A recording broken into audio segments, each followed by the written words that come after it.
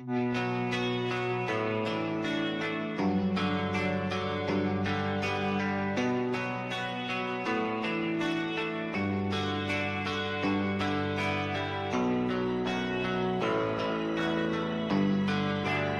are you feeling? How long have you been here? 3 months, May 17th. And what brought you? That's difficult to answer.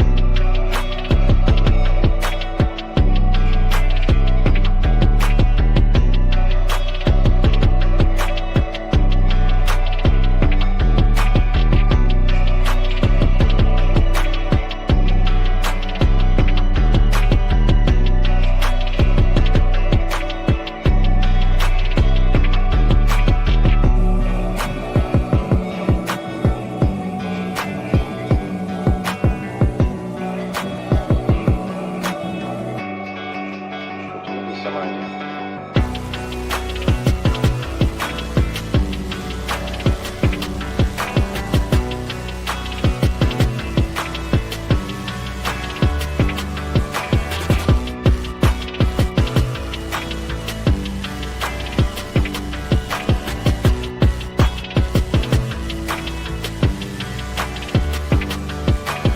I am not completely like other people.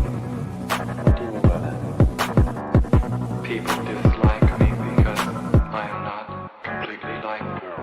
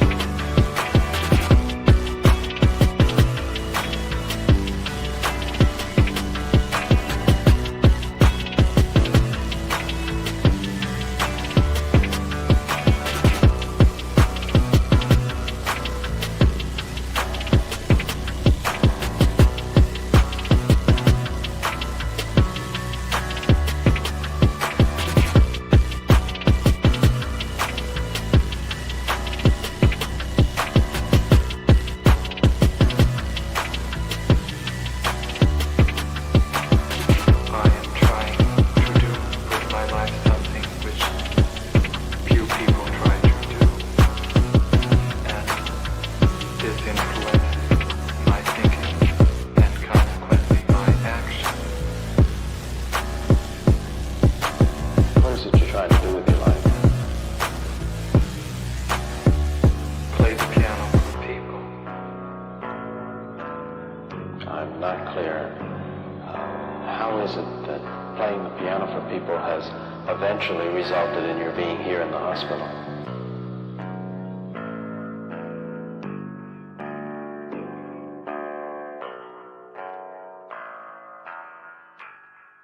That's difficult to answer.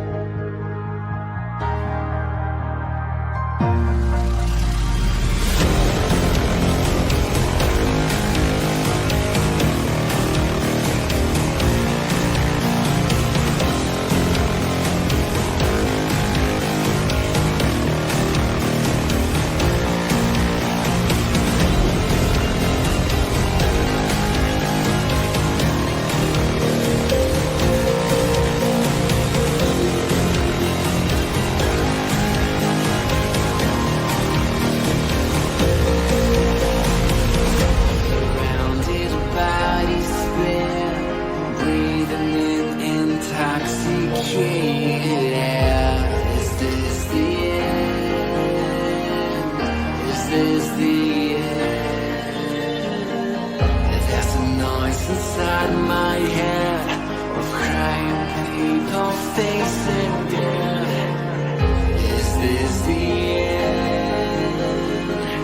Is this the end?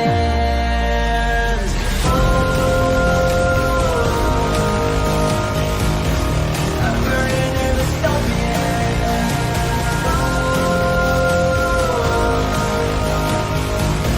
There's no place to hide.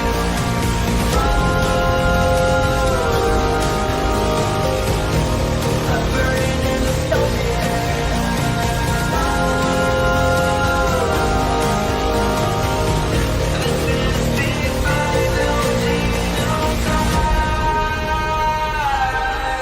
What have we done to the world?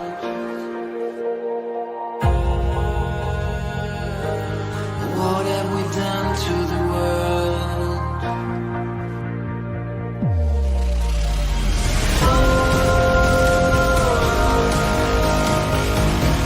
I'm burning in the stone.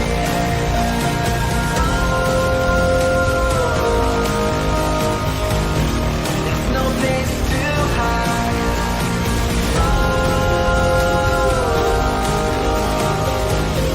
I'm burning in the stone.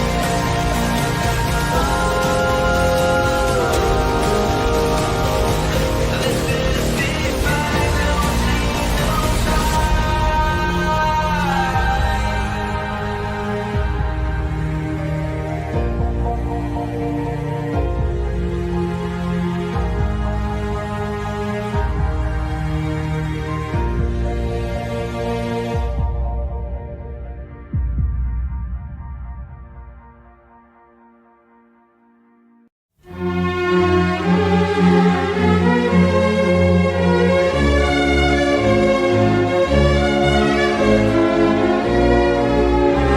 Und weil der Mensch ein Mensch ist, drum braucht er was zum Essen, bitte sehr.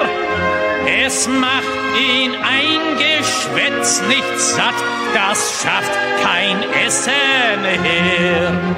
Rum links, zwei, drei, rum links, zwei, drei, wo dein Platz genossen ist, weil ich ein in die Arbeit einweist und weil du auch ein Arbeiter bist.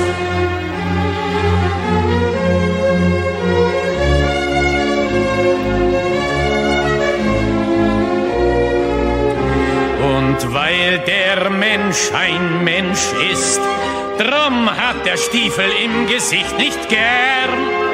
Er will unter sich keinen Sklaven sehen und über sich keinen Herrn. Rum links, zwei, drei, rum links, zwei, drei, wo dein Platz genossen ist, weil ich ein in die Arbeit einweist und weil du auch ein Arbeiter bist.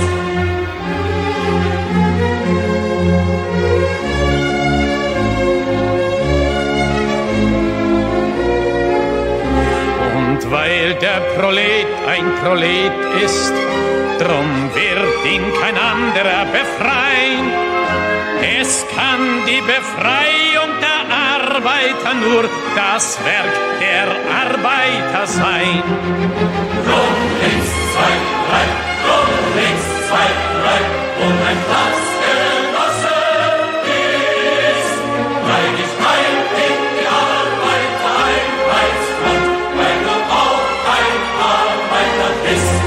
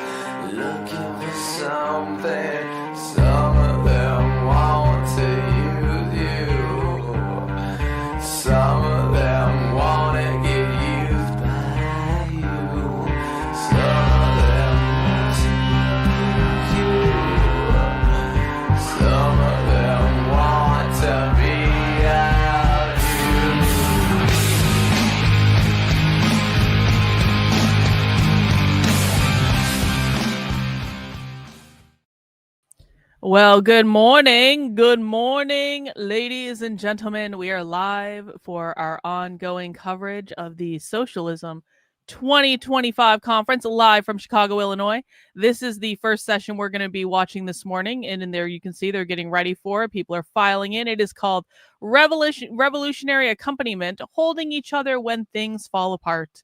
A conversation between contributors to the upcoming anthology, Read This When Things Fall Apart, Letters to Activist in Crisis, which offers which offers advice and accompaniment to organizers struggling with conflict, heartbreak, catastrophes that activists so often experience. So they're going to be talking about what to do when they're fighting, what do they do when they're frustrated, things like that. This is a great way to kick off the morning. We want to give a great big shout out to Grandma Nay, dropping in with my sorry it's my birthday and I've been preoccupied payment. Thank you for being here every day to teach. Love you. Love y'all in the chat. Love you, Grandma Nay. Happy birthday. It's good to see you. Thanks for dropping by. Guys, we are doing socialism coverage all day long. We're going to be starting, like, obviously right now we will be going till about 9:30 p.m. tonight. So I will be doing another 11 hours of socialism coverage today.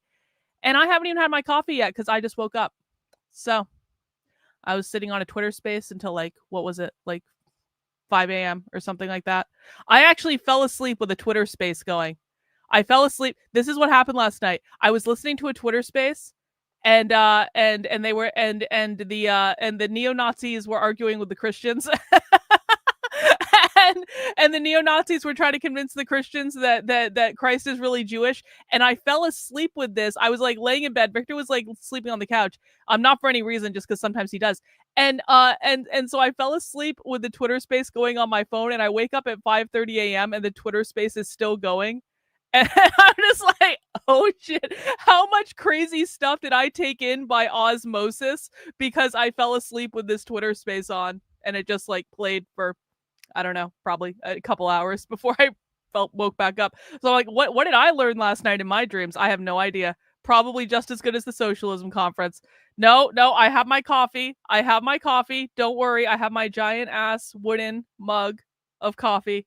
I just haven't drunk it yet because I literally just made it. So that's what we're doing today, guys. As always, if you want the full socialism streaming schedule, head over to the Substack. That is Karlyn, KARLYN.substack.com. I will pop the link to the full streaming schedule into the chat. We have a nice long day ahead of us of socialism, and you can see what is coming up next. But let me turn on the sound. I can set that up. Oh, looks like there's a lot. Do they even have sound yet? They don't have sound yet. Okay, well, I guess we'll know when they have sound. Look at all those beautiful masks. We're going to be watching a whole bunch of stuff this morning. See, the other session already has sound. We're going to be going back and watching another session that's being offered right now in a couple hours. All right, I got the whole schedule up here. We're just waiting for them to turn on the sound. Guys, please mount the like button for me. I appreciate everyone that is coming out this morning. Let's get our super chat info up. Now, of course, you guys did meet the goal yesterday. You blew it out of the water of our super chat goal. So I promise I'm not going to beg for money for the rest of the stream. If you want to send in money, that's fine. I really appreciate it. The very best place to support my work is on Substack. Sign up for a membership there, $8 a month, $80 a year. But you guys met the super chat goal. I'm not going to. If you guys want to keep sending in money, though, it's totally fine. Cash App, Venmo, right up there. Like those count towards the goal. We can really blow it out of the water. I'm just not going to be asking a lot because you guys already met the goal. And I appreciate you meeting the goal because you guys allow me to do what I do. My ability to be able to sit here on the internet and fun stuff to stream with you guys for several straight days for the Socialism Conference. That's what that pays for. So I appreciate it. All right. We are waiting for the Socialism Conference to begin. Is that the actual number? Let me see. I need to do some math. We're going to play a game called Fun with Math. Fun with Math and Super Chats.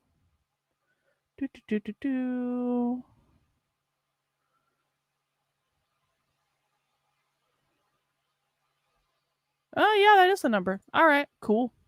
Cool. All right, we're waiting for them to begin, guys. They haven't turned the sound of the stream on yet, which is why we can't hear them yet. They're not even saying anything. I think they're waiting for the presentation to start.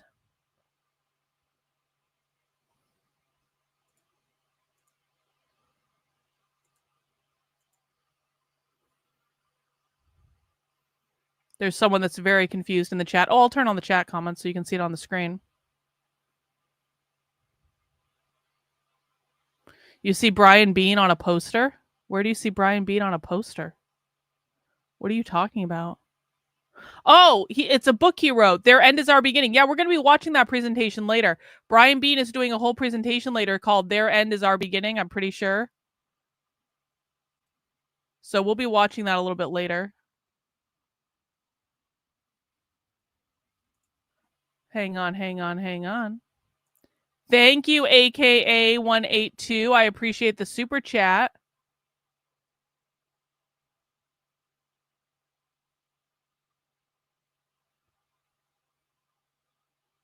Appreciate it.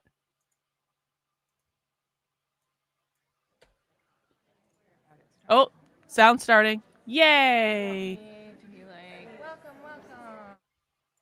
Oh, now it's gone again. Socialists want to be able to control the food supply, can't even control their own live stream. Typical socialist. Aren't we watching that Brian Bean presentation later? I swear we are.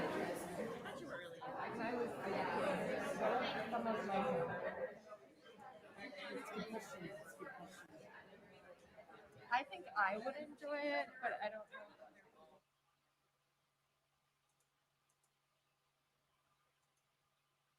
Well, they'll get it together. Hopefully they get it together. They usually do get it together, more or less. Maybe they... Is he not doing that Cops Capital? No, we are watching that. I knew we were watching that.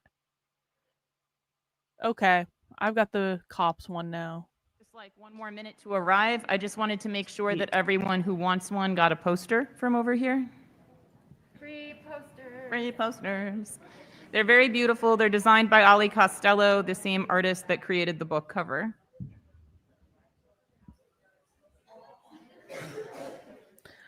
They aren't going to do the DIY abortion pill presentation on stream. That's just going to be at the conference only. But we might get a recording of that one at some point. Thank you for being here. But probably not right away. Let's see. We're doing revolutionary accompaniment. Hey, LK, good to see you. We're queer, not gay as in happy, but queer as in fuck you. Oh, exactly. Cool. Smart. Exactly. Yeah, I'm so happy to support them. I love that bookstore. Me too. There's such an important space. Let's see. The Borders in Crisis is the second one.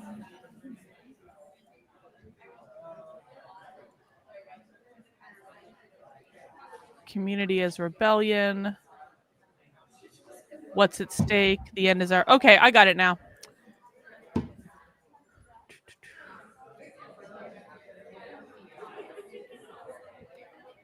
Cool. We're on socialist time this morning. I'm definitely not about to take an edible. All right. That would never happen. Welcome. I would never do welcome. that. Hi. Come in. Hi, everybody. Start the presentation, please. So good to see you this morning. So I'm supposed to start out by reading the announcements. I'm sure you've heard them already because it's day 3. So I'm just going to sing the first paragraph to wake you up. Oh, good. An announcement in song. And after that, I'll talk. That's new. Yes, please. Does anyone have a suggestion of the tune, or should I just like make it up? They're doing an announcement Make it up. Song. At the Socialism Conference, all participants play a role in keeping one another safe and making sure that folks feel supported and comfortable over the conference weekend. All right. Toward that It's end. too early for this sharing- shit. What the hell? Oh, thank you. Wow. Wow. I didn't think there was going to be karaoke at this conference, but it's like make your own. See, And socialists that's do what karaoke we're all too. about today. When things fall apart, start singing. All right. Toward that end, I'm sharing a few important reminders. First, remember that conference attendees are required to wear N95 or KN95 masks while indoors in conference spaces. Speakers from the front of sessions may remove Conservatives are going to be like, I thought they want to abolish capitalism. Karaoke is capitalism. Why are they singing karaoke? Audience members are still required to wear masks, even while asking questions. Second, please make sure to wear your conference badge throughout the weekend and respect the badge checkers at the front door of meeting rooms. They are part of our community safety plans and are there to support a safe conference. Third, please keep in mind that the Socialism Conference aims to be a space that encourages genuine learning, discussion, and debate among folks from across the left. We ask that all participants help us to foster a culture where folks feel comfortable expressing questions and sharing different points of view. All participants should also keep in mind that the conference is a relatively open space and take that into account when you decide what to share in your contributions during sessions. Except earlier when Kelly and I did not realize that this was a hot mic, potentially, so may have shared some personal secrets about my life. Karlyn disclaimer. So, welcome everyone. I'm Maya Shenwar. I'm the director of the Truth Out Center for Grassroots Journalism and co-founder of the Movement Media Alliance. I'm also the co-editor of We Grow the World Together. I'm a contributor to this book, Read This When Things Fall Apart, which we'll be talking about today. Yay! And I'm so grateful to be with you all today for this conversation sparked by this amazing book edited by Kelly Hayes. So throughout this weekend at Socialism, we are rightly hearing that this moment is one in which we have to act. We have to face down the crises creatively, intentionally, collaboratively, and decisively. But of course, that is not a set of easy tasks with quick winnings. And those of us who've been organizing for a while know that when we act, we don't always win. And we often don't win. And even when we do win some stuff, the road is often very, very bumpy. And there is joy and fun and exhilaration and karaoke in movement work, for sure. But there's also conflict and there's burnout and Pardon me there's for eating on stream. I'm not eating anything harm. fun. And sometimes there's heartbreak. And we need resources and frank discussions about what we do when things fray or even fall apart. And that's why I'm so thankful for this new book. It's aptly named Read This When Things Fall Apart, again, so you know what to do with it. Self-explanatory. My hope is that this conversation will fortify us as we actually try to put into action all of the amazing things that we're learning this weekend. And hopefully some parts of this conversation will stick with you when you are flailing and potentially wanting to give up someday, because we have all been there. I'm going to introduce our panelists, and then it's not low-hanging fruit, and you don't know what the fuck you're talking about, and you're brand new here, so I suggest you shut up and listen before you start speaking things that you don't understand in my chat. So it's way too early for me to be dealing with this shit, bro. Seriously, stop, listen.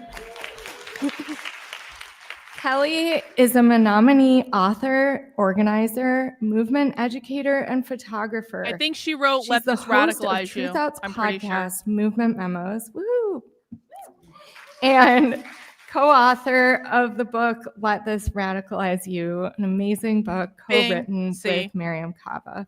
These are people Kelly who is radicalize also the leftists creator to the of far the left. weekly newsletter, Organizing My Thoughts. Yay. Sorry, I'm encouraging so much cheering. I guess that slowing down. Oh yeah, the- you just the got banned from my procession, channel. but, Goodbye. Bringing positive energy into the room. New asshole wants to come onto my All channel and tell right. me what's what. Go away. There's the door. Don't let it hit you on the way out. Welcome. Yay, more people.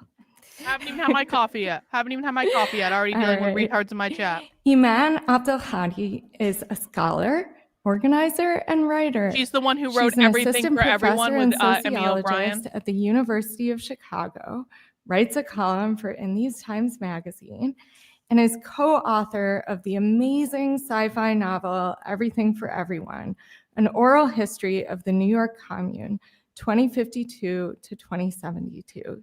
Yay! Such a good book. Should read it. Tanuja Jagannath is an Indo-Caribbean abolitionist, writer, operations geek, and yoga educator who believes in the necessity of creation during times of destruction. Woo-hoo! All right. Kurt, you don't like coffee? So, What's I'm wrong with gonna you? Come over here so you can be part of the conversation instead of I don't know. Always feels like a judge or something up in the podium spot. All right, let's start with you, Kelly. So I love the book, and I feel like it fills an essential hole in the range of resources that we have for organizing on the left today. Do you want to start us out by sharing a little bit about why you created this book, why you gathered folks together to contribute, and why you felt like that this is the moment for it? Absolutely. Can everyone hear me okay?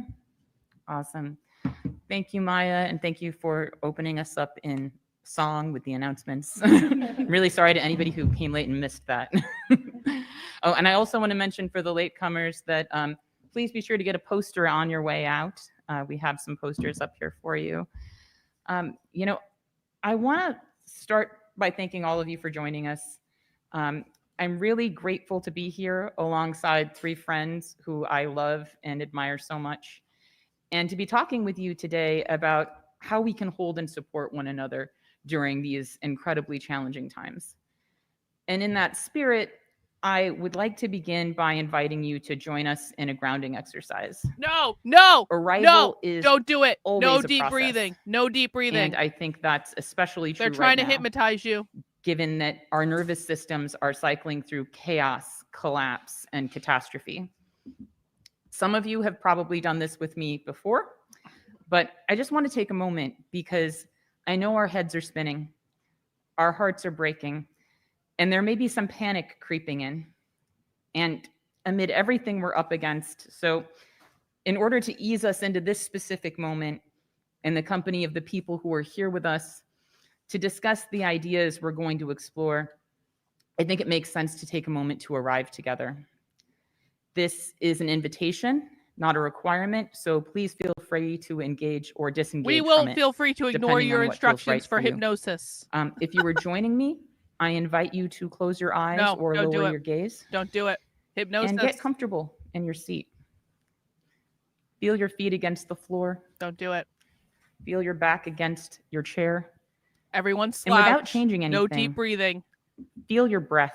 See, as it I told you moves they're trying to in fucking. I and out fucking of your knew what they body. were doing. I fucking knew Let your it. shoulders drop and give yourself permission to be here. Yeah, disavow. Not in the Disavow next meeting, the hypnosis. not in the last crisis, just here. This is a Jedi with the mind rest of trick. us. Don't do it. Now I invite you to breathe in some gratitude No. for co-strugglers. No who have gratitude urged for you along in your co-strugglers. work.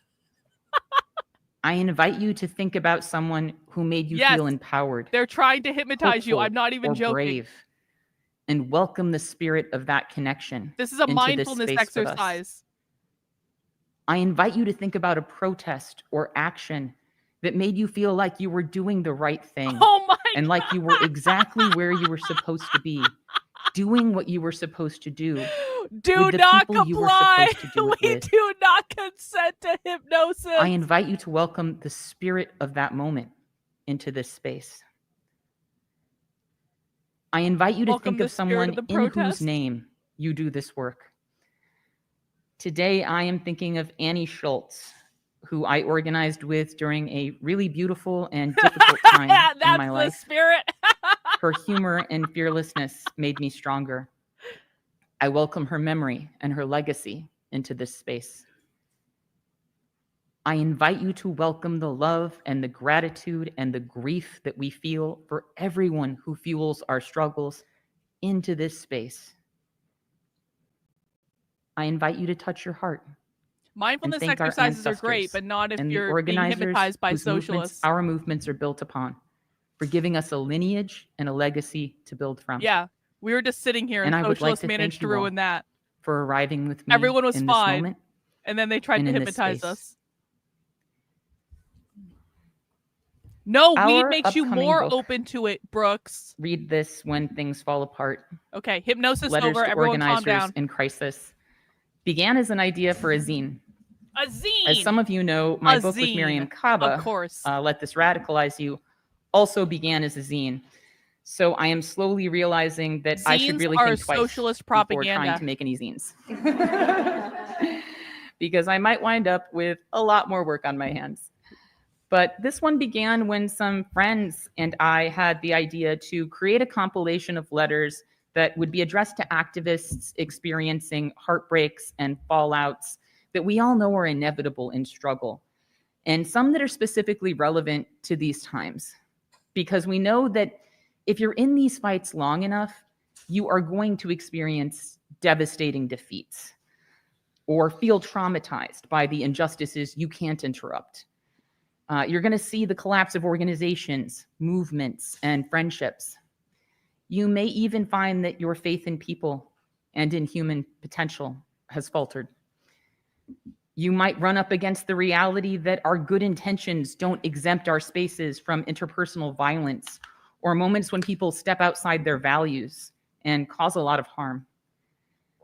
As people who have been through a lot of these experiences, some friends and I wanted to create a care package for activists who are neck deep in the mess and treading water.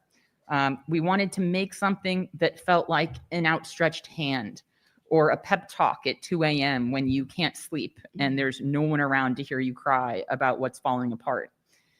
And as the letters poured in and more of our friends and co-strugglers wanted to join the project, it became clear we had a book on our hands. So I approached AK Press, and we wound up where we are now with the book coming out in November. It's November 4th. And really the only thing I would change about any of this is that I wish we could bring it to you all sooner, because I think it's something that could be really helpful to people right now. So I'm glad we have some galleys here today and that we were able to share about 30 advanced reading copies with people in the audience, thanks to the generosity of AK Press. I hope you will all find the book meaningful. And we also really hope that those of you who got a copy will not only read it, but maybe post about it and tell your friends. We hope you'll help us hype pre-orders, which are so important to getting copies of the book into bookstores and libraries. Let This Radicalize You was a word of mouth book, and Read This When Things Fall Apart will be as well. If it finds its audience, it'll be because people who found it helpful spread the word. For those of you who attended today but didn't get a copy of the book, I'm sorry. For some bizarre reason, our publisher would only let us give away so many free books. It must have something to do with them being in the business of selling books. But I did commission this poster to share with you all because I wanted to have something for all of us today. Because really, I want to shower us with beautiful things right now. Okay. This is such a fucked up time, and my greatest hope for this session is that everyone leaves it feeling better for having been here. I also want to say something about the poster because I find it so meaningful. That's a cool Ale poster, Costello, actually. who designed the cover of the book, created a cover image that Unironically, depicts a person cool wading poster. through a body of water alone at night. There is a beauty in the wilderness that surrounds the person, but they are alone, and we don't know how deep the water is or where they're headed. Maybe they don't either. In the poster, we see the shore, and what's really meaningful to me is that beyond the cattails and the brush, we see a group of people that are dancing and making music around a fire, which to me we've actually talked symbolizes about this, but they wouldn't that be MAGA. the I'll tell you community that. this They'd be person needs is out anti-communist. there, waiting to be found, joined, or built. And I think that's usually true in those moments when we feel like we're alone, wading through strange waters in the dark. And I think that connects powerfully with one of the main purposes of this book, which is to help people hold on and avoid giving up in those moments when they feel alone or alienated in struggle. Because there is always a community to find our way back to be discovered, or to be constructed. And that really is the way forward, to keep finding each other and connecting, come what may. Yesterday, on a panel called Rethinking Anti-Fascism, I talked about how we're experiencing the endgame of capitalist alienation as tech companies attempt to replace friends, therapists, peer support. They think we're in and the even last lovers stages of with capitalism. chatbots. Our ability to communicate and think critically is being increasingly outsourced to high-speed autocomplete algorithms. But so is our fundamental need for human connection and understanding. These are dangerous times, not just in terms of the repression and fascistic policies we face, but in terms of what is being done to our minds, hearts, and spirits. Our enemies are calling empathy a disease and a suicidal threat to humanity. That's not only abhorrent, but actually quite instructive in terms of what threatens them and what strengthens us. Writing a book of letters rather than essays felt like an act of defiance in a capitalist tech culture that has pulled us further and further away from the intimacy of letter writing. We wanted to construct something that felt personal and offline. I definitely took inspiration from Rehearsals for Living by Leanne Berasimise-Simpson and Robin Maynard, but also felt moved by the profound history of letter writing in our movements, from truth-telling missives of enslaved Black people to the letters of imprisoned anti-apartheid leaders in South Africa and civil rights and Black power organizers in the US, freedom fighters in South America, chattel slavery abolitionists, women's rights organizers, and members of ACT UP all tapped into the power of letter writing as a means of cultivating connection and understanding. There's an intimacy to letter writing as a means of building a narrative and telling a story. So as the editor of this book, I asked people to imagine that they were talking to a friend or a co-struggler they hadn't met yet about how to grapple with whatever crisis they were addressing. The book also tackles experiences like organizing outside the law, being assaulted, losing community, and encountering setbacks while organizing in prison. And I want to say that I am very grateful to Stevie Wilson for bringing the perspective of an incarcerated organizer to this book and allowing us to continue the tradition of using letter writing to resist the culture of forgetting around prisons. Ultimately, I think what everyone created within this collaboration was really beautiful. I know I felt held and guided as I read these letters, and I hope others will feel that too, because we all need to be held and guided sometimes. And for the record, our movements need to recognize that and rise to it, because we are not going to organize the labor, courage, and fellowship we need in this era of collapse without attending to people's emotional and spiritual pain.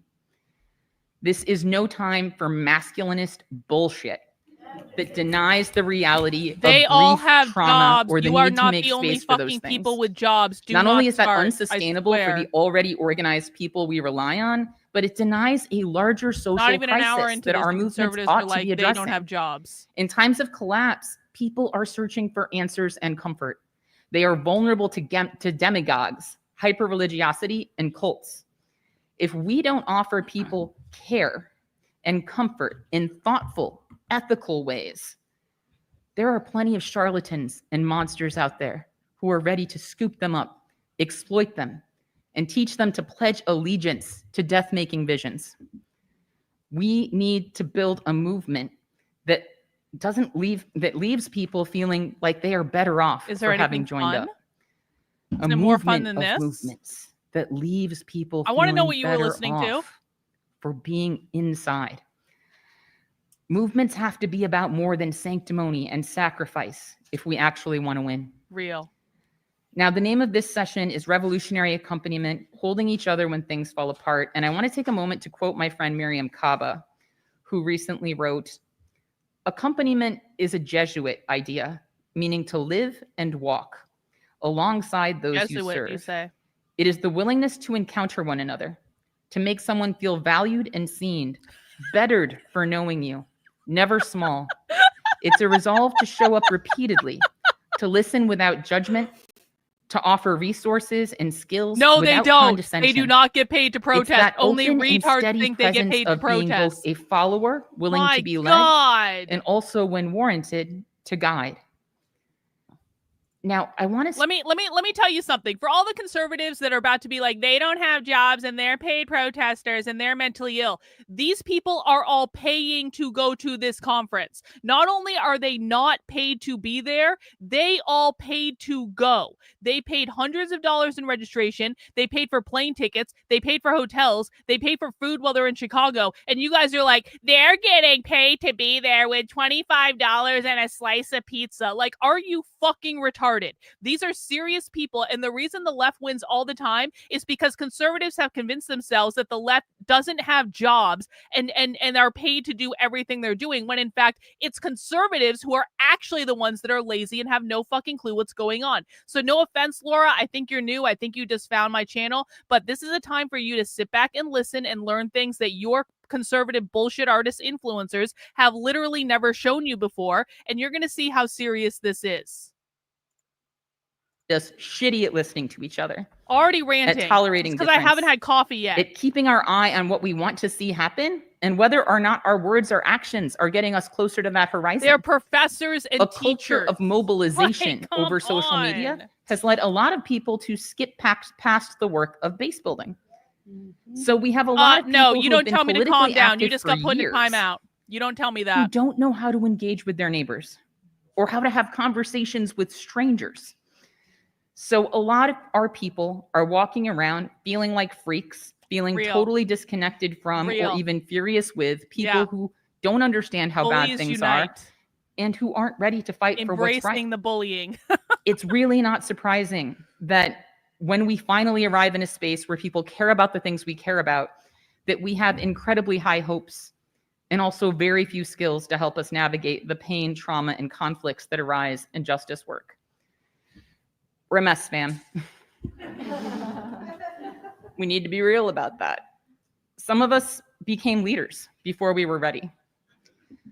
Some of us have hurts that just weren't made for this world, which makes us the kind of people who are willing to fight for others, whose pain we feel deeply, but it also makes us extremely fragile in the face of human cruelty.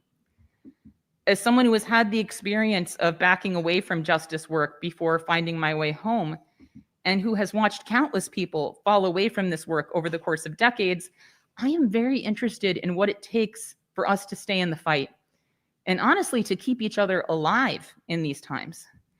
There is a letter in the book about suicidality, and I think that's a really important conversation to have right now.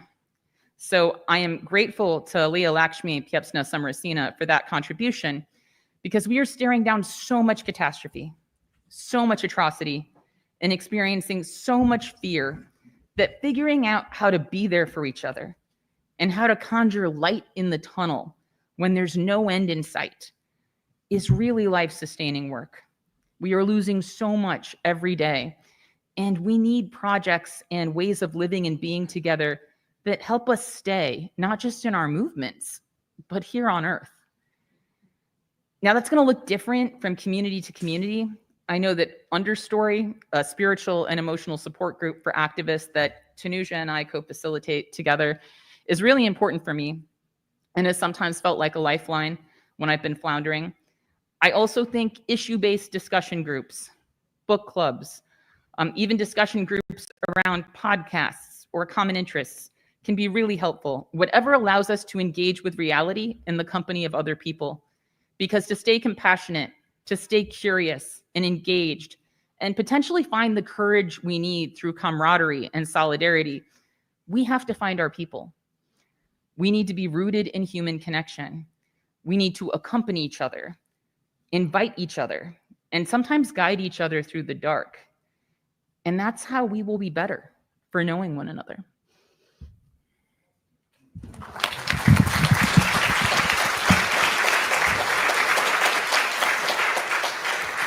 Thank you so much, Kelly. Yeah, I think I was introduced to the idea of accompaniment really early on in my abolitionist journey, and it shaped kind of every subsequent thought, because it's so easy to kind of escape down the theory road and read all the books, and other people become kind of abstract in this roadmap or vision that you have for a liberatory future, when really other people are the future. So really appreciate that. Okay, we have a giant podium between us, but I am going to connect with the other people on our panel. Iman, I was struck by the power of your letter. And in that letter, you're writing about the weighty question of how we act, how we keep acting day after day when we're witnessing the unthinkable. So would you like to share a little bit about your letter and why you wrote it? Yeah, I wrote this letter. Thank you, first of all, Kelly, for bringing us together, and Maya for the thoughtful facilitation, to all of you for being here. I wrote this letter in February. She's a professor at the University of Chicago, by the way, so she definitely doesn't have a job teaching at an Ivy League school. Into the ongoing genocide in Gaza and the attempted extermination of Palestinians. And I was really struggling with, the letter starts with sort of locating myself in the. For any retards in the chat who think they know everything about communism, but they've never actually read the Communist Manifesto, if you took the time to read the Communist Manifesto, you would know that the Communist Manifesto allows them to engage in capitalism because they live in a capitalist society and they have to survive in a capitalist society. And as long as they are using capitalism to try to overthrow capitalism and get to communism, then it is totally fine for them to be capitalists. So please, no more conservative bullshit. I have not even had one full cup of coffee yet.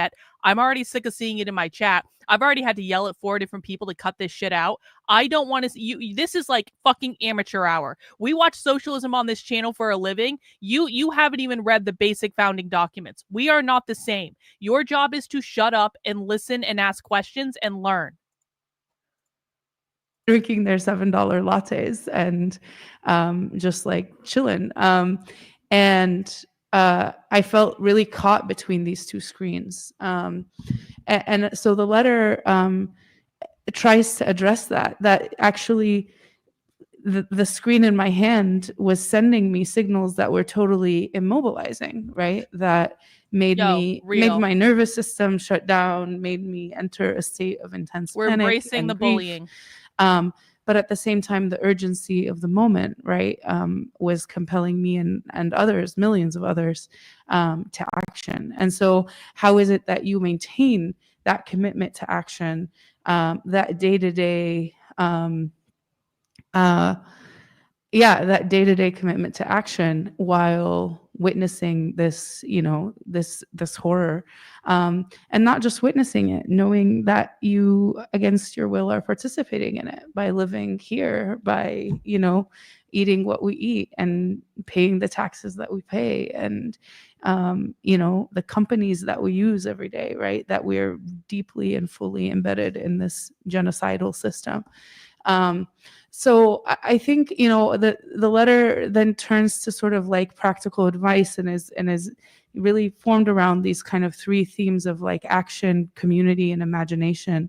And I will say that I think that it became, I think for so many of us, for so many Palestinians especially, but I think for many of us whose lives were completely upended by the genocide, and I've always been in this movement long before the genocide, right? But I think it just has been completely different. We became this pared down version of ourselves, right? Where it's just like you had to just be like, all right, what stays and what goes? And so this question of how do I sustain action on a really practical level, like how do I eat? How do I, you know, manage? And so much of that happened through community and through allowing a complete restructuring of my life. I think there's still a lot of grief that many of us are going through. I sometimes catch glimpses of the me that I was on October 6th, 2023. And sometimes I really miss her. You know, I'm just like, wow, she lived a totally different life. That's so fascinating. And I think for a while, for a few months, I was like, oh, we're going to go back. Jews are so smart. They're able going to back. get into all sorts of businesses that make them She's so gone. much And money. I think that They're God's chosen people. I thank her for everything that she did to set us up for this moment. You know, the networks she built, the skills she had acquired. But I'm also putting her to rest, you know, and understanding that, like, even when it's not Palestine, it's every other crisis. And I'm grateful that I've been able to transition to a life that prioritizes my commitments. And so the letter sort of moves through that. And then I think I make a case for imagination. As someone who writes speculative fiction, I write in many forms. But one of the forms that I write and that I insist on is speculative fiction. Some of y'all have read Everything for Everyone. Thank you. We actually have a couple exciting announcements about that, but I'll save them. Are they writing a part 2? But I think making the case for imagination, that part of the work is, while simultaneously trying to alleviate the problems of now. And if you were in a session I was in yesterday morning, we talked about this, while maintaining an image of the radical horizon that we're working towards, even if that radical horizon is not what we're going to get tomorrow or the day after or next week or even next year, but that, like, we are the edible just kicked in, so I should be much nicer from here forward for like the next couple hours, so everyone can relax. A completely different way to live, one that where we don't have to do all of this, right? And so I you know, structure that as part of the essay as well. So yeah, I'm really grateful that I got a chance to write this and to be a part of this collection with people that I love and admire greatly, and with a dear friend, with the guidance of a dear friend. So yeah.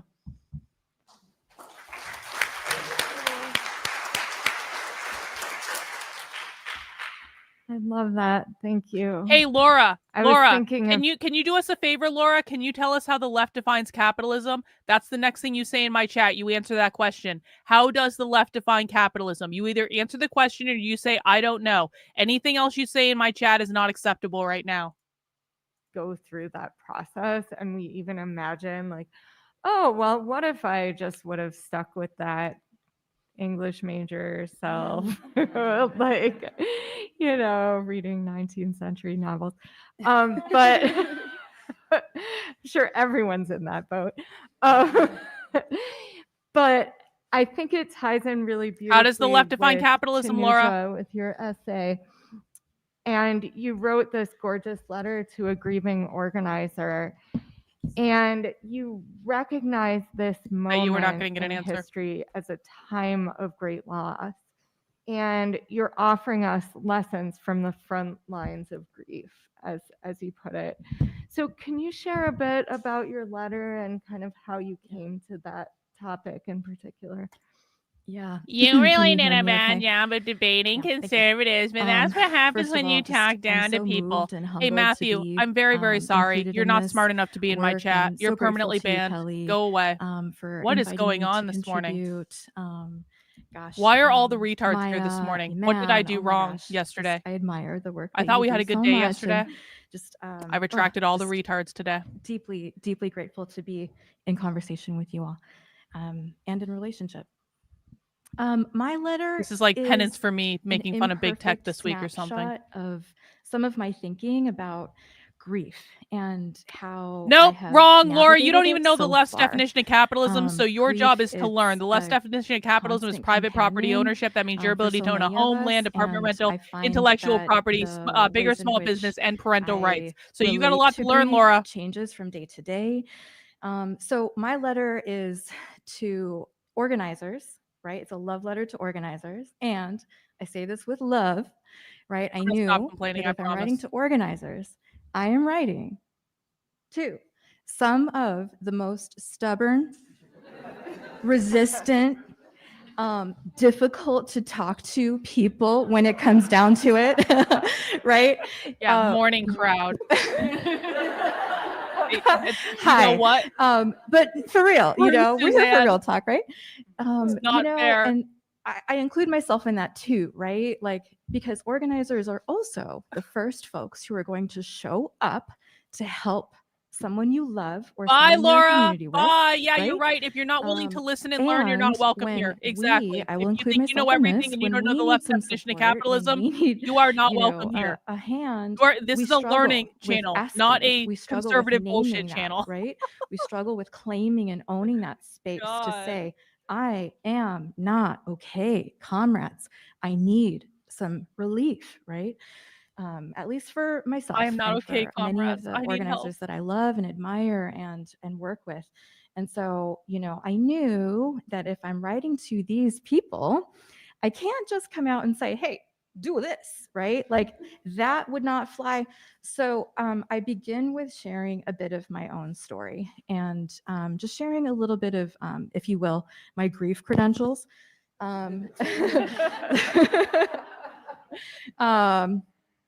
Shout out to white supremacy culture. White supremacy for that. culture. But anyways, yeah, so, you know, taking you through some of the experiences that I've had most recently. I read a quote years and years ago that stuck with me. I don't know who said it, but, you know, an expert is one who has made all the mistakes, right? Real, actually. I have not made all the mistakes when it comes to grief, but I've made many.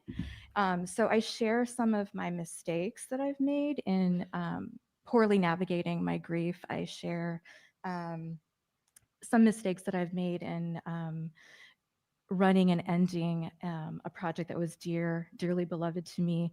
And, you know, I share it in the spirit and the hopes that others might recognize some of what you're experiencing and try not to make the same mistakes that I've made. At the same time, Iman, what you say about transformation, I do share about how they a care for tool each that other when I they're in was able to conflict and find in struggling. 2020 that really helped me. And, you know, I will say I've read many books on grief. You know, it's, gosh, there's so much good writing about grief.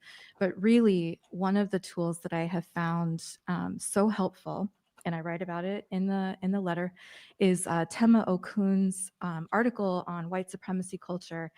And they break down their thinking that they've developed with their comrades around the characteristics of white supremacy culture, and then also the antidotes. And what are the for my characteristics? We know neurodivergent, those. very concrete That's like the mind, ability to tell I have time found it and so write things down helpful. and work hard.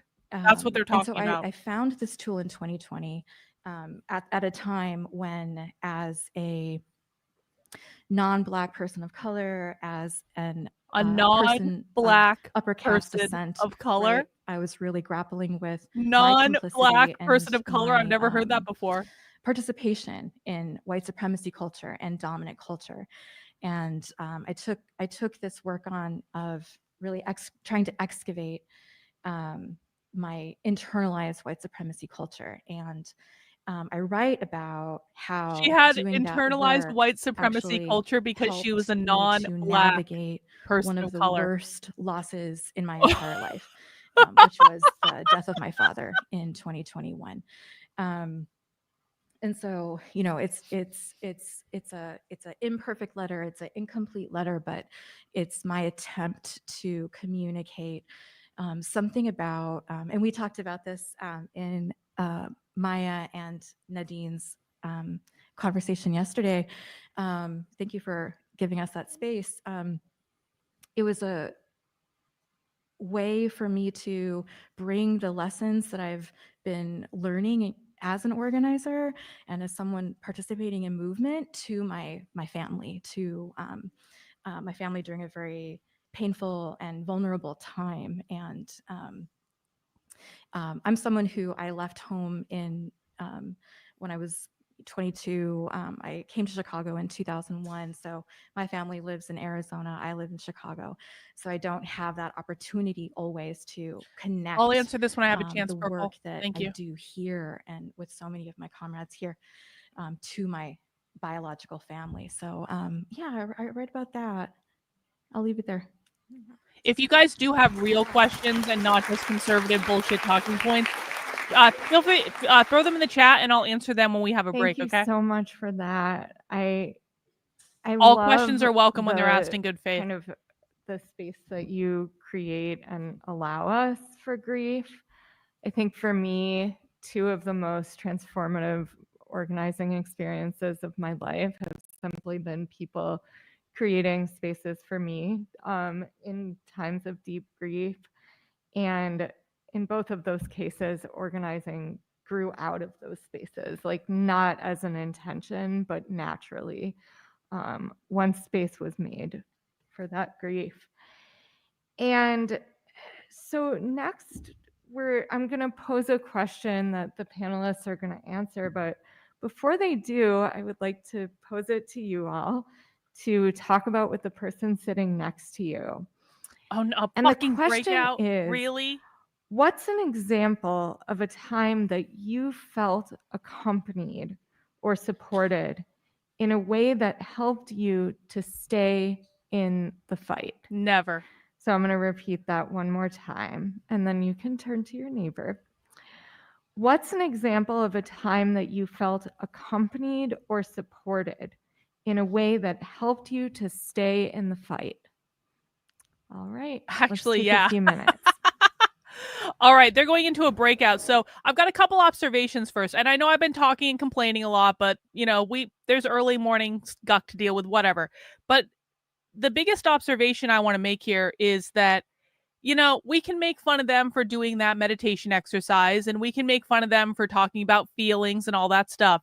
But ultimately, what they're doing here is actually kind of a cool thing because they're trying to put together a framework so for how they work together when they want to quit, when they want to give up, when they don't want to be activists anymore, when things get really hard, when they're fighting for each other with each other. Like they're trying to put a framework in place to help people through when they just don't want to do this shit anymore. And I got to tell you, like I've been doing this for 5 years now. There have been many breakdowns on my channel where I did a crying stream on the internet where I was like, fuck this shit. I don't want to do it anymore. This sucks. I quit. F you guys. No one wants to support my work anyway. You can go back into the archives and find many of those videos. I also have known many activists in the time I've been doing this, and most of them quit after a year or two because it is so fucking hard. It is so hard. Guys, I have a PhD. I started my own organizational psychology practice that I built into a successful business on my own. I have run marathons multiple occasions. Like I have done hard fucking things. Doing stuff like this on the internet is the hardest thing I've ever done in my life. And it takes a lot of people out very quickly. And so I'm not saying that to get people to feel sorry for me because I chose this and now I'm in a place where I'm in a really good position and I actually really love what I'm doing. But if I had had support systems like this, do you know how much easier it would have been for me to succeed? Do you know how much faster I probably would have gotten here? And that's true of almost any activist in this game. I have known wonderful, amazing people who spent their lives trying to fight against things the left were doing, and they got shit on by their own side, and they got walked over, and their work got stolen by conservative grifting artists. They couldn't make enough money to survive. I am in such a blessed position because of my community, because I have an independent support system. Most people who try to do this don't have that. And so if I had had any sort of resource or community like this, it would not only have made things so much easier, it also would have kept more people fighting against what the left is doing. Instead, people quit, they give up because it's like you constantly feel like you're pushing a giant fucking rock uphill. So I actually think this is kind of cool. And it has actually inspired an idea for a project that I think I might try to do with you guys if you want to do it. Like, why can't we write a series of letters to people from our perspective as anti-communists saying, we've been watching this shit for years now, and none of you take this seriously, and let me tell you what's going on, because I've been screaming about this stuff on the internet for years. But what if, and I'm literally brainstorming this off the top of my head. What if the community, everyone who watches this content with me, everyone who understands how dangerous this is, everyone who wants more people to see this, what if we all just wrote letters from our perspective and published them all at the same time and just flooded them everywhere all over the fucking internet and shared them everywhere and got them in the replies of all the fucking bullshit con artists, influencers? What if we all just did that? And then that way it wasn't just me screaming into the ether with a couple people who are tweeting all the time. Can we do that? Can we plan to do that this week? Is everyone down with that idea? All right. We're going to fucking do that then, because that's what they did. They wrote a series of letters to other activists saying, when things are going really hard and you want to quit, here is what you do. Here are the things that you think about. Here are the things that help me keep going. We can use their ideas on our side.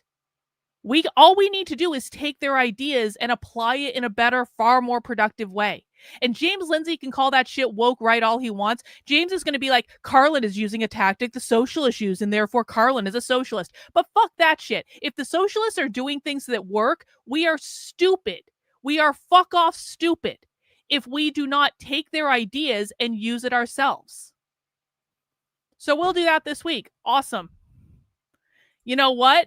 It's okay to suck at writing. You know why? You can use ChatGPT to help you. I don't care. Just put something in your own words and then put it into ChatGPT and say, make this better, ChatGPT. But have it be your story. I'm not saying make it up, but why not? All right. Are they talking again? That suggestion. So panelists, I would love to hear from each of you about your own experiences of accompaniment and a time that you felt accompanied or supported in a way that I think that's a helped you really good stay in the idea. fight. Definitely, that'll definitely work and be very productive and not at all offensive. I love this question because I love that it gives me the opportunity to talk about people who've been there for me and who I want to praise and celebrate in that way. So last year, I went on a trip up to Yellowknife in Canada. I went to Dene country. I was one of about 15 activists from around the world who were hosted by a program called the Chinta. And that's Leanne Borysenko Simpson and some other wonderful folks. They have this elders, is my job, Dene bitch. elders, Cry harder. Teaching cultural ways to First Nations youth. And it's a college accredited program. And it's an amazing thing. Some of these elders would be working in the mines if they weren't working in this project. And for a week, we got to live that curriculum and also lead workshops and teach each other things. But, you know, I was spending my days hiking through the bush and learning from these elders. And these elders were doing their best to make the situation accessible for me, but there are no walking trails. It's like we're in the wilderness. And when they think that they're moving slow, it's like these are people who are so nimble in this wilderness because they've been walking it their whole lives, you know? And for me, I'm from the Midwest. Everything's flat. like there are muscles being activated. I'm like, I didn't know that was there. I'm really aching and straining to keep up, but just filled with so much gratitude and wanting to stay engaged. And the entire trip was just so nourishing. You know, I didn't want to miss a thing because it was so life-giving to be there and amid all of the horrible shit that was unfolding. And I knew I was going to come back stronger for having had this spiritual experience with so many wonderful people. But yeah, I have a bad spine, and I was struggling. And there were moments where when the elders would pause to let us rest, thinking they were being helpful, we'd pause on like this inclined surface. and I'm like wobbling. And every time I got a little wobbly, That's I really would nice. bump into a hand. It was just an inch or so behind me. My friend William C. Anderson, whose writing many of you are probably familiar with, knew about my back issues, knew I would be struggling, and just made a point of staying close to me. And anytime we were in one of those spots, would just have his hand just behind me, just in case. And just bumping into that and feeling that and just knowing like, I am so protected here. I am so looked out for. This is hard, but I am so cared for here. Like, my people are here and they're not going to let anything bad happen to me. Like, we all deserve to feel that way walking through the world. But that feeling was one of the most important things I took away from that wonderful week. And it's something that I carry with me and I think about all the time. And it's something that I want us to be able to give each other. That sense that there is a hand here to make sure you don't fall. There's someone close at hand, close behind you. There's someone who knows that you're struggling and is going to keep an eye out and hold you up. And yeah, that's an experience I had with feeling accompanied. Yeah. Hey, thanks, Ninja Artist. Appreciate I it. think a lot about two of my close friends who their home is like a second home to me. When I had a housing crisis, I stayed at their house. They, one of them they're a couple and one of them has chronic pain, and the other has a condition that basically makes it very difficult for them to come to like protests or direct actions. And they're both, serious organizers in various ways. But they just really opened their home to me as a space where I could just come and be, especially in the first few months of the genocide. And I just, I almost have a Pavlovian response to their couch at this point, like where I like sit on it and I'm like, there's actually like a series of photos of me napping in the same exact position on that couch. Like, it's actually kind of ridiculous. But there was this willingness to just like, where it was a space where I could show up, and I can still show up, and there will be water and snacks and no questions and a couch. And they just like absolutely love it when I sleep there or eat there. I think they don't think that I sleep or eat unless I'm there. So that's that's kind of part of the issue, I think. But I really think of them as people who, and I think for me, this also speaks to a sort of feminist principle about the importance of reproductive labor, right? And the importance of like this kind of labor to the movement, that it is not often the people who provide the snacks and the water and the, and the comfy, clean couch that get written into, I appreciate it. our Dragon movement Balls, histories and our thank movement you. archives. But they are essential to the work that all of us are doing. And I think of anything that I do as a co-production between me and them. So yeah, just I see a couple faces in the room of folks who know who I'm talking about, and that makes me even happier. So yeah. Thank you so much. Yeah, I first have to shout out my partner, Jim Daly, who is the best accompaniment through our entire relationship. We met through the movement, and just a true partner and comrade, able to check me on my faulty thinking, and likewise. And I find that struggle session, really important, because yeah, as things get really wild, and I know my brain does some pretty wild things, I really had to rely on some external thinking support, and to really hear like, oh no, that idea that you came up with, not good. So really holding that importance. And I have a few text meme buddies. We send each other memes, like ridiculous, unhinged memes that have nothing to do with anything. Well, everything's political, but anyway, like you know, the TikToks, the comics, the jokes, I'll talk whatever. more about And, this you when I know, can. it provides that moment of levity and a reminder to myself that I am way beyond anything that is going on that might be a struggle. I want to shout out Understory, everybody who comes to Understory every other week, whether they're bringing a question or a story or, you know, just presence. Like, we really make a lot of space for people to just be there and listen, and you can engage in the chat or not. But that presence, that consistent presence from folks has been so life-giving to me, and I thank Kelly for co-holding that space with me and saying, like, yeah, let's do this. You know, 2 years ago, I really have so many, and there was a time in my life where I couldn't say that I had a network of support, right? And actually, I want to shout out my former therapist, Dory from Fly Radical Therapy.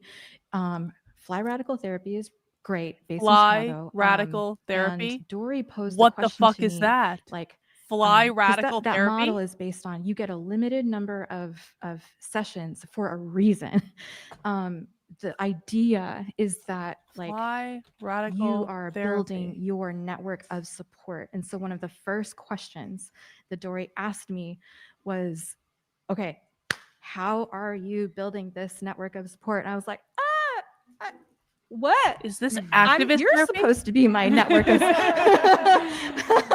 And so I'm I putting took the link that in the chat. challenge on, and I'm just grateful for everybody who supports me. I do have to shout out movement memos.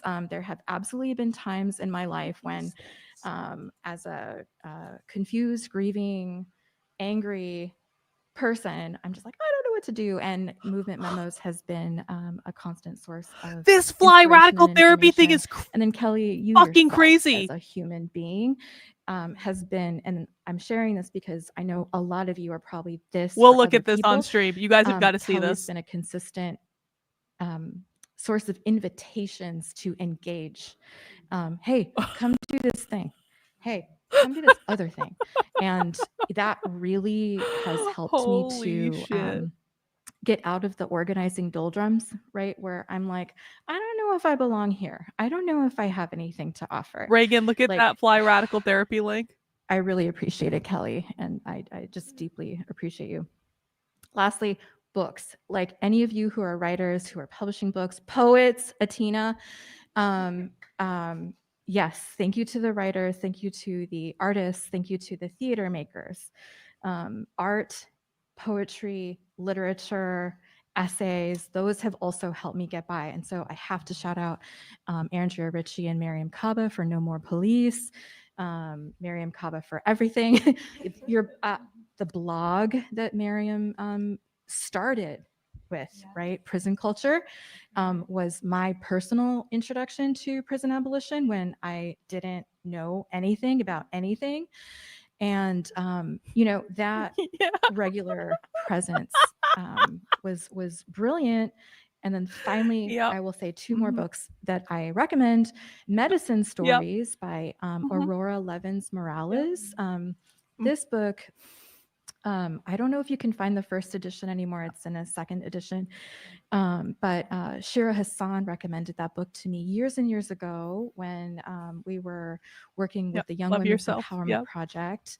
And Aurora's writing, Aurora is one of the first people who I read that talked about sustaining your practice as an activist and finding some kind of spiritual, creative source that can keep you going. And lastly, I want to point out They Healing have Justice therapy Lineages, for activists. Kara This Page is fucking wild. and Erica Woodland edited that book. And the framework of healing justice has also been just a framework that has helped me keep going and keep deepening my analysis and deepening my practice and grounding it more and more in meaningful interventions when the impacts of the work that we do are hitting on the body, the mind, the spiritual, the physical, all of it. So I really recommend that book as a resource, as it has accompanied me through so much too. I mean, certainly they don't agree with the TikTok. They don't. These are real activists. These aren't social media influencers. But I wouldn't say they view them as useful Thank you idiots. so They don't much, think like Tanuja. that. Thank you so much, all of you. I feel like this question is so important for all of us to not only ask ourselves once, but continually ask ourselves. This question of accompaniment, both in terms of people and in terms of individual connection, and also in terms of books, in terms of art, in terms of the natural world, in terms of, you know, what projects we're involved in and our work, and just bringing that idea of accompaniment as a value into our space and our lives, I think is a major lesson of this book, and certainly one I'll hold with me. So I want to make sure to open it up for questions. If folks want to line up, if you have questions, comments, thoughts to share, if something that someone said sparked an idea, or if you'd like to sing to us, come forth. They really will do that too. I'm not even joking. I've seen them do it. Hi, thank you all so much. There was a lot of talk about grief up here, which I think is so important. I work professionally with grief. I often am the first person who's delivering pretty devastating diagnoses about children. So I'm often accompanying people in that moment where I see like a complete shift, right? From the before to the after. And I think we have a lot of global events that are like that for all of us. I think grief and change have this relationship. We're grieving people that we used to be or that we could have been if that didn't happen. Sometimes positive events can lead to a grief process too. And I think white supremacy really individualizes our grief. It makes that really hard to process in movements. I think sometimes the inability to process grief or resistance to even looking at grief can really hold us back from, even just being able to work collectively. So I am curious. I do this in sort of this tiny little container, but if you all have any advice, insights about approaching grief collectively, how we might do that together in our movement spaces. Thank you all so much.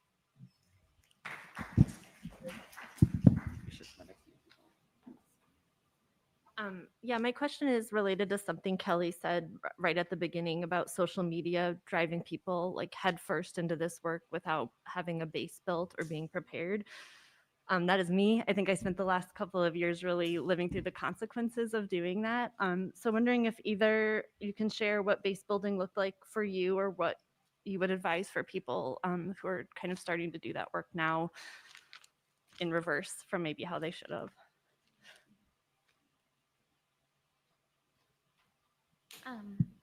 My question's a little bit similar. It's about like building relationships and in organizing.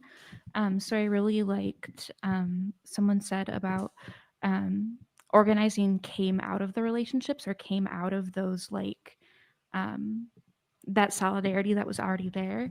And I'm also wondering if there are other ways to do it, or if like that's the way to do it. Like, can you build solidarity out of organizing relationships? I've also heard people, and I don't know that I agree with this because I think like relationships are the key, but organizing with people that you're not in relationship, like they're just organizing relationships, which I think, yeah, I'm just wondering like what that looks like, if anybody's had any experience, if they hold those three circles, or if they kind of go by one model.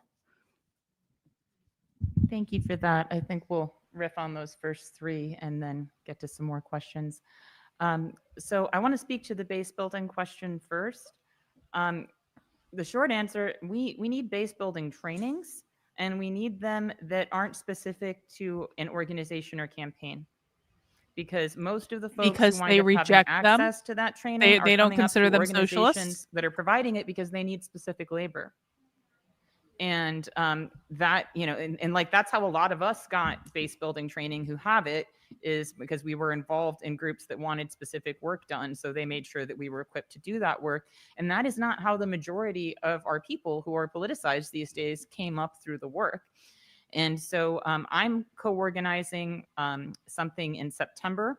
My group doing Justice Collaborative is working with Haymarket, and we're bringing a friend of mine named Mason Hurd to town. And She's we're gonna not do a standing base building anywhere near training that is anyone, and not she has to use specific her mouth a to do her campaign or job. organization. And it's just going to be an open invitation to the Chicago organizing community. And it's going to just say, hey, this is what these skills look like. These are how these ideas tend to function. How does this relate to what you care about and what you're doing? Like really just kind of handing off tools to people, not really knowing where that's going to land. And we need more opportunities like that, where it's like you're doing something, we want you to think about how base building fits into it. So creating more opportunities like that, because this is an immersive thing to learn, right? It's you have to really spend some time with these ideas. So we need to create those opportunities.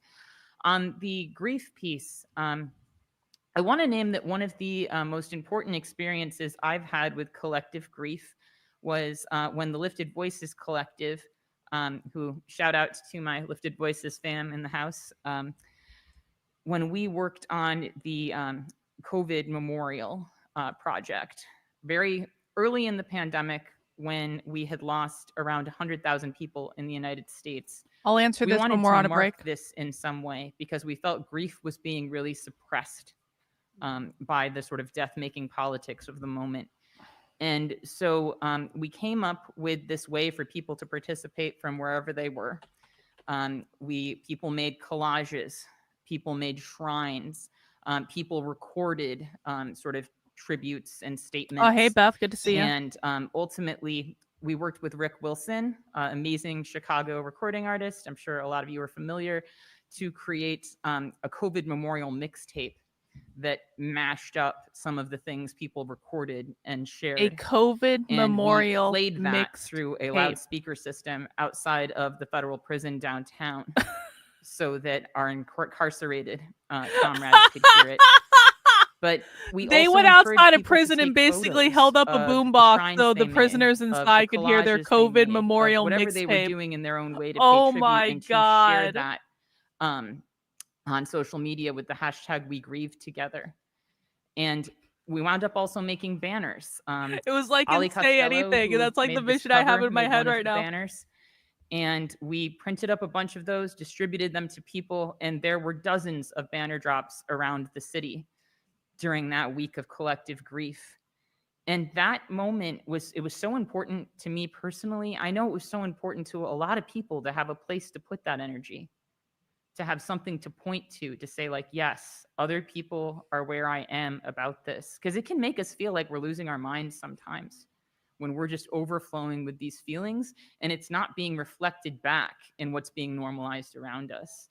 So activities that allow us, you know, near or far together when possible, wasn't possible then, but to create demonstrations, to create manifestations. I'll answer this of what on a we're break. feeling There is an answer that to we that can question, collectively actually. appreciate, I think are important. Yeah, I'll say, you know, towards this question of base building, I think this sort of speaks to the second and third questions, is that I've been thinking a lot about this distinction between mobilizing and organizing that Kelly referenced earlier, and I'll say, from my own perspective, I'm a university professor, and for a long time, when I was a grad student and such, I lived in New York City, and I just kind of kept like two separate worlds. Not really, I organized with this grad student union, but I also had this like big political life outside of the university, and I thought, I'm going to be this mainstream sociologist so that I can get a paycheck, and I like my work. I stand by my work, right? But I was like, my politics are over here, my scholarship is over here. And when I got to the University of Chicago, where I work now, I continued in that vein. I was like, why would I organize here? I don't care about this institution. Like, I don't, like, fuck the University of Chicago. She's about to It's say her evil. politics are Like, mixed with her you work. know, it's a colonial landlord. Like, why would I put any of my political energy into this space? And I kind of Off had a the little University bit of of disdain Chicago, for, really? for like people who spent a lot of time You doing work that. at the University And the of genocide Chicago. really collapsed that and made me realize that two things. One is that, well, my students needed me. So it was like, oh, I have to organize here to take care of my students who I do care about. But I also realized, and I think this is a lesson, this is a painful lesson that a lot of us in the Palestine Solidarity movement have been learning, is that we don't have power. We can shift the moral authority all we want. We've won the moral question. Like, that was the imperative that we've had. Done, check. Like, put Palestine in the national consciousness, we did it. You know, make people sympathetic to Palestine, teach the history, we did it. Like, now you have white boys on the north side of Chicago being like, hey man, free Palestine. I'm like, oh, okay, now did not see it coming, glad it's here. But what we don't have is power. And I think for me, the question of base building is about, I think the question that I'm asking myself and I'm asking you to ask yourself is, where can I actually build power? Turns out I work at one of the biggest employers in the city of Chicago. I work at a place that is a landlord, a healthcare provider, a police force. She's organizing against the University of Chicago. A place where I have access to thousands of people that I could potentially organize. And you know what? It's not fun. Organizing academics. How is next the time you're in your University of Chicago organizing gonna meeting feel being about this? frustrated, please think of me. She's Please think about me shit-talking trying to them. organize On like the internet. academics. Like, it's brutal. I never saw this coming. However, but I'm just like, actually, this is where I need to build power, right? Like, this is my best possible structural leverage. I have to bring And politics so I into do. my I do workplace in one-on-ones order with to my liberal survive. colleagues who are like, well, I don't know, but you know, I just think we should live the life of the mind here in Hyde Park. Where we go. And it's like, yeah, you know, I hear you totally. Yeah, you know, and like, but I think this also speaks to the like broader question of like how to take care of each other and collective grief, because that's not going to be the space that takes care of me. That was a wild. We need to stop thinking that our organizing has to be our clipping like that. best friend collective. I heard of a place where like an extremely famous like anti-Zionist Jewish professor, I'm not going to name the name, like was excluded from their faculty and staff for justice in Palestine because people were just like, I don't know, I don't like that essay she wrote that one time. So like, and everyone has to agree who joins the collective. And I'm like, that's not for the movement. That's for you. The question of who should be in the room should be measured by what is beneficial for the movement, right? You don't like her? Cool. You need a support network, right? Of people that you can go and complain about her to, right? And like, I support it. Like, I don't love all my comrades. I really don't. Like, some of them I'm just like, man, cool. But like, so I think that we need spaces in which like, I think for me, to talk about the accompaniment, some of the best spaces, like Kelly is someone that I can hang out with. We don't have to talk about politics all the time, but I know we're on the same page. And so we can just like have a drink and chill. And like, you know, that's not the same thing as what I need out of my organizing meeting. So like, there needs to be political clarity there. And this, you know, so I think we need clarity. Like we tend to be like, it's all the things. I think it would actually be really interesting. I've tried to get them to talk to me before and they won't do it. I can't imagine why they don't want to talk to me though. You know what? Now I'm in soapbox mode, so I'm just gonna pass the mic. Thank you, Imam. That was actually really enlightening. We're gonna make sure the University of Chicago gets a copy of that. About collective grief and spaces. You know, back in the day, Sage Community Health Collective, we held NADA circles, National Acupuncture Detoxification Association ear acupuncture circles, and that was a space for collective grief, but also relationality. And I'm telling you, nothing was happening in these. Nothing, right? We had a space, we set the circle, the practitioner inserted needles, right? As many as folks were interested in, but we created this space and it was, you know, transformative for folks, but we didn't lecture, right? That's not what that was for. It was just creating that space. And I want to offer that as an example. Shout out to the organizers who are trying to actually pass a bill to make NADA something that all of us could practice instead of making it something that only an acupuncturist can practice, right? We really need more people to be helping pass this bill. I can connect you to folks who are doing that organizing. And shout out to Kiara, my friend, who's been working on that tirelessly. But, you know, I'm saying this to say, creating space for people to feel is a perfectly beautiful collective grief offering, right? And if you know grief, you know that grief will be present in the happy things too, right? You could be at a Beyonce concert crying your eyes out because that is where your system felt safe, right? And able to release. And so creating spaces for each other to co-regulate, release, you know, so assemble a beach crew and get your ass to the beach, right? I didn't get to shout out Lake Michigan, but Lake Michigan, she is the homie, right? And she's right there. So, you know, it can be that. It can be, do you have a D&D crew, right? That can be your space for processing grief, right? It doesn't have to be, it's the grief circle now, right?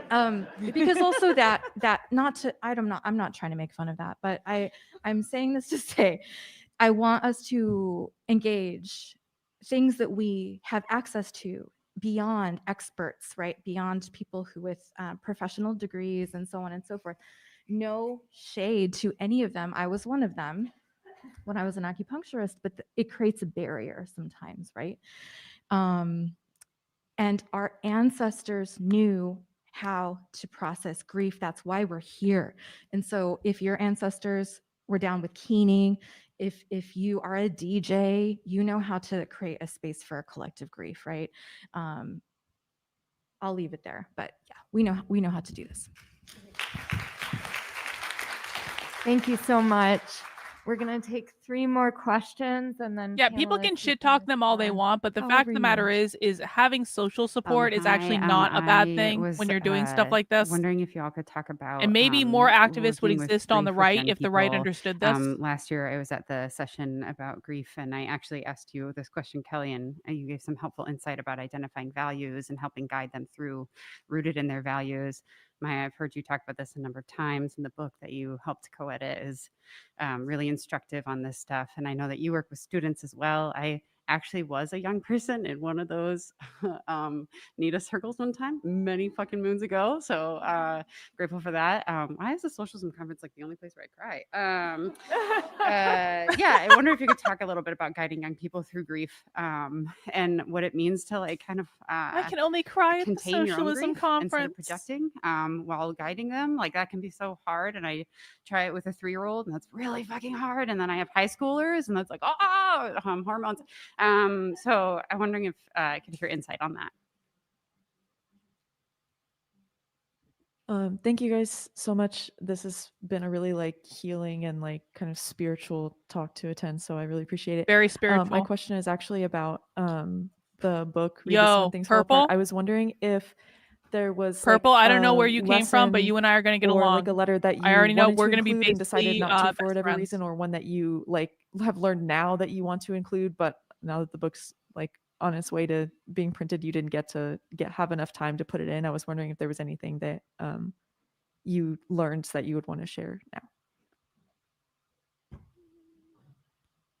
Yes, thank you all for the amazing Yeah, discussion. I wanted to very quickly shout out a powerful example for me of grief in action from the South.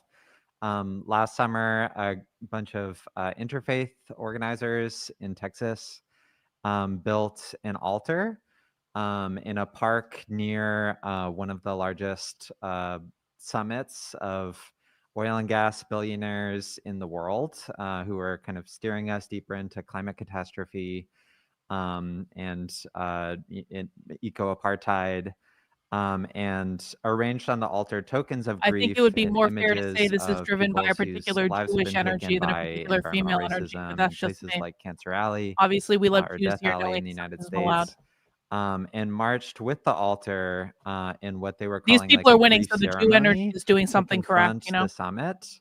and staged a For better die-in or right worse. outside and outlined people's bodies in chalk, which the cops for some reason like freaked out at. So they were like confiscating the chalk from the organizers. But as a socialist preacher's son, I'm very interested in liturgies like that, how we can make our direct actions liturgical and kind of spiritual expressions.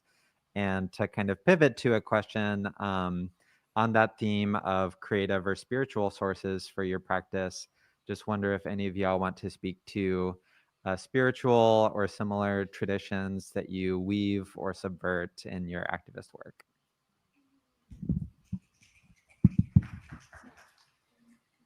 Thank you for those questions. I'll start with the question about letters and what we included. We included everyone's contributions that got written. And, you know, Yeah, I we should worked with definitely do folks that sometime. to hone and shape some of them. But I'm not gonna everyone forget about wrote that. something that needed to be in this book. So nothing was left out. And I feel good about each and Oh, every contribution you're that was confused. made. You think If I there's want one solidarity thing with people I who are wish gonna we could whine all the add time. in a I'll speak to last-minute this way, later. y'all know how books go, right? It's finished long before the moment when it arrives. I would now, if I could, add a letter to a trans person who is facing the eliminatory politics of this administration. I wish we could speak with that specificity for a moment that had not yet occurred. But I do think I feel really good about the fact that we do have multiple trans authors in the book who are talking about the kind of things that we're grappling with right now, such as the potential for suicidality, wanting to give up on other people, wanting to quit. And so I think that any offering like this is going to be incomplete, right? Because we can't possibly bring together every issue and every concern because there's so many facets to what we're facing. But I think that's also an opportunity. I'm really hoping that people more likely to approach be a this part of book the not simply as a UAW than the resource, but SEIU. as a larger project. You know, there were a lot of book clubs for Let This Radicalize You. I think it would be great if people who come together to read this book together also write their own letters. I think it would be great if there were zines born of that.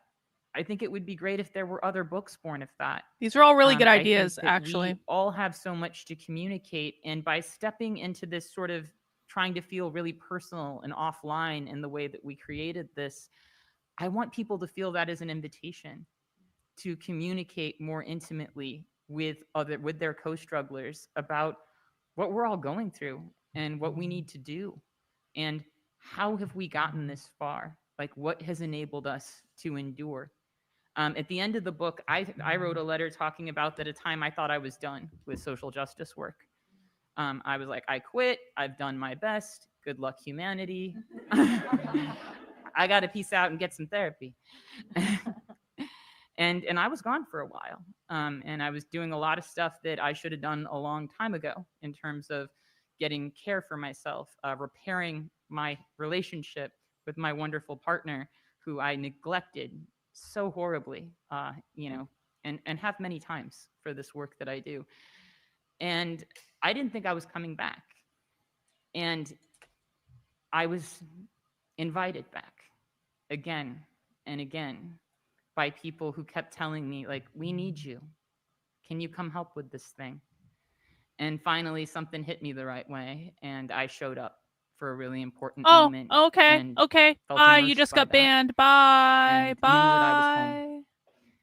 And that was a decade and a half ago. I don't know why people don't get this. And, Like, I don't want I everyone. want us I to don't be want able to every relate single to each other retard in this about these things. community. We've If you lost don't so like many it, go people away. from I our don't care. movements because The we socialists don't are know winning how to because you keep can reaching tell out they're to fueled by people passion. The who are right falling loses away. because they run We purely don't based on prioritize self-interest. that. And, you know, That's I've exactly talked to a right. bunch of people who It's stepped like away from movement work and then been bitter because, you know, like once I wasn't doing labor for folks, they're so they fucking weren't talking entitled. to me anymore. And you know what? That is fucked up. That is fucked up. How do we continue to hold relationship with people when they are no longer contributing labor because they got to go take care of grandma or they got to go get some therapy or do whatever they got to do? How do we not make our relationships transactional? And so, yeah, we all have these lessons. We're all carrying around so many of these lessons, and I hope that this can be an opportunity for us to share more of them together.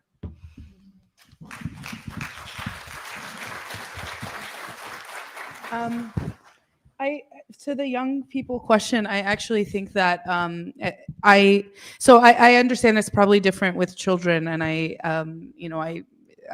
most of the young folks around me are young adults, but honestly, I just let the grief out. Like, I have cried so many times on campus in ways, like, as a young brown queer woman, like, I was just like, I am professional, I am, and then like the genocide started and people are like, how are you? I'm like, and actually I think that's what my students especially needed, like, is actually to be like, it is okay to not be okay.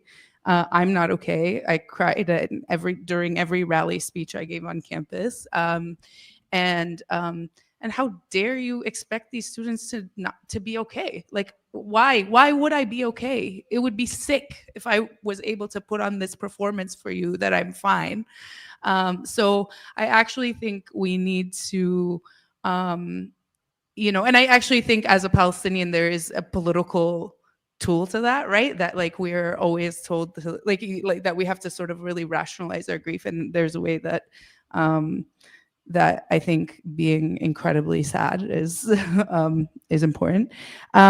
So I feel like that's been the main way that I've shown up for young folks, and then also just being like, it's okay to not think that this, I think that the young people around me, whether they're organizers or my students or my advisees, are like paying attention to how I navigate continuing to do my work, continuing to organize, and being incredibly devastated. And I think the more I let them in on that process, right? Like the more, saying, actually to like my research group, like we're actually not meeting today because I'm actually too upset today to meet, right? Or like meeting and talking about the latest video from Gaza. Like, I think these things have actually given people room to breathe, and weirdly room to do their work, right? To be like, okay, there's still room to, like, it doesn't have to be all or nothing. Like, you can try your best and then like step back when you need to. So I think that's been helpful. It's been helpful, I think, for both me and them. And check-ins, right? To say like, are you okay? How's it going? After our encampment was raided, so many of my students, I work on Muslim Americans, and so many of my students were main organizers, and so like having conversations where we don't do this weird inhuman thing where we don't pretend that like you didn't just get ripped out, have a like tent ripped from under you while you were sleeping by the police. It's like, actually, let's talk about that first. Are you okay? What's going on? So I think this kind of human exchange is really important. And I'll speak to the faith spaces. I'm more Muslim than I've ever been. Still not Muslim enough to stop drinking. So that's an interesting. so that's kind of an interesting thing. But I think that like faith and spirituality, and I see this among folks. I think faith and spirituality have been really important for me as spaces to hold. And I think for me, the main thing that my faith has contributed is a sense of being like, all I have to do is do my best, right? In the Muslim tradition, we have, sort of like God doesn't task you with more than you can, more than you can handle. And the idea that all outcomes are in God's hands has been really helpful for me, right? To be like, all I have to do is like look at the table before me and see like, what is it that I need, that I can do? Have I done it? Okay, the outcomes are not up to me. They're just not. We're responsible for the work, not its products. Which doesn't mean that you shouldn't be thinking about how to win, because you should. Yes. But so I will say that. Thank you all so much for being here. It's been really wonderful to share this space with you. Thank you so much. Thank you so much, Iman. Unfortunately, we're getting to time. I'll answer this when I have a chance. And I want to say there's a break it'll coming take up a quick basically minute. now. It's So in response to the youth question, but I think it relates to everything we've been talking about. So I have a 7-year-old. They were 2.5 when my sister died. And I felt I had to hold all the grief in. And this was during the COVID lockdown. And I was crying internally to bursting all the time around my apartment 24/7, staying with my kid. And then one day I read See You Soon by Miriam Kaba, a picture book about a parent who's in prison, who's going to jail. And it's dedicated to my sister. So I believe it came out the following year. And I started crying and I couldn't stop. And I was like, oh no, my kid is going to have to take care of me. That's the thing that we're always told is the worst thing that we could do to our child. Oh no, they're going to have to take care of me. And my kid got up, got a picture of my sister from the other room and brought it to me and handed it to me and gave me a tissue. And I was so moved and I didn't feel guilty. And you know why? Because that's empathy. That's empathy. And what Kelly said at the beginning, the forces we are up against right now want to kill empathy. They want that shit out of humanity. They want to break down our connections to each other, which are often forged in deep grief, in times of deep crisis, in times of deep, deep fracture. And what we can do in those moments is refuse and connect. Refuse and connect. And we can accompany each other. We can do it. Thank you all so much for coming to this session. Appreciate all of you so much. All right, guys, hang on just 1 second. And if you didn't get a poster, please stop by the front and grab a poster. Okay, well, that session is over. So here's the thing.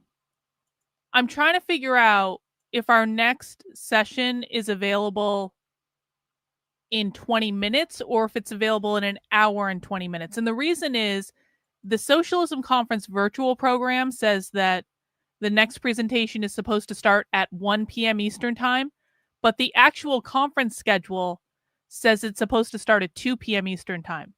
And then the live stream also says that it is going to start at 2 p.m. Eastern time. So there is a discrepancy between when the next session starts. So I'm going to talk for a couple minutes, and we do actually have a recorded session we can watch if we have some time. But you guys had some questions, and so I want to make sure I take those questions. The first question I want to take is from the person I actually ended up banning because this person was gifted a membership the other day on the channel. This person just got here. This person has been paying attention to the conference for the last couple of days, has generally had a very bad attitude both days, and has been kind of annoying. And, but we always answer questions and stuff like that. But I want to just make something really, really clear to new people on the channel because this is actually important to me. I do not have a safe space inclusive community here. I don't.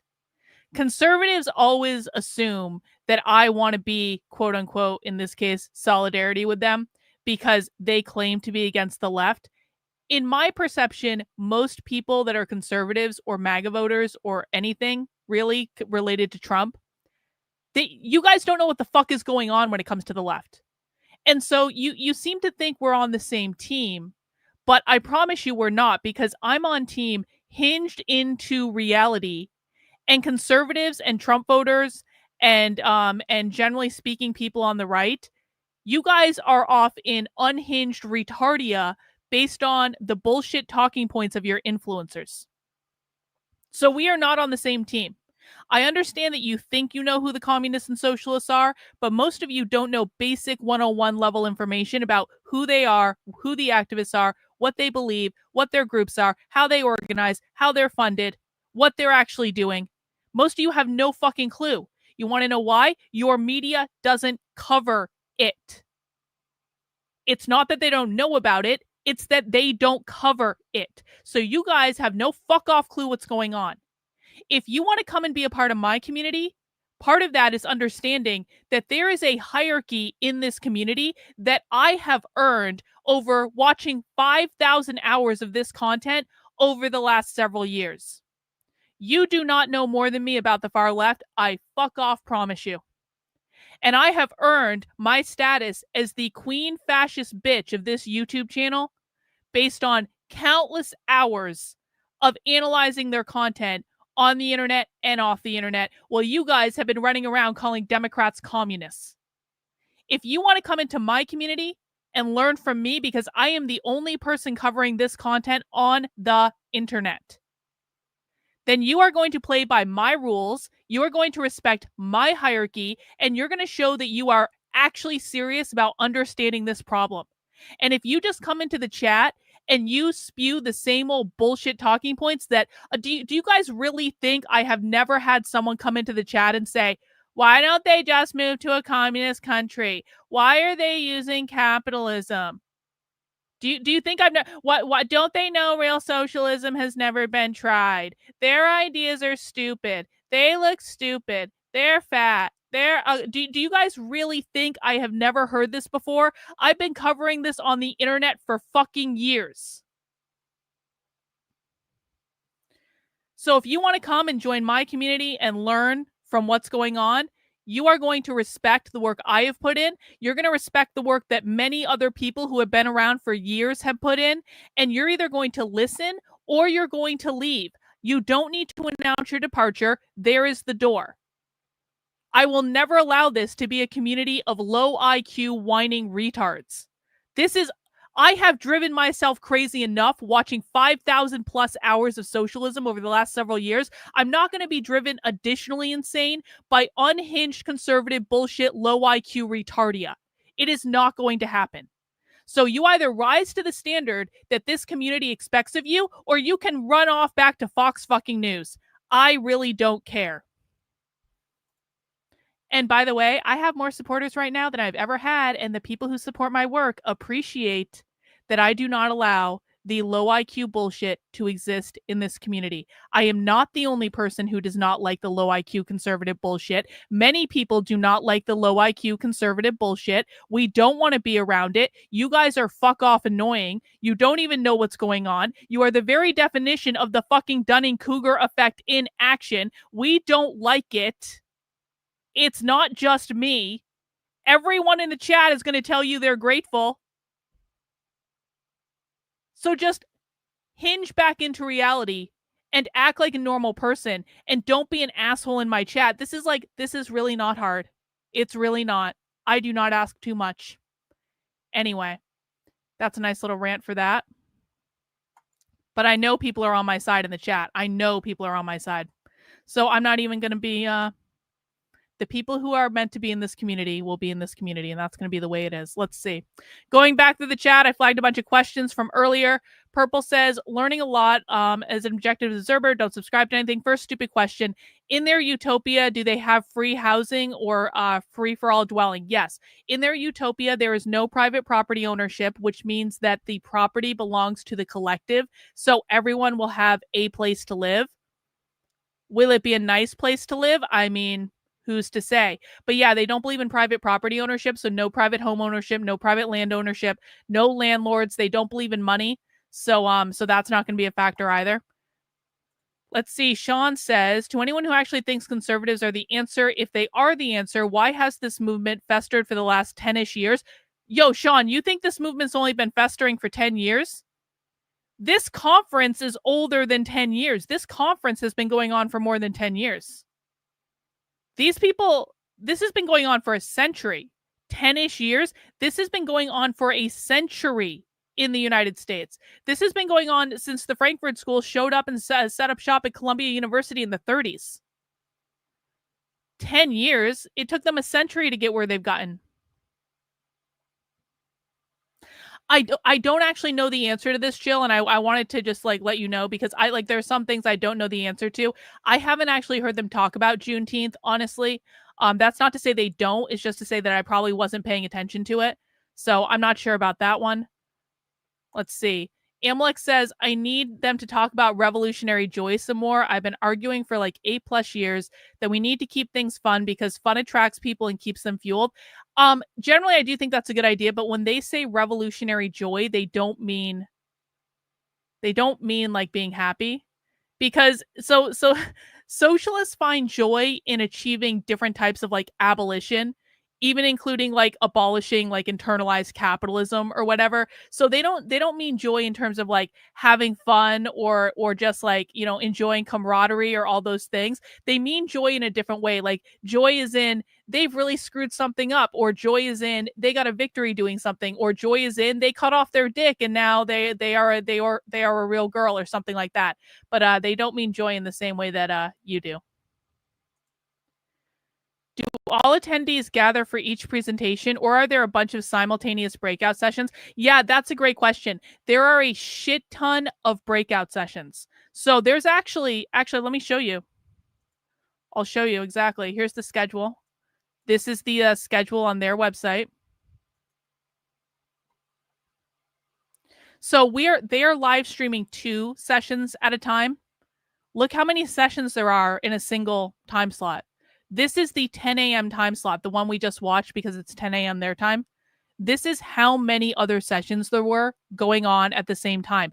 This is not a small conference, guys. It's really not. I know some people look in the room and they're like, oh, though there's empty chairs or whatever. Look at the amount of sessions they have going on at exactly the same time. That is a huge amount of sessions. So that's why you're sometimes seeing like empty chairs in some of the rooms. The rooms are pretty big too. Like I've been in those rooms. The rooms are pretty big. Yeah, there's certainly a bunch of them that do trace their lineage to the abolitionist movement. I don't tend to watch a lot of abolition stuff, frankly, just because I find it boring. But yeah, there's actually a ton of presentations about the abolition movement at the conference. And there was actually a keynote a couple years ago called about abolition feminism. So they wrote a book. Angela Davis and a bunch of them wrote a book a couple years ago about that. There's a video of the keynote on their website. It was the year I went undercover at it. Let me see. Nick says, Karlyn, 5,000 plus hours of socialism. Oh, geez, 3,000 to 4,000 hours. Yeah, that's actually not unrealistic. Countless more we have countless people with thousands of hours of views. That's years of total knowledge we have accrued and want others to learn. I mean, this is a really great point for people who are new again. And you think that I'm mean. You need to understand, I'm not the only person in this community that wants the information out there. There are people that have spent thousands of hours watching this stuff with me because I've watched all this stuff live on the internet. There are so many people in this community that have been around for a long time that generally want people to learn. They want to teach you guys what they know. If you have questions in the chat, they will answer them. And because I've trained them, they answer the questions correctly and consistently because they really do understand the content. So this is a supportive place for people who want to learn. But if you just want to come in and muck it up with bullshit, like none of us like that. Let's see. Next question. I already answered that one. Hang on. Why do they look like that? So queer Marxists deliberately queer, quote unquote, queer their appearance. So queer Marxists, what they're doing essentially is they're rebelling against the capitalist beauty standards. So they wear their hair funny, or they wear crazy clothes, or in this case, like they shop for a lot of their clothes at like thrift stores and stuff purposefully because again they're rebelling against the capitalist system and all that. So queer is a physical manifestation of like a far left political ideology that is rebelling against normative capitalism and all that. Let's see. Oh, we already did that one. Uh-oh, my dog's upset about something. If they ever gained power, how would they convince most regular people to go along with their drastic changes? Well, they would control the food supply. So if the normal people don't go along with what they want, the normal people won't eat. They will control the housing supply. So if you don't go along with what they want, you won't get a place to live, or you'll be frozen out of the community, or you'll get a really shitty place to live. They're the ones that are going to assign the job. So if you don't want to go along with what they want you to do, you're going to go be sent off to work in a salt mine or some other like really like arduous thing that no one wants to do but has to be done. So they're going to give you that job. If you don't want to go along with them, they're going to, it is true, they're going to abolish the prisons and they're going to release all the prisoners. But what they're going to do is, and I have them on video saying this, repurpose the prisons to make them re-education camps. And so eventually, if you keep not doing what they want you to do, you're going to be sent off to the re-education camp and segregated from the community. If you still don't do what they want you to do after that, you are going to be banished from the community and exiled. I didn't make any of that up. That's things I have heard them saying, have them on video saying. So you've got some time to make a decision about whether or not you want to rebel, but I don't think rebelling is going to be, the most terribly fun thing. When they call you a fascist, do they mean capitalism? Yes. Anyone that believes in private property ownership is a fascist. Nationalists especially are fascists because nationalists believe in borders around countries and they don't believe in borders. So yeah, anytime they're calling you a fascist, it's a reference to like some form of capitalism. They're going to violently overthrow the federal government. They're going to try to turn the military against the government. And they are going to someday try to violently overthrow it after they have provoked a pre-revolutionary crisis. The civil war in this country will not be red versus blue. It will not be Democrat versus Republican. The civil war in this country will be radical revolutionary socialists versus the federal government. And you will never, ever, ever convince me otherwise. Let's see. I just want to have just in case this presentation actually starts at 1, I'm going to take questions for a couple more minutes, and then we can go and watch a pre-recorded presentation, and we can come back to this one when it starts. Are there any prominent socialists who are of the working class? If they're not a bourgeois capitalist, then they are part of the working class. You have to understand that your definition is not their definition. They don't care what your definition is. They all view themselves as part of the proletariat, part of the oppressed, the people in the struggle. So what you think about it and your definition of whether or not they're in the working class means actually nothing to them. So let me just put this on the screen. And again, the reason I'm waiting is because there's 2 different schedules. The virtual streaming schedule says that this is going to start at 1 p.m. because it's noon their time, but it's 1 p.m. our time. And then the other schedule says it's going to start in an hour. So I'm just like going to hang out here until we know whether or not this is actually going to start. And then we'll go watch something else in a couple minutes.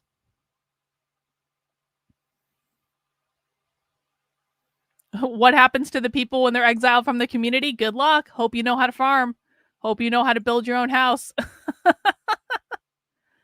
Hope you know how to grow all your own food.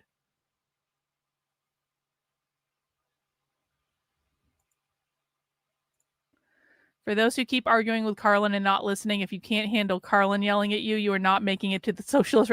Yeah, see, this is the other thing. It's like, you're going to come in my chat and whine and complain. Do you really think the left is going to be nice to you? Do you think the left is going to be nice? The left is gonna put their arm around you guys and give you guys a kiss on the cheek and rub your back and tell you a bedtime story and tuck you in. It's like,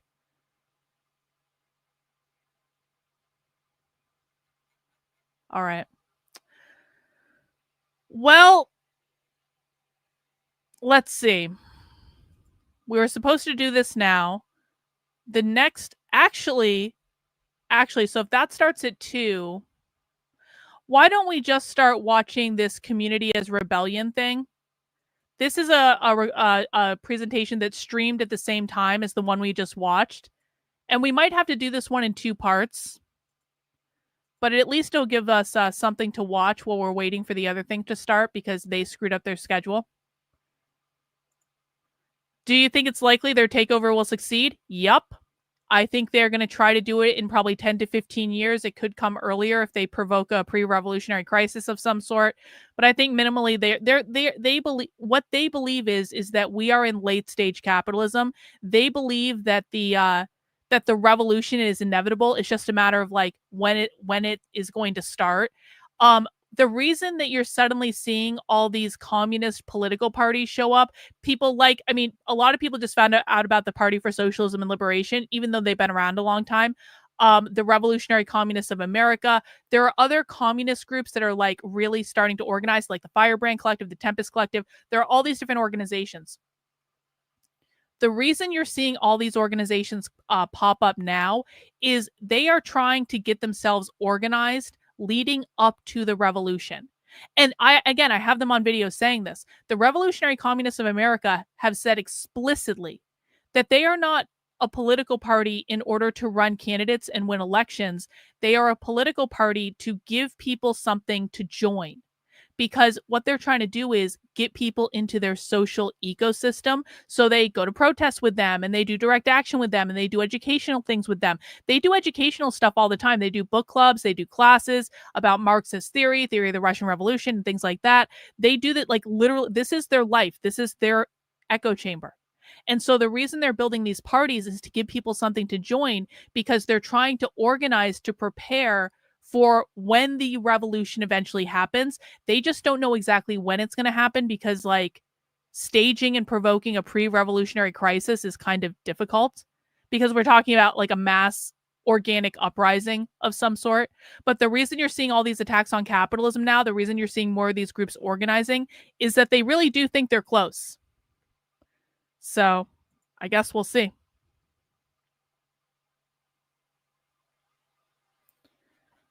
All right. This is, let's see, I do have the sound set up. This presentation was recorded earlier today. It's called Community as Rebellion, Building Networks of Resistance Inside and Outside the University. How can we create alternative ways to be, create, and live in a world of relentless assaults on immigrants, women, queers, and trans people, workers, and all the oppressed? We need radical community building to defend people from the attacks we face, both inside and outside the university, and we must build networks of resistance globally that foster collective learning for liberation. This sounds great. So what we're going to do is we're going to watch this one, and we're waiting basically for the 2 p.m. presentation to start. But if this one is really good, we're just going to keep watching this one, and we'll catch up with the other stuff live. So let's get this party started, guys. Please mount the like button if you haven't already. If you have questions as we are making the way through the presentation, please feel free to ask them in the chat. We will try to answer all questions, and let's see what happened. And I gave your book, I will tell you, I don't know, are you familiar with College Unbound? Up and get placed.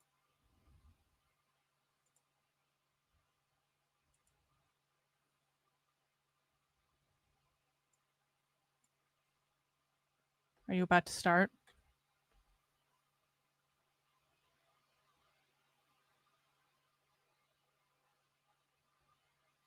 I feel like she's about to start. I'm going to move it and she's going to start.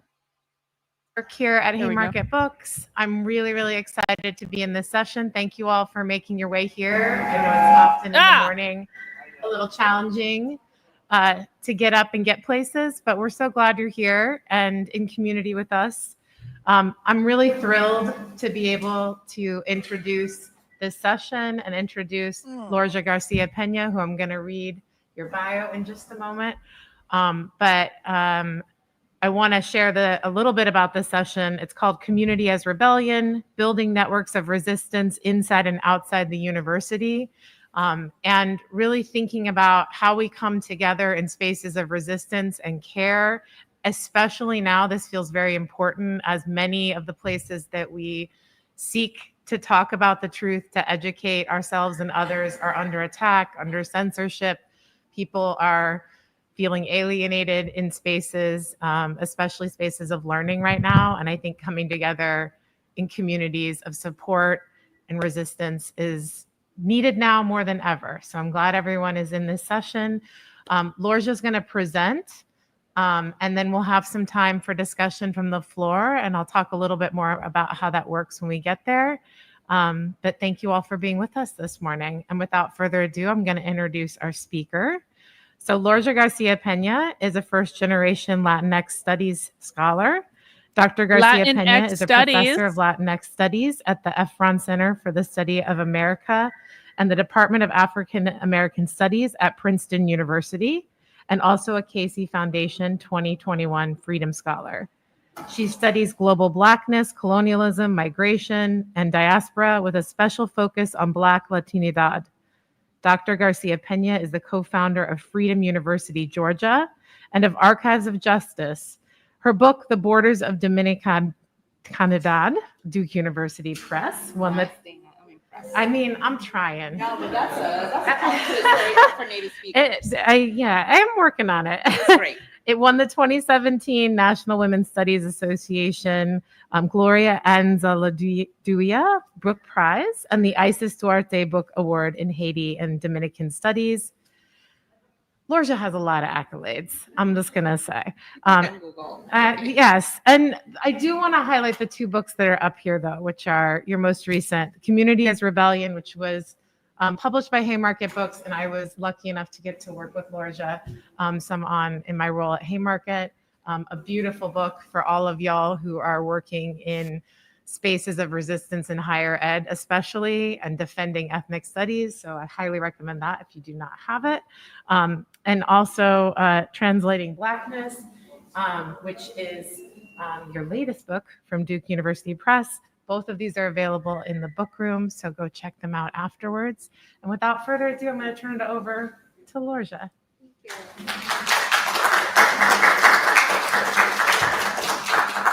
Buenos dias, good morning. Buenos dias. ¿Dónde Thank está la you all for biblioteca? being here, and I want to thank Dana for the lovely introduction and for all your Sound support throughout what has been a beautiful process for me with this book and the translation and the audiobook and all this. No. Crazy. Mine needs to be closer. Okay, we'll do that. All right, you get to see all my crazy stickers now. All right.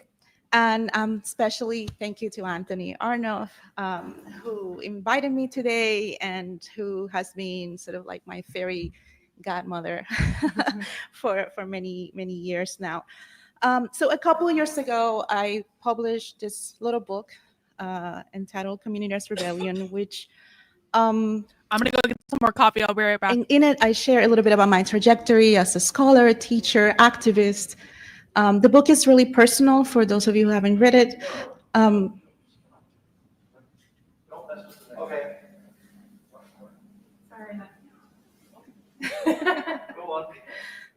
The book is really personal, and in many ways, it kind of marks a shift in my work as a scholar, in part because it's probably the most important thing I've written. It departs from everything I've done before, because even though I publish pieces that are of interest to the larger public, and while my subject position in all my writing, including my academic writing, is very present, Community as Rebellion does something different, in which it is about my trajectory, not only as a person, but also as a scholar. And I thought was invited a little bit to share here about the hope, I guess, that the book kind of tries to install, and about my own trajectory as a rebellious scholar, but mostly about the possibility that we hold together if we commit to building and sustaining communities. So before I delve into these examples and our conversation together, I want to situate myself, as I always do, my subject position. I am what they call a generation and a half immigrant, meaning I came to the United States when I was 12 years old, following my parents who had migrated earlier. I was born in the Dominican Republic, which is a country that shares a small island in the Caribbean with Haiti. My parents left the DR due to the economic conditions of the island that have resulted in 5 centuries of European and North American colonialism, and the ongoing structures of racial that led to pollution, extraction, land expropriation, and governmental corruption. My dad is the descendant of, should I stop a moment? Do we have technical things that we need to? I don't know. No, yeah, okay. Okay. Keep going. All right. You're a champ. Not All only right. the accolades, but you can on the spot handle the tech. It is still totally fine. Tripped me up at the beginning, but we'll get there. My dad is the descendant of enslaved Africans who ran away from Spanish colonizers in the mid-16th century and founded one of the first Black towns in the Americas. And my mom is the descendant of Spanish farmers and indigenous and Black people from the Dominican Republic. I grew up in a majority working immigrant and multi-generational household, nourished, so at the time I didn't know it, by the kinship and community co-created by people who were migrant, Black, brown, and poor, and who understood that the only way not to die, the only road to survival, was to rely on each other. And if you know anything about the Dominican Republic or Haiti, the structures of racial capitalism, or rather the marriage between racial capitalism and the state, means that no one's really able to depend on the state. So people have created multiple different levels of community structures to support them, to keep them alive and to keep them nourished. They know that governments and institutions do not have their back, so they created spaces that would protect them. And for me, this materialized in communal care. People talk a lot about self-care, and I'm more interested in communal care. There's times when you cannot take care of yourself and you have to depend. So real quick, Tiffanel over on Rumble says, I was wondering about the space question being taken down. So yesterday, I actually was just DMing with Stu Studio about that. Stu Studio was recording that presentation when it happened, so he might actually have the full file. He's not sure if he has the full one, but I think he has more of it than he doesn't have. But I asked him, do you know why they took it down? Because he actually watched the whole presentation. So hopefully we'll be able to get some answers from him about what actually happened with that space presentation. I'm like dying to know what happened in the space presentation to make them make it private on the internet. Because that I saw some of Stu's clips from it, the stuff we didn't see. That it was legitimately crazy, and I hope we can get the full file from him at some point. That would be pretty great. And people around you to take care of you. I was raised by an extended network of aunties and grandmothers, and some of them blood related, other not, in sharing property and resources, with the expectation that as a member of that community, I had the responsibility to support others in the time of need. As a young teen, I was expected to help care for the elderly in my family, for younger kids, for the disabled, to translate for the non-English speakers in the neighborhood, and to offer care and support whenever possible. That is, I was expected to be part of a community and to contribute in care, and in return, I knew that I too would be taken care of, and I am. One of my sort of earlier memories of this is when my oldest nephew, Alberto, was born, who is now 30 years old, showing my age here. And I was in my first year of college. My sister-in-law had a really rough time and had postpartum Yeah, depression. maybe actually. That's And actually a good someone idea. needed to step Okay. up and take care of her and the baby. And Thanks it was, for that. nobody had Appreciate to it. ask me. It was obvious that I was the one to do it. So I took a semester off from college and I moved back home and I took care of her because everyone else had to work. So just to illustrate, this is the kind of community that I come from. But I didn't realize that things were different outside of that community, as it happens when you grow up in small immigrant communities. And needless to say, academia was kind of a very rude awakening. Now, community is a very general concept that, like other meaningful radical words, gets kind of thrown around and co-opted quite often, especially so by entities that signify the antithesis, right, of community. Other words, so you catch my drift: anti-racist, decolonial, intersectional, radical. Yeah, pretty suspicious when I hear it thrown around. And so you have some cards that I'm gonna make a shirt that says nationalized space. That's the shirt. That would piss them off more. It's just what I had. Nationalized space. So if you wouldn't mind, can you take just 1 minute and write a fascist word or space two Nazis. words that describe what your perfect Do you guys think I would get in trouble if I made a shirt that said fascist space Nazis or something like that? That would actually be funny. community would be? What would Be like it'd be like a B movie cover. It can be a word, it can be a I'm gonna sentence, make like a B it can be movie a drawing, cover. Here's what it's whatever gonna you be. can do. Hang on. Here's what it's gonna be. I'm gonna do like an old school like monster like alien movie B movie cover, and the title of the movie is gonna be fascist space Nazis, and it's gonna have some sort of like old school like illustrated movie poster based on like, we're talking like, you guys know what I'm talking about with like the old like monster movies or horror movies like back in the 50s, that type of vibe. Fascist space camp. That's the best idea I've had yet today. In 1 minute, and hold on to that. Yeah, for retro, a little exactly.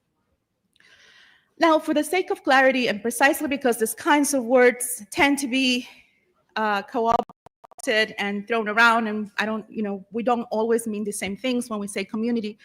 I wanted to clarify what I mean when I talk about community as rebellion, rebellious communities. Fascist space and there are Nazis 5 from the premises that I moon. want us to kind of hold as we think together today, as you think with me. And some of them might be obvious to this very smart audience, but I'm a teacher, and so I always start with the most obvious. Number 1, we live in a capitalist society. And that means that we prioritize and center individual success and needs over the well-being of the collective. Correct. As an educator, and particularly We as do, a professor yes. and teacher in higher education, I see every day how this reality shapes the classroom experience, how students are hyper-focused on their individual success, the proverbial A that they all want, the groundbreaking dissertation that would, make their career and shift fields and whatnot, rather than the possibility of collective, transformative, liberatory learning. Why aren't students And rather more than lead us socialist? to strong, healthy, capable, happy individuals, this capitalist regime is doing the opposite. It's making us sick, dependent on consumption, incapable of providing the true nourishment and care that our minds, body, and soul need. Sad, lonely. Capitalism creates all and exhausted. problems. I think that That's what she's if saying. I asked anyone in the last 2 days, how are you? Tired. We're all really fucking tired. We have no time. We have no time to learn. Time is no white time to supremacist. organize, no time to think, because capitalism keeps us all too busy. Capitalism keeps us too busy to do socialism. This lack of community and this lack of time stretches us out so thin to the point of breaking. And who can organize? Who can imagine and dream when you have no time, when you're exhausted, when you feel completely drained, when you have no one to care for those who need care from you, your children, your parents, and so on. So number 2, the rebellious communities that I envision and work to co-create are collective spaces of any size in which people come together with intention. And that's really critical. What is the intent in this community that we're co-creating? That means we're in agreement of a main goal. That is, we're at the service of justice, of learning, of caring, of defending those who are most vulnerable. And I would love to hear later on from you all what kinds of examples you have for this type of intentional community. Number 3, radical communities are democratic, which does not always mean not leadership.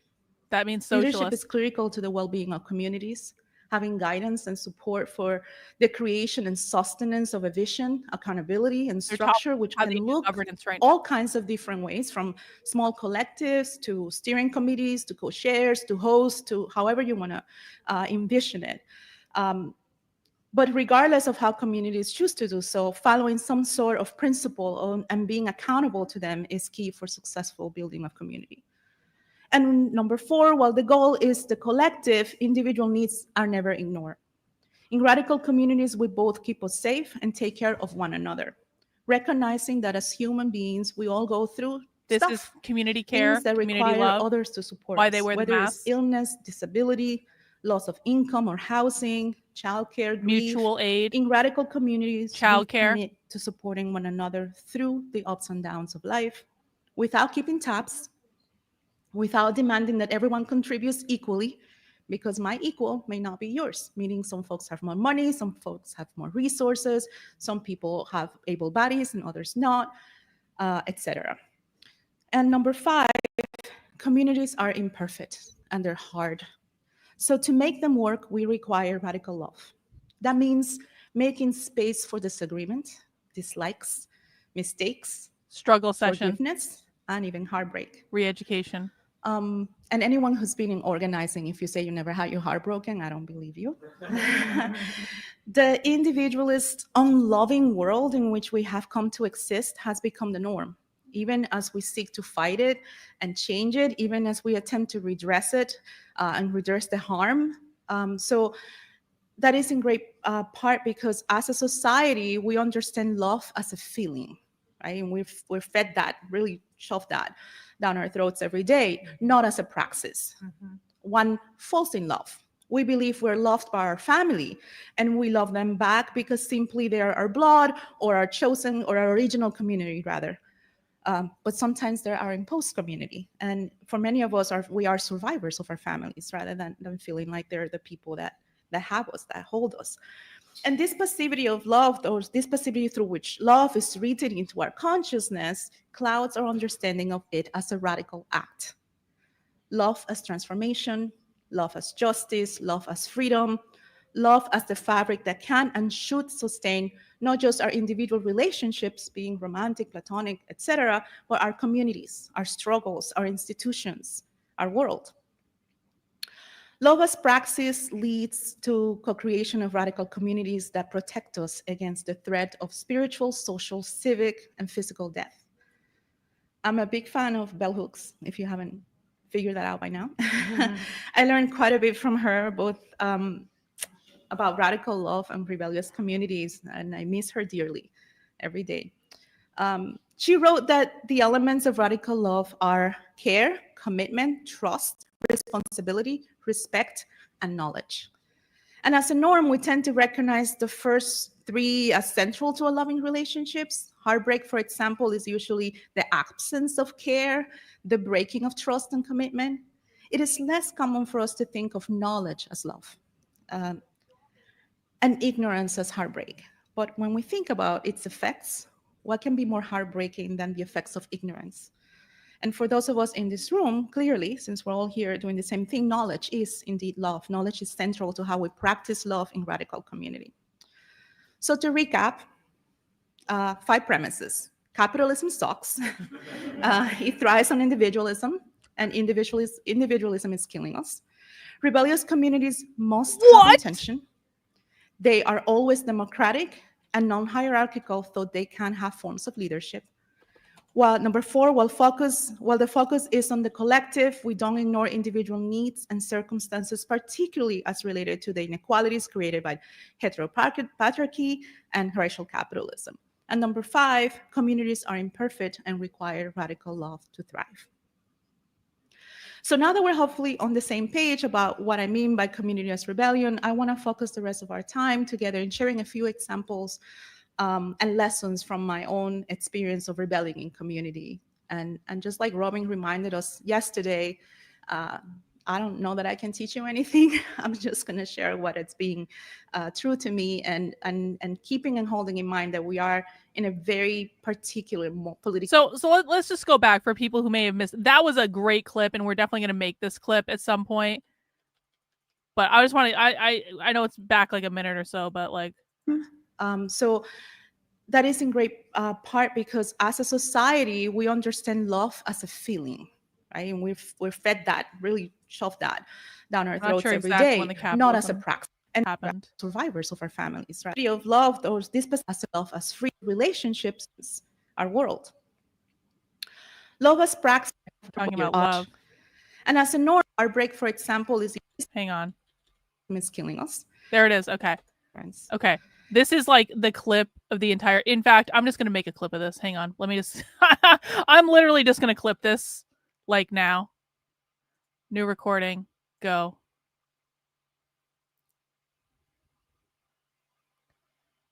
I'm going to clip it while we are watching it again.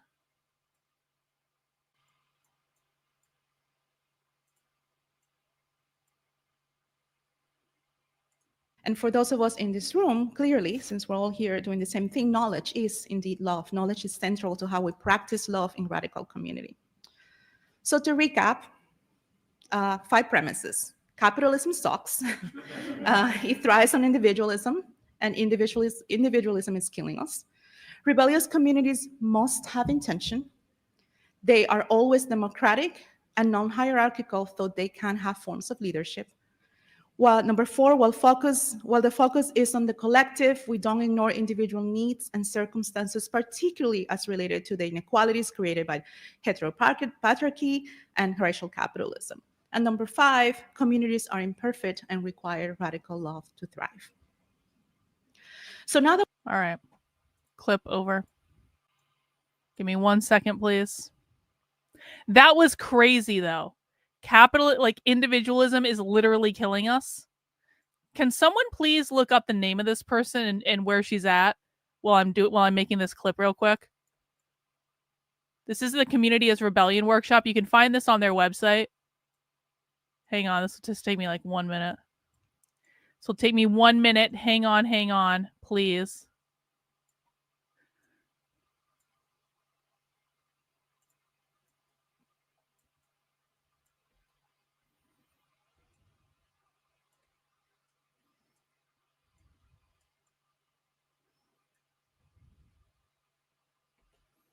Okay, hang on.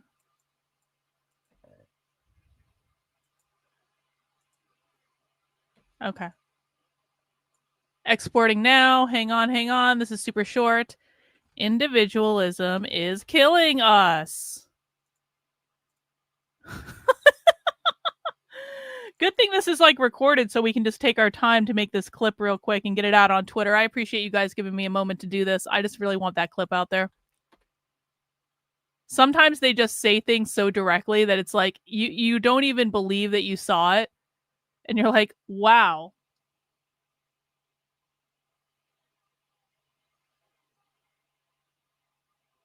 Yeah, she is published by Duke University. She's at Duke University.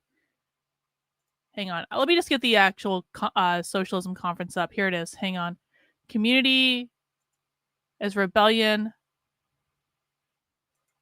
Hang on. Oh, shit. It just took me directly to the live stream. I didn't want to do that. I wanted to see what her name was.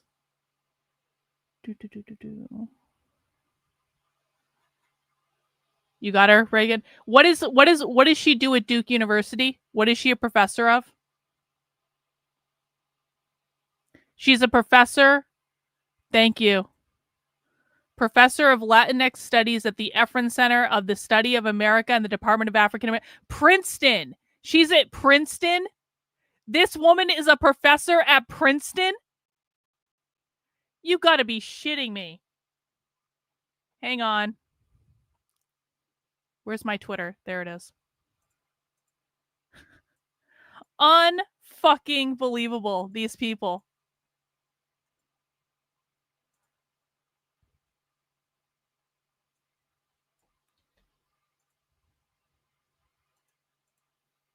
Hang on one sec, guys. I'm just uploading this to Twitter right now. I'm going to be putting the link to the tweet in the chat, and I'd like you guys to retweet this. At the Socialism 2025 conference, Princeton professor with her name just said the following. Got to make sure I get the quote correctly.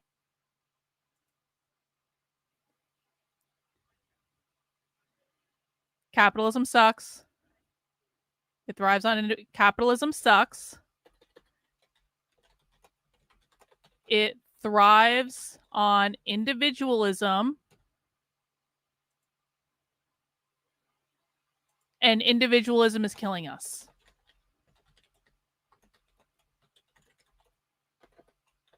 Here's the full clip. This is who teaches students at America's elite colleges. Okay. Gonna put the link in the chat to the tweet. Please, if you're on Twitter, share it. There you go. There you go. There you go.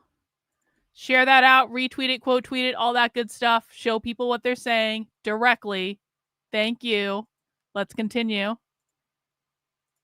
Now that we're hopefully on the same page about what I mean by community as rebellion, I want to focus the rest of our time together in sharing a few examples and lessons from my own experience of rebelling in community.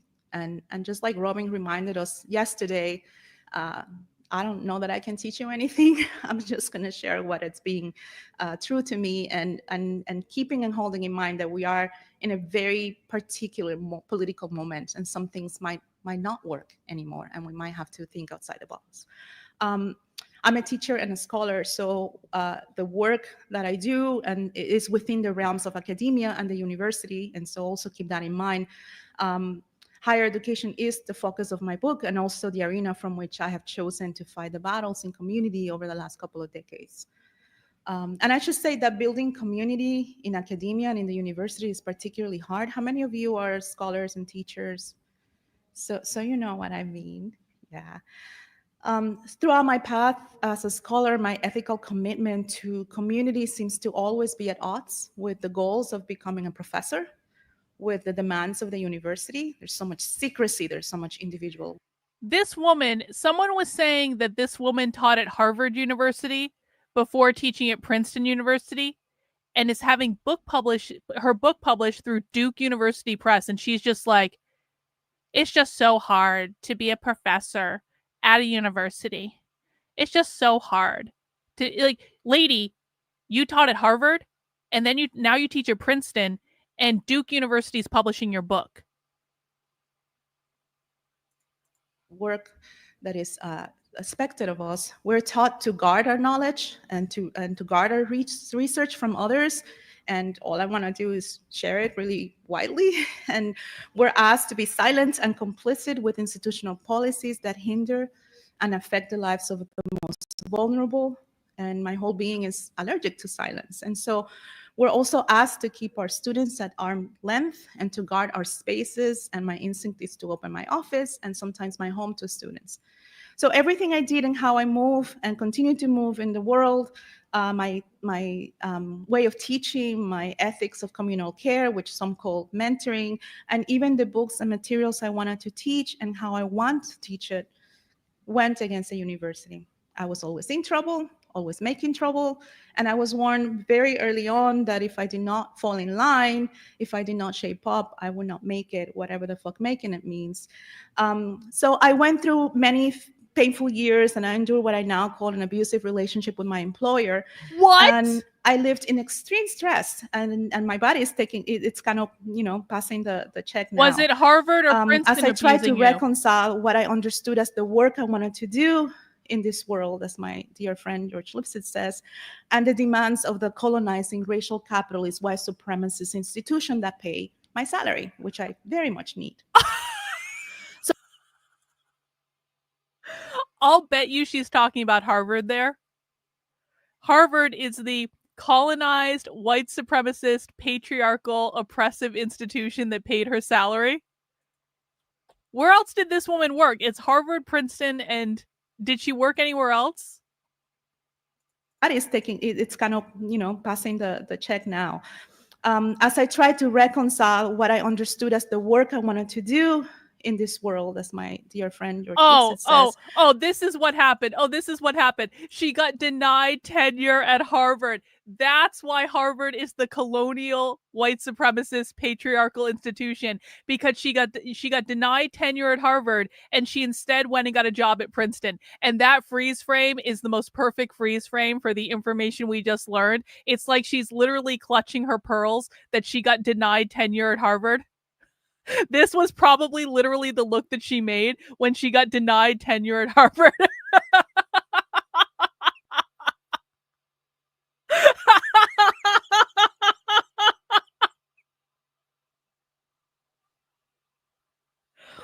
Sometimes the universe just winks at you and the perfect moment happens. Yep. Okay. And the demands of the colonizing racial capitalist white supremacist institution that pay my salary, which I very much need.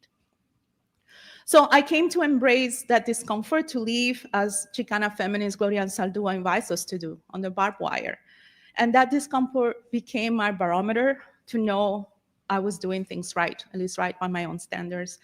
I often tell my students that the day I feel completely comfortable in the university, the day that academia feels natural to me, that's my cue to quit and open that food truck with my new friend from Haymarket who cooks well.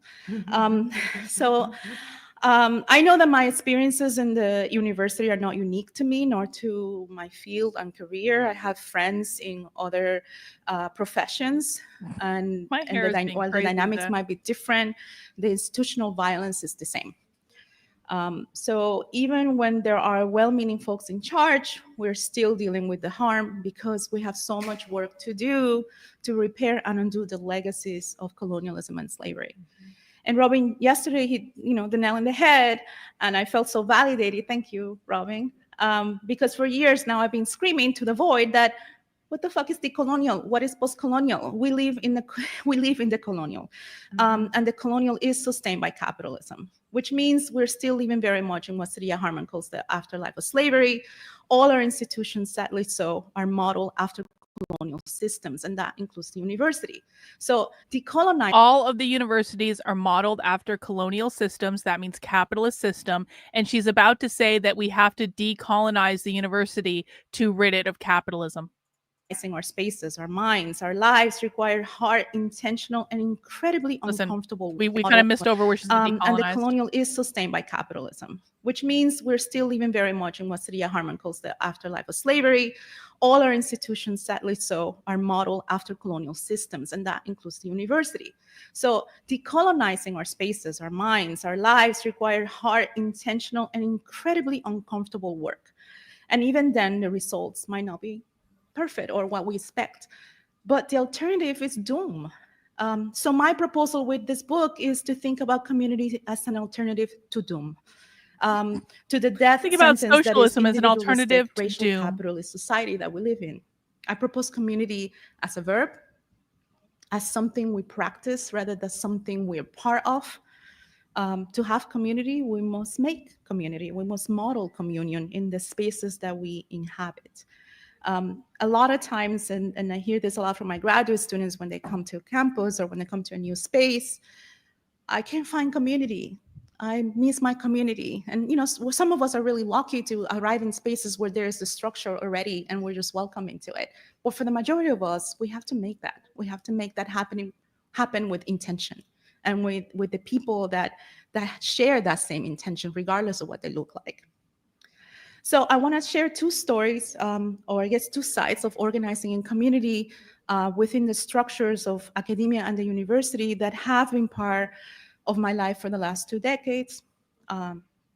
One is within the radical academic field of ethnic studies, and two, it's within the growing organizing around support for undocumented students and within the sanctuary campus movement.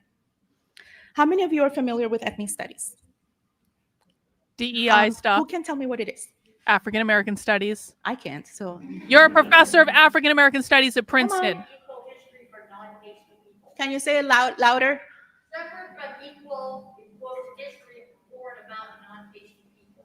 We can't be included in the regular stuff. Other, thank you. Other definitions? What? Can you repeat that? I think we're gonna need you to say it louder. There is a microphone in the room. Or you come up to the mic. I'll come up to the mic. Thank you. Now people are gonna be like, I'm not gonna raise my hand if I had to. Quote, separate but equal history, unquote, for non-pacey people or hyphenated folks because we can't be included in, quote, regular history, unquote. Thank you. For non That was great. people. I don't know if we can top that, but if anyone wants to take it, want to try? No? Yes. I think it's also like an academic legacy of change-making work from people of color that isn't seen as welcome in other. Ethnic studies is a long history of Excellent. academic change-making work within Anyone the else? institution. Okay. So ethnic studies, as I practice it, which follows the leadership of folks like George Lipsitz, is a project of transformation that seeks to abolish the white supremacist university. The white To supremacist challenge university. the ways Eurocentric knowledge about human history has been produced as the norm. So they want to challenge the white supremacist university that prioritizes Eurocentric ways of knowledge, and the purpose of ethnic studies like African American studies and stuff like that within the and Jewish studies too, for that matter, within the university, the purpose is to challenge Eurocentric knowledge. That's about as close as they're going to get to say that whiteness is about skin color. But what I want people to understand is, are they talking about Europeans as in like white people history and all that stuff? They kind of are, but also pay attention to the fact that they're calling the university the white supremacist university, the white supremacist institution. So while it is true that in this case, she's getting very, very close to saying that this is about skin color, I also want people to keep in mind that there is also a bigger picture that can coexist at the same time, in which most of what they're talking about is the institutionalization of the Eurocentric norms based on capitalism. Let me know if you have questions about that. To abolish the white supremacist university, to challenge the ways Eurocentric knowledge about human history has been produced as the norm, or simply as knowledge with capital K, literature, history, art, while everything else, the cultures, the history, the experiences, the episteme of non-European people is subjugated, hidden, silenced, portrayed as unnecessary, extracurricular, or at best, folkloric. The way ethnic studies functions within academia is as a critical anti-colonial site of knowledge production, learning, and teaching. A critical anti-colonial site of knowledge production.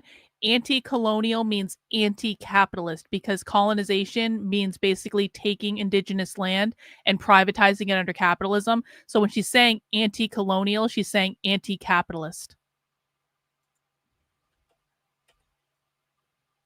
Folkloric. The way ethnic studies functions within academia is as a critical anti-colonial site of knowledge production, learning, and teaching. Thus, it provides students, faculty, and the communities they come from with an intellectual home, as well as a connection to historical and social events that shape those communities' experiences. Colonialism, war, migration, social movements, and so on. When allowed to fulfill its purpose, and emphasis here on when allowed, because no, we know that it doesn't. No, it doesn't. No, it doesn't. You're confused because you just heard them talk about Europeans and now you're feeling bold where you didn't feel bold before. Anti-colonial does not mean anti-white in any way. Anti-colonial is explicitly about colonization, which is explicitly about land. It is about land. It does not mean white nothing. So stop making shit up. Its inception has always been under attack. Ethnic studies is a praxis of justice grounded in rebellion and freedom, because ethnic studies brings forth silenced knowledge. All the stories and histories that have not been privileged as the norm or as objective truth. And this includes the perspective of indigenous populations on processes of colonization, views about republicanism and citizenship from the perspective of people who have been excluded from the nation, and critiques of capitalism that understand it as a racial system of oppression. All official history. Capitalism is a racial system of oppression. Hello? Hello? This is about as close to whiteness means capitalism as you're going to get on an average day. Actually, you know what? I'm just going to clip it. I am literally, it's 2 seconds long. Clip.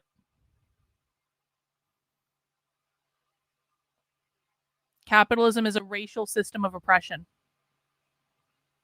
She literally just said whiteness means capitalism.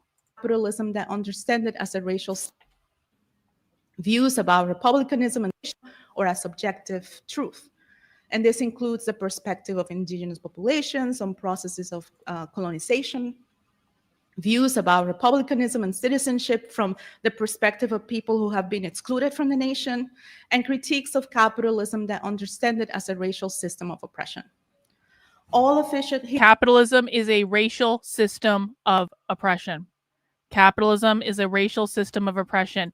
Hey, bro, do you want to guess how many times out of 100 they even say the word European?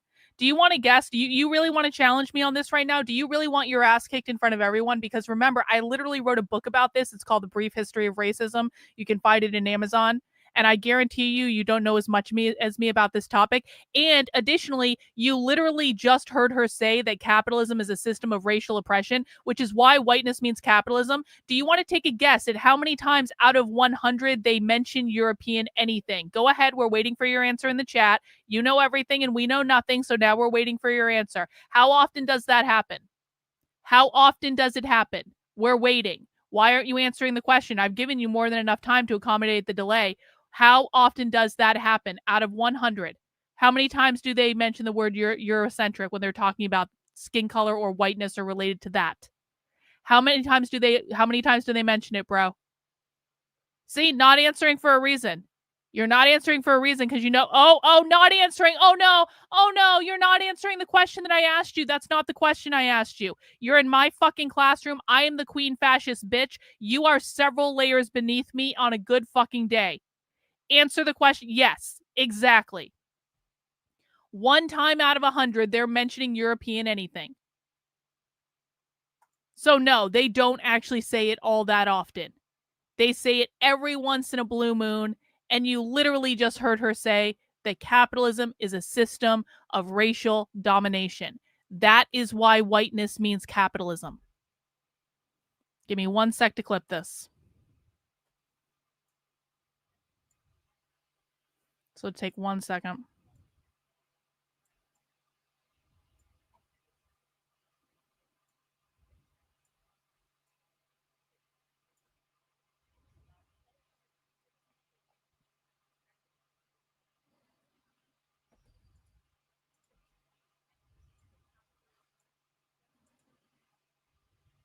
Critiques of capitalism that understand it as a system of racial oppression. 1 sec, almost done.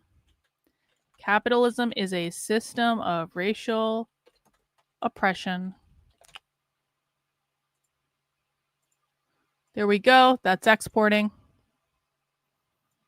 Has there been any arguing in the chat? Yeah, you entered during a BDSM domination moment. Listen, I'm fully embracing bullying people who want to talk back to me in my chat. This is what hour am I on of streaming socialism? I streamed 5 hours of socialism on Friday. I streamed 12 hours of socialism, or on Thursday rather. I streamed 12 hours of socialism yesterday, so 17 hours. I am now up to hour 20, people. Hour 20 of socialism within a 2.5 day period. So I don't want any back talk. I don't want any arguing. We're going to finish this, but we are running a 100-mile ultra marathon right now, and we're on like mile 65, and I'm starting to get a little cranky. Okay, let's keep going.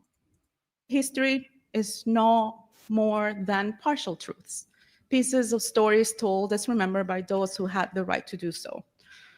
What hasn't made it into the official narratives or the textbooks, the footnotes in those narratives, the perspectives that is often considered subjective, the theory of the flesh, all subjugated knowledge is what ethnic studies is concerned with centering. And as a transdisciplinary lens for intellectual inquiry, ethnic studies is not only an absolute necessity, it is the only way to save the university, again, from doom. And I would Ethnic studies is the only way to save the university from doom.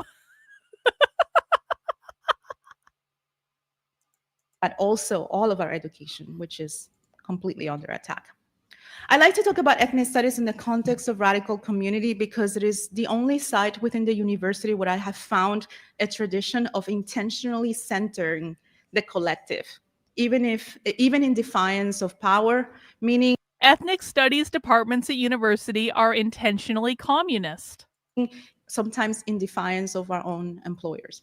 And when I think of ethnic studies, I think ethnic studies departments at universities deliberately defy the mandates of the university in order to be communist at the university. Are you shitting me?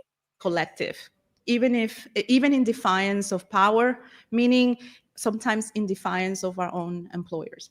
And when I think of ethnic studies, I think expansively, so to include Global South knowledges, to include Black studies.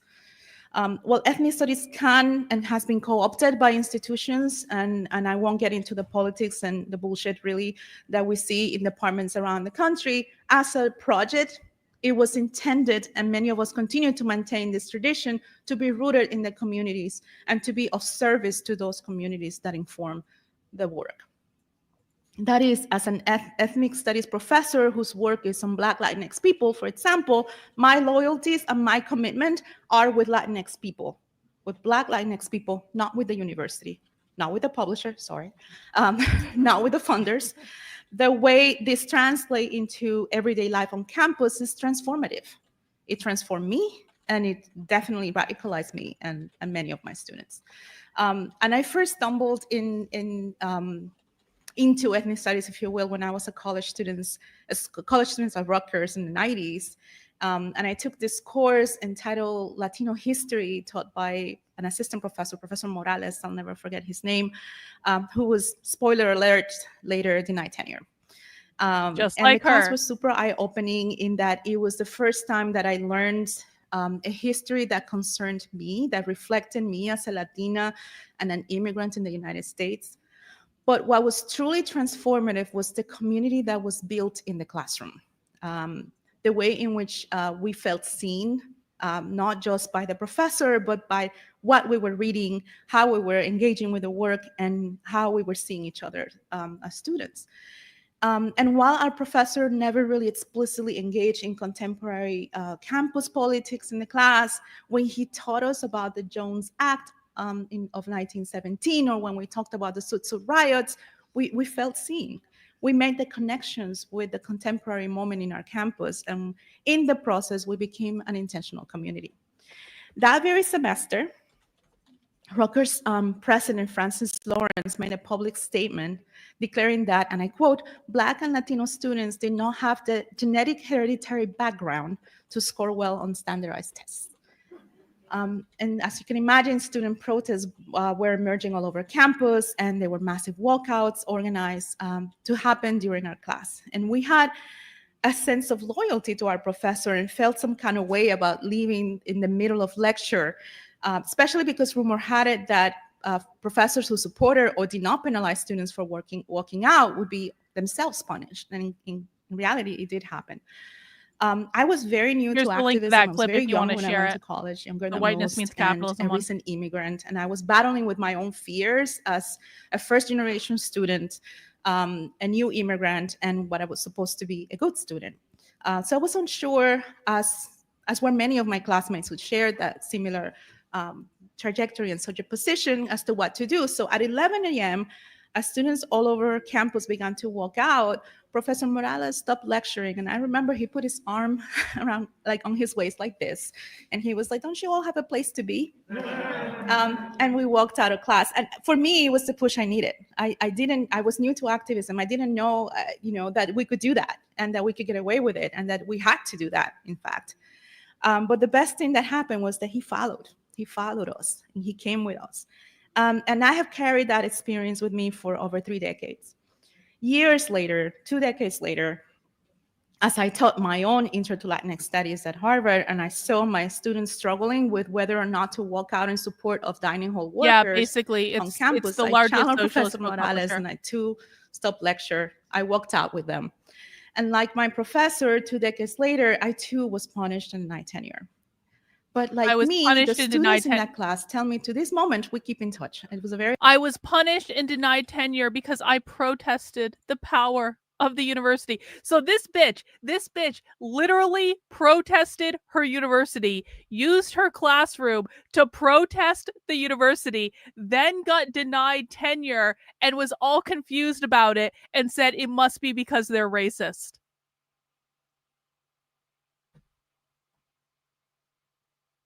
my students struggling with me away with it. Listen. And that we had to do that, in fact. But the best thing that happened was that he followed. So she learned from her professor in college that it is okay and proper to use the classroom to protest the university. And then she went on to teach at Harvard, where she used her classroom to protest the university. And then Harvard got pissed off and denied her tenure. And she got all pissed off and accused Harvard of racism before running off to get a new professor job at Princeton, where she also claims she's oppressed by the university. He followed us, and he came with us. And I have carried that experience with me for over 3 decades. Years later, 2 decades later, as I taught my own Intro to Latinx Studies at Harvard, and I saw my students struggling with whether or not to walk out in support of dining hall workers on campus, I challenged Professor Morales, and I too stopped lecture. I walked out with them. And like my professor, 2 decades later, I too was punished and denied tenure. But like me, the students in that class tell me to this moment, we keep in touch. It was a very large class and we're still very much in touch. They still tell me how meaningful that experience was, how it shaped their understanding of community. One student who's now a grad student at Michigan told me the method was in the class, and I hold that very dear to me. So creating radical community has always been at the center of ethnic studies. That's why I share this story, which again does not mean that there aren't problems with the way in which ethnic studies has been institutionalized. These are not the same things, right? Yeah, we're so impressed we can barely breathe. Exactly. There's so many of you who are teachers in your job and scholars and professors, and I want to invite you to in this room to avail yourself of the tools of ethnic studies when you prepare to go back to the classroom in the fall. I think we should all be asking ourselves, thank you, what is our goal as teachers? How do we keep us safe? What are the risks that you're willing to take for your students?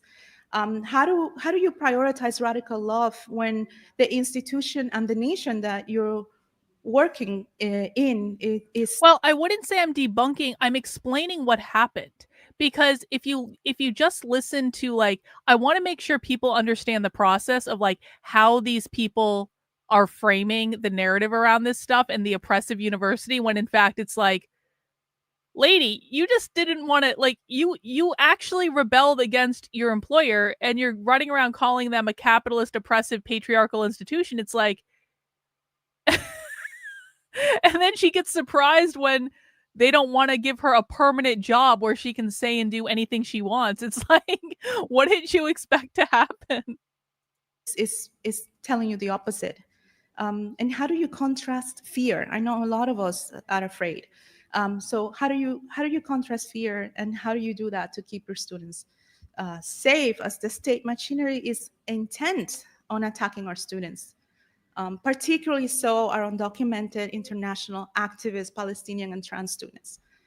As the state and the institution collaborate in policing how and what we teach, censoring our ability to confront racism, discrimination, genocide, and to teach those truths to our students. I mean, some of us, depending on our institution, are told explicitly that we cannot use certain words in the classroom. So it is imperative that we think about alternative communities of learning, alternative ways of creating knowledge simultaneously to the work that we're doing within our classroom, especially while keeping the most vulnerable safe. So I want to share one last example before opening up the conversation that kind of illustrates the kind of alternative community I'm referring to. And there's many, many examples. And again, I'm really eager to hear from you all. So when I began my profession as an assistant professor of Latino studies in 2010 at the University of Georgia, I grew up in New Jersey, and it was my first experience moving to the South, living in the South, or even being in the South, which was really transformative for me. But I arrived as a newly minted assistant professor, and within 3 months of Latino studies, within 3 months, the state of Georgia passes a legislation banning undocumented students from accessing public higher education in Georgia. Oh no! Now, for context, undocumented students have always had a hard time going to school because of lack of funding, but this is different, right? This is saying even if you have the money, even if you get a scholarship, even if I want to just pay for an undocumented student, they're no not allowed undocumented students at universities. And this is happening as I am charged with teaching one of the largest classes in the university, 220 students, Intro to Latinx Studies, and as I'm in my classroom teaching a lot of first-gen Latinx students who are coming from mixed status and immigrant families. It was a really shocking welcoming into academia. So I'm sitting in my office after class, and one of my students, a junior, comes to my office and to say goodbye. He was leaving with his family. They were packing to move north because they were so afraid of everything that was happening in Georgia. Now, it's not only that undocumented students were being banned, but this is the height of the so-called secure communities. So undocumented communities are under attack. This is right after a few months after the passage of the Arizona Show Me Your Papers legislation. So this is under the Obama administration. So there is this, really intense fear in the community, and my students are visibly disappearing from the classroom. And I'm, young, my first job. I don't even know what to do, but I knew that I had to do something. And I remember vividly, I'm coming out of my office on the verge of tears and bumping into a colleague, Bettina Kaplan, and we just looked at each other and we're like, what are we going to do? So we started organizing on campus, as we tend to do. First thing we do, you write a letter. Everybody signs it. You send it to the powers that be. They ignore the shit out of it. Rinse and repeat, right? So we try that first. I'm not a very patient person, as my partner often reminds me. I worked on my patience, but I'm not very patient. So I just, the idea of sitting around months and months waiting for the university to respond while my students are being under attack, where we're telling undocumented students that they cannot come to my class. Me also coming from a mixed-status family, I just couldn't. And so we started meeting with the local undocumented community, especially the youth activists. This is also the height of the Dreamers movement. And so we have this beautiful meeting in a trailer park near campus, and we're talking about what we can do, right? All of this ideas of, it's 4 professors, 4 women, all of us just kind of throwing the things that we're used to doing, right? We'll write this letter, we go to this thing, we'll do this sitting. And this young woman who was very much still in my life, now a professor at Rutgers, Keish Kim, looks at me and says, well, aren't you teachers? Don't just teach.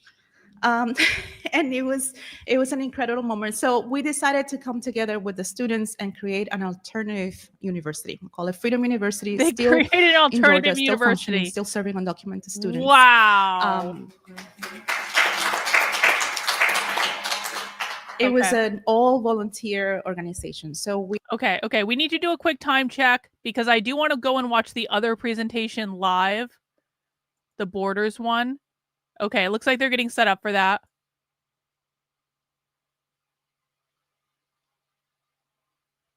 Okay, so we are going to come back and watch the rest of this presentation. She's basically wrapping up the main part of the presentation, and we will come back and watch the Q&A later for sure. But we're going to be switching gears because it's now time to watch the border presentation.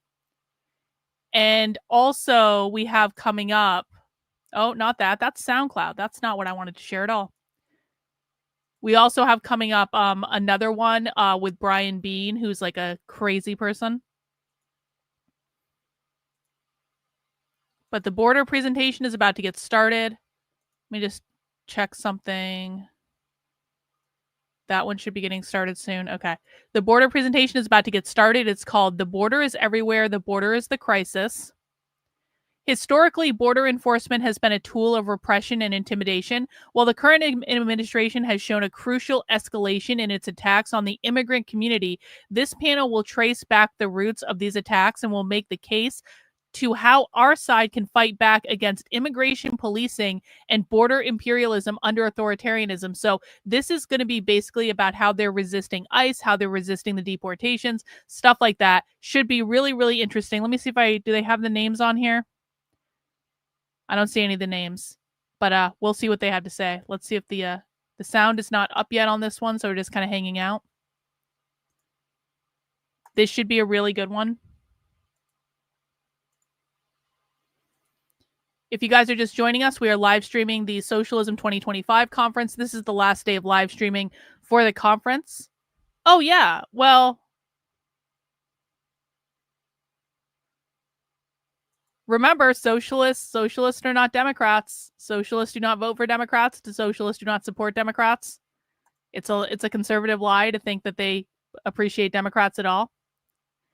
So we are streaming the Socialism 2025 conference all day. There are simultaneously streaming sessions, so they're actually streaming 2 sessions at once, but sometimes they take breaks, and so when they take breaks, we go back and we watch a previously recorded session. So we are literally going all day long, and we will be going up till about 10:30 tonight if everything stays on track. So I appreciate everyone coming in and hanging out, especially people who've been watching the other days of the Socialism Conference. Let us know if you have questions in the chat about anything. We will try to answer as many questions as we can. I will usually not talk over the presentation as much because I'll answer questions in more long form at breaks and stuff like that. But people in the chat can answer questions as well if they feel like it.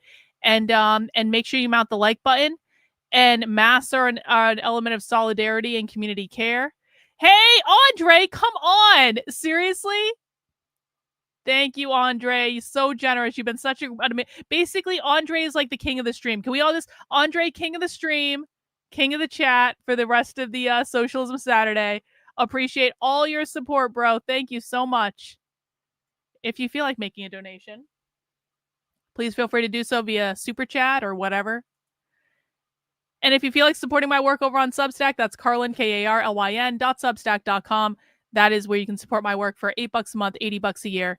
And I appreciate that. And make sure you've mounted the like button for me to let YouTube know to recommend the content to more people. Mounting the like button always does help. And I appreciate it. And they looks like they're about to get started.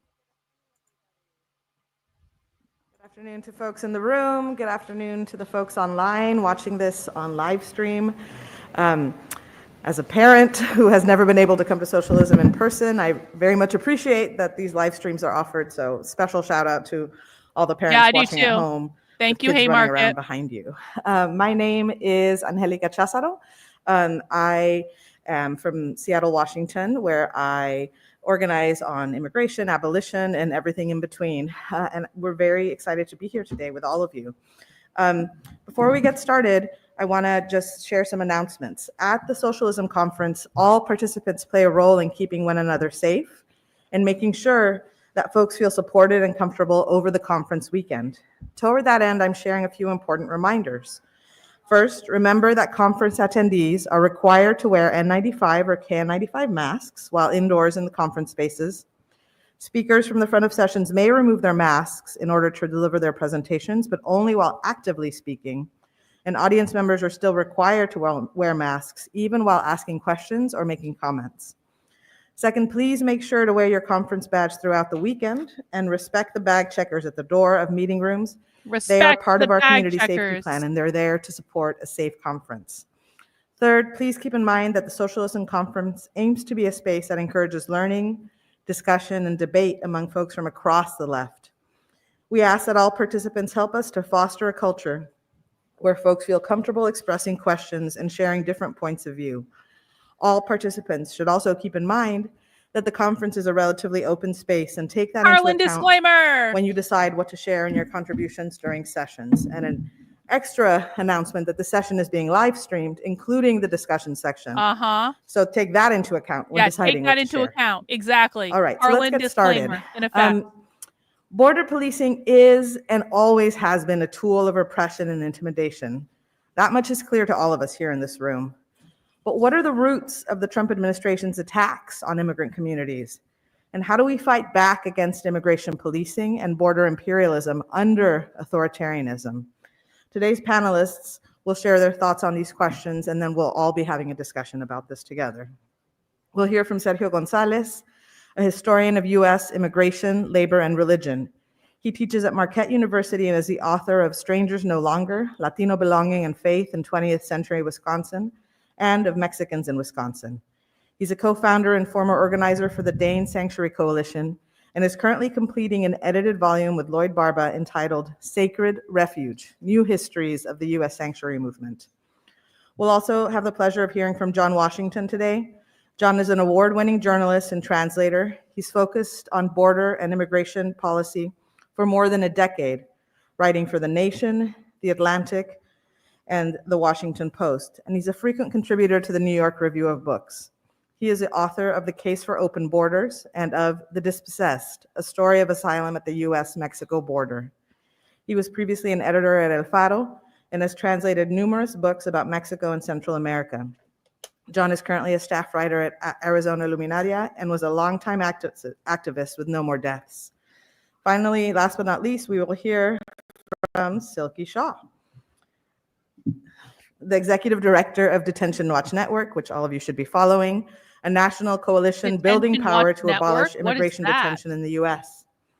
She's also the author of Unbuild Walls, They Why want to Immigrant abolish Justice Needs immigration Abolition. detention. Do you guys hear that? Originally from Texas, she began fighting the expansion of immigrant jails on the U.S.-Mexico border in the aftermath of 9/11, and has been working as an organizer on issues related to racial and migrant justice for over 20 years. We're so lucky to have these three with us today. So to start us off, I'm going to give each author about 5 minutes to answer this question. So could you each help us situate this moment of migration and border enforcement and politics? How do each of your books, some of which are for sale in the book room, please make sure to pass by there. How do your books help us understand or explain this moment? We'll start with Sergio. Thank you, Angelica. Thank you, John and Silky. It's a pleasure to be with you guys here today. Thank you, everyone, for being here. I have to start with begging your forgiveness because I think they asked the wrong person to come and speak to you about the border. I am a historian of the Midwest, an area that Wisconsin-born author Hamlin Garland once referred to as the middle border. But of course, this is not the space that people think about when they think about border fascism and border policing. But as the title for today's session implies, perhaps that doesn't really matter because today the border is, as the session is called, everywhere. And you don't have to take my word for it. As a historian, I'm gonna push this back a little bit, all the way to the campaign of 2024, to think a little bit about what that means. During the 2024 campaign, then candidate J.D. Vance visited the western Wisconsin city of Eau Claire. Now, Eau Claire is a community of about 70,000 people in the western part of the state. Over the previous year, an evangelical nonprofit had sponsored the resettlement of a few dozen refugees from Central Africa.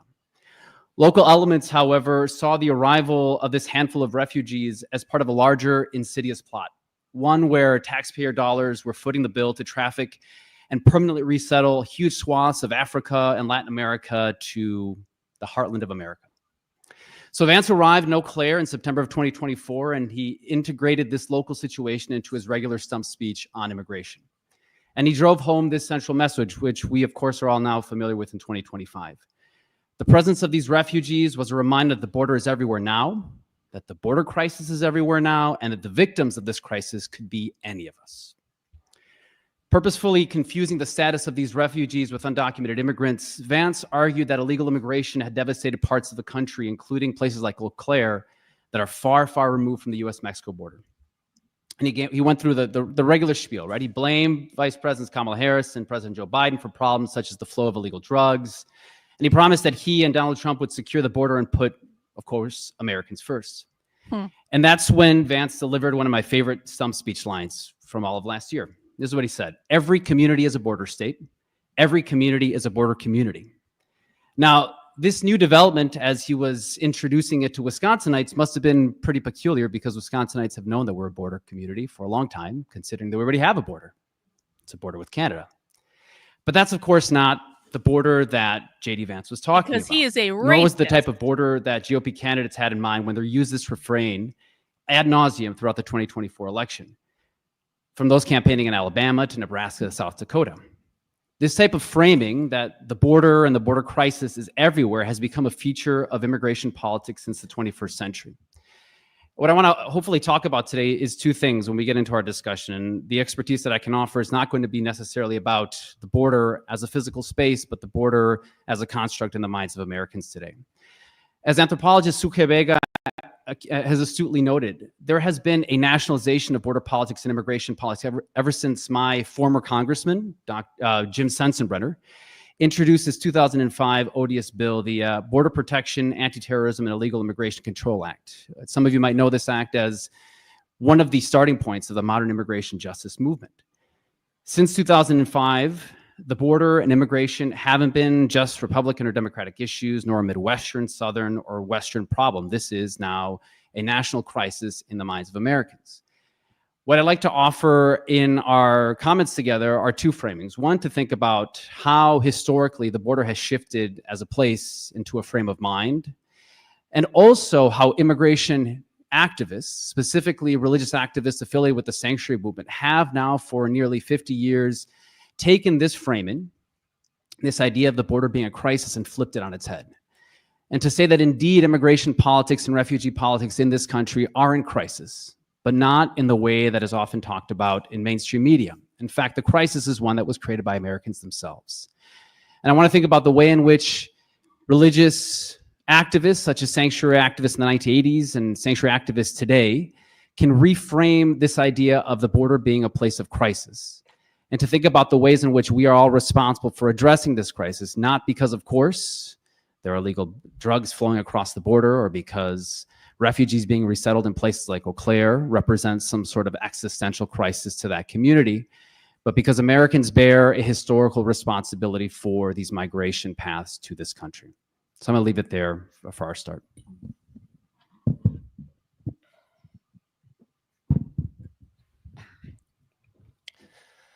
So on February 11 of this year, a 33-year-old woman named Yesenia, originally from Venezuela, was selling arepas at a Quick Trip gas station on the south side of Tucson. And she doesn't speak much English, but she was able to understand that a woman approached her and started kind of yelling at her and threatening her and calling her mean names, accusing her of being an immigrant or an invader, and also understood that the woman called the police. And Yesenia had 2 of her 4 children with her at the time. They were ages 6 and 9. The other 2 were at home with her husband. The mask bullshit in the chat is getting really boring. A couple minutes later, a state trooper pulled into the Quick Trip, and Yesenia calmly got in her car, loaded her 2 kids, got in her car, and started driving away. And a couple minutes later, just down the road, they flashed on their lights and they pulled her over. I was able to get the traffic incident report from that moment, and the premise for the stop was that she was driving too slowly. She was driving 25 in a 40-mile-an-hour zone. No one fucking cares. The officer asked to see her ID, and she presented an ID from Chicago. She had originally, after a really harrowing journey from Venezuela to Colombia, through kind of bouncing around a couple of countries in South America, through the jungle in Panama, all of Central America. She was with her 4 kids in the original trajectory. Got kidnapped in Mexico, were able to pay their ransom and get out, got on the back of a train, finally make it into South Texas in 2022. This was just actually a few short weeks after Greg Abbott started the political stunt of sending migrants to Democratic-led cities as sort of like trying to stick a finger in the eye and show them what Texas was dealing with at the time. And Yesenia and her 4 kids were boarded onto a plane and arrived in Chicago, where she was given a ID from the shelter. That was confiscated, so I was never actually able to see it, and she didn't quite remember which shelter it was at. But the officer was accusing her of having fraudulent documents and threatened her with 5 years in prison and separation from her children rather. And that itself seemed to be a pretext and just a delay tactic, because a few minutes later, green and white truck pulled up, and it was a border patrol, and they put her in handcuffs, loaded Yesenia and her 2 kids into the back of the border patrol truck, and drove her to a tent facility just off the Davis-Monthan Air Force Base in Tucson. She spent the night, which she describes as a night of interrogation, answering questions about whether or not she was a member of the gang Tren de Agua, if she had weapons at home. They interrogated her children, 6 and 9 years old. And the next morning, they put her on a bus, deported her into Mexico in Nogales, and their Mexican immigration officials boarded her onto another bus, heading south to Villahermosa, the state of Tabasco, which is about 2,000 miles away. It's deeply tragic. She had begun cramping. Deeply tragic that that she was deported. And deeply the first day on the tragic. bus, she had a miscarriage. Well, And she was given no medical attention. She was afforded no sanitary pads. And she arrived 3 days later to Villahermosa. And that was the first time she had access to a telephone. where was the guy she was asking fucking? to make a phone call that whole time. And her family and many of her community members had no idea where she was. I had been involved on day one because the family came to a couple of different people, and they came to me asking as a reporter if I could help find where she was, and I couldn't. She wasn't appearing in either No, ICE or Border socialists hate Patrol Democrats. They detainee don't work with locators, which is Democrats. They a don't like Democrats. They don't vote for incredibly common Democrats. issue. Anything you believe about socialists being So she Democrats is finally wrong. walked. Again, this is now 2 days after her miscarriage. She walked with her 2 kids and found someone who loaned her a phone, and she called her family and said, "I'm in Mexico. I'm in the state of Tabasco, 2,000 miles away." Her husband and the other 2 kids, they had like really strong asylum claims. They decided to self-deport to reunite with the family. And so they took a bus. Husband. Okay, good. They south self-deported. from Problem Tucson. solved. They crossed over to Nogales and they took a They bus south. self-deported. And the plan was to Why meet are up we in still Mexico talking about City. this? Problem Yesenia solved. and her 2 little kids, meanwhile, put together some money through help of the church and the family in the U.S. and started on a bus north to Mexico City. She passed through a couple checkpoints. Finally, at one of them, she was detained. She said she was beaten. They roughed up her kid.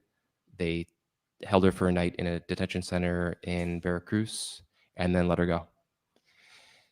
She spent 2 nights under a bridge in Coatzacoalcos, a notoriously dangerous town, port city in Veracruz for migrants. And then on the 3rd night, the train came. She boarded the train with her 2 kids. This is about a week after being deported, still having received no medical attention. And she got on the back of an oil tanker. Her 2 kids slept or hunched down on like the top circular platform. And she told me that she grabbed a fistful of gravel in each hand from between the railroad ties to try to defend herself. And she finally made it to Mexico City. I met her there about a month and a half ago and caught up with her and heard her story. And I think it's really She should important stay in Mexico at this City. time She should stay there. to Whole family should stay see there. the impact, the real life impact on people like her, I don't care. and to kind of put our faces in it and I'm understand. sorry. It might be heartless. What the I do not effects of care. these policies are, what the effects of She was here everything we've seen illegally. in the last few months, and what She the was effects selling of this food on the new side of the bill are gonna road. be. I also think can it's stay in really important Mexico. to pull back and try to understand the global context and how we have set up a world system for failure for people like Yesenia. Right now there is She can go sell food on the side of the road in 10% Mexico of the global too. population owns about 75% of the global wealth. 1% owns about 40% of the global wealth.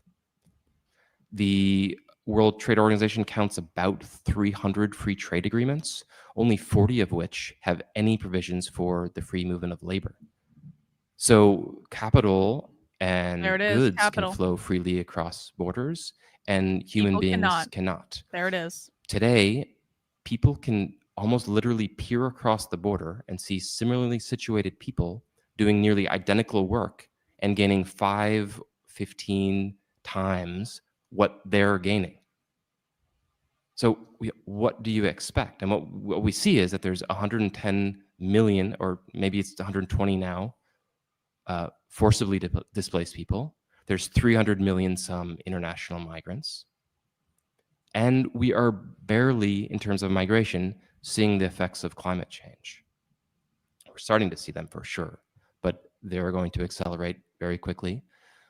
There was a recent 5-year period where the United States spent 11 times more in border enforcement than in climate change mitigation. So again, what do you expect? And I think, the 2 questions I identified that are really important to Oh, ask. we're doing a climate One change is, one how later. do There's a we climate respond? Armageddon presentation later. And the other is, how do we It's gonna be address the great. root causes? And the root causes are so incredibly complex, multifaceted, and constantly in flux that I kind of just go for the first question first, like how do we respond? And I understand how that could seem like, well, maybe if we open the borders or if we do better by our neighbors and the people who are forced to move, it may seem like just like a Band-Aid on this world system. But I actually think it's more than that. I actually think it's a little bit of medicine as well to the world system, because when we really think about how we address people who are forced to flee, how we respect our neighbors and people on the move, how we treat our environment, I think that actually starts tackling the fundamental underlying question about those root causes as well. I started on a really grim story. I'm going to end just very briefly this opening remark on something a little bit more positive that took place 500 years ago in almost the exact spot where Yesenia got picked up. And that was when Yaqui elders, the indigenous group, the Yaquis, heard that there was a slave party that was driving north from Mexico City that was looking for gold and more people to enslave. And they heard word of this. This is the Spanish driving north. They're the people that they enslaved. When they heard word of this, their response was to go and to sing the borderlands. And that was how they respected and addressed the land in their domain. And they pushed back the Spanish. They confronted them with arrows, with hematite dust laced with chili powder. And they were so bold in their confrontation that the Spanish got scared. And they turned around the slave party, and no colonizers came to the modern day land of Tucson for at least 70 years. And I think it's important to remember that resistance, this resistance that we're seeing now in mutual aid groups, in rapid response community collectives who are pushing back ICE. We're seeing in LA, we're seeing in Tucson, Chicago. That sort of spirit of resistance lives on. Borderlands have seen bad and they've seen even worse, and yet they have constantly been able to figure some way to survive. I'll leave it there. Very stunning, very brave. She needs to stay in Mexico, though.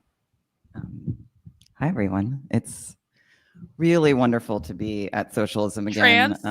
Trans, I was one thinking for about the first time I was two here, for which was last non-trans. year, and thinking about, as Sergio was mentioning, we were in the midst of a pretty horrifying election cycle, and actually, Are they just trans? based on how it was, like, I think right after the DNC here, and Non-binary? They don't look how non-binary. They're frustrating boobs. Kamala Harris's campaign was, and now here we are, and it's How actually frustrating Kamala Harris's sadly campaign not was. that surprising that this is where we have ended up, just given where we were last September.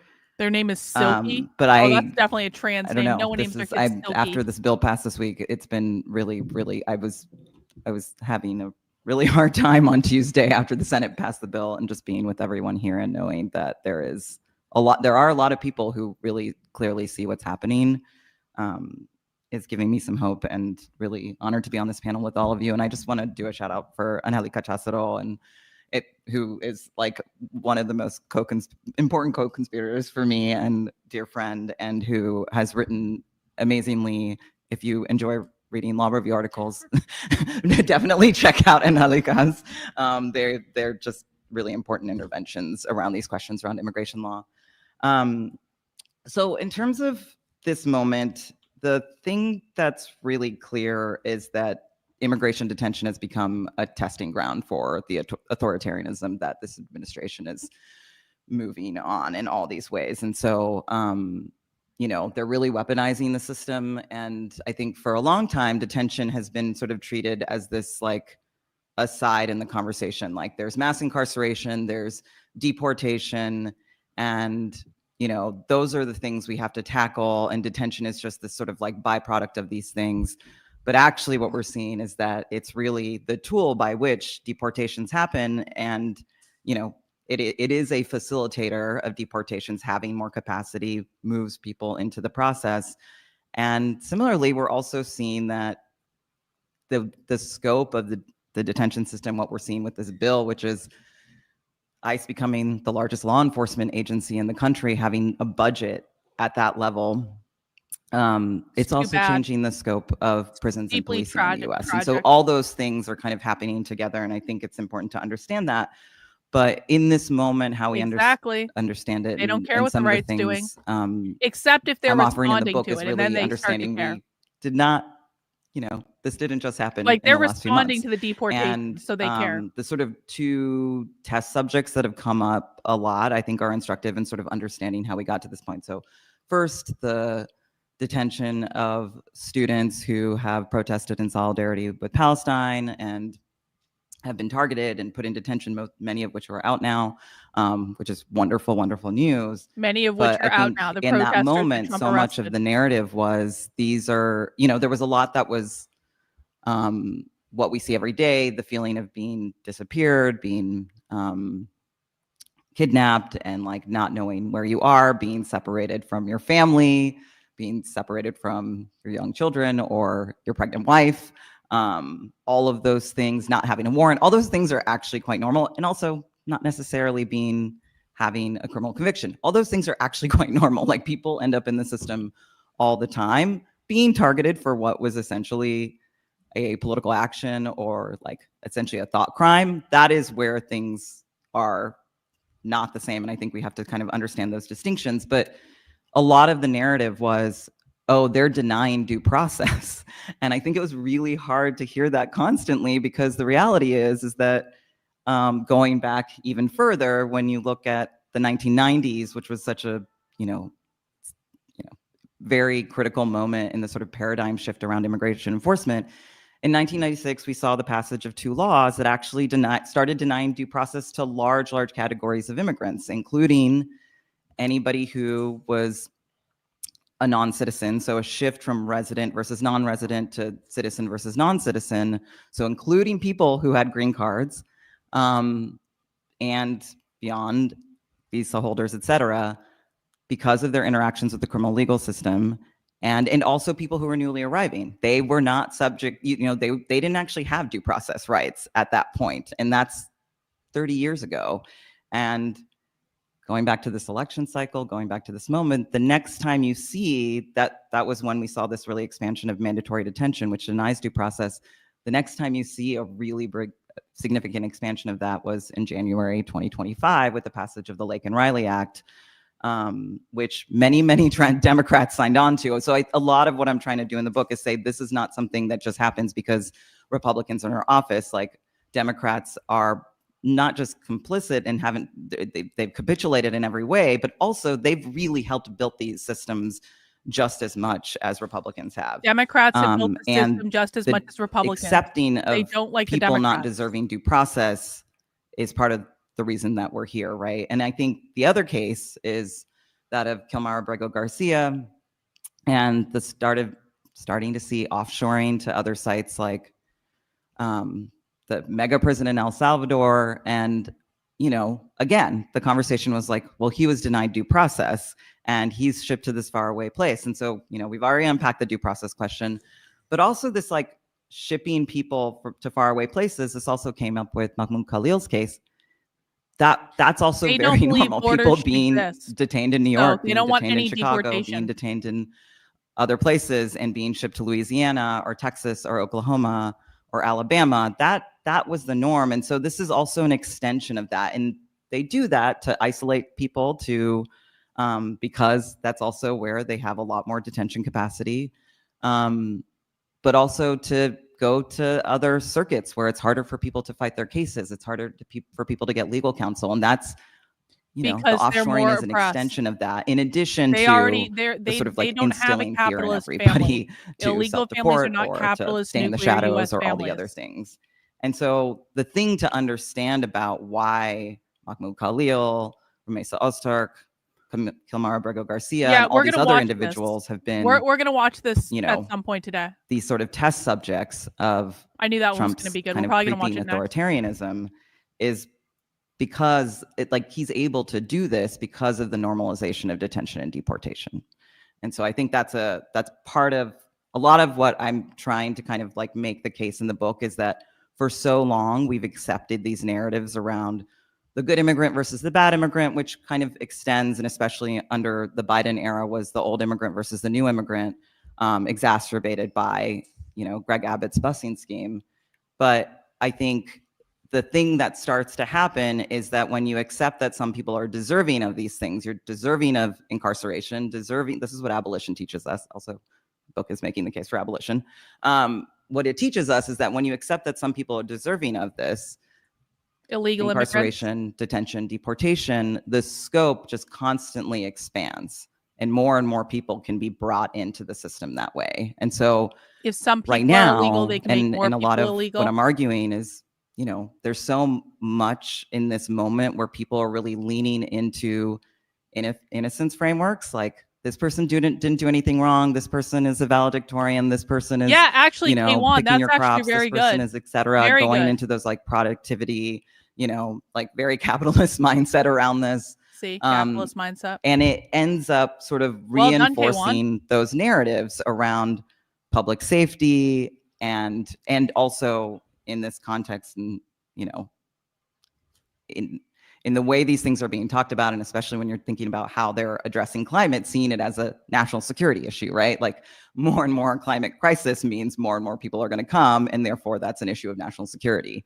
But beyond that, war on terror stuff, the use of Guantanamo obviously is trying to evoke something to the American public. And so I think the goal here is to really kind of, again, kind of expand the scope of who is deserving and undeserving. And by using this type of language, oh, this person didn't do anything wrong, like, they don't deserve this for all these reasons, they're a green card holder, they're XYZ, all these different things, it actually reinforces the idea of some people being deserving and some people not. And so I think that's a lot of what I'm trying to get at in the book. And the other two things I'll just mention quickly is, one, a lot of what I'm trying to push against is a reformist approach, which has lent itself you to did the great on that expansion one, of the K1. system, Well done. including through these other forms of carceral infrastructure like alternatives to detention, which Biden skyrocketed to some 300,000 people who were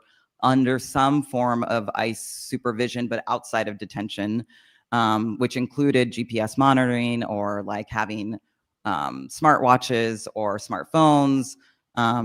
And now that has basically become a tool for ICE to find people to round up into the system. So like really understanding what, like, it's always this kind of like precarious thing if somebody's under that. But that was the case that the Dems were making. That was the case that started really under the Obama administration. And then the last thing I'll say is, I think it's a really, really hard moment for our work, because the times when we've been able to make the most impact and have the most wins against deportation, against the immigration detention system, it was actually in the context when there was like a broader racial reckoning happening in the US and a broader question about the crisis of mass incarceration and the crisis of discriminatory policing and policing in general in the US in the Black Lives Matter era. And that's when we started, for years, just lost campaigns. I would just, just keep doing this, and we just keep losing. And then there were openings and there was an opportunity. But I think right now, because of the sort of crime panics, like we can't even talk about this stuff. It's so much harder. So again, I think it's so important that in our language, how we approach this, we're really, really committed to kind of pushing back against those narratives that, again, the idea of the good immigrant versus the bad immigrant, reinforcing the idea that public safety and national security is what immigration is about, when actually, here at Socialism, immigration is about labor. Like, let's have the honest conversation of what it's really about and what's really happening. And of course, it's about seeking refuge and, talking about the root causes, which, again, we don't talk about. So that's some offering. Thank you. Before opening up, we're going to do one more round with specific questions for each of our speakers here today. I'll start with Sergio again. Sergio, what are some of the lessons from the sanctuary movement that you think would be useful for organizers today? And what are some of the ways to reinvigorate the internationalism of the migrant justice movement? Yeah, so I appreciate Silky and John are kind of picking up some of the points I wanted to start with here to think about. One of the difficulties that I think social movements in general have, but migrant justice movements have, is to address both the need for personal action in the immediate moment and the larger goal of addressing the structural solutions. And I think this is hard in any day of the week, and it's especially difficult in this moment of kind of like never-ending impending crisis that we're in 2025. But the sanctuary movement of the 1980s, I think, was perhaps one of the best examples of a movement doing this, and doing this over a decade long. And so just to not assume any knowledge here, that 1980s, of course, was a moment in which Central America was racked with a series of revolutionary conflicts and military dictatorships, forced the migration of 2 million people, caused the deaths of 250,000 people. Many of those people arrived at the United States and tried to avail themselves of the 1980 Refugee Act, which was supposed to allow, for the first time in American history, really this opportunity for people to claim asylum and refugee status in this country if they could establish this idea of well-founded fear of persecution, right? In the past, American refugee law had been built around this Cold War concept of the United States will allow in people that will, allow us to advantageously make our case. I'm the one with the capitalist good goal, as opposed to communist nations across the world. And so the 1980 Refugee Act was supposed to be this promise that if you arrive at the border and can make this claim, you know where you would be granted asylum. In places like San Francisco and in Tucson, activists were realizing that these people arriving at the border, places from El Salvador and Guatemala, and they were summarily having their cases denied. And when I mean summarily, I mean 98% of their cases were being denied when they applied for asylum at the US-Mexico border. And so these activists, religious activists, people of Jewish and Christian faith, looked at the situation. They realized if the United States was not going to abide by the law, then they were going to do so, right? They were going to follow not only federal law and international human rights law, but more importantly for them, they were going to follow the law of Scripture, the law of their religious teachings, which said that they had an obligation, a moral obligation, to welcome the stranger, regardless of why they arrived at the door. And as they developed their movement in the 1980s, they realized that they do two things at once. And this is what the core of what the sanctuary movement of the 80s represented, and what I think continues to animate people of faith who are engaged in migrant justice struggles today. They have to provide the immediate humanitarian aid, which is to say that if a person arrives at your door, whether that is your physical structure of your house of worship or at the door that is the US-Mexico border, you have an obligation to offer them material support, regardless of why they're there, especially if they're fleeing extrajudicial persecution by the state.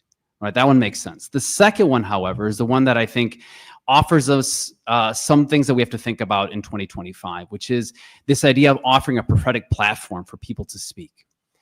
The church realized and synagogues realized in the 1980s that they had this vaunted social capital in this country. Of course, religion was supposed to be a protected space and had the platform from which people could speak. And so priests, pastors, rabbis in places all across the country and laity all across the country argued that the church and synagogues had an obligation to offer that prophetic platform to the people who were fleeing persecution.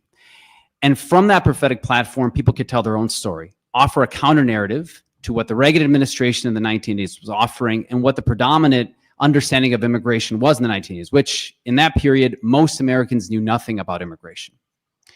And so what we need to think about, kind of here to think about John's provocations here of how do we respond to the moment and how do we address the root causes, we have to think about the ways in which that we are, offering those spaces, right? To think about this prophetic platform that was offered in the 1980s. But then, of course, thinking in 2025, what power those prophetic platforms still have today. And this is where I will kind of jump into the perhaps tricky side of thinking about sanctuary in 2025, which is to say that the church, of course, no longer has the vaunted space that it had in the 1980s, and that most Americans no longer think of the church as they once did. And I think most importantly, the federal government also doesn't respect the borders of the church as they once did.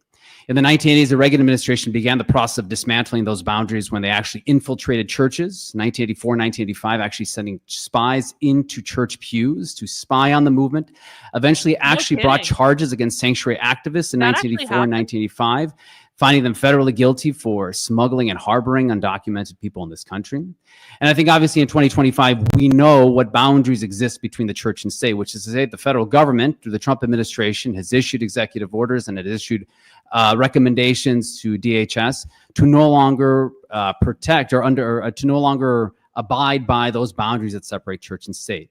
So the revocation of the sensitive locations memo, which means that Border Patrol agents, ICE agents, DHS agents are free to begin to go into these spaces, whether they're hospitals, they're places of education, or their houses of worship, mean that the tools that were available might not exist as they once did. And that's why I think in 2025, we have not seen the revival of sanctuary movements that we did in the first Trump administration. I mean, 2017 was like prairie fire across the country as we saw churches, synagogues, schools, restaurants, universities picking up the mantle of sanctuary activism. And today, people are unsure whether or not Oh, just wait, Misty. that, You literally just that got here. label, that Just wait. idea of a prophetic platform still exists. You have not yet begun And to so understand them. thinking about the lessons of the 1980s I and what they appreciate mean for that. today, I mean, I think the takeaway here is to say that it's complicated. However, I think we cannot completely deny the fact that churches and synagogues continue to hold this important space. I mean, they're the ones who are at the front lines. If we're thinking about what's happening in places like Los Angeles, Chicago,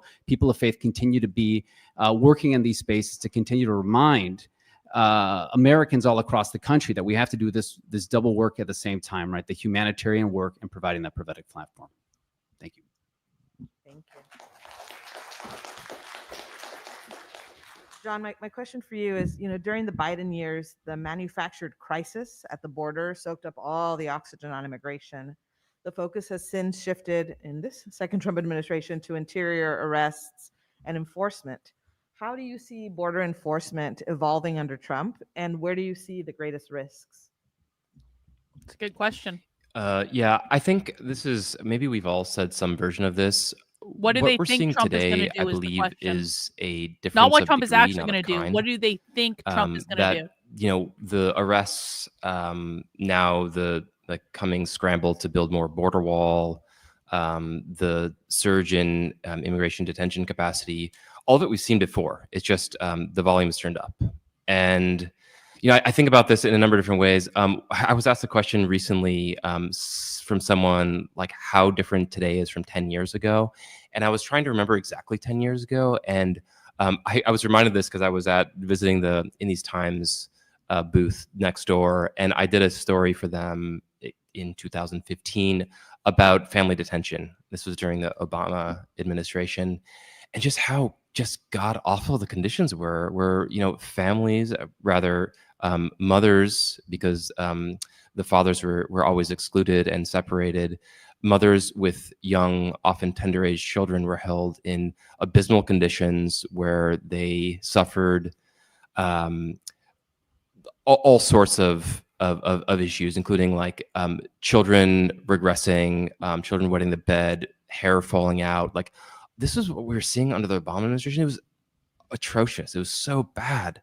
And like, here we are again, and we're seeing just like absolutely frightening things in our streets. And we're realizing like that this is, we're facing a administration that is willfully trying to harm people. I mean, what do you call what was happening 10 years ago? It was, presented rhetorically in a different way, in a kinder way, but it was truly, I think, some form of the same tactic, which was deterrence, trying to make the conditions that migrants suffer upon arrival or in the trajectory so awful that more people would not come. And I spent a lot of time in the book talking about the ineffectiveness of border walls, like the actual physical infrastructure. And we have decades upon centuries of evidence showing that border walls, they slow people down or they divert people, but they actually don't do a very good job of keeping people out. But yet, right now, numbers are way down. So what's happening? Like, has Trump been successful in the first 6 months? I think, first of all, it's a little bit too early to say. There's always a wait and see period, and I think that we are in an extended one, given the volume of which he has been constantly screaming about immigration. Another factor is absolutely you have to take an international lens and see what other countries are doing, how Mexico has been ramping up enforcement, how Central American countries have been, been like acquiescent to Trump's demands and cracking down as well. And another factor is they have done a fairly good job of highlighting their tactics, like in LA and elsewhere, in El Salvador, like the shipment of people to El Salvador, or the shipment of people recently, was that this morning, to South Sudan, like that does have an effect. And in fact, so this may seem a little contradictory because I just said that border walls don't work. Well, you can make the conditions inside of a country so god awful that people won't want to come anymore. That is, prime example of cutting off the nose despite the face. And like, who wants to live in a society that is deliberately made so bad that other people don't want to come to it? Not me. But also, it does nothing to address. Going back to my one of my original questions, does nothing to address the underlying conditions. People are still uprooted or unroofed, are forced to flee, and not having them come to the United States does not mean that they have found safety. It means that they are living unsheltered or living in unstable situations elsewhere. And if you only think about, the numbers of people who are crossing to the United States, you are falling into the really poor and shallow logic of bordering. You have to look beyond the US-Mexico border to understand how the international migration system currently is working. To address your question a little bit more concretely about the border wall, I would say the same thing. Attention, or the oxygen is really being sucked up by immigration arrests in the interior, by ICE. But we are seeing right now a huge ramp up of border enforcement, on the actual line. And so this is the transfer of land, especially in New Mexico, to the Department of Defense. Now, even a U.S. citizen can be charged with criminal trespassing for walking on, as of very recently, federal land, federal park land on the U.S.-Mexico border. They have just announced, awarded a contract to a company with a really poor history of misuse of funds, of bad construction, to build about 25 miles more of border wall in the San Rafael Valley in southeastern Arizona. I think this is one example that we hasn't gotten enough attention, and we do not see, and we maybe can't even really understand the effects, or what the impacts are going to be, because this is a corridor where almost nobody crosses. There's no roads anywhere why would it matter? close in northern Mexico. Then why would it matter? They're just there wasting was their a time. recent study done by a group of nature organizations that found that about one person every month was cited. Then why was does it found matter? in this area, and most of those people were either hikers or Border Patrol agents. So no migrants are crossing there, yet they're going to seal off these extra 25 miles of wall, making for the longest continuous border wall between Arizona and Sonora. And the effect that that's going to have on wildlife is going to be devastating. Not only just wildlife, any of the large mammals aren't going to be able to cross through, but also the rivers that aren't constantly flowing, but when they do flow, you need to be able to follow their natural course. And you're going to disrupt the watershed. And it's not going to happen. Thinking that this is not going to have an is not an impact intellectually on honest all of actor us at all. is just incredibly He is a blind to Zionist campaigning how for any Zionist sort of interests. ecosystems work. And so it's incredibly important to keep eyes on what's going on in the interior and in our cities, but also know that there is a lot still happening right now. There's a lot of things taking place actually along the borderline as well, even as numbers drop and attention sort of turns away. Thank you so much.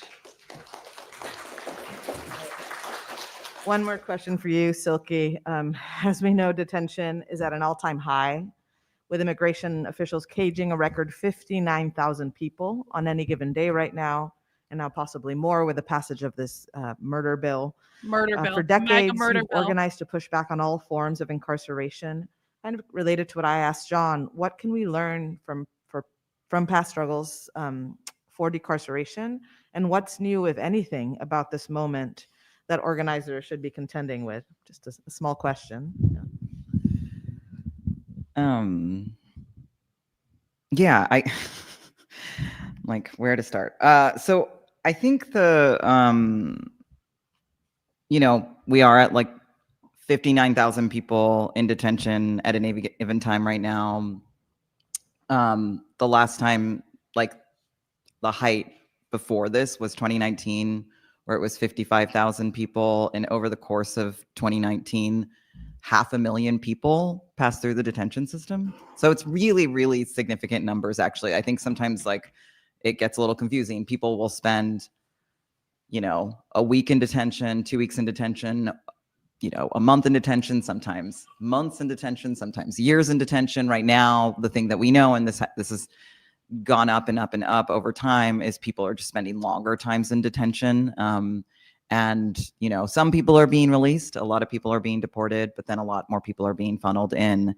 And it's really significant. If the sort of modern detention system as we know it really started in the 1980s in response to the arrival of mostly Haitians, but also Afro-Cuban migrants who arrived by boat to Florida, and he's just figured out that they period went of over time, the government. Like, congratulations, you caught up didn't, from years detention ago. wasn't common. They He were doesn't know using anything some about federal it. detention Sorry, I've looked at capacity, his tweets. He doesn't- federal prison he's not capacity, but posting people would anything of spend significance. a day or two in detention and then be let go, and He thinks are he able knows to kind of everything like go 'cause through he's their rich, but proceeding in fact, he knows without being in nothing. detention. So since then, we've just seen this exponential rise, and it, is along the lines of seeing the rise in mass incarceration. So that's something to understand. In terms of this bill, I'll just say, I think it's important that we understand all the scopes of what's what we can imagine happening. What are the different things that we should be paying attention to? Because I think it just is such a gargantuan number. I mean, it's 13 times what ICE's detention, like current detention budget is. And they're overspending right now. And this is something ICE has done. This was actually, we had a campaign around defunding during Trump's first term, and a lot of it, the way that we were kind of like able to get around it and push was show that they did this sort of like ratcheting thing where they would like constantly overspend and then like get bailed out by Congress, and then make the case in the next time they would go through an appropriations process that they needed more funding for more beds. And so we tried, like we were successful at exposing that to the Democrats, and we got some really big wins during that period, which again is much harder to do right now. But in terms of what's happening with detention, you have the sort of what, I don't know what to totally call it, the more traditional detention. So the use of private prisons, the majority of the facilities, the majority of capacity is operated by private prisons. It's a gross byproduct of neoliberalism. Neoliberalism, they're not capitalism. particular, like they're evil, but they're all like all detention is evil. So I don't think it's a thing to spend a ton of time All on, prisons are but I evil. do think that, the way that it's expanding, obviously, like ICE and private prisons, there's a revolving door. They're working together. They work hand in hand. There's a symbiosis there. So that is a part of it. That is what's going to be one of the things that are expanding. They have a lot of sort of dormant facilities sort of ready to go. But also the use of county jails. The jail system in this country is the gateway to the deportation process. And I think right now, the reason why they have ICE agents on the streets of Chicago, ICE agents on the streets of LA, is because sanctuary policy has been very, very effective at stopping people from getting into that system. It's not perfect by any means, but it's been a really important strategy to limiting ICE's reach. And you have places like Oregon, for instance, that actually passed the best sanctuary law in the country, which is phenomenal, and I recommend people checking it out. But what's so great about it is also they don't have any detention in Oregon anymore. And so what happens there now is that often when people are caught up by ICE agents, attorneys are able to file habeas petitions, and people are released instead of being transferred to the Northwest Detention Center in Washington State. And so we really have to understand the infrastructure of detention as an inherent part of the mass deportation agenda. But so the private prisons and county jails, there's only 5 owned and operated ICE facilities. It's I'll actually, answer this when I have a chance. for the most part, it's all outsourced. But they are using more federal prison capacity in Miami, for instance. And the thing that's hard about the places that are actually owned by the federal government, whether they're owned by ICE or the Federal Bureau of Prisons, they can't really say no to people. So you're seeing much more overcrowding actually in I'll those answer this when I have a facilities, and chance. you're seeing the conditions deteriorate even more. So again, this like idea that the private prisons are worse, I think that's something that we should push back against. It's like all of it's bad. And all of it's a part of this, strategy and political economy that exists around detention and incarceration generally. We're also going to see the use of military bases. I think the thing I'll say is that in terms of the lessons, and I think we're in Illinois, I have like a short section in my book about Illinois and the incredible organizing that happened to stop detention expansion here. I just like really gives me so much inspiration. And it's challenging because they are opening a facility in Michigan as we speak. That is now going to be the largest ICE detention center in the region. But for 10, 15 years, they stopped ICE from having a huge facility in the Midwest. And that was really phenomenal. And so we have to hold on to those wins, but these fights happen locally. So like, we have to understand what's happening, like at a grand scale. Yes, the 45 billion number, they have like a few years to spend that, like 4 years to spend that. So we don't know how quickly some of these things are going to move. But looking locally, you can work with your city councils and county commissioners, and we're working with many states on state legislation to curb detention in different ways. I think we have some opportunity in places like New Mexico right now. And then on the flip side, we're also working in a lot of places like Louisiana and Texas and Florida, where really harsh legislation's moving. So it's like stopping some of that really harsh legislation that's merging the criminal legal system and immigration system at the state level, in addition to what's already merged at the federal level.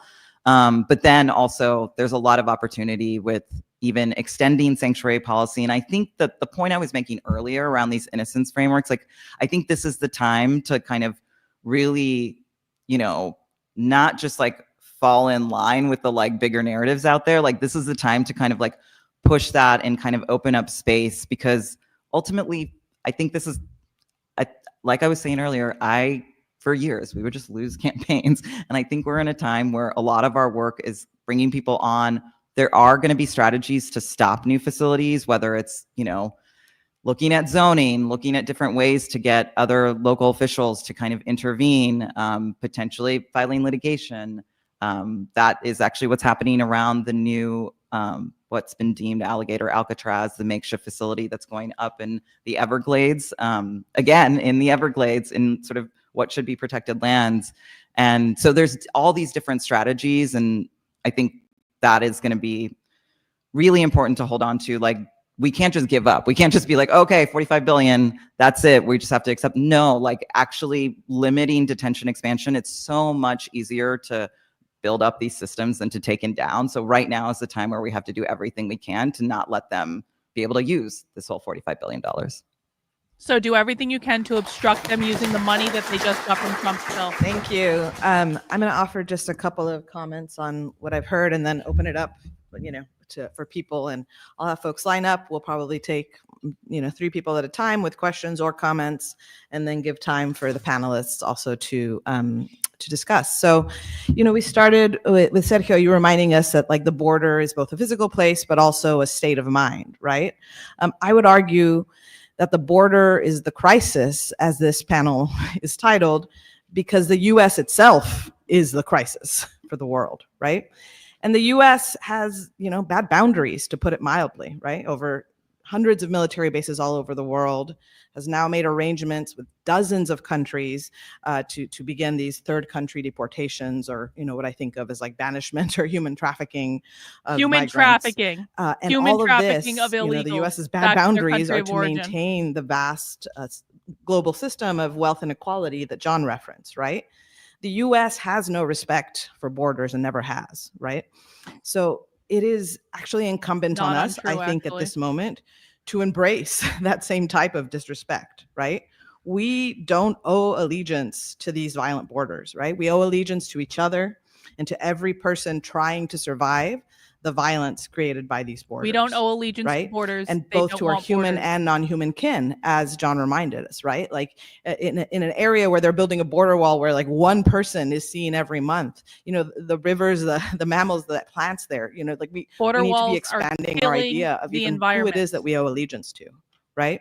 And I think that's why it's so important that Silky's book and Silky herself is reminding us of like, it is so past time to reject this like good versus bad immigrant narrative. This like, you know, I've been here for years Illegal versus versus like I got legal. here yesterday. Like done. I have been done with those narratives. Everyone here has. I know. All immigrants are good. You know, because every time we reinforce those narratives, we're following into what John called the shallow logic of bordering, right? Like it is time to deepen our analysis, as Silky is inviting us to do, right? To deepen our allegiances, right? We cannot have borders around our advocacy anymore. We cannot have borders around our organizing.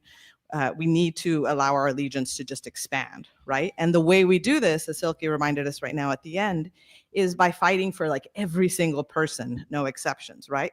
By fighting the construction of every single facility, whether it be an immigration detention facility or a new jail in your town, right? Like every single expansion of immigration policing, of surveillance is worth the fight, right? And I think ultimately it's in these actions of an allegiance beyond borders through site fights, through neighborhood defense with no exceptions, that we do start to prefigure the solutions to the bigger structural questions that we're all here to grapple with. So I'm going to leave it at that and invite folks to come up with questions. Q&A. I forgot to mention one thing about the San Rafael Valley. This could be really quick. And I was reminded of it just a moment ago, that this is the exact area where 2 years ago, the then Republican governor of Arizona, Doug Ducey, tried to build the boxcar border wall where he stacked all these like old kind of broken down train cars. And he started building it, and a bunch of like ragtag environmentalists and activists from Southern Arizona went and put their bodies on the line and stopped the construction vehicles from continuing construction, and really pushed eventually the federal government to tell the governor of Arizona to take down the wall. That was the first instance since the Berlin Wall that anywhere in the world an international border barrier was dismantled. And that was a huge win. Now, you know, we're seeing that exact wall, or you know, in a different form, go back up. But those wins, even if they're temporary, are really important. Slowing down, even for a little bit, of the creation of Immigration Detention Center is a temporary win, and we have to take that. Even you know, slowing as down the as building at of least the step detention center is a towards, win. They're going to you try know, to sabotage slowing the down this creation of the system's juggernaut. facilities. Thank you. How you doing, everybody? Thanks for that presentation. My name is Gabe Pius. I starting my 11th year as a bilingual educator in Chicago Public Schools. I am the chairperson of the bilingual Teacher? committee at CTU that just bargained a monumental contract. Chicago Teachers Union. Part of what we bargained were sanctuary protections for our students. Sanctuary I've only protections ever in worked on the Chicago west side in Public Humboldt Schools. Park. My former school that I just left received over 250 kids in 2 years from Venezuela, from Ecuador. We had kids from Nicaragua. We had kids from Colombia. And you know our schools are already underfunded. Schools are So on top protecting of already a illegals from being traumatized deported. and under-invested space, we were now receiving the byproduct of U.S. imperialism and foreign policy, global economics, in a school building that was primarily serving Black and Latino long-term residents of the city. Of course, we were underprepared. It was a crisis, still is a crisis. I received children with scabies, open infections, burn wounds, teeth infections, transmittable diseases, compounded trauma, children who were hallucinating in the school building because of that compounded trauma. And it was years of that. Kids were being bussed up and dropped under viaducts in the middle of the night in flip-flops and shorts, who were showing up in homeless shelters and CPS buildings. Otherwise, they would freeze to death in the middle of Chicago winter, right? So what we were receiving in our school buildings, what we're continuing to receive in our school buildings, is not just a tragedy for those kids, but it highlights how the ruling class uses the so-called migrant crisis to push austerity and to cut back the social safety network of this country. You'll see it at a federal level. Right now, they just cut medical insurance, Medicaid for 17 million people, claiming that undocumented folks were eating up, resources for native-born Americans, which is not true. It At a is state true. level, J.B. Pritzker, a progressive Democrat, just passed a budget where he kicked undocumented elderly folks off of the Medicaid roll to make ends meet. On a municipal This is a level, we say teacher progressive guy. Mayor Brandon Johnson, who my union supports, pass a change Brandon in how Johnson we is a receive socialist. homeless folks in our city, and they ended up shutting down hundreds of beds for immigrant students, immigrant families that otherwise are now in tents, in cars, and in shelters that are precarious.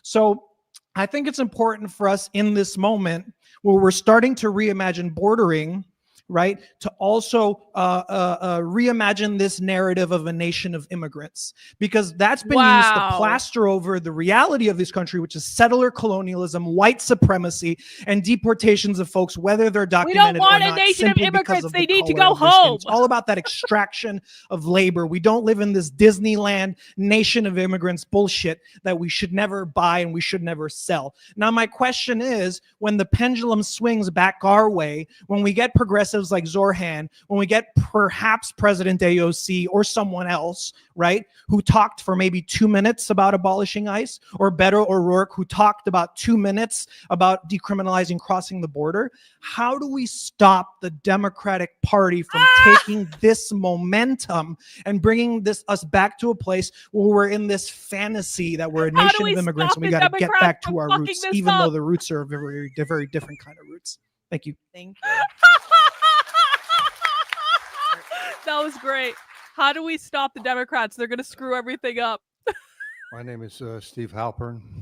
I'm from Philadelphia. I'm a school bus driver, and I transport children whose parents were born in other countries. I was also a participant in the movement against the war in Vietnam. Old We hippie. started out with Hippie just socialist. a few dozen people. Hippie socialists and are the basically movement harmless. transformed into a place where 80% of the population supported an end to the war.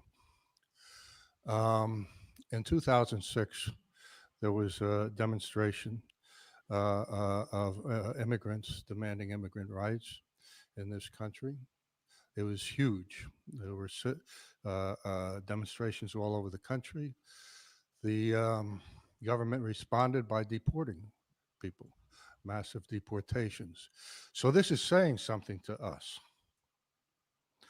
We need to recruit people who are not immigrants, because immigrants are afraid, justifiably, to go to these demonstrations. And we need to have huge demonstrations. We need to have a national coalition of groups where we have national conferences, educationals, what's going on. See, I'm not trying to minimize anything that anybody's doing, but we need a movement to change the way people are thinking about the issue. And this is it, because let's face it, immigration is how they make money. In the 60s, they had special programs to attract immigrant workers from other countries. You see, the reason why they're deporting people Immigration is drives because capitalism. the economy is in a downswing, and it's been in a downswing for 50 years. This is it has nothing to do with where you came from. My whole life, I've never had a job where I didn't have workers who were born in other countries. Socialists have jobs? Wow. We can I had say no that idea. about everybody. So we start a movement trying to get people to educationals, conferences, demonstrations supporting immigrant rights. We're going to have more than 1 or 2 people come. And that's you know that's a direction that we need to go. And I'll just one more thing, if I have time. We look at the growth of China. You know why China is growing? Migration. 300 million people migrated from the countryside to the city. And guess what? The ones who were born in the countryside have different rights than the ones who were born in the city. They don't like China. Well, they have this. It's a different system, but it's the same problem. So this is they don't like international. China. This is international, all over the world. There's one group of people who has more, somebody else has less. They think China is The system has capitalist to and grow. oppressive. How do they grow? They're obsessed with cutting costs. And when they're in a downswing, they're more obsessed with cutting costs. So this is affecting everybody. That's what I have to say. Thank you, Stephen. Thank you, old hippie socialist. Hi, everyone. My He looks name good for is his age, Elena. though. He I'm doesn't a look that social old. worker here in Chicago. It's Shabbat, so I feel like this feels relevant. It's Shabbat. I really appreciate what you're sort of sharing about sort of the history of interfaith work. The United Farm Workers California strike would not be successful if the entire Jewish community, including more conservative, politically conservative people, including the entire Orthodox community, all decided to participate in the California grape boycott and say that you are actually violating Jewish law if you drank ceremonial wine made with California grapes.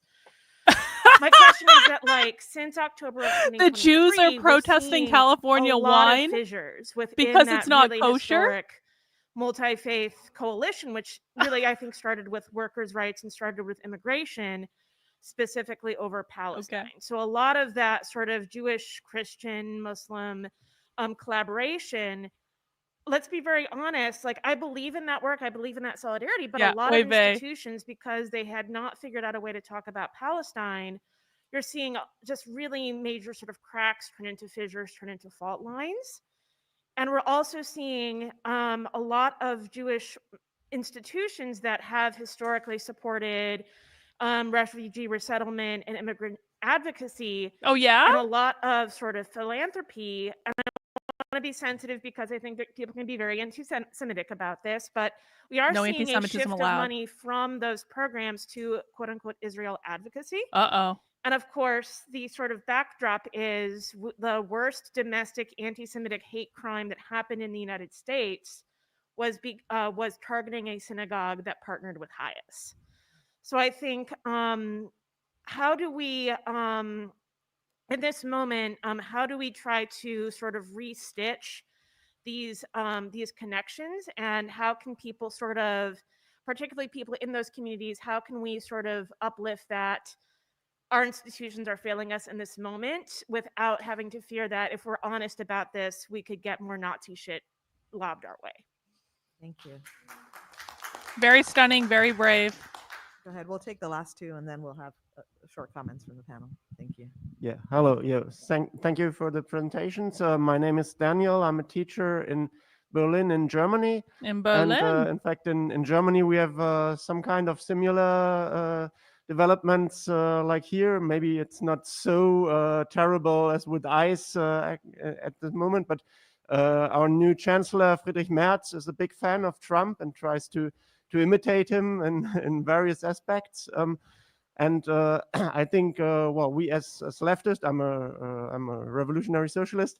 Oh, yeah? Of course, we have to oppose every kind of this border enforcement and to protect or try to Someone protect cancel his people that are visa.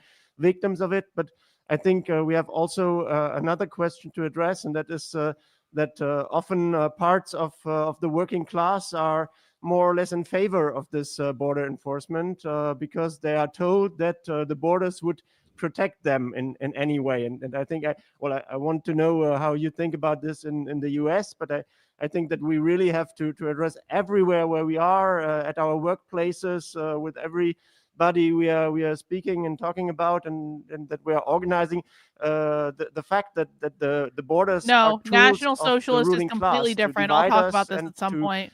in fact, Revolutionary Socialists want to overthrow the make us, government and more abolish weak all in borders. every attempt National to, Socialists to are a oppose completely their different thing. policies and the class struggle, etc.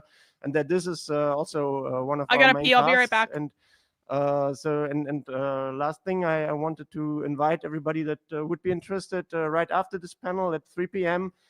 We are hosting, or with my comrades from Speak Out Socialists panel, Borders versus Workers, where we will discuss this with French comrades, US comrades, and me from Germany to continue this debate. Thank you.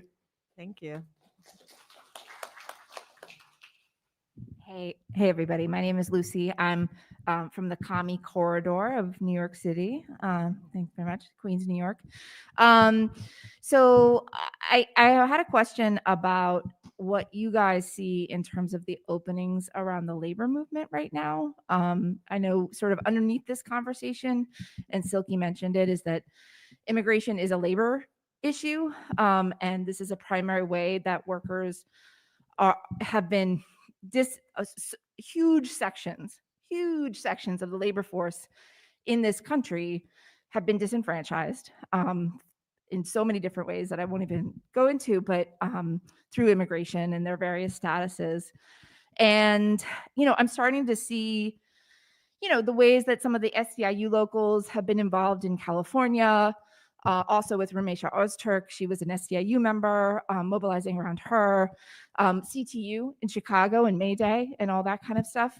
Like, I'm seeing openings, but I'm remembering, after the mass marches in 2006, there actually was a huge push in the labor movement around immigration, and even coming from the 90s, a lot of labor activists pushing the unions to take on immigration and be in support of immigrants' rights, so much of which got funneled into comprehensive immigration reform, and I think which is exactly the good immigrant versus bad immigrant framework, right? And so the labor movement being so top down and being so tied to the mainstream of the Democratic Party, which has absolutely no interest in providing, real workers' rights to all immigrants in this country. And so what you see in terms of any openings there are right now for labor to, get more involved on a better basis and actually help lead this fight, because I think that's what, seeing immigration as a labor issue is the thing that can convince working class people across this country that they have an interest in immigrant rights, right? So anyway, go ahead. Thank you. Thank you all. All right, I'm going to go down I'm going to go this way this time. Sorry, Silky. So I know you were not prepared, but now it's happening. All right, so 3 minutes each, and then we will wrap up. Okay, I'll start with the last one, and then see if I can answer a couple others. Yeah, I mean, SEIU actually just did a bus caravan pilgrimage thing to a bunch of the Louisiana detention centers this week, and it's actually there's really great footage from it and really great understanding from SEIU members about what's happening and a lot of clarity there, and so that's really exciting to see. I don't know if there's a book that Haymarket put out by Justin Akers-Chacon called The Border Crossed Us that is so much about the history of the labor movement and the relationship to immigration and comprehensive immigration reform and all the other things. So if people want to get into that history, I recommend that book. But yeah, I mean, I the thing that I really struggle with within the sort of way the immigrant rights movement has positioned itself is this idea that immigrants are sort of like exceptional and like actually it Hey, Sharon, National Socialists respect private property ownership. That is the difference. National Socialists did not abolish private property. National Socialists were a completely different thing. They have nothing to do with communists in America. They have nothing to do with socialists in America. So can we please move on now? National Socialism has nothing, I promise you, nothing to do with what we're watching right now. No, they're not the same. They're actually completely different. They're fundamentally different. They view the world in completely different ways. You're confused because they both use the term socialist, but they are not the same thing. Actually, if things got better in the US, and I think this goes to this other point about the crisis in Chicago after the busing scheme, like if we had better social safety nets, if we had Hitler was better against conditions Marxists, for not people, obviously. like Hitler was it against wouldn't Marxists. be as easy to scapegoat Hitler was immigrants. fighting And of course, obviously in the ignorance around actually who's causing these problems, immigrants become the easy scapegoat. And so I think my offering is I would love to see more of that. And I also want to push the immigrant rights movement or people who work on immigration to do that work, to say, no, we're all in this together. We're all in communities together. And and when healthcare gets better, when, other sort of like, education, et cetera, all these other things get better, like ideally we can make the case that those things should be better for immigrants too, but we can't say immigrants are only deserving, right? And so that's really what comprehensive immigration reform, and all the things that we have narrative now really that we should pushed. be burning and we're not. In terms of the opening, that's the last thing I'll say is things are so haywire right now that I do really think that if we do the really deep political education and the spade work and the base building and bringing people on board, there are going to be sort of immense opportunities. Oh, were they? Okay. When we have those openings. And so I'm not entirely sure what that looks like. I just know that we have to double down right now on bringing people in and making it really clear what we're fighting against and what we're fighting for. And I do think, we saw a glimpse of this. I know it seems wild to think about now. I saw a glimpse of this whenever Biden came into office in 2021, when first day implemented a deportation moratorium, something that we had been asking for years. Had actually a bill around immigration that didn't have criminal bars, that didn't have all this other harmful stuff. And so, some of that was symbolic. There was other things that they did, and then they faltered very quickly and capitulated to the Republicans. But there was a moment, because of what happened in 2020, because of that conjunctural moment, that we could get some really big things. And we didn't stay with that. But I think that's the question. What can we learn from that? How can we do that work now to prepare ourselves going forward? Thank you, Silky. The only thing I'll add is that I think the way we do that spade work is bringing people into hyper-local fights against immigration expansion and for neighborhood defense, right? So if people are not, it's yes, political ed, and political ed through action, I think, is how people come to these politics in a more organic way, or can sometimes. All right, down the line. Yeah, I agree with pretty much everything both you all said. Immigration is not inherently a crisis.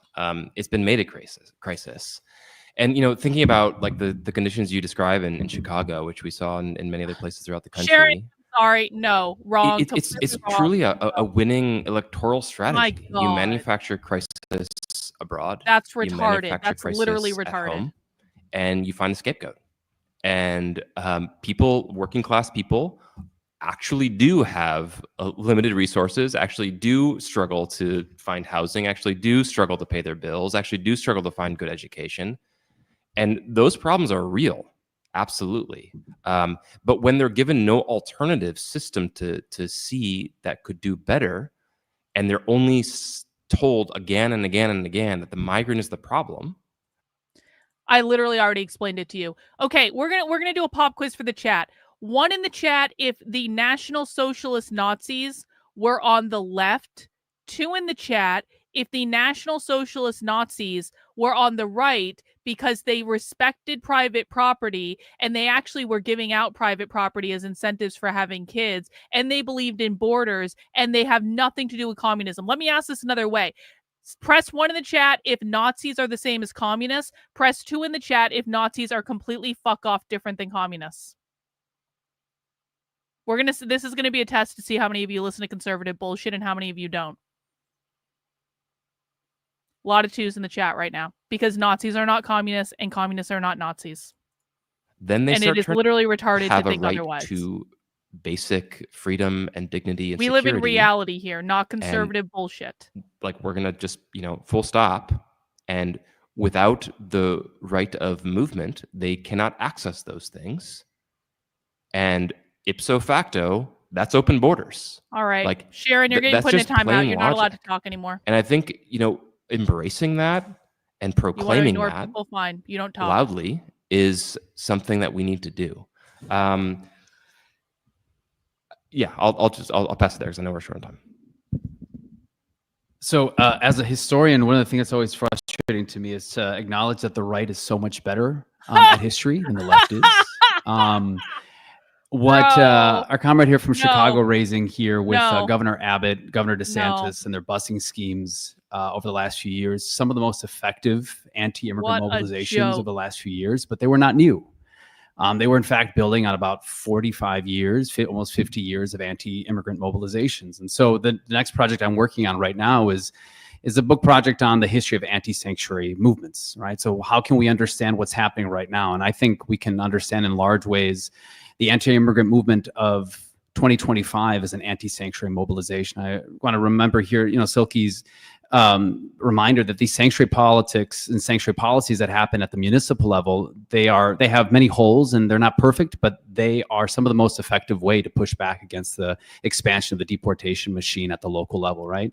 And so it should be no surprise to us that then you have Republican governors pushing these policies that are effectually, they're tests of sanctuary, which are tests of solidarity, right? When you bus in individuals who are themselves destitute into locations that have been facing for years, right? The same, very similar circumstances. What do you think the response is going to be? Just messed And up my knitting. what the response was in the So mad at 2024 Sharon, I election messed up my knitting. is kind of a continuation of what happened in the 1980s, trying to pit different organizations and different communities together. For me, when the sanctuary movement has been effective over the last 45 years, it's when it has taken on those questions head on, which is to say that sanctuary is solidarity at its heart. And I think here, of course, of Eduardo Galeano's evocation of sanctuary being the opposite of charity, right? Charity is something that happens horizontally, and solidarity is something that happens vertically. And what that entails is that immigration activists, specifically sanctuary activists, are going into those places that wouldn't necessarily be interested in immigration politics.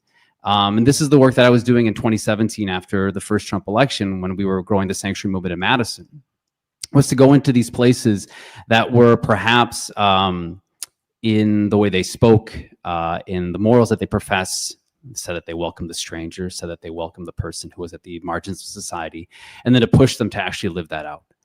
And when you're in the spaces, whether that's in a church or a synagogue or a common council hearing, and you can have a captive audience, you begin to do that work of educating people about these boundaries of solidarity that the right is trying to push back against. The thing that I will note is, for me, and I just as a proselytizer for sanctuary activism, the sanctuary movement in the 1980s lasted a decade.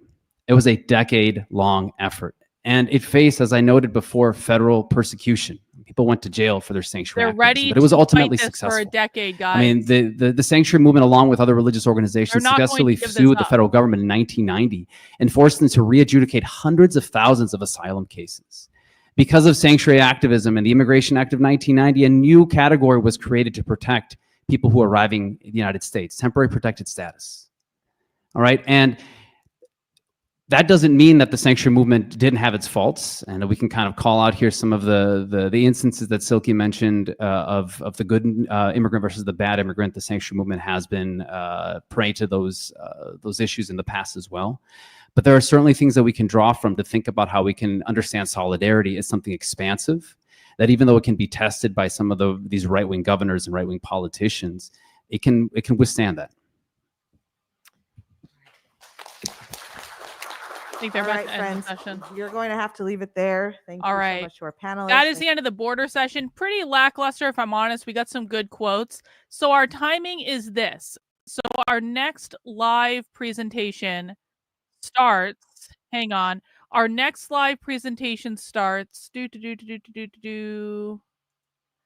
Our next live presentation, which is going to be What's at Stake, Organizing for Climate Armageddon, that starts in about half an hour. Okay. So what I want to do between now and the start of the next live presentation is I want to go back and watch the rest of the Q&A from the higher ed presentation, because this is just like, it's just really good.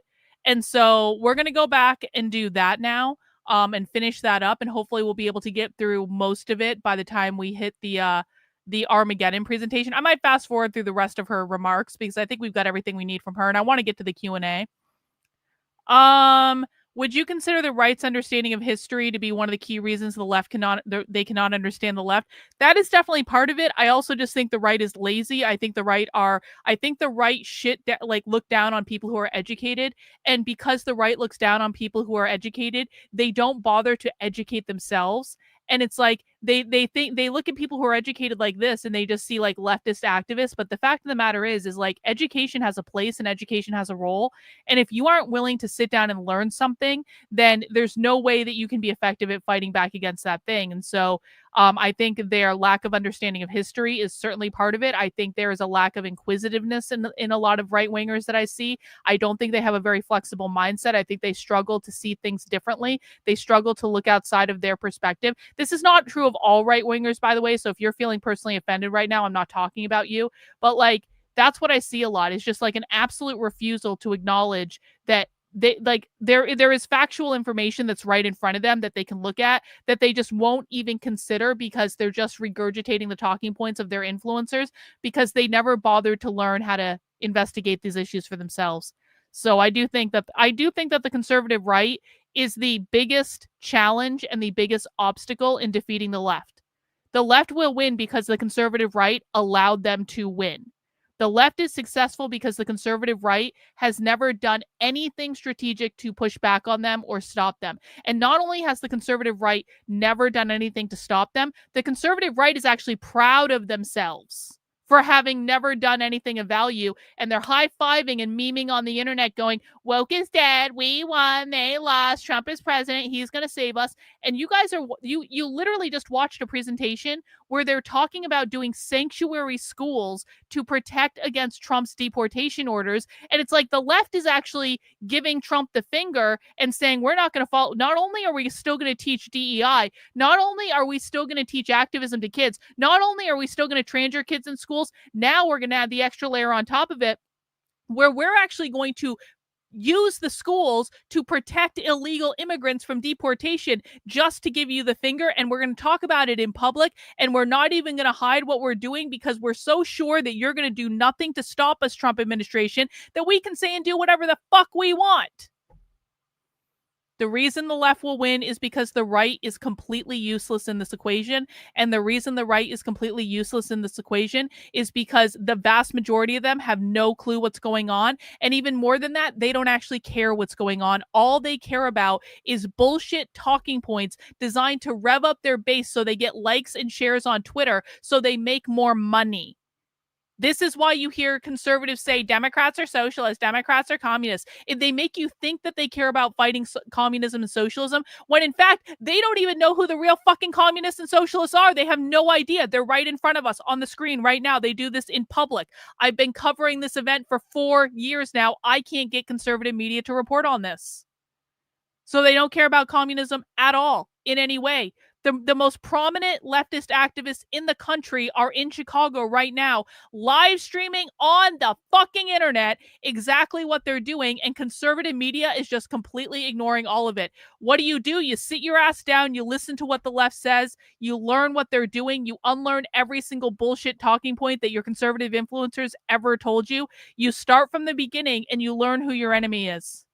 That's what you do. Sit down, learn what they're doing, listen to what they're doing, ask questions about what they're doing, unlearn all of the bullshit that you think you know about the left. That's what you do. And if you are unwilling to do that, if you are unwilling to educate yourself about what's actually going on, there is nothing I can tell you to do that's actually going to work. You have got to understand your enemy. I am extraordinarily anti-Zionist. Israel can suck my dick. I do not want to support Israel at all in any way. We should not be sending any money to Israel. I don't want anything to do with the Middle East, nothing. I want, and by the way, I don't give a flying fuck if you're Jewish. It makes no difference to me at all. If you want to fight the left, then I will, you can be here, whatever. And to be really serious, I truly don't care if you're Jewish, but honest to God, fuck Israel all the way off. Israel is part of the problem. Israel causes more fucking problems than anything. Israel is the reason that right now the Trump administration is going after anti-Semitism rather than radical revolutionary communists. Anyway, let's watch the rest of this presentation, shall we? And then we will get to the live presentation. We had intentionally not funding because you don't have to raise your hand, just shout. Oh, she's doing Q&A. She's not even making them do the microphone. Great. Okay. I mean, I could have made you play musical chairs. So this is. Oh, are they doing a report back? I want to see the Q&A. Okay, here's what I want. I want the Q&A. The caveat for this space. So Anthony was like, yes. So Keep going. we can don't say anything into a mic. Karlyn, I just disclaimer. also want to say, fair warning. I think you've heard this in other sessions. This is a safe space at the Socialism Conference, but it is also a public space in that things that Thanks, people say in Reagan. this room. Appreciate it. Just be cautious. I will share something that our comrades from In the Belly, which is an Inside Outside magazine project, say. Don't say anything into a mic that you don't want read back to you in court. There is literally nothing that you can do if you have not educated yourself first. Conservatives like to come on the channel all the time, and you guys like to try to get around what I'm telling you to do. The only thing, there is one thing that you need to do, one thing, singular. You need to sit your ass down. You need to listen to what the left is saying. You need to learn as much as you can about them. You need to learn to speak their language. You need to become fluent in their language. Until you have done that, and that takes months. That is months of commitment to listening to the left.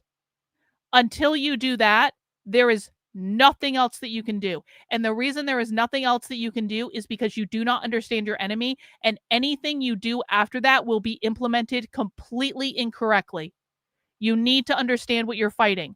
Until you understand what you're fighting fluently, you cannot do anything else that will be effective.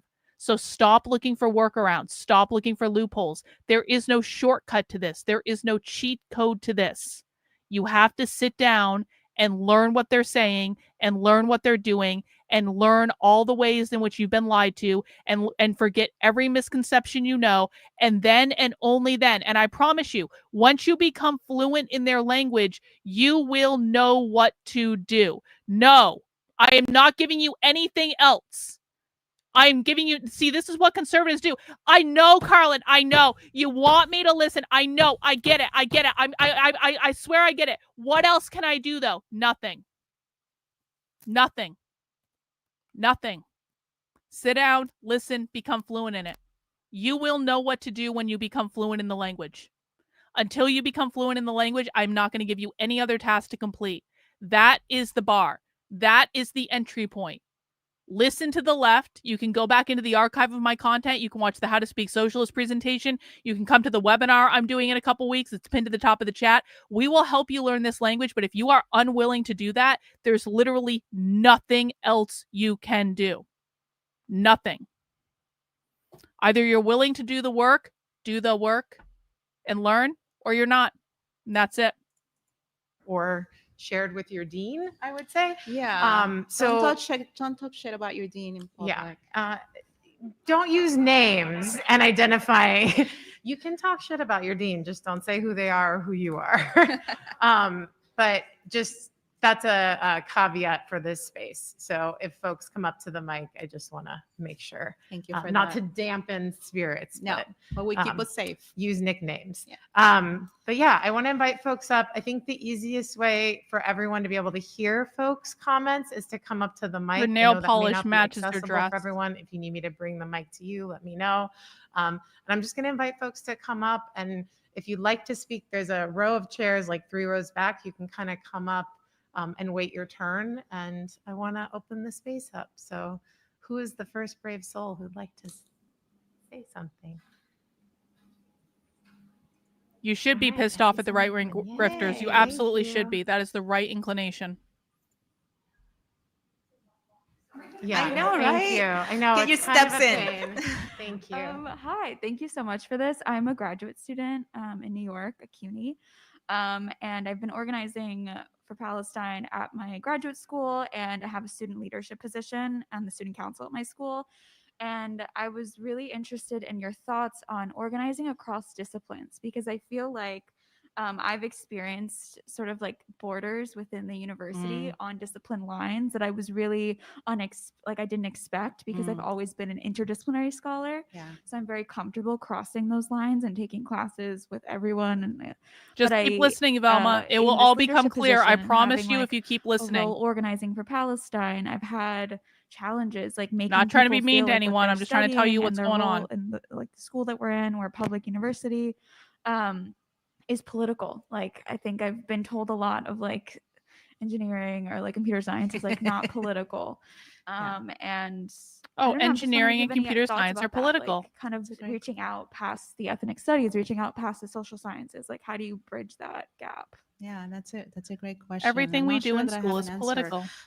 I find I'm finding the same challenge on the sort of the faculty side, that when for the Princeton encampment, for example, the majority of folks who came together to support students were coming from the humanities and social sciences, with the exception of Palestinian professors or people who had a political affinity because of their ethnicity and their, you know, their subject position, if you will, in the sciences. And it was really challenging for them, the kind of violence that they were facing every day just for being present. So I guess what I would say is be cognizant of the fact that folks who are in sometimes in the hard sciences or in computer science or in engineering, when they join these kinds of movements, they face more resistance than you might face in, let's say, a Black Studies department. So being aware of that and naming it, I think, is really important. And it might actually allow folks to feel comfortable because they're going to be finding that support in your community that they won't find. So I don't know if you have formalized meetings or if there's other ways to reach out, but I think saying things like, this is a safe space. We understand that different academic fields may welcome or not the work we're doing in a particular way. We want to welcome you. We want to support you. We want to be here for each other, regardless of what your political views. The other thing that I stumbled upon was sort of shyness based on ignorance, you know, feeling like, oh, I don't know enough about this. I don't want to put my foot in my mouth. I don't want to be called out for not knowing. I don't know the terms that I'm supposed to use. So also we did a little glossary of terms for people. We had some cards that we were passing out to the folks. It was really entertaining, actually. The folks in the computer science department were like, we don't know how to talk to people that don't know anything about Palestine and that might just be getting their stuff from like the news, God forbid. And so we made little really easy, really easy sort of bullet points. This is how you approach somebody. And so coming up with strategies that are really, really simple, like how do you approach the subject? Yeah, How do you there are approach more the than one subject to people in my even know community who if, have this experience. the person you're going to talk to is open to even thinking about supporting Palestine. And I so can coming connect up you with other people in the same like position. key phrases and even keywords. I'll give you my email later and I'll send you what we have, but that was really helpful. And there was one colleague that I feel like, you know who I'm talking about, that I feel like transformed. Like this person had not even thought about Palestine. I don't know how you can be on this earth for 50 years and not think of, but they hadn't. It was not in their orbit. You know, their level of privilege did not, you know, Their allow level them. of And privilege. when I approached them, they were shocked and scared. And with some patience, if you're willing to do the work, by the end of the time, this is a person that had a keffiyeh on. So, you know, it can happen, and it won't happen with everyone, and it will always be majority, I think, humanities and social sciences, but it's important work. We have to work across, and that means across generations, across fields. You have to organize with undergraduate students and with professors. Otherwise, it's not sustainable. The work will disappear as you move on. Thank you so much. Thank you.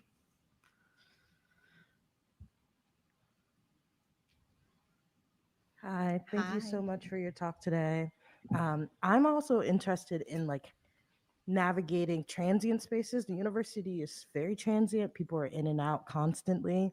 I've seen in my work that sometimes things do die down. It's really hard to both build and grow at the same time. So I was wondering how you navigate the like slowness you need to navigate community and build community while also the like immediate needs. I know, I hate it. It's so slow. I agree. And also, you know, the institution knows this, so they wait it out, right? Like they know that there's a time for things. Like students are going to get radicalized when they're juniors, and then they'll be active in their senior year and they'll go. And right, and the university will wait until May to make that announcement and do all the things that they're going to do, or they'll wait until December because it is in the fabric So organizing against that, knowing what the university This woman timing is and you explicitly can- training people and on how to organizing organize against the across- university. This is crazy. Across the university. That means staff, right? That means undergraduate students, graduate students, and faculty that are willing, because that is how you keep the thing alive, right? Like at Harvard, there was something like 40 years of organizing for Latino studies, and there was no Latino studies when I arrived, and I'm like, how the fuck is this possible? They've been organizing for 40 years, and then when we rebuild the archive of how it was happening, well, the people who were organizing were contingent faculty who were only there for 2 years, and undergrad students who were there for 4. And then somebody will come in 4 years and reinvent the wheel. There was no continuity until I arrived, until we organized in a different way. So I think it's really critical that there is representation from all the parts of the university for that continuity. And yes, to the slowness, but also creating sort of a priority list. Like, you cannot wait until next fall if someone's about to be deported. You cannot wait for people to sign a letter when somebody's being persecuted. So what is the plan? Like, what do we do for the emergencies, and then what do we do for the long-term work that we want to do? I think having those tiers, like this is what we want to do. This is our plan in case of emergency. This is our safe house. This is where we're going to take a student who's being persecuted. This is what we're going to do. And also, this is what we're going to push the university to do. So it's a both and. It's abolitionist thinking, right? We want to abolish the university as it is, but we're not going to sit down and wait until it happens while people are being persecuted, where people are being abducted, where people are suffering. We got to do both. Thank you for your question.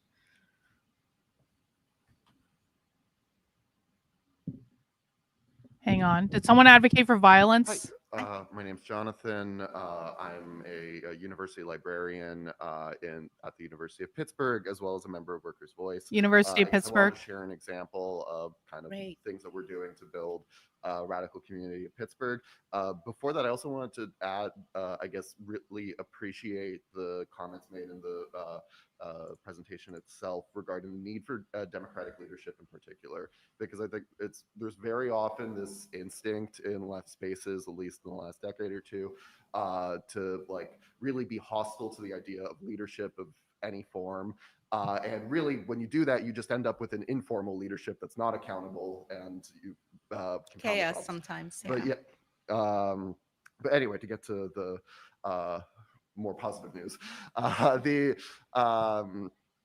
so we've kind of been coming out of a union organizing drive. We got our union, we got our contract, and now sort of the national union is pulling back a bit, and we're trying to figure out how to take ownership of our union, as well as dealing with all of the cataclysmic political crises that are happening, not just generally, but also specifically at the university. And we've kind of found ourselves at first coming up short of people not really like seeing the union as their community, not really wanting to like organize or fight with it, or not even knowing how necessarily. And I think one thing that we've hit on that we're going to be working towards as the Civil and Human Rights Committee for the union, which is a structure that we're essentially required to have by the Constitution of the USW, which doesn't necessarily result in anything many times, but we're trying to, or it provides this body that is like dedicated to think of these concerns. We're trying to essentially get the union to mobilize people on a consistent basis to join the rapid response networks, to join the immigrant anti-ICE work, to both— They're using the union to provide organize. the direct support that's needed, that's provided through those networks, but then also to do that through the union and to build that as a space that is moving people towards political activity and that is taking up discussions. And I Moving think, people towards political forming activity in that the into something union. that is also welcoming and that people can engage with is going to be a challenge as we move through this.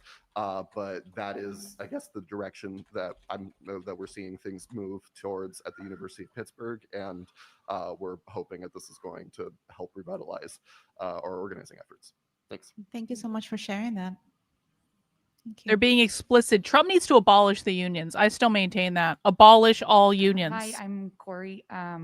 thank you for your work and your book. It's been helpful in to my colleagues in my context, Cal State LA and East LA. I can see if captions are available, in that Judy. environment. There you go. Your work speaks to the situation that we're in there very much. I'm an engineering professor, so when you Oh, speak yeah? to the interdisciplinary An engineering battles, professor. That sounds it's like a very, job very to real. me. But also, please don't write us all off, because there are people doing anti-military industrial complex work. There are Absolutely. people doing engineering for social justice, and there's scientific Engineering for people has social presence justice. here. There are people trying to do this, but it is few and far between, especially in like research universities and Ivy League schools. Absolutely. But in more community-oriented universities and teaching-centered institutions like where I'm at, that serve 5% of my students or more are undocumented, somewhere between 5 and 10%. 10% undocumented there students isn't in there's a engineering. more immediate need for this, and there's lots of people, faculty members like me, who do that work because we're trying to do this.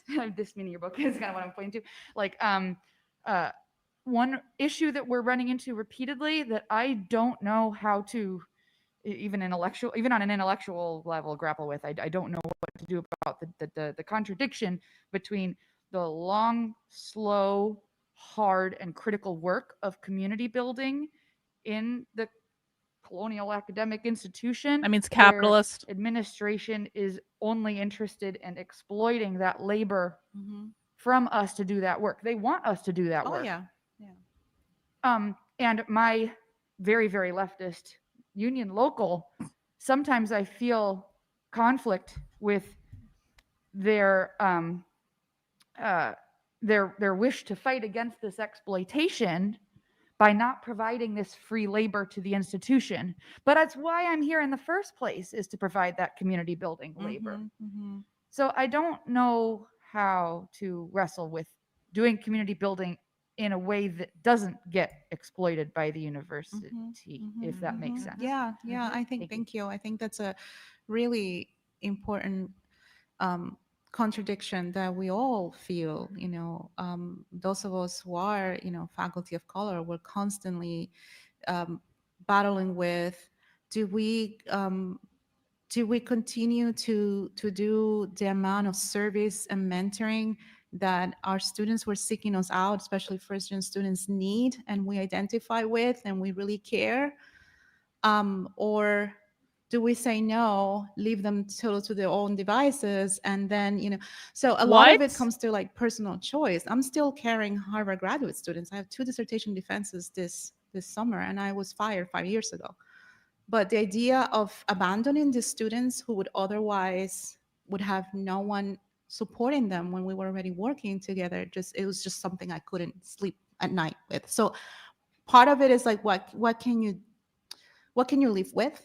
And there's no right answer. First of all, to be clear, you don't have to do any service or any work for the university that you don't want to do. Like, your existence in that space, especially as first gen or faculty of color, it's enough. That's enough she's labor still already. complaining about Harvard. But if you choose to do more, I think having a balance of like how you need to know what is the work that you want to do and in the service of whom. Are you trying to serve institutional building? I'm personally not interested in that kind of work. Or are you trying to build with colleagues and students against the machinery of the institution, and hopefully with institutional resources? And I think that's what I'm more interested in. Like, get the university's money to do the work you want to do to dismantle the university within. I think that is what I would advise, what I try to do, and hopefully I'm sorry, what? Get the university's money to dismantle the university from within? Hello, Clippy Tool. Hello, Clippy Tool. Get the university's money to dismantle the university from within?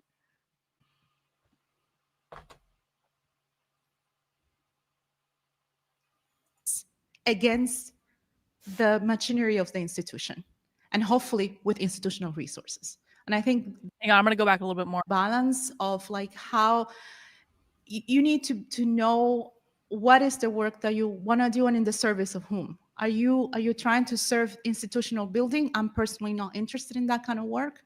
Or are you trying to build with colleagues and students against the machinery of the institution, and hopefully with institutional resources? And I think that's what I'm more interested in. Like, get the university's money to do the work you want to do to dismantle the university within.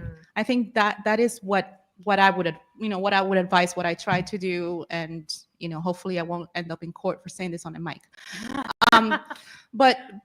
But yeah, I mean, finding, and this is very specific to each department and each institution. What might work in an Ivy League is not what's working, in a smaller school, public school. The kinds of resources that are, so it varies widely. So with that caveat, but one is insisting, whether it is through your union or through organizing in your department, that all your labor is counted.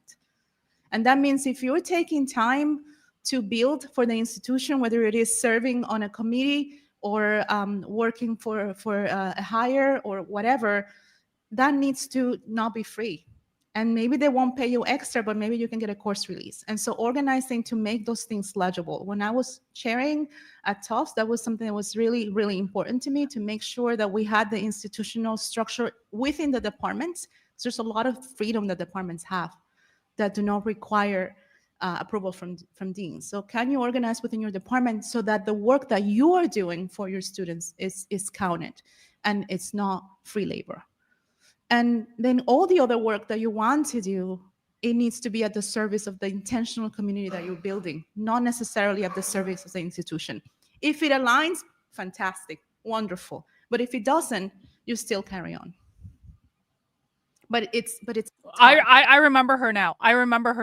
We've seen her before. She was the one that got denied tenure at Harvard, and then she went to Tufts. We've seen a stream with her before, and now and I remember her now. I was like, I thought I recognized her earlier. I was like, didn't that woman go to Tufts? But I guess now she's at Princeton. All right, I got that clip. We're gonna have to come back to this one again because there's still more to go with this one. But we're about to start our climate change one. And I don't want to miss Climate Armageddon because climate activism is usually pretty insane. And so I want to make sure we catch this one live. We will be going back and finishing the Q&A. There's also other stuff we have to catch up on too. There will be a break after this next session for a while. So we're going to be able to catch up on that. We're going to be able to catch up on the Abolish the Police one that we want to watch earlier with Brian Bean.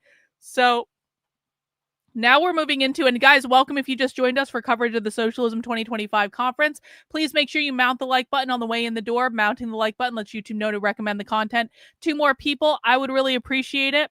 And also make sure you are subscribed to the channel. Double check if you think you're subscribed, because YouTube unsubscribed like 20 people last night at like 3 a.m. And I was like, all of a sudden 20 people were unsubscribed. I was like, oh, well, that's nice, YouTube. Thank you. So double check if you think you're subscribed. Make sure you are. If you're following on Rumble, X, Kick, wherever you're happen to be following, subscribe on there. Make sure you're subscribed to my Substack. That is Karlyn, KARLYN.substack.com. Subscribing to the Substack is totally free. You can sign up to be a paid supporter if you want to. I'm 100% funded by people like you. Look at this guy coming in. He looks like Antifa. Oh, that's Brian Bean. That was Brian Bean right there. I know who that is. I recognize his tattoo. We're going to watch him in a little bit. And so, yep, I'm gonna make this clip as we kind of get into the climate justice one. The presentation title is "What's at Stake: Organizing for Climate Armageddon." We're in the midst of a climate upheaval. The world is burning, and we must act. This panel will discuss what's at stake and how our side can respond to the crisis. The discussion will address indigenous sovereignty, climate refugees, and public power, and will explain why just ending fossil fuels alone is insufficient to create a better world. And so the sound is up on this one. The sound is not working there yet. If you guys want to join me, if you're new to watching socialism with me, I will be doing a live training in a couple weeks, an introduction to socialism for people who are new to this. If you're new to this and you're hearing some of this stuff for the first time and you're like, I don't understand what these crazy people are saying, none of this makes sense, it doesn't sound like English, that's exactly where you should be. As a reminder, socialists speak a completely different language than you do. It might sound like English, but it is not English. It is the language of socialists. And so if you're having trouble with the language, sign up for that free webinar in a couple weeks. That will help you out. If you can't make it live, you will be sent a recording. It is totally free. You can donate if you want to. I'm just going to make this clip real quick. I'm going to put this clip on Twitter.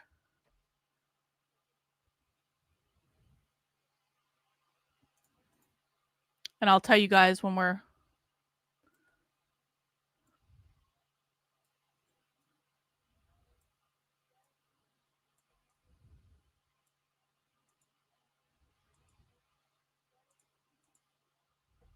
Hang on one sec.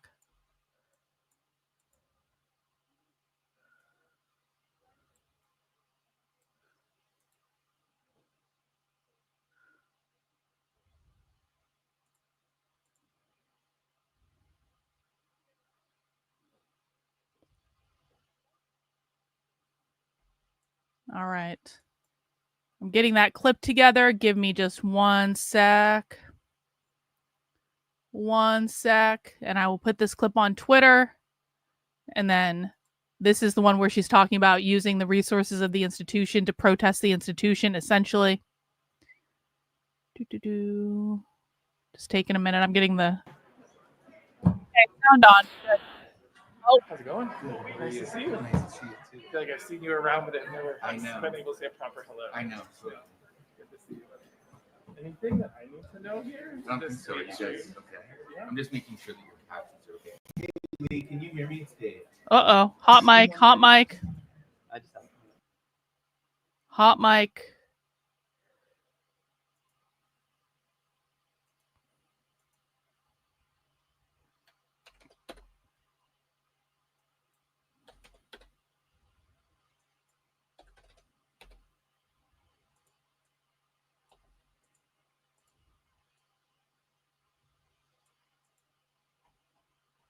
Okay. Exporting.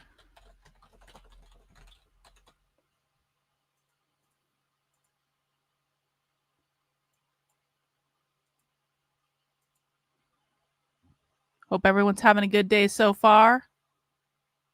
Welcome, welcome. Is Silky on this one too?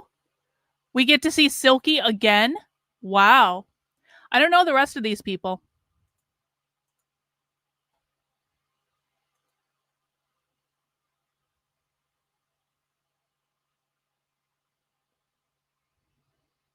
We will be streaming Socialism for the rest of the night, guys. We're going to go till about 10:30 tonight. Well, that's allegedly. Maybe 9:30 or 10, depending on when they stop. Sometimes like their schedule gets messed up, but we will be going until they go, which I think will be about 10:30 tonight, but we'll see.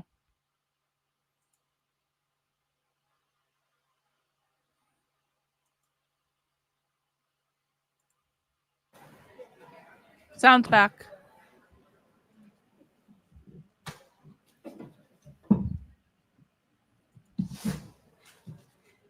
All right, comrades. Welcome. Comrades. Welcome to Socialism 2025. Hi, comrades. Everyone excited to be here? Yes. Yeah. So like that's the most excitement we're going to get for this session because this is organizing for climate Armageddon. So if you're in the wrong room, now's your chance to make a break for it. We're really excited to have this group of people with us today. I think this is a one-of-a-kind panel. I'm really excited to be able to chair it. My name's Eric Wallenberg. I'm an environmental historian. Oh, I know Eric. I'm a worker owner at Pilsen Community Books. He used to work at New co-host College. Counterpunch Radio He with is this very guy here, Josh Frank. Chris Rufo. And excited to be here. I went to one of his do want to let everyone know that presentations 2 years this ago. session is being recorded and streamed live. Hi, Eric. Just so you're aware. I am going to read a few announcements. I recorded that Eric we are 2 years asked to ago. read He at was the very beginning upset about here. it. At the Socialism Conference, all participants play a key role in keeping one another safe and making sure that folks feel supported and comfortable over the conference weekend. Toward that end, I'm sharing a few important reminders. First, remember that conference attendees are required to wear N95 or KN95 masks while indoors in conference spaces. Speakers from the front of sessions may remove their masks in order to deliver their presentations, but only while actively speaking, and audience members are still required to wear masks even while asking questions or making comments. Second, please make sure to wear your conference badge throughout the weekend and respect the badge checkers at the doors of meeting rooms. They're part of our community safety plans and are there to support a safe conference. And lastly, please keep in mind that the Socialism Conference aims to be a space that encourages genuine learning, discussion, and debate among folks from across the left. We ask that all participants help us foster a culture where folks feel comfortable expressing questions and sharing different points of view. All participants should also keep in mind that the conference is a relatively open space and take that into account when you decide what to share in your contributions during sessions. And I'll just say again, this session is being live streamed, so keep that in mind as well. Okay, so I'm going to introduce this panel that is going to take us through this crisis we're living through. I won't say much about the world today. We could go down the list, but I think if you've been reading the news just in the past 24 hours, you've heard about the once-in-a-century flood in Texas that has taken the lives of over 20 people. These once-in-a-century floods are becoming once every year, once every other year. The once-in-a-century fires are becoming once every other year. So we are in the midst of the climate crisis, and that's why we're gathered here today to think through this question. So I'm going to introduce the panel, and then they're going to speak in this order, 10 to 12 minutes each, and then we're going to open it up and try to get lots of time for debate, discussion, questions about which way forward. First, Joshua Frank is an award-winning California-based journalist and managing editorial director of the political magazine you and I both love, Counterpunch. He's a co-author of several books. Most recently, his book is Atomic Days, The Untold Story of the Most Toxic Place in America, and a forthcoming book on the perils of renewable energy, I believe now titled Bad Energy. And I have the distinct honor of co-hosting Counterpunch Radio with Josh. Ashley Dawson is distinguished professor. Very exciting, yay. Distinguished professor of English at the Graduate Center, City University of New York, and the College of Staten Island. He's the author of several books on key topics in the environmental humanities, including People's Power, Reclaiming the Energy Commons, Extreme Cities, The Peril and Promise of Urban Life in the Age of Climate Change, and Extinction, A Radical History, and most recently from Haymarket Books, Environmentalism from Below, How Global People's Movements Are Leading the Fight for Our Planet. You can check that one out in the book room. He is also a member of Public Power New York campaign and the founder of the CUNY Climate Action Lab and a longtime climate justice activist.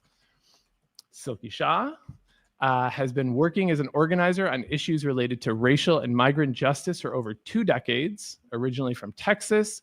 She began fighting the expansion of immigrant jails on the US-Mexico border in the aftermath of 9/11. In 2009, she joined the staff of Detention Watch Network, a national coalition building power to abolish immigrant detention in the United States, and now serves as its executive director. Her writing on immigration policy and organizing has been published in Truth Out, Teen Vogue, and edited collections. Many you can get in the book room. The Jail is Everywhere, I recommend in particular. And Silky is the author of Unbuild Walls, Why Immigrant Justice Needs Abolition. Fantastic book. Definitely check that one out. And finally, Janine Yazzie. Janine is the Director of Policy and Advocacy at NDN Collective.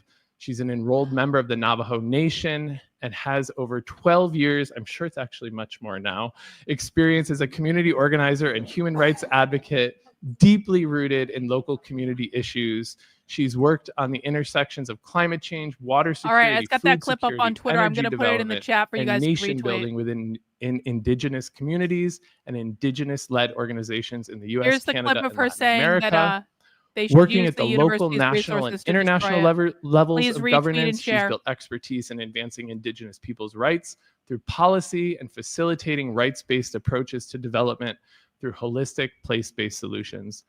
She has a background in international policy and human rights, and you may remember that she brought the house down last year at the final plenary here at the Socialism Conference. So we're really excited to have you all here.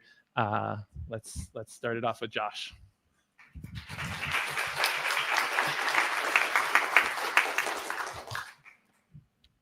showing up for a little talk on climate Armageddon. You guys are in for it.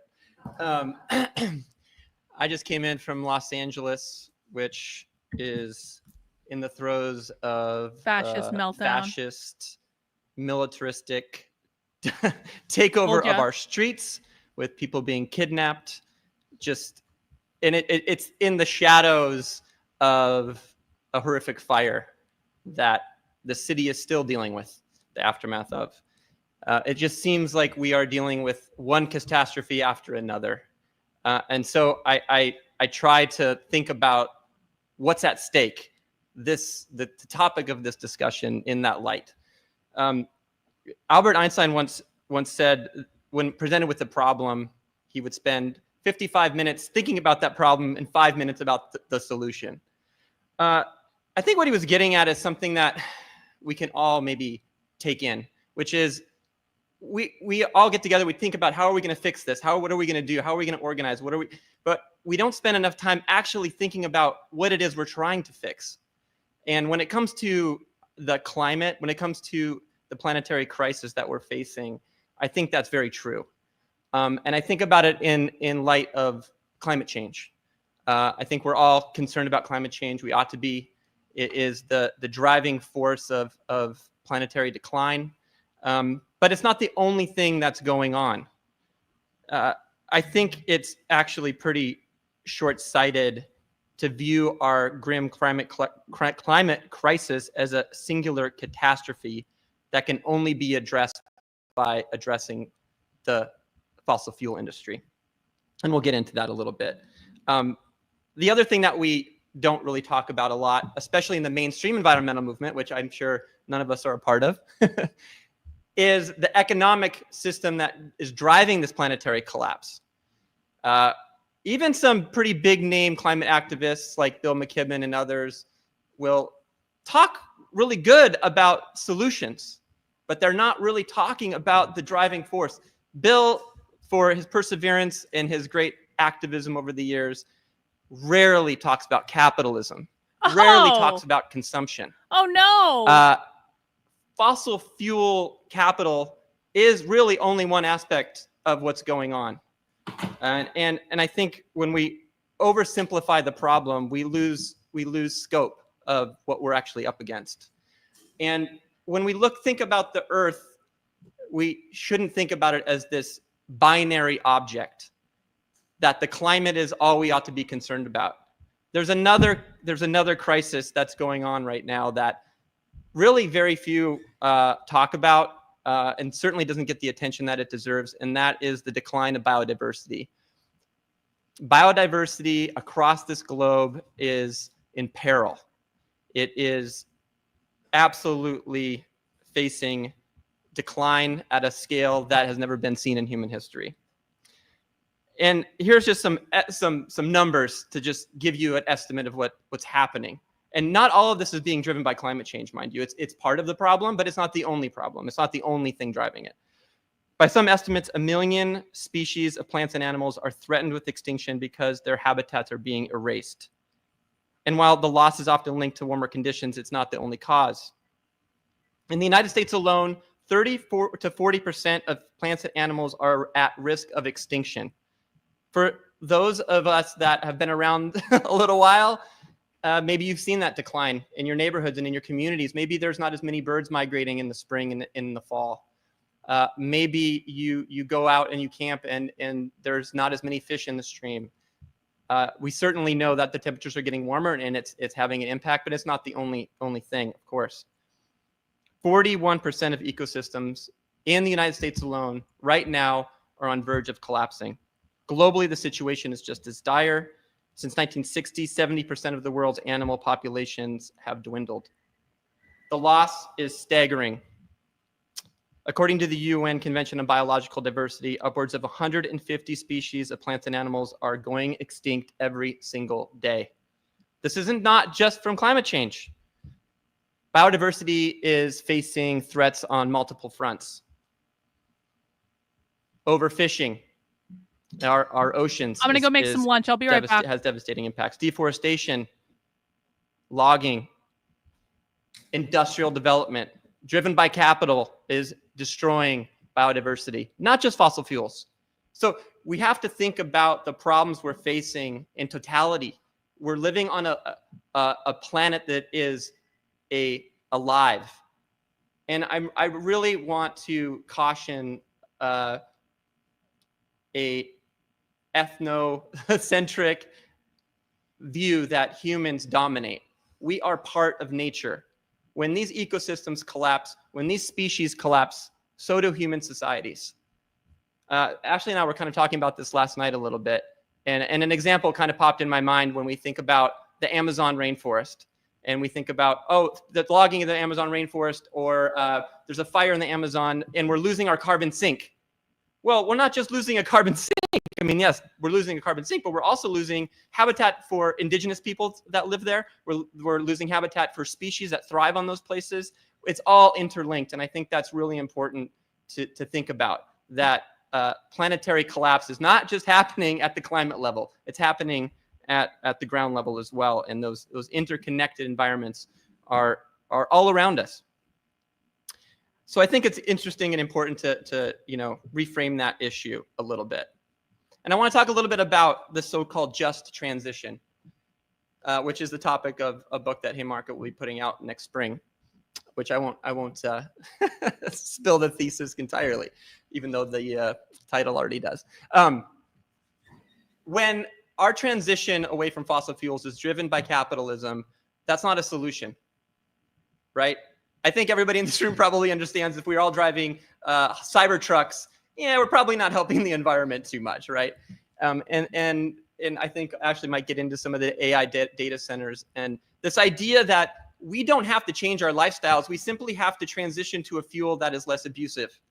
Well, tell that to Janine's people on Navajo Nation that are now again being threatened by uranium mining. Tell that to the Apache and other tribes that are now facing the largest copper deposit mine at Oak Flat that is under development right now and is pending again at the Supreme Court. Tell that to people that are facing this threat of lithium mining.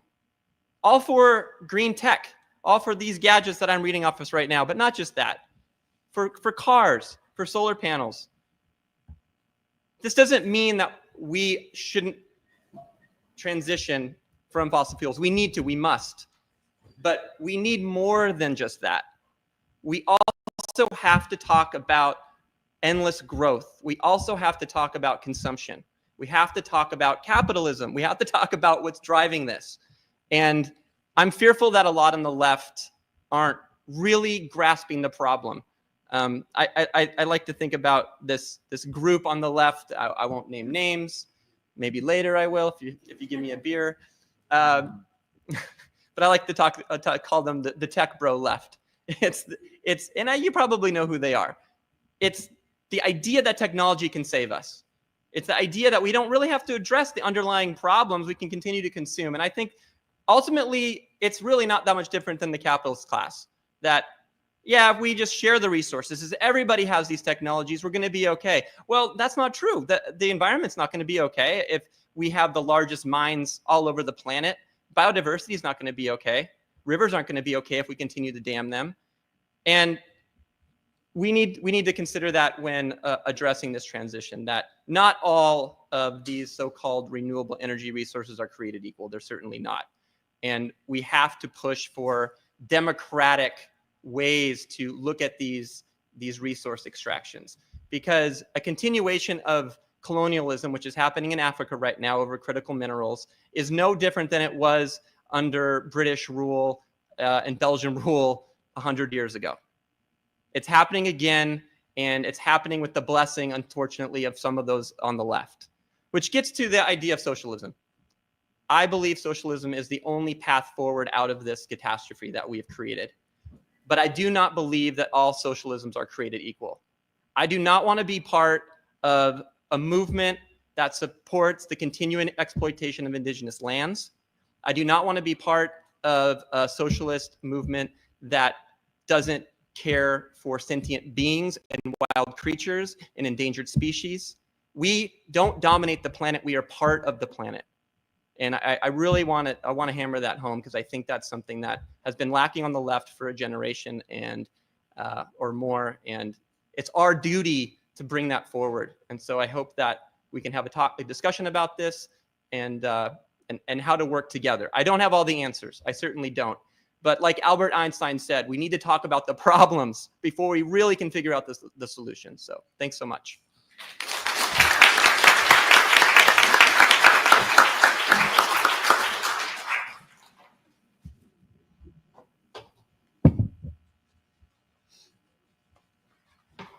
Hi, everyone. Thanks for coming out this afternoon. And thank you very much, Eric, for your introduction, and Josh for inviting me to be part of such an amazing panel. It's a huge honor. And I also wanted to thank you for drawing attention to biodiversity and the crisis of biodiversity, and just encourage folks to check out a book that I had the honor to co-edit last year called Decolonizing Conservation. It's a collection of indigenous and other frontline voices about how to confront the biodiversity crisis and the way that mainstream conservation organizations are actually making it worse. I'm not going to talk about that, though, today. I'm going to talk specifically about fossil capital and how to fight fossil capital, and even more specifically, what we're doing in New York, because I want to bring some hope to this panel about a very depressing topic, climate Armageddon. And again, if you've been looking at the news, aside from the disasters that Eric mentioned, you will also have seen that yesterday on July 4th, Donald Trump signed his big, beautiful bill. In addition to the criminal slashes to the social safety net, like cutting Medicaid, the bill also chokes off the clean energy tax credits put in place by the Biden administration with the Inflation Reduction Act. Now, those of you who know the IRA and have been following it know that it's woefully inadequate. It was a mainstream liberal co-optation of all of our Green New Deal building efforts. But nonetheless, it was not insignificant. It was projected to reduce the US's greenhouse gas emissions by 42% by 2030. So its throttling by Trump is a huge crisis. The US now effectively has no plan to address the climate emergency on the federal level. And of course, this is a massive victory for fossil capital. And it's not just a huge defeat for the US environmental movement, but for everyone on the planet. So what do we do?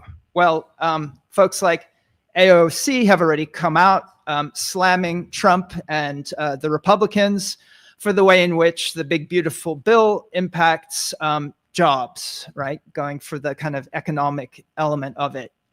Some analysts have said that 840,000 potential clean tech jobs will be cut by 2030. And of course, the vast majority of those jobs were in red states. So it's very interesting to see the extent to which Republicans are not animated by any kind of baseline economic rationale, but are operating along purely ideological lines on some level, and also through craven fealty to Donald Trump. So in the face of all of that, AOC and other progressives are going to hammer home the message of betrayal of the working class and of the planet. But of course, that will not do anything for a little while, certainly not lead to any kind of concrete policy change until at least the midterms. So what the hell can we do when the fossil fascists effectively control all branches of the federal government? Well, of course, the answer to that is we fight on other scales, right? We fight on local scales, on the state scale, and also through international solidarity. So what does that look like? Well, for all of you and coming from different parts of the US and the rest of the world, I'm sure it's going to look differently, but I'm going to tell you a little bit about New York, where I'm based. And as I'm sure you all know, we just had a really important victory. Zoran Mamdani won the Democratic Party primer for mayor of New York City. Yes. Something we can all draw hope from and a sense of political potentiality. And I want to argue that it's also a new opportunity for climate action. Of course, one of his key planks was free buses and a freeze on rents, both of which should be seen as forms of climate action.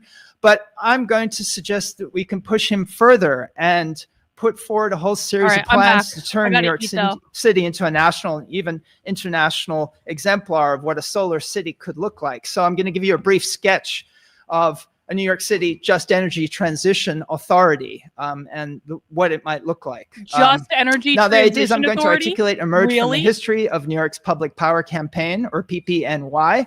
I've been an activist with them since the organization was founded in 2019.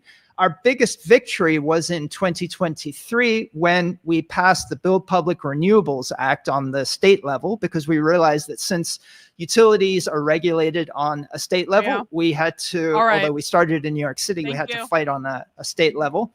So BPRA, the Build Public Renewables Act, authorized the New York Power Authority, a state public authority that goes back to the FDR era, to build and own renewable energy projects. Public Power New York subsequently called on NYPA to build at least 15 gigawatts of renewables by 2030 and to meet the legally mandated goals of New maybe York's we will on the 2019 break. Climate Thank you. Act. And just to give you a bit of context for this demand of 15 gigawatts, in the last 5 months alone, China added 198 gigawatts of solar power and 46 gigawatts of wind power. So we weren't even asking for all that much. However, shouldn't be. NYPA failed us. Their initial plan to implement BPRA, which was released last January, proposed a paltry 3 gigawatts. And most of that did not include any projects for Hudson Valley and New York City itself. After a massive public outcry, which we helped to orchestrate, NYPA decided to add an additional 3 gigawatts. So if we get lucky, we'll have 6 gigawatts I'll by answer 2030. this when I can.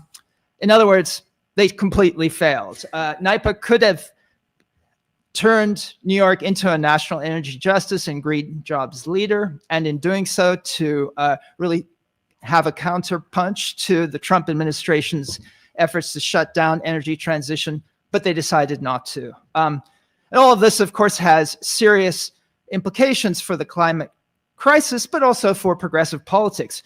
What do we do when a government agency like NYPA refuses to respond to the laws we fought so hard to pass? It appears that fossil capitalists captured the state on both the federal and the state levels.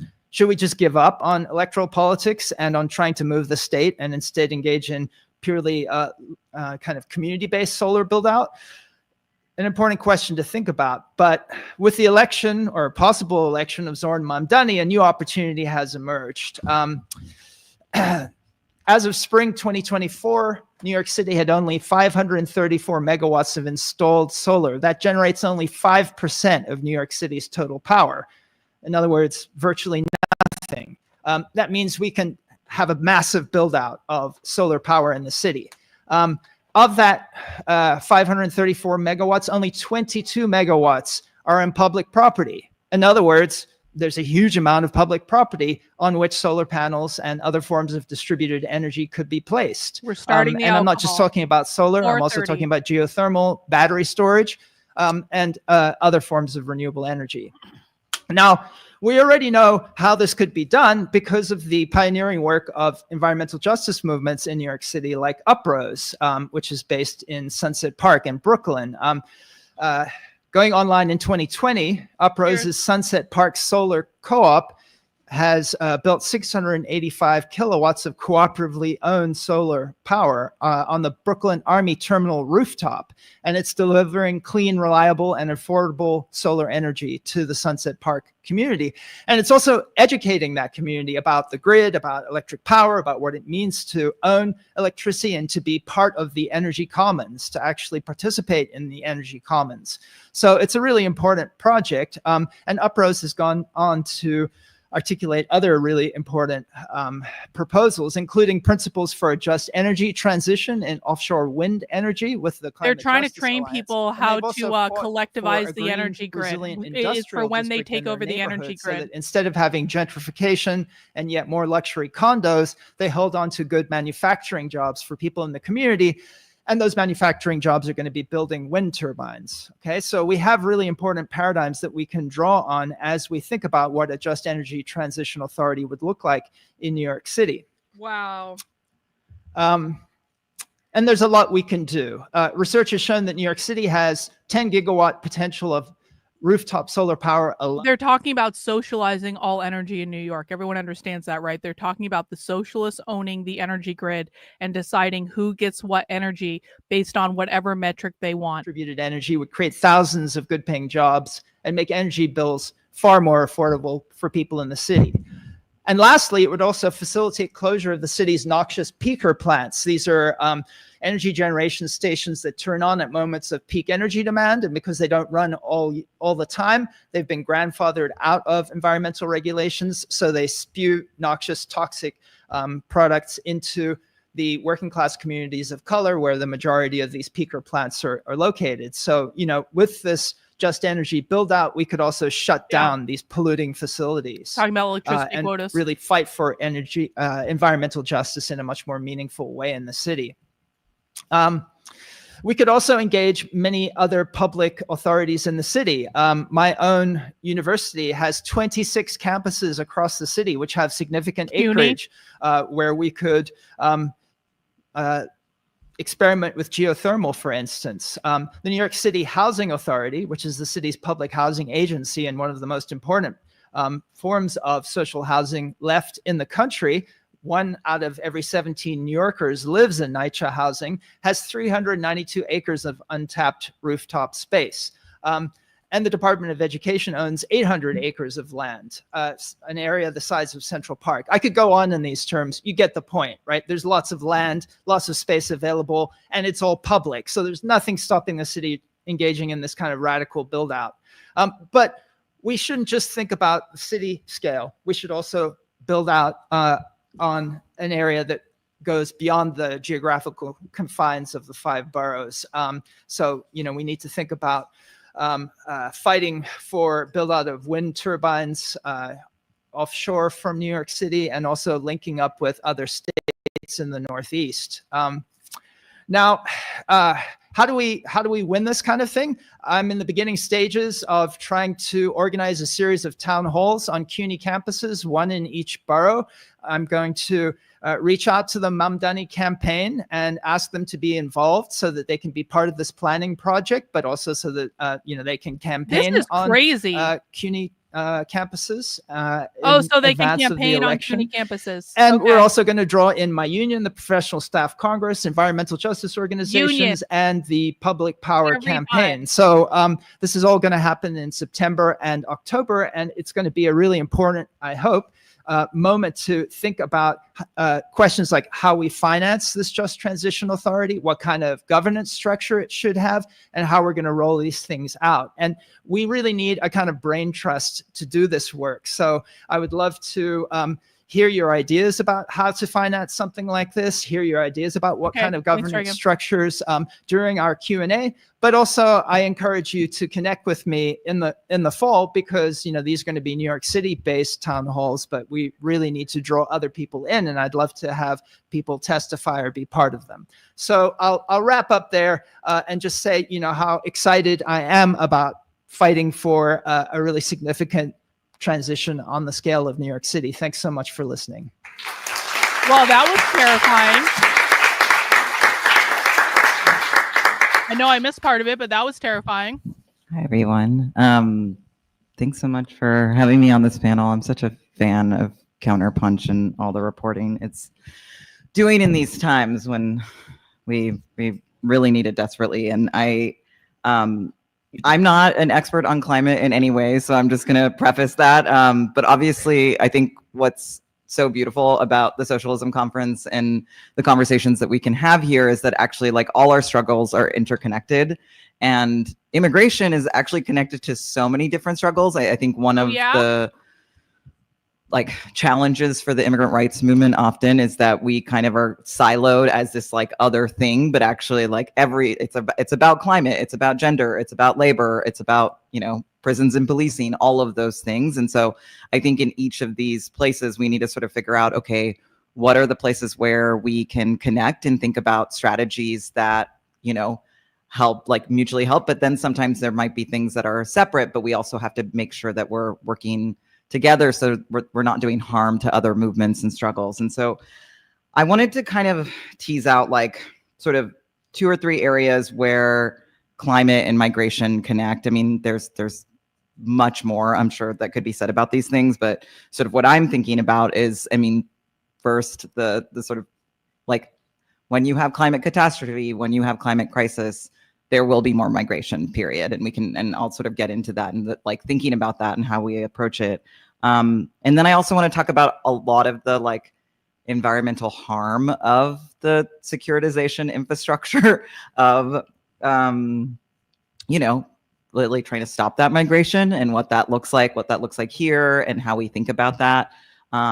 And spend a little bit of time talking about the bill that was passed this week and how we can kind of understand what we're up against right now. And then a little bit about sort of like the question of, and I feel like right now it's like the rebuilding, and honestly, like at some point, like I think people are having that conversation about Reconstruction and all those pieces, and like, who does that? It's immigrant laborers often, right? So I think just like really thinking about all these intersections, and then what do we do with that? How do we talk about it? How we can push back? So in terms of increasing migration, I mean, I think, you know, there's so many facts and figures out there. There's millions of people who are being displaced each year because of climate catastrophe, climate disaster, floods, wildfires, earthquakes, etc., across the world, everywhere. And I think there's this narrative often that's like people are coming from the global south to the global north because of this. That's like mostly not true. Actually, what's happening is people are just being displaced where they're at and going to other parts of the country they might live in, or a neighboring country,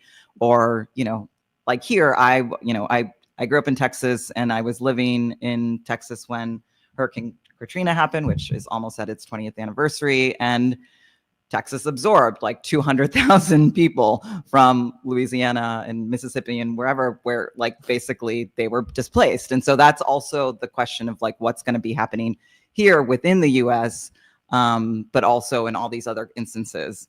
I think one of the things that like, one of the sort of offerings that people have often when they're thinking about the relationship between climate and migration is offering this idea of like a climate refugee status. And that's kind of the like, oh, okay, if we could just do that, like that could help things. But similar to a lot of the ways that immigration is approached in the US, which for many, many years was this framework of comprehensive immigration reform that said, we're going to support some migrants and then do a lot of work to stop other migrants. It's kind of doing a similar thing where it's like, we'll support some migrants, but at the same time, the goal of the US military and the US government is actually to stop migration. And so like literally the US military, I mean, that's the thing, the US military has been planning for climate catastrophe much more deeply than, you know, any of us have, you know, any of our movements have. And so that's something that we're really up against. And they actually see climate as a quote unquote threat multiplier. So, you know, talking about, you know, all these other conditions that might be quote unquote threats that the Department of Defense has to focus on, climate is seen as something that even multiplies those threats. And therefore we have to build up that securitization, all the sort of like security state infrastructure, both in terms of, you know, the 800 military bases we have around the world, in addition to the border wall and all the different efforts to kind of interdict people from coming to the US. And so in a lot of ways, this sort of framework of a climate refugee doesn't address that. Like if we continue to have that sort of investment from the Department of Defense, and then of course from Department of Homeland Security, what does that actually mean for these conditions?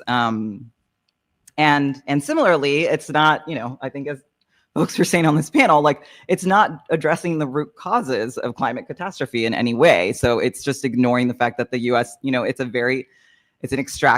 extractive economies, and the consumption in the global north are the reasons why that we have these conditions in the global south and beyond and everywhere actually.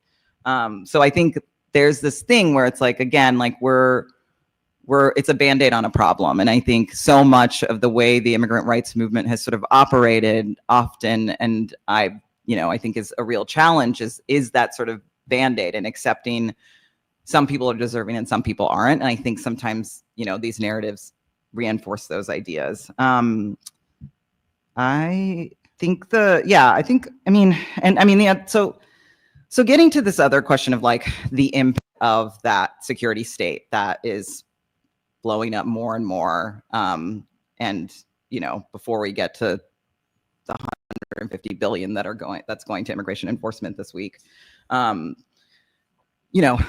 years this is what we've seen. People, because the militarization of the border and militarization across the world, for people who are seeking safety, you see more and more treacherous conditions, whether it's for people who are trying to seek safety by boat in the Mediterranean Sea, or people who are traveling by foot in the Darien Gap, or of course in the US-Mexico border. I mean, these systems are death-making institutions. Like, that is what is happening more and more. And again, we're just giving more money to it. So we're not addressing the problem.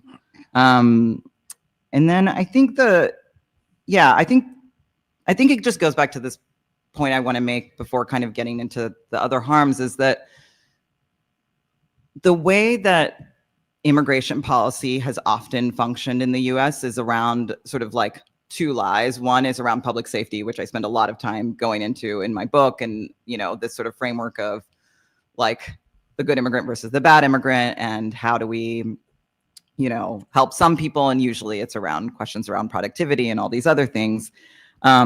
But the other framework that really has taken shape in different forms for decades is around national security.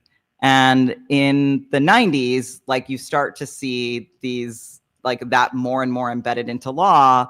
And now it feels like the climate conversation is a national security conversation, essentially, for the US government and the US military, and how we think about immigration. And that's all happening at the federal level. But it's also, like, the thing about these narratives is that they're so deep within us too. Like, we repeat them over and over again, and people think about this way. And like, one example is, I live in a small town in Washington State, and I remember they've been trying to build this new jail there for years. And I remember going to a county council meeting where somebody got up and was really like supportive of the jail, and their argument was, oh, we're going to need this jail because there's a bunch of climate refugees who are going to start coming from the Southwest, which at the time I was like, is the Southwest Arizona and New Mexico? Is it Mexico? I was just so confused about actually what he was getting at. But the point is that those narratives kind of embed even deeper than just like actually how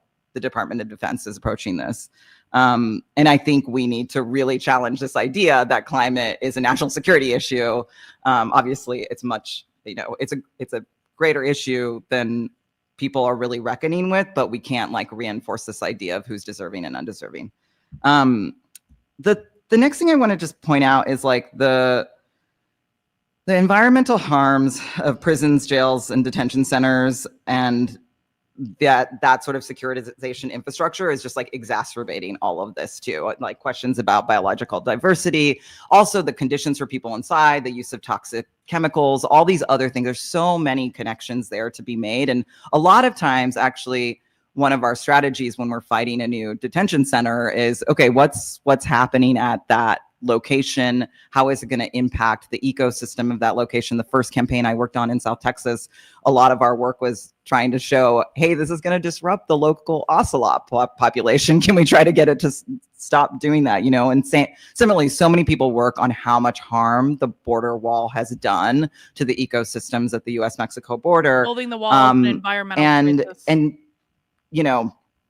getting into the bill. So $150 billion for immigration enforcement. It's hard to really reckon with these numbers. $45 billion for immigration detention itself. And just to kind of give you a sense, usually the detention budget is about $3 billion a year now.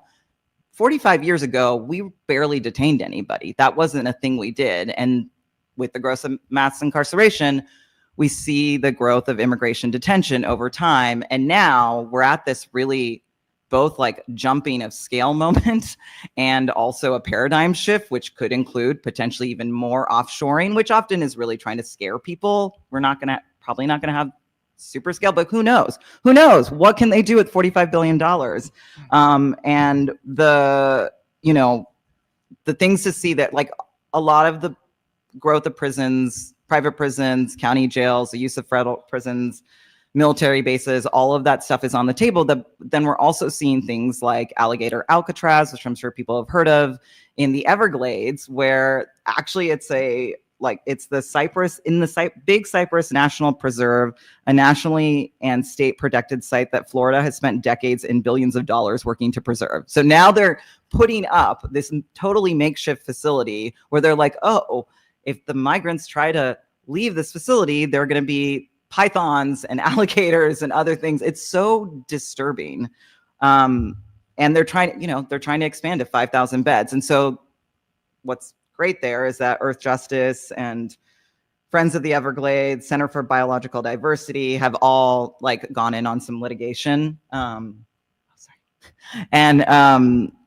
they are doing a lot of work to try to stop these things. And so I think that's one thing to think about is because there are some tools around the environmental context, how can we actually intervene on the amount of money that's going to these things and stop them from expanding?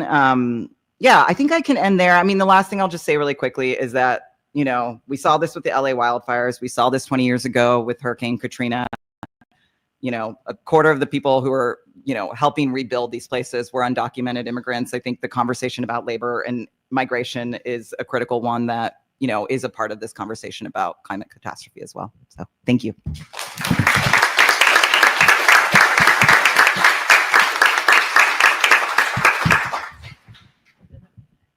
Oh no, I guess I can't talk. Do you wanna? We'll just be close if you don't mind, Silky. Yes. Settler colonialism, y'all. All the wonderful gifts and challenges it has brought to these lands.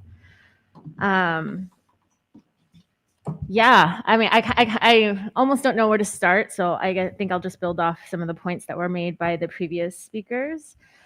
Starting with, just what has been and is continuing to be witnessed all around the globe with the decline of biodiversity. And just reflecting on how indigenous resistance since the point of colonization has been making observations around how the new colonies that were being established and the trades and economies that were being built in our territories were facilitating these biodiversity declines, from the fur trade to the damming of rivers to the creation of parks, to the development of borders that then stopped migration of both peoples and animals and lifeways. This has always been a core observation tied to our resistance and why we have maintained fighting for our own sovereign right to just be who we are, to maintain the right of individual and collective self-determination, for preserving our lifeways, maintaining our languages, maintaining our ceremonies and our traditional ways of being. I hate saying that word traditional sometimes, but for these purposes, I will. Knowing that from the beginning, our resistance was predicated on us being able to find ways, if possible, to maintain peace while maintaining our own right to exist in the ways that we see fit. And I have to acknowledge that because a lot of people don't understand treaty rights. They don't understand sovereignty. A lot of people have been very deeply indoctrinated into the belief that indigenous peoples were just conquered, and that's why we are so vulnerable to so many of the injustices that exist around us. But we have treaty rights for a reason. I mean, this country, it's known as the supreme law of the land for a reason. And we upheld our agreements by putting down arms and no longer fighting against the settler colonialists that were setting themselves up around our lands, and have maintained that promise. and the treaty obligations that still exist in this nation still stand, even while they continue to be violated. But even that has become a lesson. Even understanding those legal institutions and those political institutions and the ways that they are manipulated consistently to be interpreted for the benefit of the powerful has been in itself been a lesson. And that resistance is instructive. That history is instructive, because even now, with all of the things that were laid out and all of the challenges that we're faced against, one of the primary means to resist is to file lawsuits, is to file court injunctions. And we've seen both things being played out, where this administration doesn't give a fuck and just continues to do what they're doing in violation of court orders. And then we've seen this new procedural ruling that came down from the Supreme Court around the birthright case, right? Which, if you break that down and look it up, like the ways that they are preventing federal courts from making universal protections in reaction to these types of federal laws, because they were never meant to have that type of power. They are citing case law in colonial Europe as the foundation for how to turn that. So settler colonialism, y'all, it comes back down to that. And so, Indigenous peoples, we have exhausted all domestic remedies and have moved our movement to international mechanisms for this reason. Learning these things, like, that Picasso quote, like learning the rules like an expert so you can break them like an artist, finding all these different ways to continue to advance, protect our rights as people so that we can simply live. And in doing that work, have seen every level of government, the same pattern of takeover and control, whether it's in federal institutions or at the state level even, and local government, are at the UN and international negotiation spaces. And yet in all of those places, we have managed to continue to advance because a couple of things remain undeniable. One, that Indigenous peoples cannot be assimilated into these dominant structures and hope to continue to live the way that we need to live.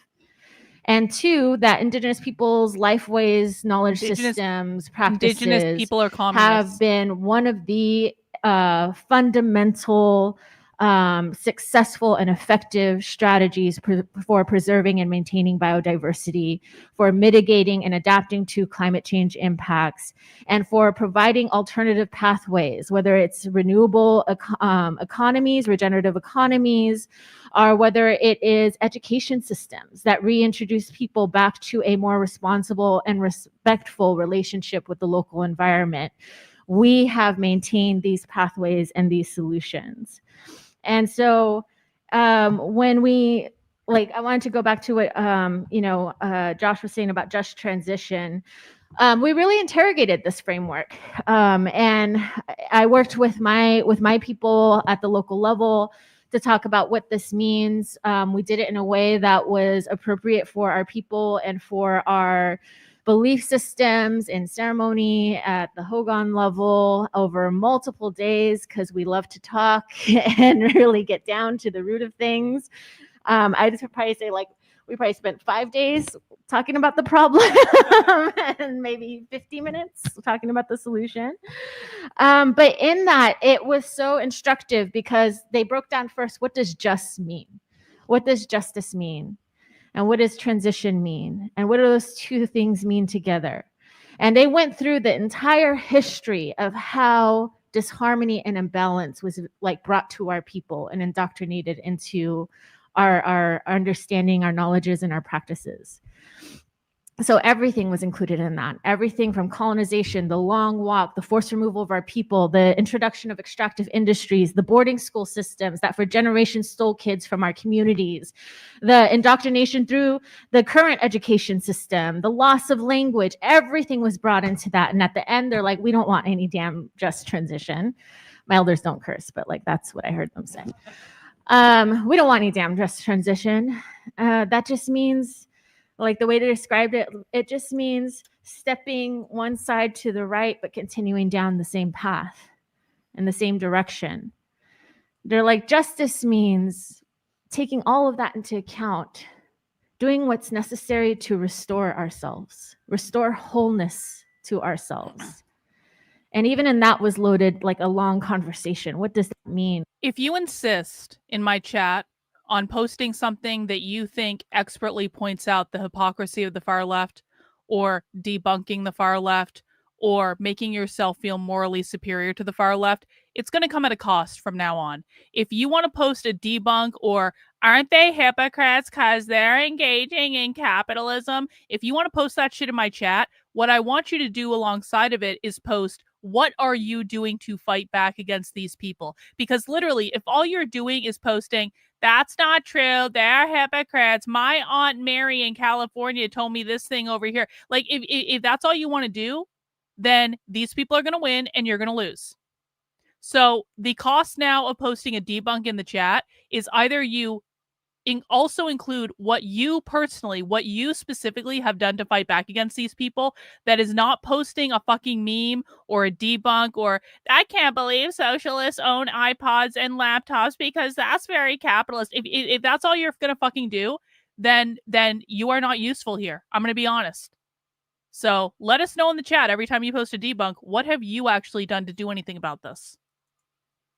Apologetically intervene to prevent further destruction. With everything from the so-called alligator Alcatraz to the genocide in Gaza to the genocide in Congo to the protection of the Black Hills and of oat flax here in the so-called United States. So-called United to States. Protecting our relatives that are being increasingly criminalized, either for crossing an imaginary border or for standing in defense of land and water. We are all being targeted by the same system, and we are all responsible for confronting that and dismantling that system in everything that we do. And that's why abolition is a core part of that strategy. Dismantling military, police, and security state is a part of that strategy. There's no give or take. There's no focusing on one thing over the other. All of this is part of the necessary climate action that we need, the strategies that we need to confront this climate Armageddon. And so for the Indigenous movement, a lot of this has been centered around even challenging ourselves to reclaim our movement history, challenging ourselves to show up in spaces and bring the question to our comrades, our so-called accomplices and allies, to push them to educate themselves just as deeply on the history of the Indigenous rights movement, on Indigenous resistance, and to pull out the pieces that are instructive for our collective resistance, because we can't keep doing that for y'all. We are actively trying to protect our homelands and our peoples from further genocide. We can't do that labor for other people. And so for us, that also means we have to dismantle the internalization of anti-Blackness in our communities. Oh, yeah? And then we also have to speak truth to the ways that we have adopted to capitalism and capitalist structures.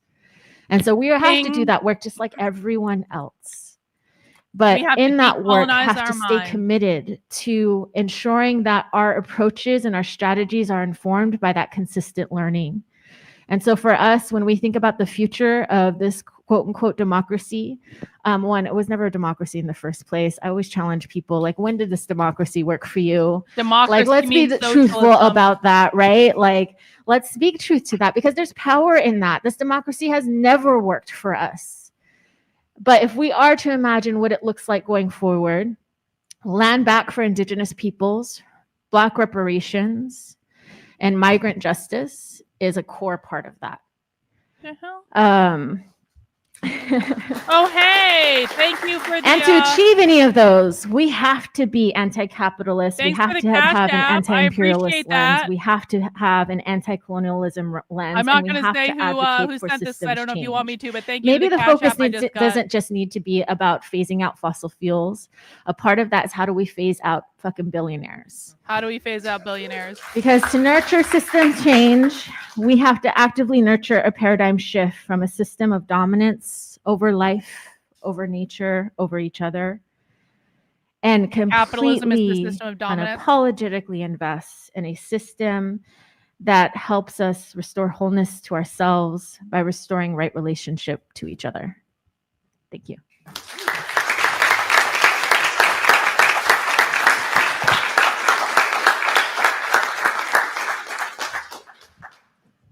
All right, y'all. This is what I'm talking about. We got some great comments up here from the front to kick off this discussion, and I'll ask the speakers to kind of track the comments and questions that you hear from the audience, things you want to respond to. I don't think everything has to be responded to. I want to really open it up here. We want comments, we want short stories, we want questions, but in times that allow as many people as possible to contribute to the conversation in this room. So I want to turn it over to the audience for a little bit here, hear from you all. We'll bring the speakers back after we take a few questions and comments, and we'll get a little back and forth going here. So if you want to raise your hand, I'll call you up. We'll start a line here. If you want, in the white mask here, if you want to start us off, here in the back, if you want to go second, and then here in the blue, if you want to go third, and then I'll try to take hands and keep track, and we'll see how we do here. So keep your hands up if you did still want to speak, and I haven't acknowledged you yet, and you can go ahead and start. First off, I want to thank you all for such an engaging talk. First, I want to address what you said about climate change being called a national security issue. I think that to put it in that language is a little bit misleading. It is a national security issue, but it's not an issue from outside our country. It's an issue that is like dangers faced by our infrastructure that could destroy our, society. And I wanted to ask, you said about fighting fossil capital. And how do we do that when hey, make sure you stick around for the gender presentation later. The gender presentation is going to be lit. It's going to be the grand finale. Welcome, coworkers. Had any approval? Hey, thanks, Starbright. Discretion over projects in that are basically now required to just rubber stamp things through, and that any sort of disruption of those projects or any energy infrastructure is considered terrorism. Great, thank you. So we'll take a couple of questions and then we'll come back to these. So here and then, in the blue after. Hi, thank you for that session. I really appreciated how concrete everything you guys were talking about were. My name is Bang. I'm from Partido Socialista. It's a new socialist party in the Philippines, and my day job is to be a climate justice activist, so this issue is quite close to my heart. At the Conference of Parties in the UN Framework Convention on Climate Change, the main fight is for the Global South to demand reparations from Global North, and particularly the US, to the tune of around, at minimum, $100 billion per year. So with the US being the largest historical emitter and also the largest economy benefiting from the historical and ongoing capitalist colonialist extraction of the Global South, I think we can all agree that the US state is the one that sentenced millions of people in the Global South to die. And with the US pulling out of the Paris Agreement, we really don't have a way to hold them accountable from outside of the borders of the US. So acknowledging all this and knowing that this is a global problem, I wanted to ask for the panel to comment on how we can build international solidarity to hold the US state to account, and how we can work together as an international left to do that. Thanks. Thank you, comrade. And I will just remind everyone we are live streaming. And so in order to capture the sound, we just ask that you have the microphone about a foot, half a foot, 6 inches away from your face there. And that should capture you and should give us good sound. After you, I've got the person here in the brown jacket, followed by the person in the green mask there. Thanks. Okay, I'm Paul. Thanks to all the panelists. There's certainly a lot here to think about. I want to start with what Josh began the panel with, about thinking about the nature of the problem. So I think if we root the problem in capitalism and see that fossil fuel use and all the other degradation is a necessary feature of capitalism, then we need socialism. And if we're going to get to socialism, we need a revolution. And then we need to think about our strategies and our politics in terms of what leads to revolution. I think especially with energy use, the big temptation is to see it as a policy and not something that's rooted in capitalism. And then there are all the other insults, all the other planetary boundaries of plastics and chemicals and soil and biodiversity. So we got a big problem. And energy, I think, can help us understand how this works. So kind of two points here. One, I think we need to start with a realization that there's not a green transition happening. The way capitalism works with energy in particular is that new energy sources are added on to the old ones. So the percentage might change, but the overall emissions, the overall extraction, investment in fossil fuels is increasing. So that's not a transition. This is a new technology of capitalism to, in the case of the Inflation Reduction Act, the priority is competing with China. Emissions reductions don't fall into the equation there because it's operating in capitalism. So the final thing is China thinking operates about on this in terms of capitalism? fossil Wow. capitalism, not just the fuel, but the whole system rides on a bed of fossil fuels. Everything in this room is fossil fuels. Plastics, extraction, travel. I mean, everything in the past 80 years is fuel. Okay, so it's not a policy. Everything in capital is rooted. Everything in capitalism is rooted in fossil fuels. So it's not a policy that capital is going to give up on, right? So kind of the question then for me is that if we need to challenge capital with power, what are the social forces that are able to do that? So how do we link it with mass, class, and social struggle, like around Palestine or resistance to authoritarianism or the immigrant rights fight? How do we bring it to where Everything there's is social movement and mass kind of class To create a struggle social potential revolution. to challenge capital on a broad scale? To challenge Thank you. capitalism. Thank you, comrade. Are you all okay if we take two more? And then Thank you, come back? comrade. Is that okay? Okay, good. So brown jacket, green mask, and then we'll turn it back. Then we'll turn it back over to the panel. Greetings, folks. Thank you so much for being here. First question I have for Janine in particular, but also other folks, but especially Janine. What, in your experience, you had mentioned the necessity for Indigenous the land back, and then intersectionality also of Black everything. reparations. Exactly. What are some of the projects or like instances of Black and Black and Red, if you will, but like, you know, the solidarity projects that you've seen in your work or in your research?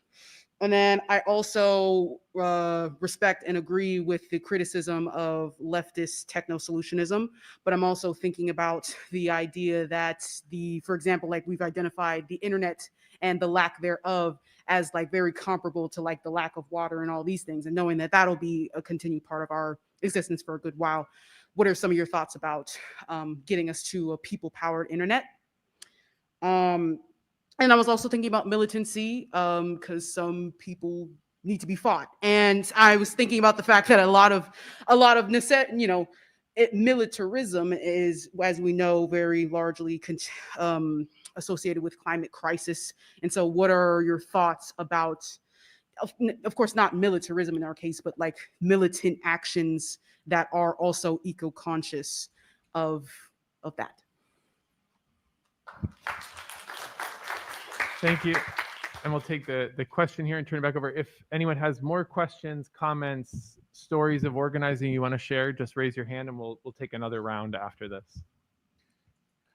So I wanted to just mention, again, national security was brought up. It occurs to me that this is one of those phrases that's used to sort of stop conversations and turn off thinking and analysis, similar to profit-driven and self-defense and things like that have been in the past. We have been able to make those phrases toxic in ways that the general public understands that they're just being used to cover things up and to keep them from talking and thinking about things. And I just wonder if that's something else that we can do with national security by exposing more of what it's actually used for and what's represented behind it. Thanks. Trans. Thank you. Do we want to take this in That dude has reverse some big order, tits, same too. order? Anyone have a burning desire to respond first? Yeah, is that okay?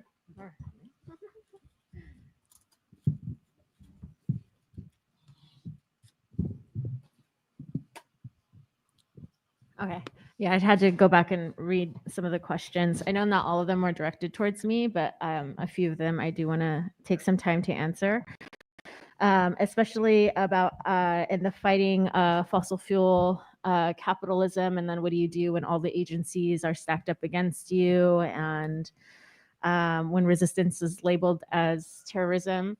Again, the history of indigenous movement and resistance is instructive in this.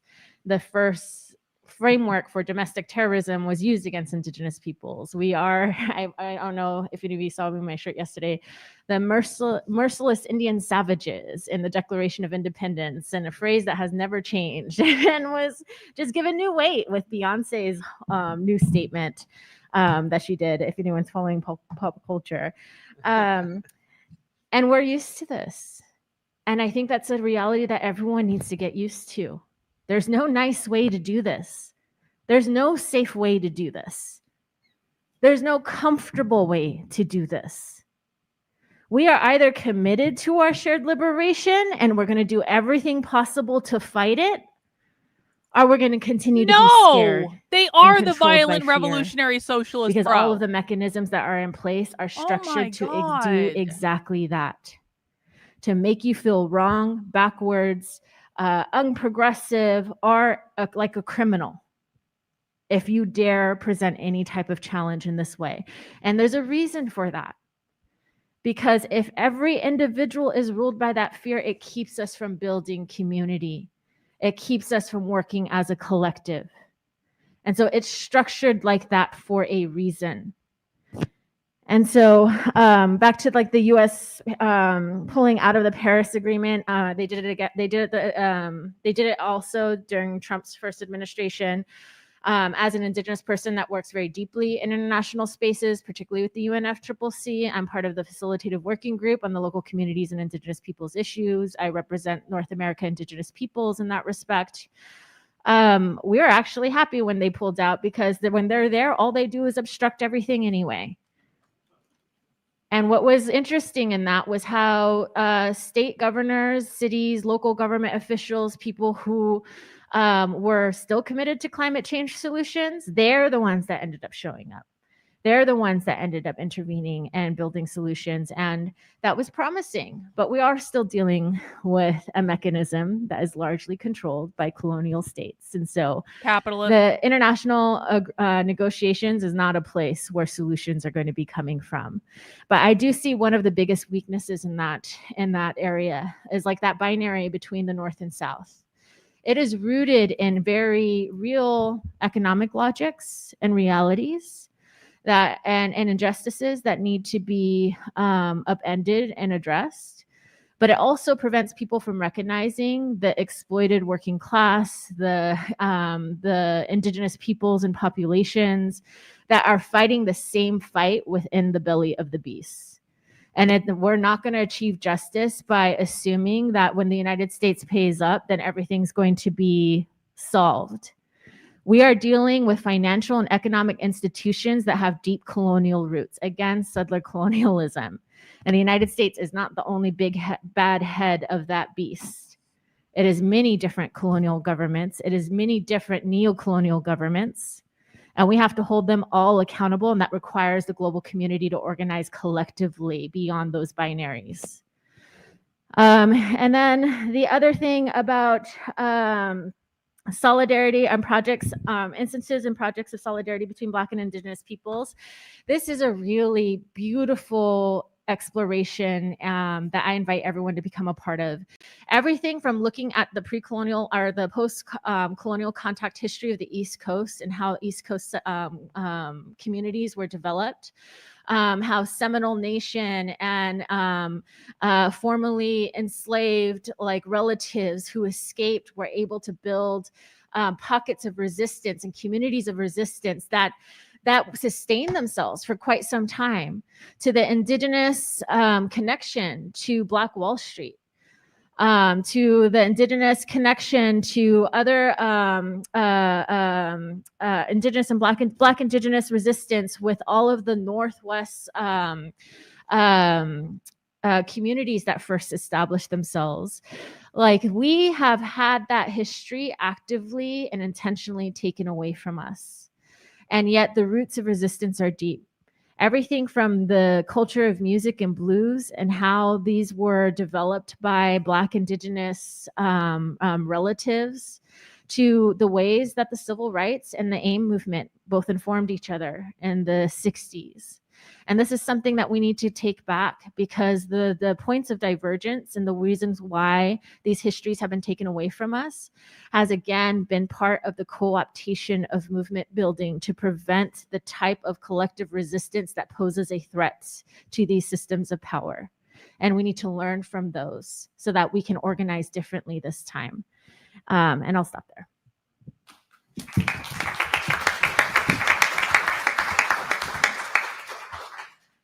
I'll just be really quick. I mean, I think to clarify, and I probably didn't say this as elegantly as I could. I mean, I think, you know, the national security piece is a total lie, and like they've done so much over many decades now, and especially since the beginning of the so-called war on terror, that has like reinforced that idea. And part of why I was saying that is like, again, the Department of Defense and DHS are prioritizing this, but and they see climate, like they're paying attention to it a lot more than, you know, many others are. And so I think the bigger piece here is that, you know, there's a reason why the term military industrial complex came together. There's a reason why the term they believe everything they say, and they hate liberals. They believe, oh my God, you guys think they're putting on entire conferences to lie. It's unbelievable, the cognitive retarded well. And so I think if we're going to have this like larger conversation about capitalism, and I will say, I mean, it's been interesting to hear this discussion, because I know there's a lot of tension around the question around just transition. It's been helpful for many of us who do work where we are working to try to end, like shut down a prison or shut down a detention center, where a lot of folks, you know, it's really about jobs. And I think that's like the real question, and this question of how shifting from that to a just transformation, I think is actually a really helpful offering. But I do think ultimately, like, all of these questions are tied to a political economy. And the lie they're telling you is that it's about public safety or national security or all these other things, but actually this is what it's about. And so, yeah, apologies for my, you know, not being as clear about that, but thank you for those comments.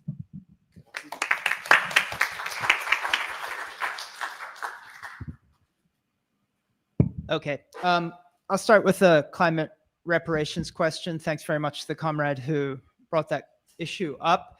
I think it's a really important one. I was fortunate to be in Cochabamba, Bolivia in 2010 for the World People's Conference on Climate Change and the Rights of Mother Earth. And one of the key elements of that gathering was to recognize that climate change is they a really form believe of that. colonization of They the think atmosphere capitalism by creates the core all crime. capitalist imperialist nations, and it builds on a much longer history of colonization and genocide.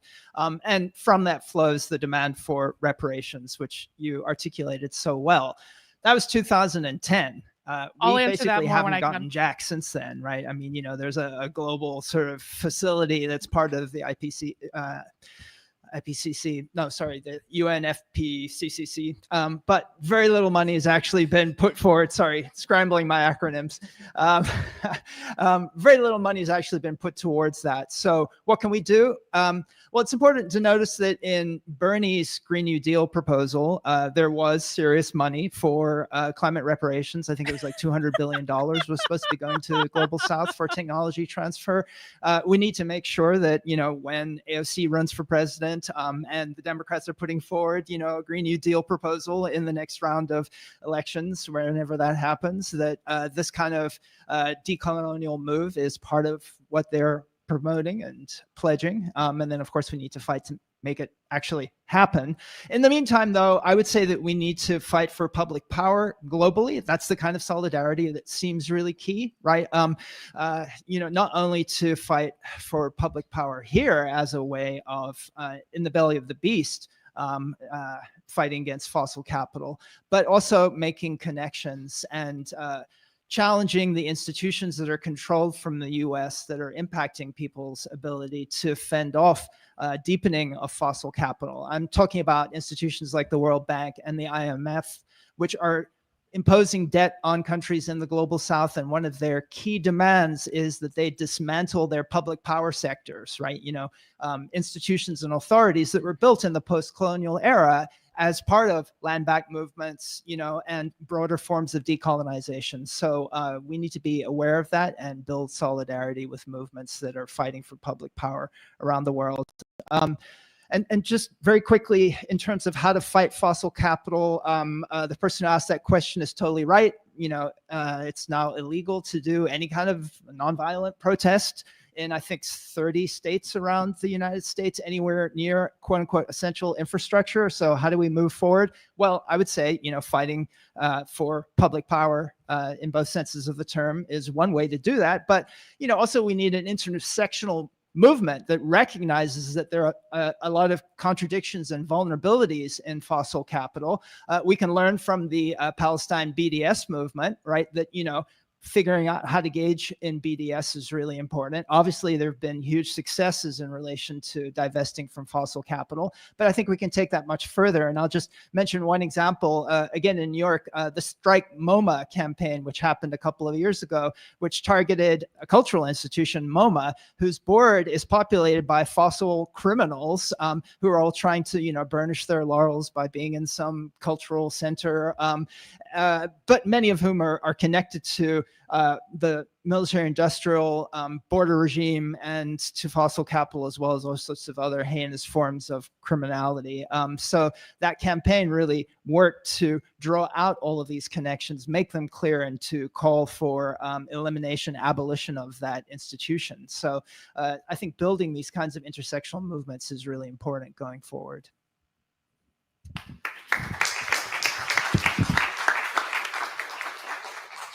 I don't know if there's anything left to say. I guess I'll comment a little bit on the big, bad, beautiful bill that just passed.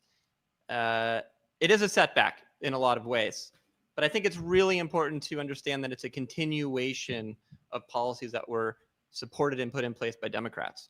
It's a neoliberal bill.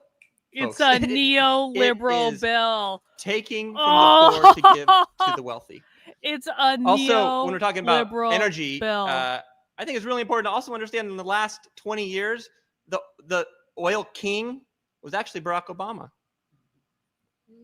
The Democrats have not been good on the climate.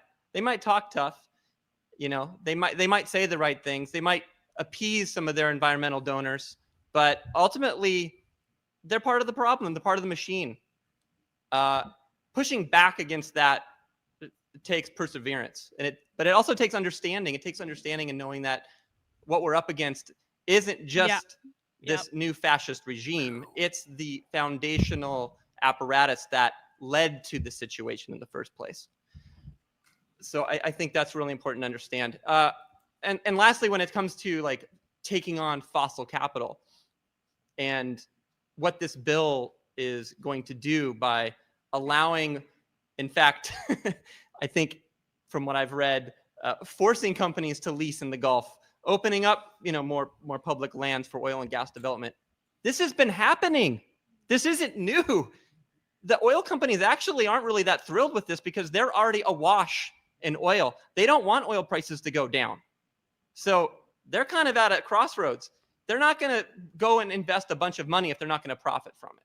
So I think it's really important to understand that this is going to just continue to be a continuation. It's already been in place for decades and what's been happening. So what do we do? How do we move forward? I think that's a big conversation. I think it's really important at the community level. We all probably pay electric bills. Public power is really important. Decentralizing the grid is central to that plan, to promoting public power. In the state that I live, the grid is completely dominated by companies that control Sacramento, that control Gavin Newsom. They have fought localized solar development. They have de-incentivized it. They have used crazy, evil tactics to do it, saying that it actually doesn't benefit the poor.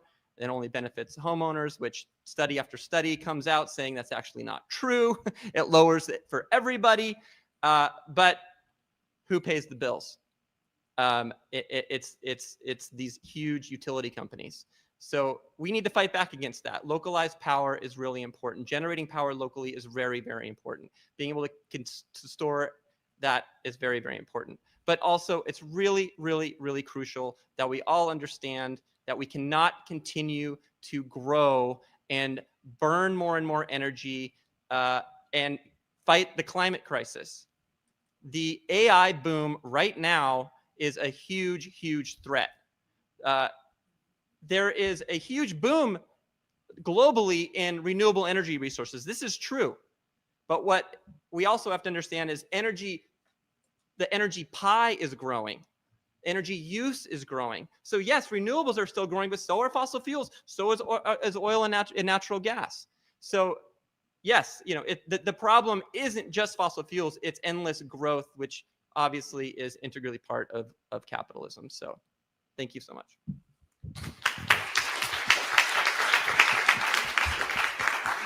I'm going to take us through a lightning round here. We're going to get a couple in here. I had the person in the white shirt in the back there. Yep, there. Yeah, come on up here, and you'll have a minute at the mic. Yep, right there. No, I know the person in front of you in the white shirt, right there. Yep, with your hand up. So if you can get up here, make your comment. And Annie, you sure you don't want to go? Okay, then that's just going to be it. That's to be our last speaker, and we'll have I want to say a couple things, and if anybody has a last minute word to make. So for 25 years, I was fighting the medical industrial complex, advocate for healthcare reform with Bernie Sanders, and advocating for the Canadian-style single-payer national health insurance. So I've only recently moved into climate space, and I appreciate everything you've said. And unfortunately, I missed part of your talks, but I didn't hear anybody mention animal agriculture as a cause of the crisis and deforestation. And I've been involved with a group called Climate Healers.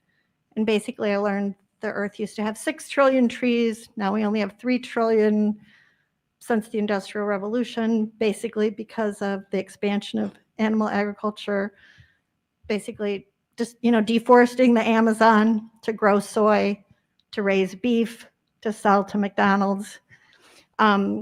And that new data show that this combination of deforestation and animal agriculture and methane are actually a huge contributor to the climate crisis, maybe even greater You're than literally fossil looking at fuels. men on the panel. And so I just wanted to ask if you had any look right in front of you at the information about that. evidence. Thanks. Answer your question. You don't need to ask that question. You're looking at men on the panel right now. I'm going to turn it back over just so y'all can respond either to that, but also to each other if there's any last words you want to say, because I know we've had a lot of back and forth up here. I do want to just thank Counterpunch for being a co-sponsor or for being a sponsor of this panel.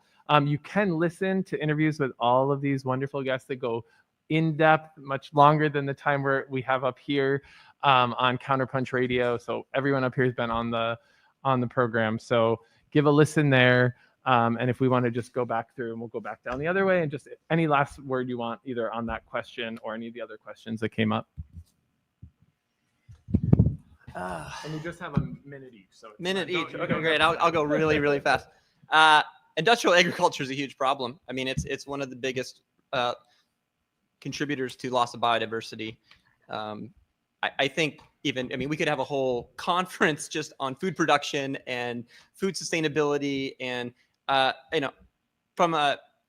think it's really important to think when we think about lifestyle, environmentalism and things, shopping at Whole Foods, yeah, it might be healthier. That's not solving the climate crisis. I think that we all it's not that our pocketbooks don't matter, but it only matters, for instance, in the example of BDS, it only matters if we're doing this at a societal level. So if you're lucky enough or fortunate enough to live close to your food production, that's the best you can do. I mean, even if it's not organic, if you go to your local farmers market, support your farmers, that's a good start. If there's cooperatives in your communities, support your cooperatives. That's a very, very good start. I think we all probably don't support McDonald's and industrial agriculture, but it is deeply tied to the climate crisis. There's no doubt about it. So anyway, thanks so much. Yes, I totally agree with you, and so do scientists, that habitat destruction, which is driven by industrial agriculture, is the primary reason for the crash in biodiversity. This is such a huge and important question. The Green Revolution was sold to developing countries around the world starting in the 1960s with the idea that it was going to increase food production and solve hunger. It didn't do that. There's more hunger today, and and of course, the Green Revolution was promoted by the Ford Foundation and the Rockefeller Foundation, automobiles and fossil fuels, right? It's all fossil fuel based. It's connected to fossil capitalism. So it's ultimately totally unsustainable. And as the questioner mentioned, it is responsible, if you take the entire life cycle, for a really high percentage of greenhouse gas emissions just by itself. So we need a different kind of form of production. Luckily, there are massive peasant movements and campesino movements all around the world, including La Via Campesina, which is a transnational peasant federation that is really wonderfully inspirational in terms of its organizing structure. Oops, overtime. Damn. But at the very base of this, what we need is land back, right? So land back, not just in the United States, but we need a global land back movement, because the Green Revolution was the alternative to a red revolution, right? To actual distributing land to the people so that they can farm it, which is actually much more productive and much less fossil fuel based than what we've got now.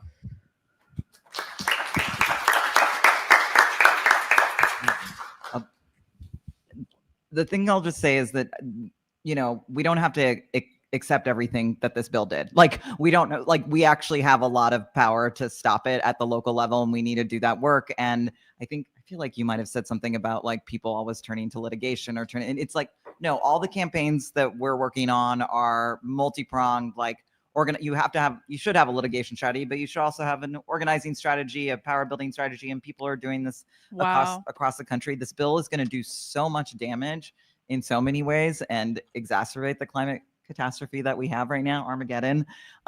So I just want to encourage folks to think about ways that you can kind of intervene locally, which I think everybody's been talking about.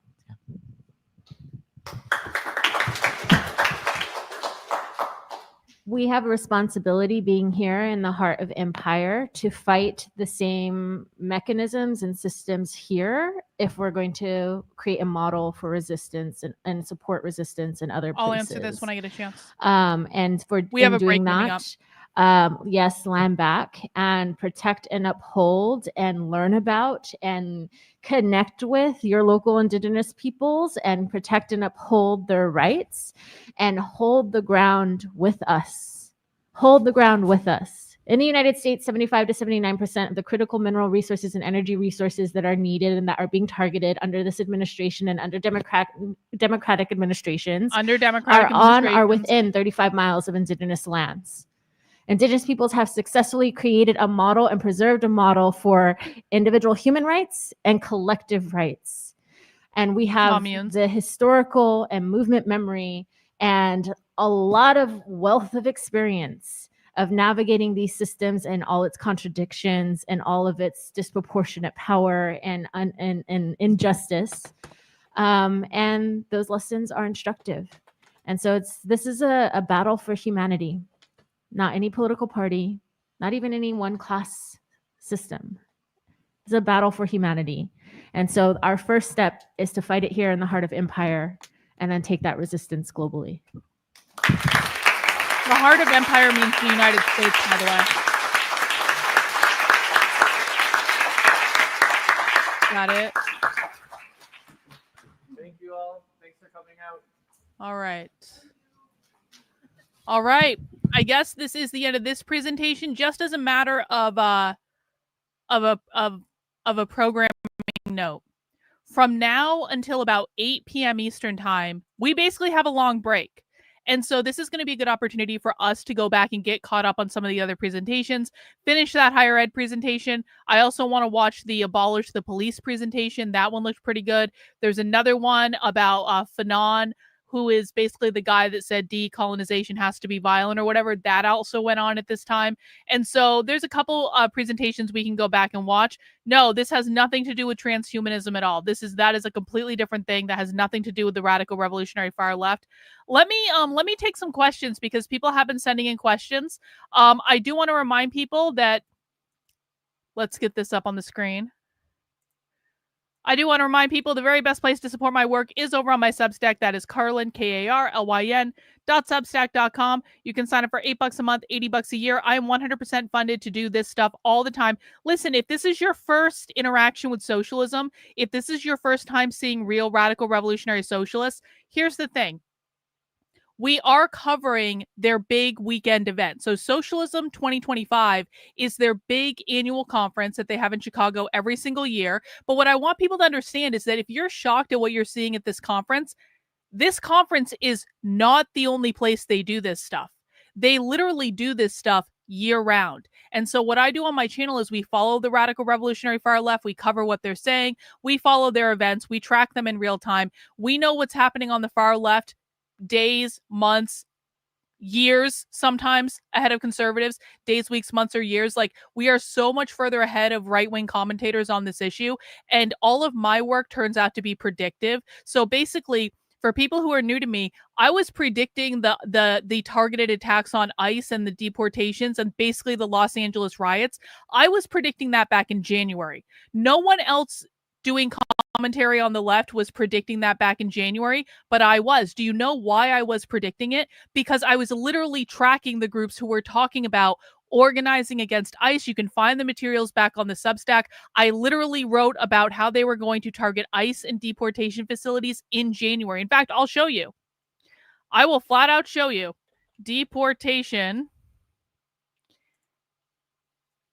You can go back and see for yourself if you don't believe me. January 21st, 2025, how Antifa plans to fight Trump's deportations.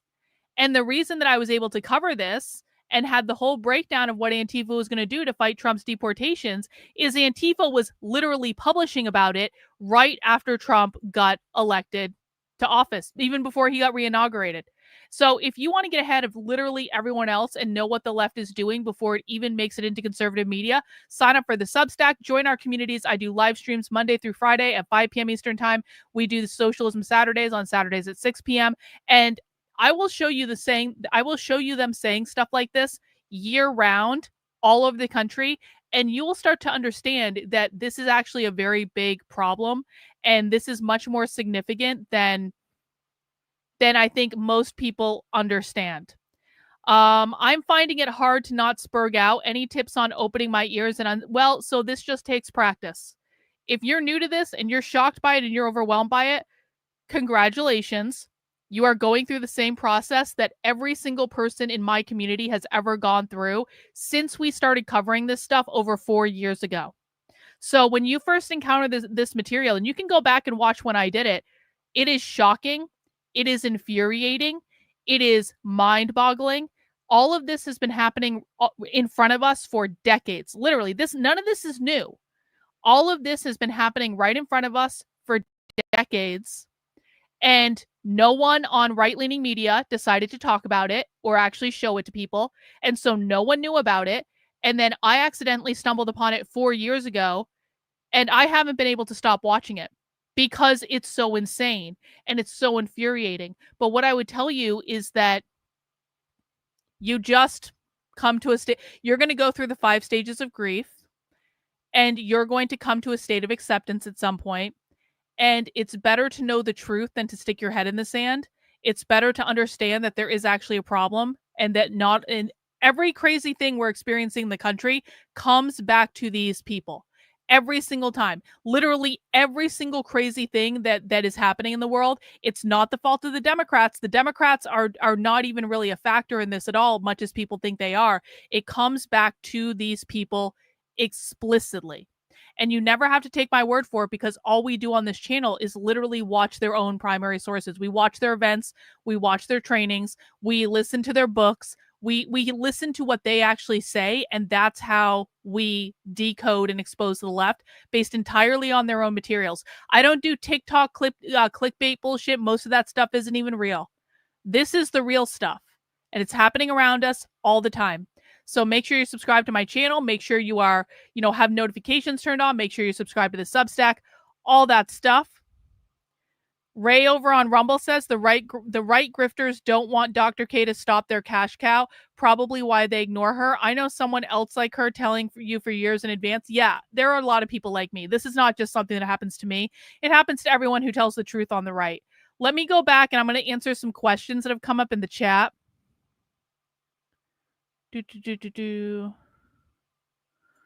Wouldn't being sent to re-education centers be a form of forced detention? Well, they don't think so, because it's part of what is it called? Restorative justice. You have done some harm to the community, and so you're going through a restorative justice process, and so they do not think it's the same thing. Let's see. Is it true they think the right is coherent? Yes, they do, and they are wrong, and it's ridiculous. Would these socialists be the ones implementing DEI policies and trainings at companies? Yes. But the thing about DEI is, and this is another thing conservative influencers don't tell you, DEI is like a symptom of the larger problem. DEI isn't even that big of a problem. DEI is trickle down from what the far left does. It's a very low level implementation of it. And so the right's obsession with DEI is actually really counterproductive. It's kind of like if you had a cold, you might have a sore throat, and you take a cough drop, and that cough drop gets rid of your sore throat for a couple hours, but it doesn't cure the cold. You still have the cold. So you're still sick. Your throat's going to start feeling sore again really soon because all you took was one cough drop. But like the right is focusing all their time and energy on that one cough drop. Get rid of DEI, get rid of DEI, get rid of DEI. So they take the cough drop and they feel really good. And then they say, we won, we won. Well, guess what? The problem is actually still there. The root problem is actually still there. And what are they going to do? They're going to change the name of DEI, or they're going to figure out another way to do it. They're not actually going to get rid of it. You haven't actually made it go away. You just took a cough drop. And so it seems like the problem is gone, but it's actually not gone at all, because the root cause is still there, and it's going to just manifest in another way. So the entire focus of the conservative right, and I completely blame Chris Rufo for this, because Chris Rufo is now doing nothing more than pushing a narrative that maintains his clout and status. He used to be good. He is no longer good. Maybe he was never good. I don't know. Maybe I overestimated him from the beginning. I don't know. But I know that Chris Rufo is pushing a narrative that keeps people focused on things that don't matter, because it makes Chris Rufo famous and makes him money and gives him status. And then he gets to go to Washington, D.C. and say, I did this, that, and the other thing. I mean, bully for him, I guess. But the stuff he's doing doesn't actually matter in the grand scheme of things, like at all right now. Let's see. Do they really believe that prisons are bad and shouldn't exist? Yes, prison abolition is at the core of what the left does. It is actually one of the most talked about topics at the Socialism Conference. If you actually just look at the presentation schedule there, prison abolition, abolishing the prison industrial complex, defunding the police, that is very, very high on their agenda list. They believe that the police and prisons are the managers of private property, the enforcement mechanism of capitalism. They believe they cannot abolish capitalism until they abolish the police and they abolish private property and things like that. So, and yes, they believe that capitalism created all crime, and they believe that crime will significantly reduce when capitalism goes away. And I'm not suggesting they're right about that, guys. I'm not suggesting I agree with them. I'm explaining to you what they believe. And regardless of whether you agree with them, it doesn't actually matter. Regardless of if you debunk them in the chat, it doesn't actually matter. This is why we have a no debunk rule on this channel, because it's like you can debunk them in the chat all day. Do you think that changes their mind? Do you think it changes anything at all? Do you think it changes their strategy? Do you think if you go up to the left and you go, excuse me, sir, do you know that crime will still exist after you overthrow the federal government? They're going to look at you and laugh and keep doing exactly what they're doing. So it just doesn't, like, you accomplish nothing by debunking because they believe what they believe. They believe that when people have access to all resources, which is what communism is, equity means having access to all the resources.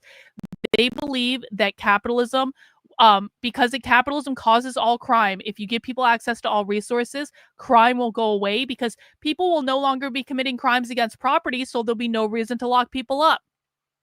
So that is what they believe, for better or worse.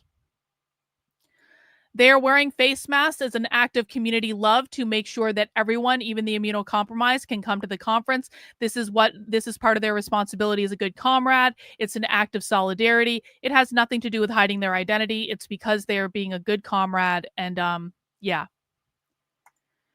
How do Democrats deal with far left socialists hating them? Democrats hate these people. These people make lives.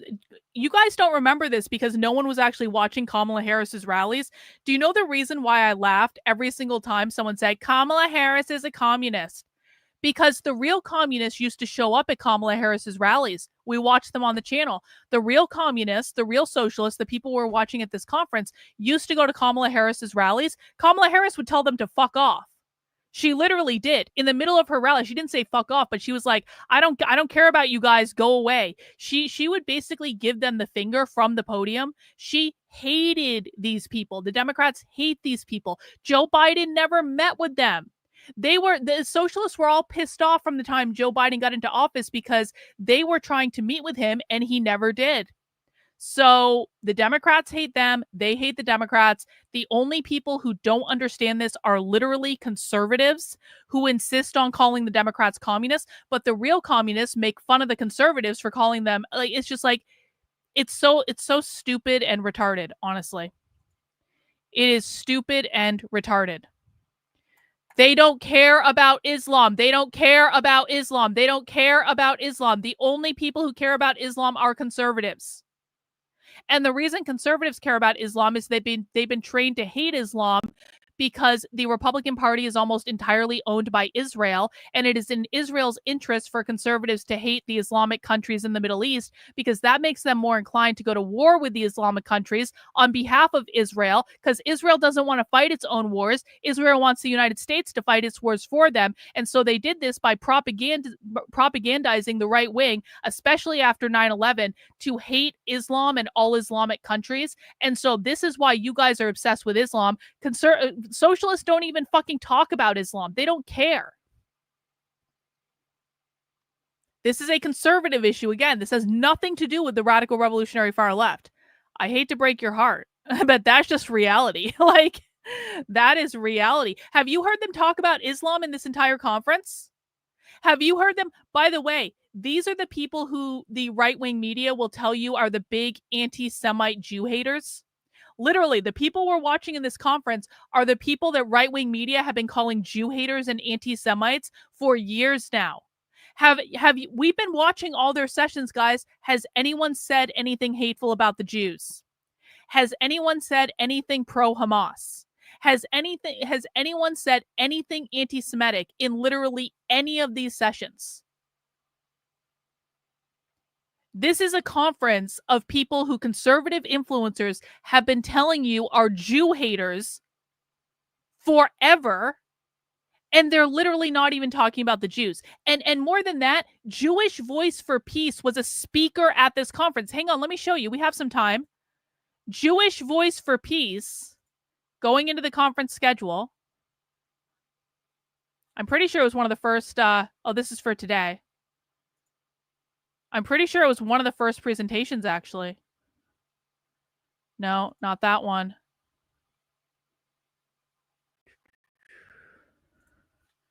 Jewish.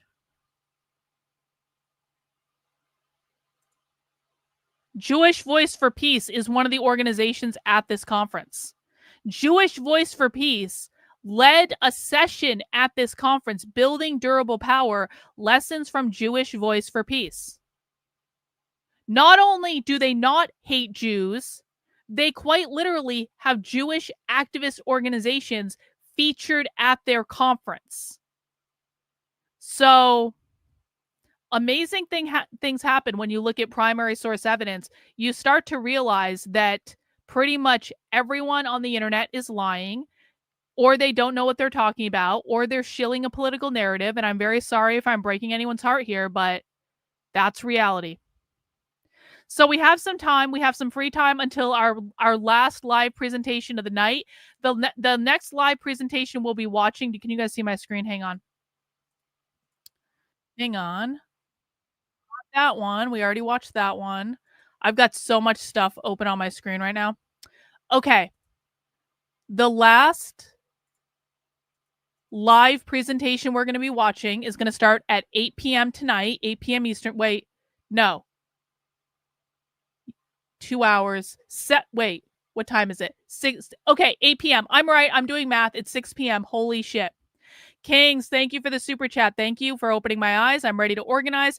Do we have a think tank night on Substack? That's actually a really good idea. Maybe we should do that. We can talk about what we want to do maybe on Monday. I do want to do that letter writing thing. I think that would be cool. Can we take a break and watch the penguin video? No, Trendolin. We have stuff to get through. No penguin video, Trendolin. But thank you for the super chat. We will do a maze day someday this week. Trendolin, remind me to do a maze day if I forget, okay? All right, so our next live presentation is going to be in 2 hours. This is going to be the last live presentation of the entire event, and I really, really, really recommend people attend for it, because this is going to be just like the most epic way to end the Socialism Conference coverage. Sexual democracy, moral panic, trans politics. This is live at 8 p.m. tonight. What are the consequences of state legislatures voting on definitions of sex, or president demanding every agency in the federal government construe sex as fixed at conception? How might trans communities respond to being the target of a manufactured moral panic? What alternate visions of sexual democracy might transgender activism and theorizing propose in response? This is going to be an awesome presentation. It's going to be so crazy. So make sure you come back tonight for that. And between now and then, we're going to catch up on a couple other presentations. First thing is I want to finish this, not that one. That can't be the right thing. The first thing is I want to finish. We just watched this. I want to finish this presentation. This Q&A is only a couple more minutes long, so I want to finish this higher ed one. I'm pretty sure she says to abolish the university in this, because Stu Studio posted a clip.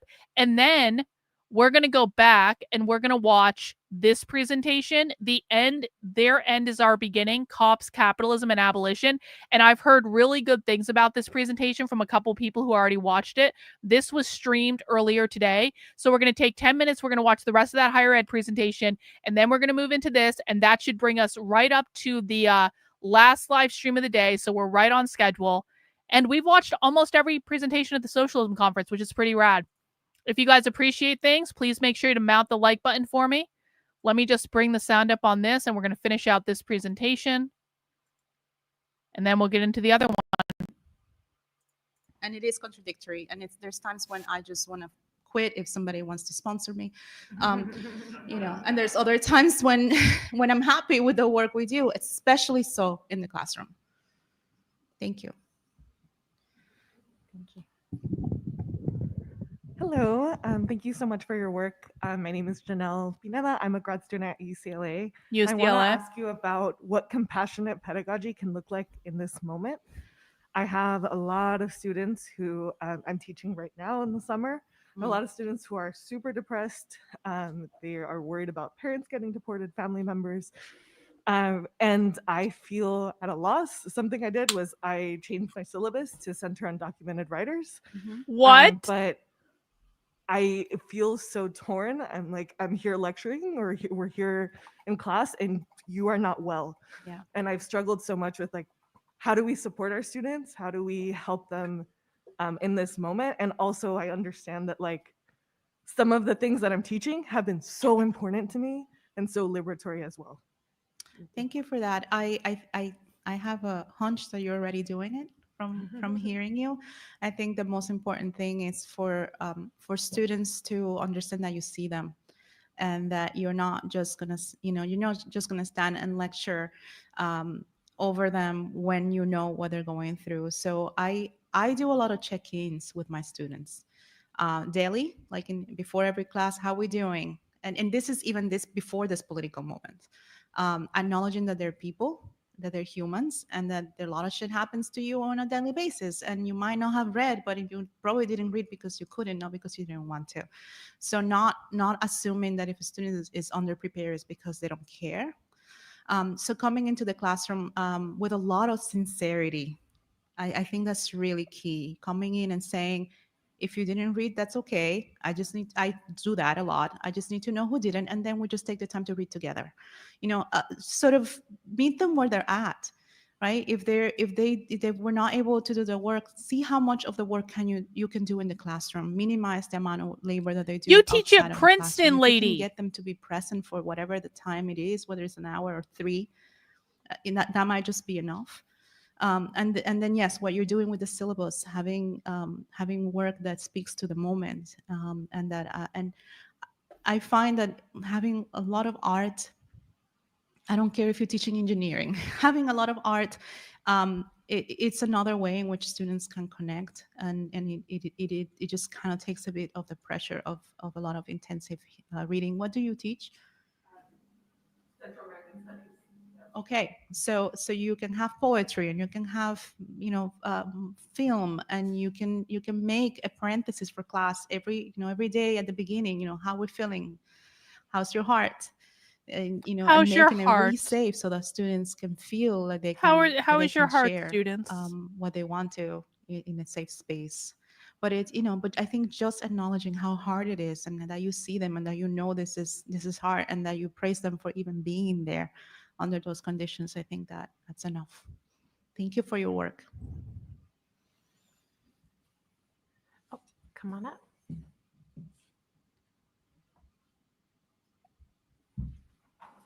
Hi, thank you so much for your work. I have a general question about this is a more general question. It's not just limited to university spaces, but something that I'm struggling with.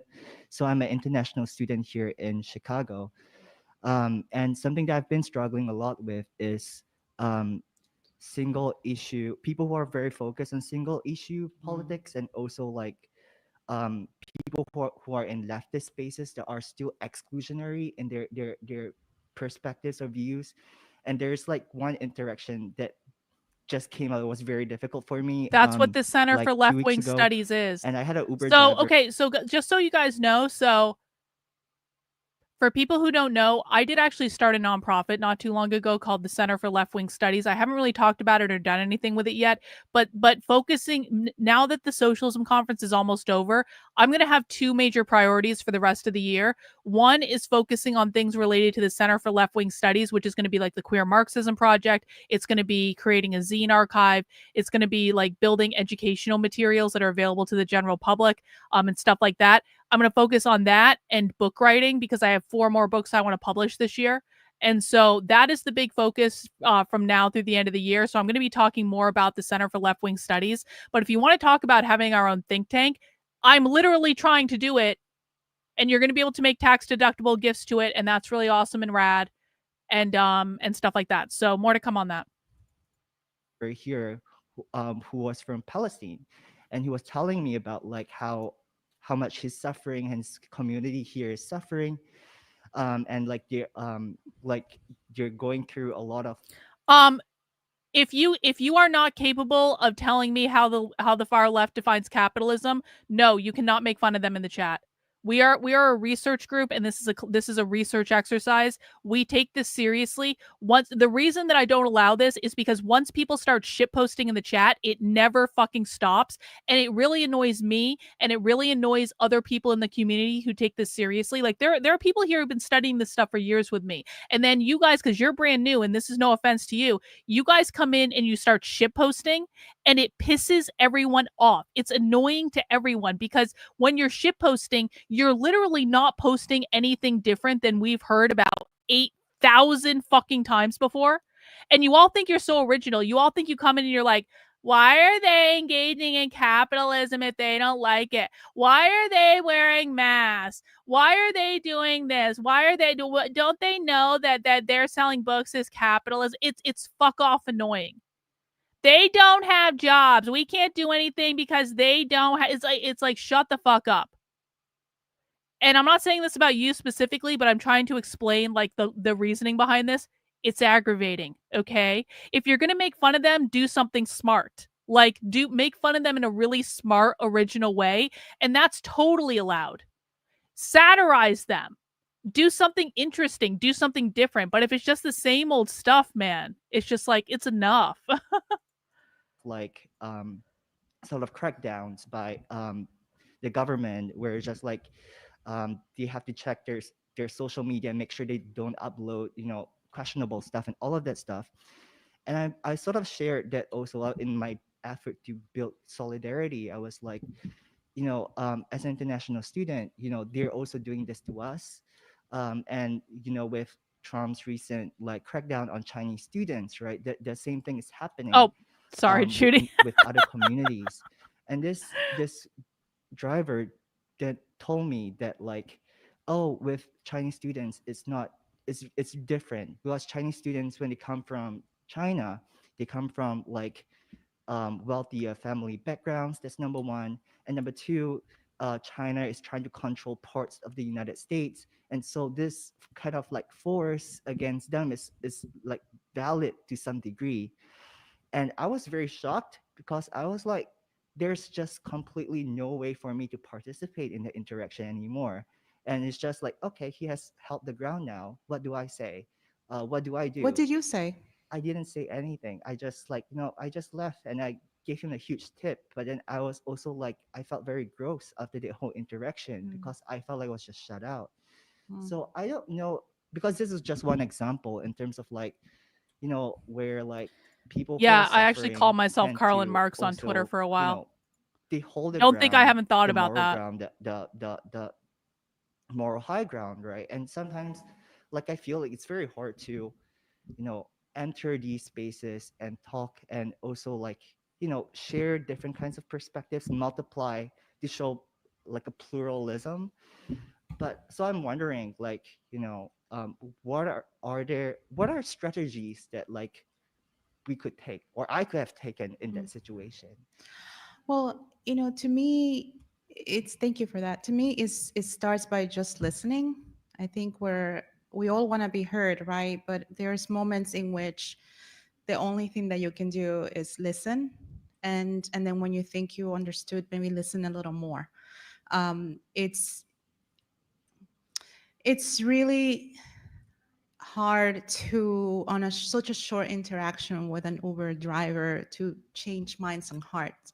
But if you're trying to build community, let's say with other international students, doing sort of the oppression Olympics is not how we're going to do that, right? So empathizing with what is happening in Palestine, which is horrific, even when compared to everything else that is happening in the world. It's so, we're witnessing a genocide, and we're also witnessing people being abducted in the United States. We're witnessing so much horror.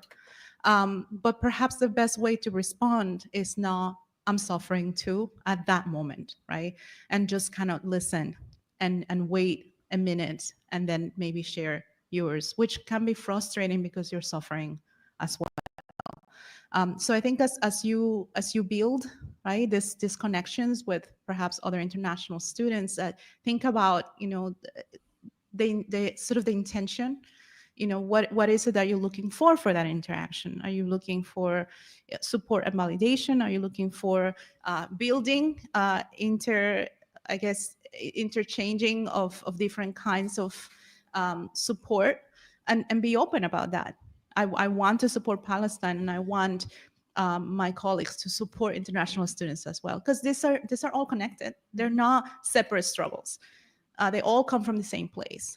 But it might be hard for an Uber driver who probably lost his entire family and all of these things, to at that moment empathize with you, right? As an international student who holds certain privileges in comparison to. Same thing happens with me. I struggle with that as well when I was during the encampment, and all of this violence are happening in Haiti and to Haitian people. And I'm seeing how Haiti and Palestine are so connected, and all these things are happening. And same thing with certain parts of East Africa, a genocide happening in Tigray, and there's silence around it. And so I try to bring those conversations along and together. And sometimes I also found sort of the resistance. Well, it's not the same. And I'm saying, no, it's not the same.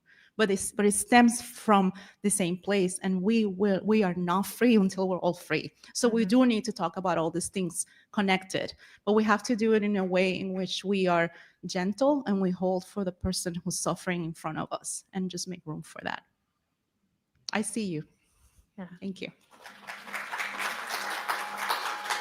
So, Borja, I'm gonna let you wrap up with any final thoughts you want. I just All right, want final to thoughts. thank everybody for being so present in this space. I know it's early. I really appreciate everyone coming together. I do feel like we built a little community space in here for a little bit.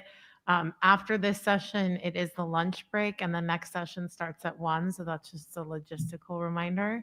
But I'm gonna let you close us out, Lorja, with whatever you'd like to share to wrap us up.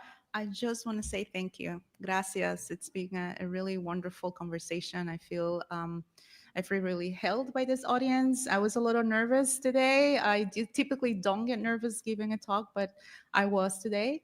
And you all make me feel calm and at home. So thank you so much. I hope you have a great rest of the conference, and take care. All right. All right. That is the higher ed one. Thank you guys for allowing me to finish up that one.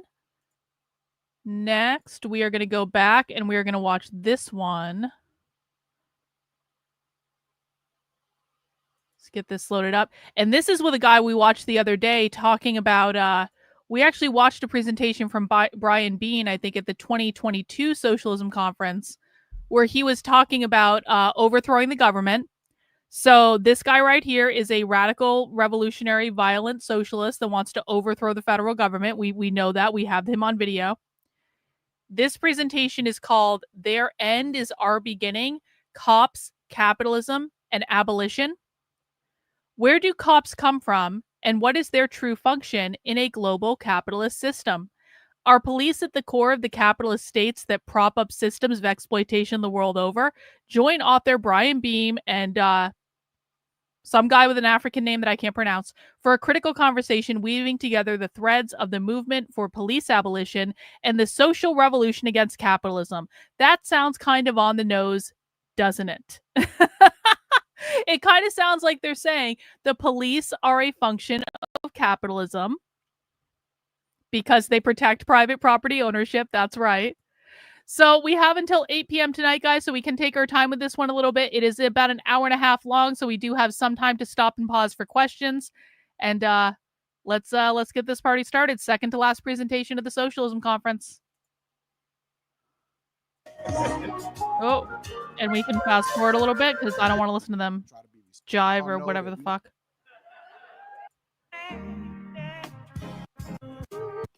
Look, the room is packed for this one. Firebrand Collective. We know that guy. We've seen him before.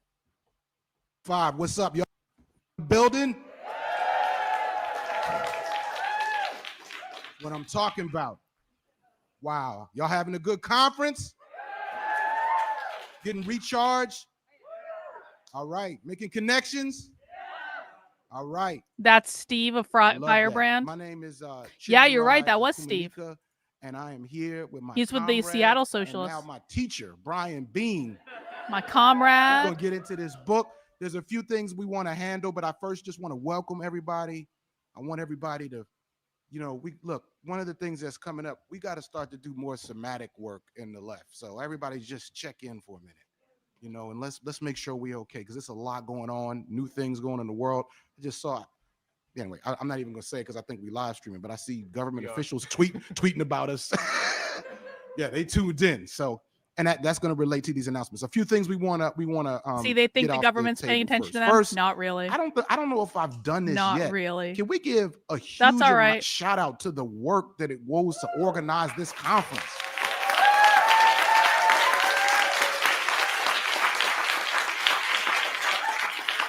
So many people. To name, I'm not even going to name it because I don't want to leave people out, but we all know that we want to recognize and honor labor, and there's so much work, including the work of everybody in this room to get here. That ain't easy. You got to organize. Look, come on, I got a kid, childcare, you know what I'm saying? Everything to get here. So much respect. All right. I think everybody is clear on the mask rules at this point. We will be, everyone, we want to keep masked up in this space and all the social spaces of the conference. Oh shit! I might have to take a phone call. Not going to be wearing so masks please up excuse here me if on I have the to take a panel, phone call. We'll return as soon as we finish. More importantly, I want to say that Socialism Conference, all participants play a role keeping each other safe and making sure that folks feel supported and comfortable over the conference weekend. So, yeah, maybe they think I'm the government. That, they might actually think I'm the government. Let me just say, unironically, we're going to try to be respectful of what people say in terms of like, I don't know if we sharing everything everywhere, but assume that this is kind of public when you speak. Karlyn, disclaimer. Respectful. We're going to try to keep it productive, and I think we can move forward with those agreements. We all in agreement on that? All right, good. So my name is Chinjirai Kumanika. I organize primarily now with the American Association of University Professors. Oh yeah, he's the union guy. Teach at NYU. Professor. I make a podcast, including a podcast called Empire City. Because anyway, I always laugh like the bastard left needs another podcast, but that's what we did. And it's a good one though. Yeah, and it's my pleasure to introduce my comrade Brian Bean. I'm Brian Bean. I'm based here in Chicago, originally from North Carolina, and I write some and organize some. I'm God, I'm Ghost, destroy all borders. This sticker is a hand holding a flaming heart. This one says we protect our own. And Rampant Magazine is the name of the magazine that Brian edits. Mostly around questions of the police and also Palestine. I think part of the conversation here is there's a new book that I wrote, just came out. You can get it at the Haymarket Book Room. The end is our beginning. I'm looking forward to this conversation, Chinjirai. I'm glad you're sitting down. I gotta take a phone call. I'll be back. Because it was a conversation, they would have had like 2 couches for us. It could be like Oprah. Exactly. Give away cars. Like, exactly. We can work toward that. You know what I'm saying? We can take the means of production ourselves. And that's right. No, you're right. Exactly. We keep an eye out for sofas. You know what I mean? But I'm so excited about this book, y'all. Listen. How hard it is to birth a book into the world, especially under these conditions on this topic. Give big love for just getting this done.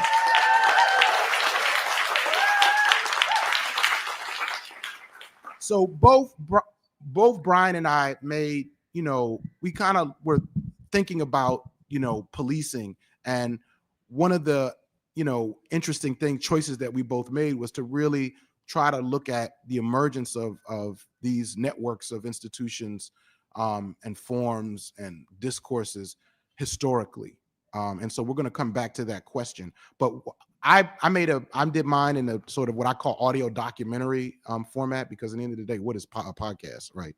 And you made a book. So why don't we just briefly share our work, just for those, to bring everybody on the same page for those who aren't in the room. So talk about briefly why you wrote this book, and just give people a brief snapshot of what it is.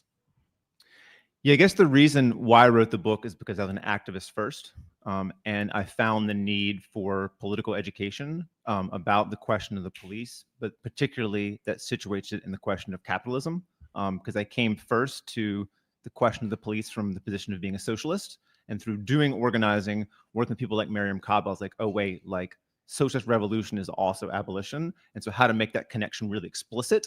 And so I did some writing about it, and a lot of it came from my experience doing organizing, and that gave to the birth itself of the book.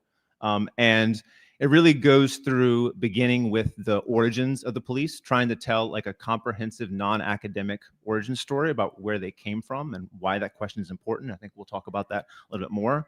To dispel some of the traditional myths around the police, like that they keep us safe? No. That they have anything to do with preventing or solving or stopping so-called crime? The question of the state, something I think is sometimes minimized when we talk about. When we talk about organizing against the police, we're talking about organizing against the state. Maybe we can talk about that a little bit more. And then I want to expand out, because a lot of the writings about abolition in the United States is really US focused for really good reasons, because there's a sordid, horrible history. It's one of the most violent police organizations in the world. But I expand out to think about police as an international phenomenon. And with that, how a lot of resistance against the police has occurred internationally. So trying to tell some stories that I think we can draw lessons from here in the United States about various international struggles against policing. And then just kind of closing with the general argument, which is if we want to be serious about abolishing the police, we have to be serious about abolishing the capitalist state and replacing it with a new system of socialism, communism, however we want to call it. All right. And yo, let me tell y'all something. Get your study group sessions ready now. Don't play with, I'm not playing with y'all. This book right here, oh my God. Now listen, you know, as somebody who took 5 years of my life, blew up my life to make a thing about the police, I was like, all right, somebody got another police book. Let me open this joint. Bro, let me tell you, I'm just going to, we're going to save it for the ordinance chapter, but the interventions in this book are absolutely crucial. You know, I mean, I'm amazed that, I'm always amazed that, you know, our movement people are smart people, but part of what motivated me to make Empire City was that as much as we're in the streets talking about cops, when I would ask people's basic questions, like where did the first few police institutions start? Where does the term police come from? What does it mean? People, we didn't know. I didn't know. And so, and I think that we'll get into why those questions are crucial, but man, I'm just going to be loving on this book the whole time. My project was Empire City, and partially as a result of having existed through what could be called like the Black Lives Matter decade, I did kind of start to notice that, you know, our chance, we would be like, you know, and I'm again implicating myself always, back up, we want freedom. All these racist cops, we don't need them. But then I would be later like, is the problem with the cops that they're racist? I mean, they are often, you know, many of them are, too many, even the black and brown ones participating in and advancing racism. But I think it's deeper than that, right? And just, I felt like, you know, sometimes in the heat and tumult of struggle, right, in the cauldron of resistance, we don't always have a time to really understand the nature of this institution, and that affects our demands. So I wanted to go back, and through a whole development process, I made Empire City is an 8-part, richly produced sort of experiment in mass public education. We have over 1 million downloads at this point. It is not for the faint of heart, but it is an audio documentary. And I'm going to play a brief snippet of the trailer for you, just to get a sense if we can get our tech to work, and then we'll delve deeper. And by the way, please start getting your questions in your mind now, and think about not only how good questions, respectfully challenging questions, and questions that you will keep to about 2 to 3 minutes. So everybody start getting those in there. But I'm gonna play this trailer. Dirt and a lot of things. I'm playing in a Central Park sandbox with my 4-year-old daughter. Sneak under here. Yeah. When I see a police officer approaching the edge of the playground, and my body instinctively stiffens, something comes over me, and I start wondering. And Yola, let me ask you a question. What do you think the police do? They keep people safe. I mean, that is what the police say their job is. She's just repeating what she's heard. But when I hear her say it, I start to panic. It's the cover story, and it's hiding something. The first person to use the term organized crime, he didn't mean it in the sense of Don Corleone and the mafia. He meant it in terms of the police department. From Wondery and Crooked Media with Push Black, I'm Chinjirai Kumanika, and this is Empire City, the untold origin story of the NYPD. At a time when we're debating where policing is going, we're going to tell you where the police came from. They wanted me to write about the New York City Police Department, but without using the words violence or corruption, which is effectively impossible. A story of how the largest and most influential police department in the country became one of the most violent and corrupt organizations in the world. Doesn't matter if you're, a self-emancipated Black person or if you're free or what, they're just sending people back to the South, kidnapping them. It's the story of what the badge was really created to protect and who it really serves. The police are not the system itself. They are the muscle of the system, right? When officers with the power to fight the danger become the danger. I was terrified. I'm not going to talk to the police because they're the ones who are perpetrating this. Who am I going to talk to?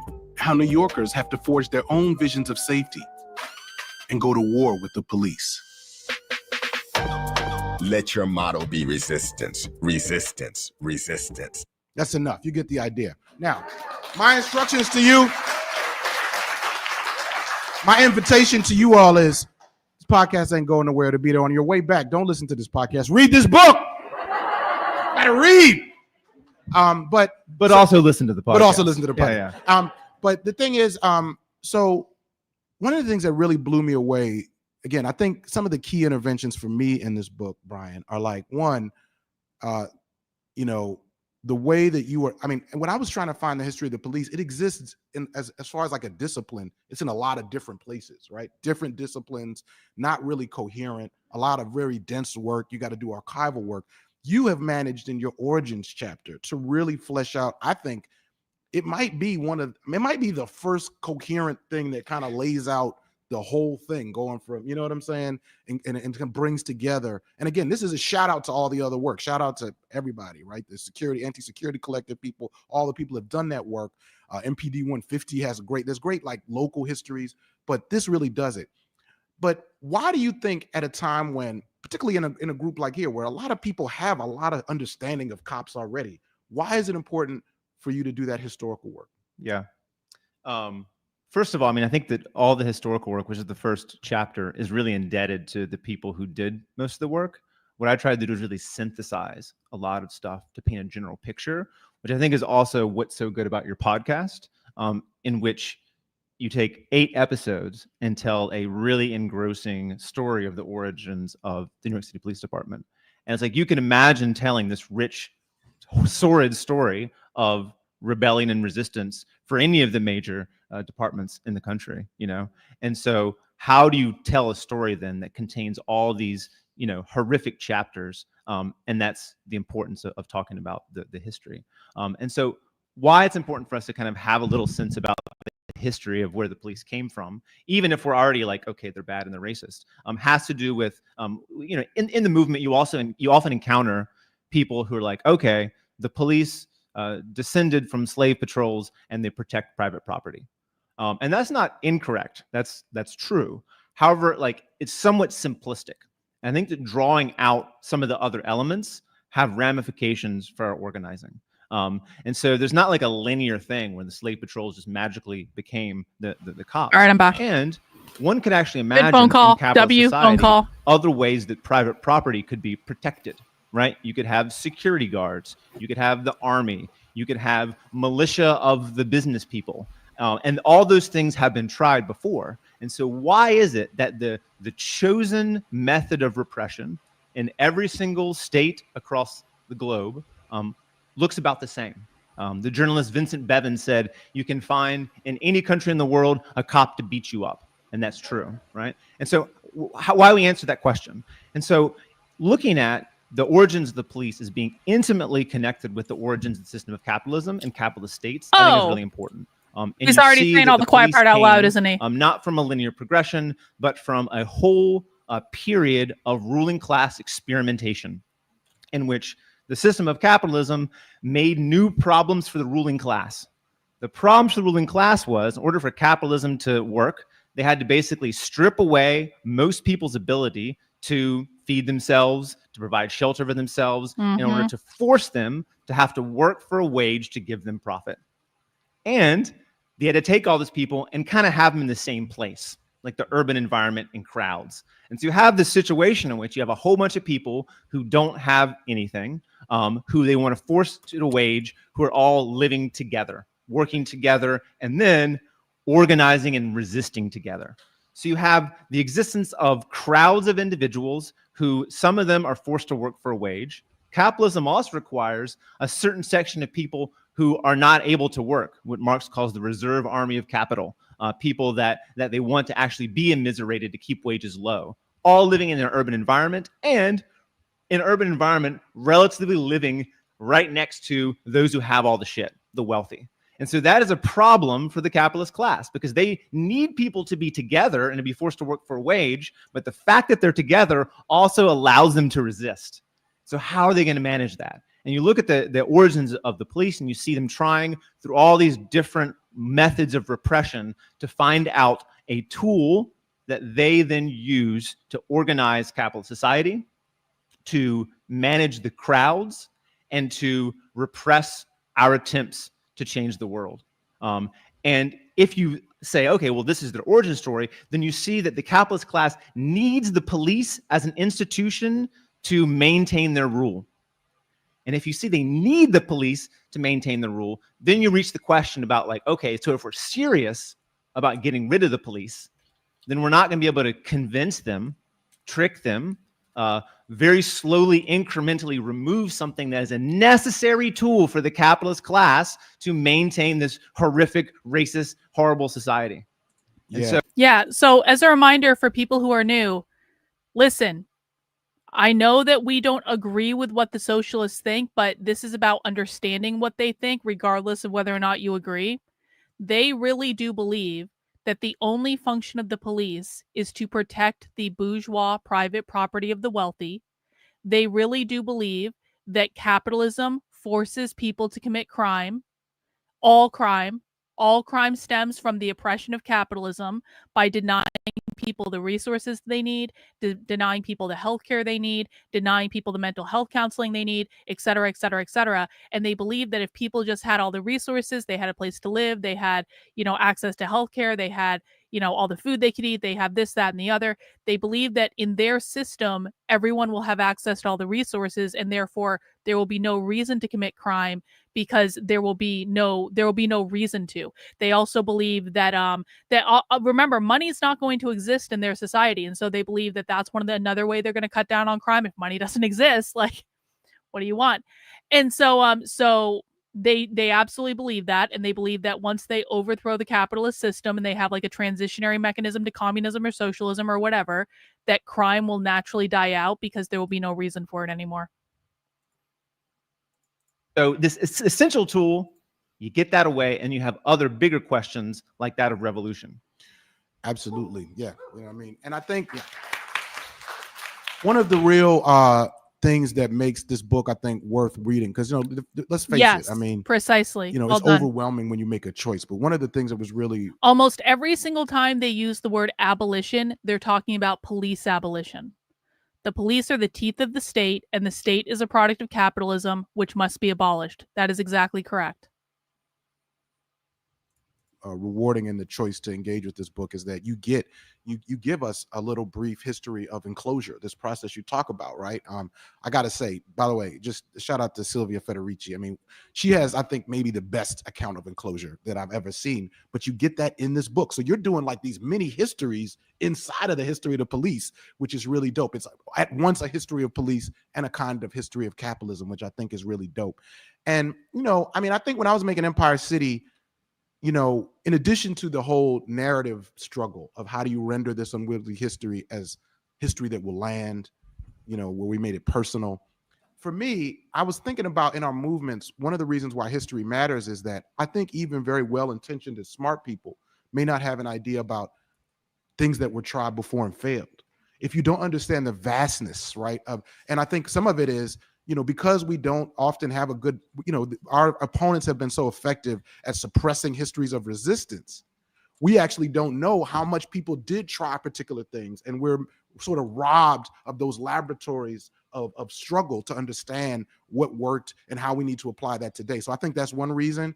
And I also think it has tremendous rhetorical in our political education and our efforts to make this case to, to the communities that we are working in solidarity with.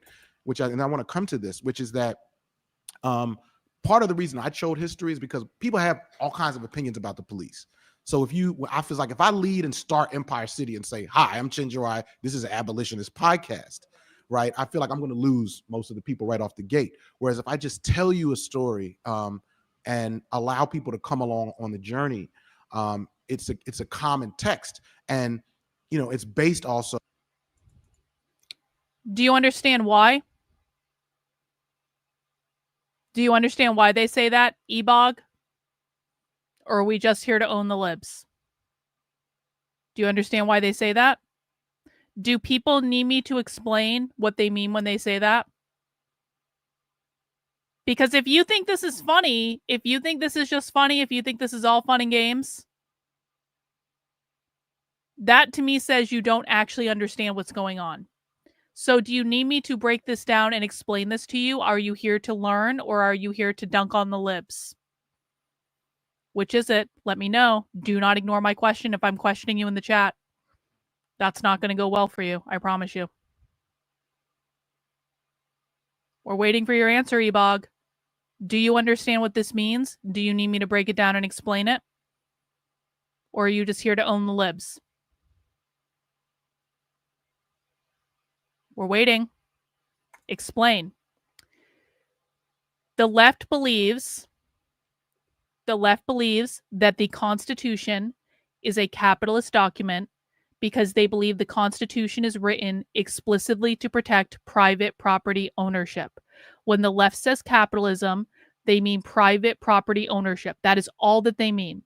When they say private property ownership, they are referring to bourgeois property, or property that you can use to generate personal private wealth. What the left means when they say they want to abolish capitalism does not have anything to do with going to the store and shopping, does not have anything to do really with the means of production. When they say they want to abolish capitalism, they mean they want to abolish private property ownership so that no one has the ability to create or maintain private personal wealth that is just available to you. That means they will take away your ability to own a home. They will take away your ability to own land. They will take away your ability to own an apartment that you rent out as a landlord. They will take away your ability to have intellectual property. They will take away your ability to own a private business, whether or not that private business is big or small. And they will take away your parental rights over your children, because parental rights means generational wealth, which means privatized wealth that is passed from generation to generation. When they say abolish capitalism, they are saying they want to abolish all of those things. They believe the Constitution protects all those things. The state is built on top of the Constitution. That means we live in a capitalist state with a capitalist constitution, which means they will also need to violently overthrow the state and abolish the Constitution to create a world in which they want. Why can't you just say that any property can be used to create wealth? Because that's not what they believe. That's not what they believe. Their definition is very specific. They do not care what you think of their definition. They do not care if you like their definition. They do not care if you agree with their definition. You are not being consulted here when it comes to their definition. Their definition is their definition. That is what they are operating on.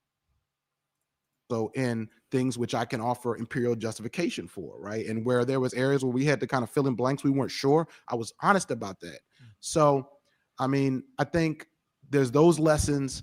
I think one thing that surprised me in the history was how much police themselves resisted the development of the way it was. Police didn't want uniforms. So uniforms to them were kind of surveillance in the city of New York. And I think that also, fights against this idea of just inevitability, right? So I think it really is important for us to engage with history. And personally, what I hope, and I want to I'm not going to say deputize because that would be weird. So I'm going to invite. There we go. There we go. I'm going to invite everyone. Can we just reflect for a moment? For people who don't understand, this guy is the head of a union for higher education professionals.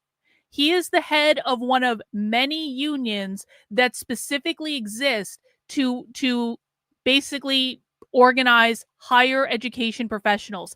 He is a professor at NYU, and he fully believes in complete abolition of the police for the reason that I just explained, because they believe the police are a capitalist construct that only exists to protect the capitalist state. Trump needs to abolish all unions. That would be the most productive thing Trump has ever done in his life. Everyone, I want everybody to know this history. That's the other thing, is that this allowed me, when I was moving this through the machines of capital and media, to say, people were like, well, what do you think the solution is? And they would look, and they were waiting for me to say a thing. And I said, whatever your belief about police is, you need to be starting from a standpoint of real history. You need to know what's in this book. And that can bring a lot of people together in the historical projects across ideologies and ideas about this. So I want everybody, let's figure out the work. I'm signing you up, Brian. Workshops across the world. Study groups, so that this is something we are, by the way, we're an Empire City Impact campaign, and we're going to pull some stuff from this book as part of our curriculum, and teach that in schools. That's going to happen. You know what I mean? We coerce some capitalist funds. Welcome. So Don't be intimidated. But now let me go to a little bit of a harder question, which is, listen, for people who are new, I have been watching Socialism for almost 2 days straight now. I'm starting to fucking lose it. I'm really glad we're almost done. I'm really trying to be about as nice as I can be to people right now. If you feel personally offended by my tone, just keep in mind I don't know you. But if you are new, welcome. If you have questions, please ask them. We'll try our best to answer them. just who do you see as the audience? Because I'm going to be a little provocative. I Yeah. feel like people in this room are basically on the page that there's no world of, kind of moving past capitalism without getting rid of police, at least this, particular expression of regulation. Wow. And there's no world of getting past police without capitalism. Yeah. So who is the audience for this book? Yeah. I mean, it's all of y'all in this room. I mean, I think part of who I see the audience is that particularly after 2020, you saw just a whole new wave of people who were radicalized by seeing the violence of the police and seeing the confidence of what resistance looks like. And there became a kind of common sense, like after 2020, abolition became much more like a common sense thing in the movement to a certain degree. Before it wasn't, it was something that was championed by a lot of Black women abolitionists for many years. Organizers were trying to kind of take that. It went from fringe to being something in which, Mariam Kaba had a piece in the New York Times. Like all of a sudden it's like big leagues. And so that's a radicalization of people have a general common sense about police as an institution are racist and bad. Maybe we should abolish them. And I think it has something to do with capitalism too, right? So these are the common sense things. And so the audience for this book is like, how do we then build upon that and then equip people who have... The unions are entirely controlled by the radical revolutionary far left, and the unions are being used to organize the overthrow of the federal government. The unions are being used to organize all the major protests that you're seeing in the country right now. They're being used to destabilize every single thing in our society because they're trying to utilize the unions in order to provoke a pre-revolutionary crisis for which they are going to try to overthrow the federal government. So I understand why new people might think it might seem a little bit statist to abolish the unions, but do you understand the unions are central to their entire organizing strategy? They own the unions. There is no other purpose for the unions other than leftist fucking organizing. That is it. The unions are literally involved in every fucking crazy thing in the country right now. The unions are causing massive destabilization problems, and we need to be realistic about this. We are not going to live in some fantasy land of, wouldn't it be great if we were all free market? And listen, I'm an anarcho-capitalist at heart. I'm about as far fucking right as you can get, but we have to be realistic. Free market capitalism is not going to save us. Classical liberalism is not going to save us. The only thing that is going to save us is Trump, quite frankly, being the tyrant that these people think he is. Sometimes hard situations call for hard choices. The unions are being organized to abolish the federal government. So I really don't want the left to win, and therefore we need to abolish the unions.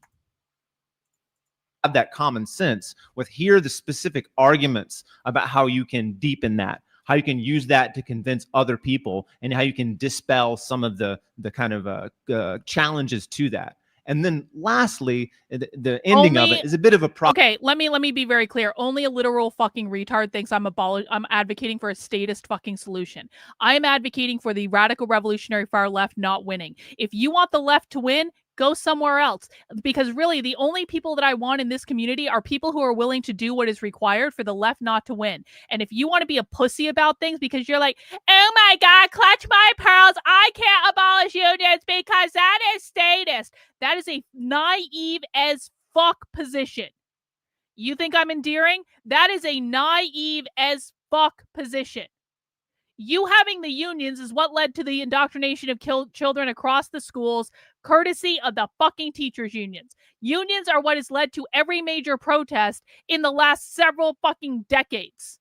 The unions are where all of them are recruiting and radicalizing people to the far left. If you want the far left to win, your strategy is a perfect fucking strategy because you look like a giant fucking pussy who isn't willing to do what is required to defeat a literal revolution that's happening right in front of you. So maybe it's time for you to stop talking and to start listening and learning to people who got here a long time before you and who know better. Still endeared? This is why libertarianism doesn't work, because ultimately libertarians are fucking pearl clutchers who are not willing to do what is required to actually win. I can be personally a narco-capitalist all I want. My personal inclinations towards anarcho-capitalism are going to mean nothing when these people win. So I will be a fucking fascist bitch, and I don't give a fuck. Trump needs to ban the unions.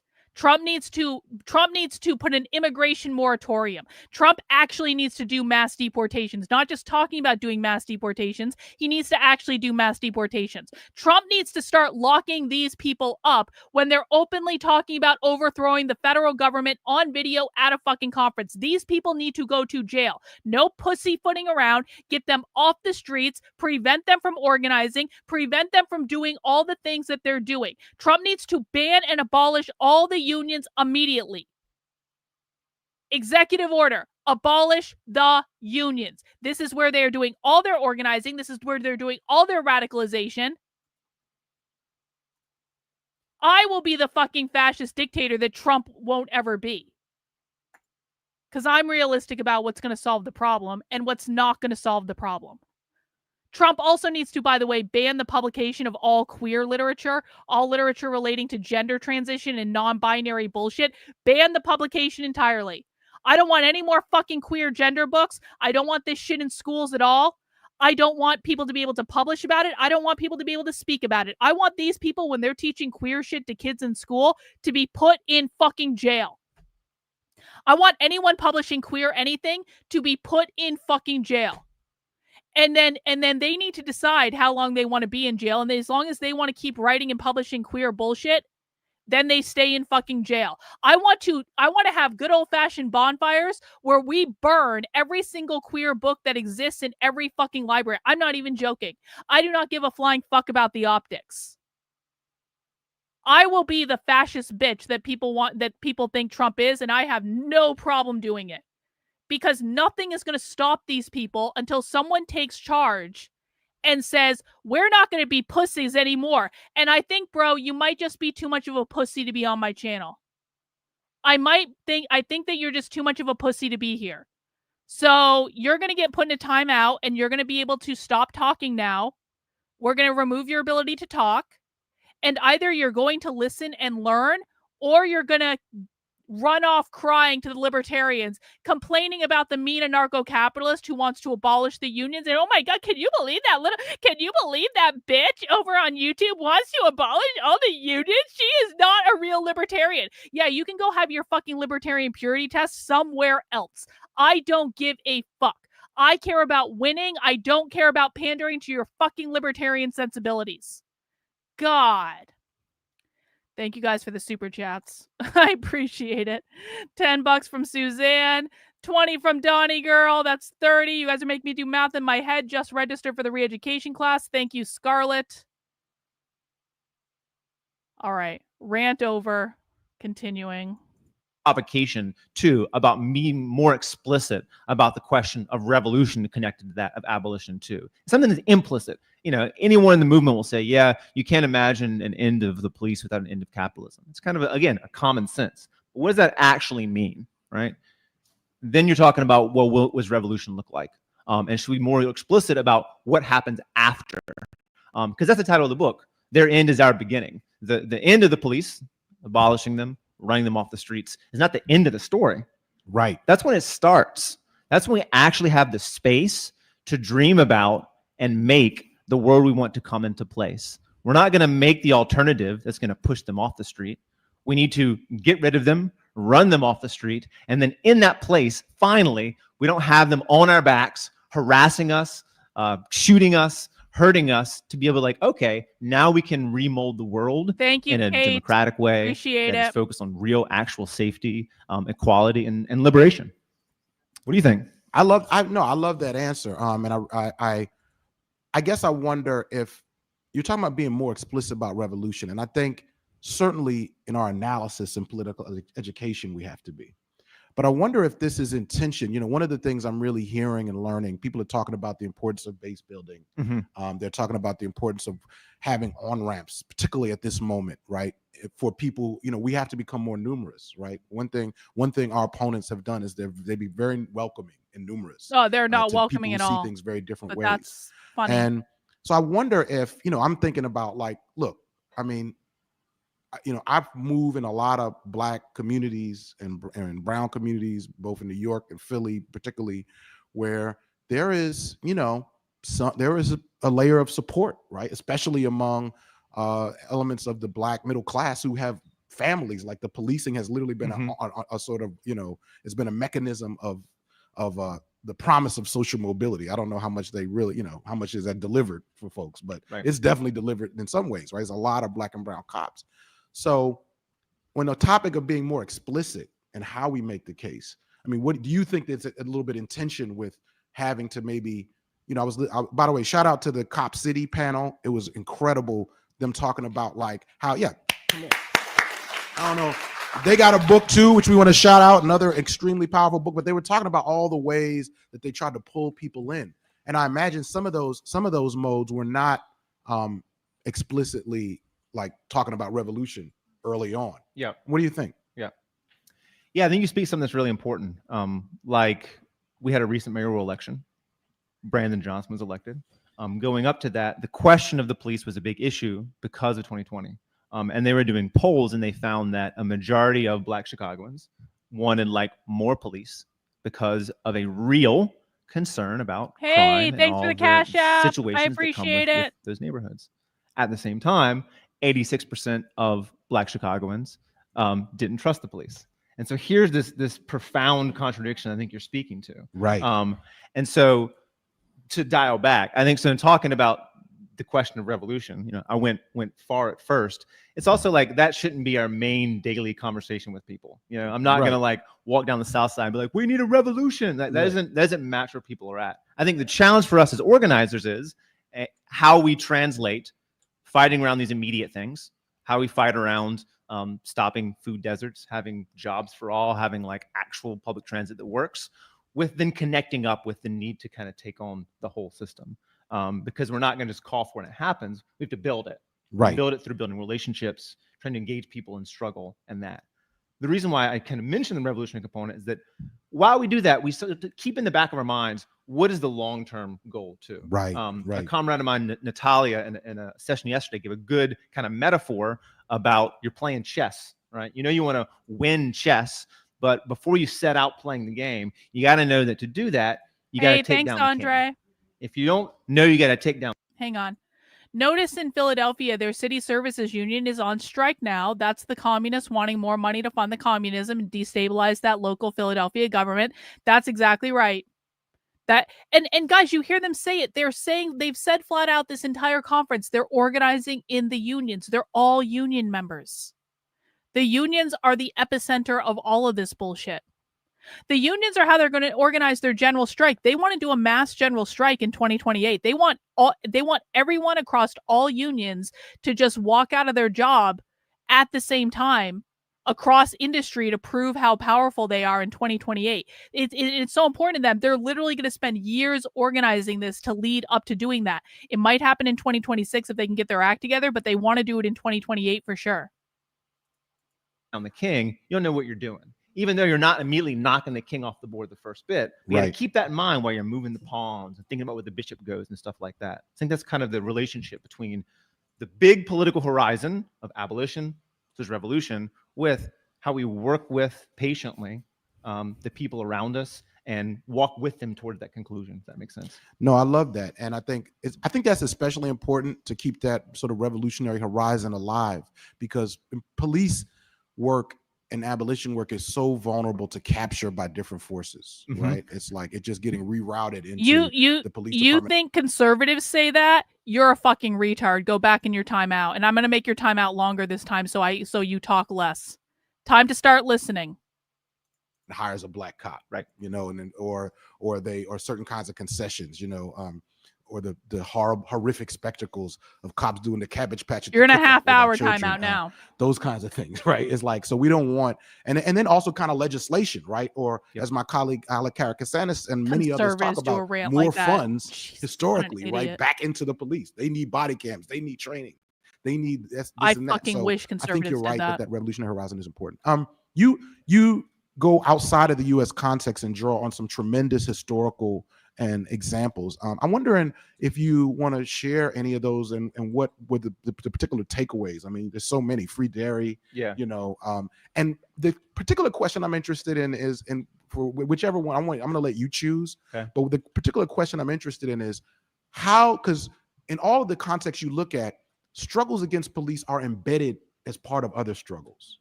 Right. And I wonder, it seems like that's kind of a quality of the nature of abolition. It's, I mean, all struggles, but in particular, it's always an entry point into a defensive component during.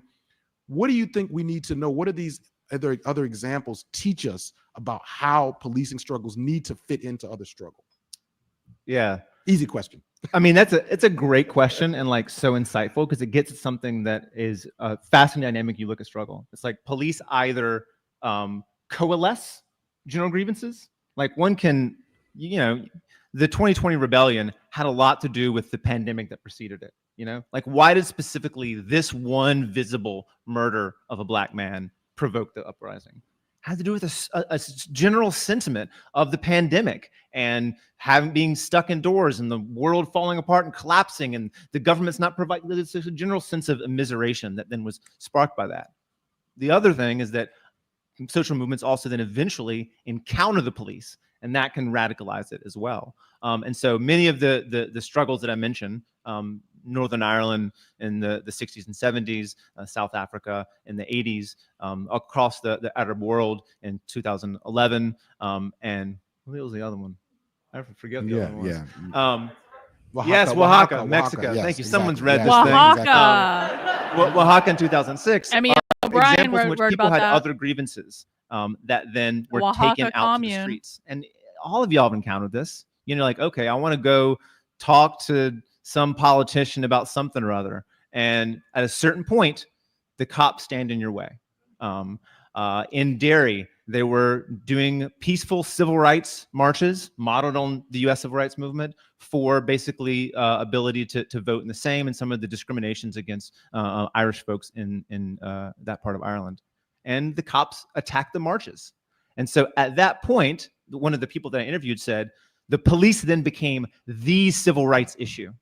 And so the police become the focal point because, and this has to do with the state, they're the focal point of the state's point of contact with repression, with managing any form of dissent or our attempts of kind of carrying out our freedom dreams, to quote Robin D.G. Kelley. Absolutely. Thank you.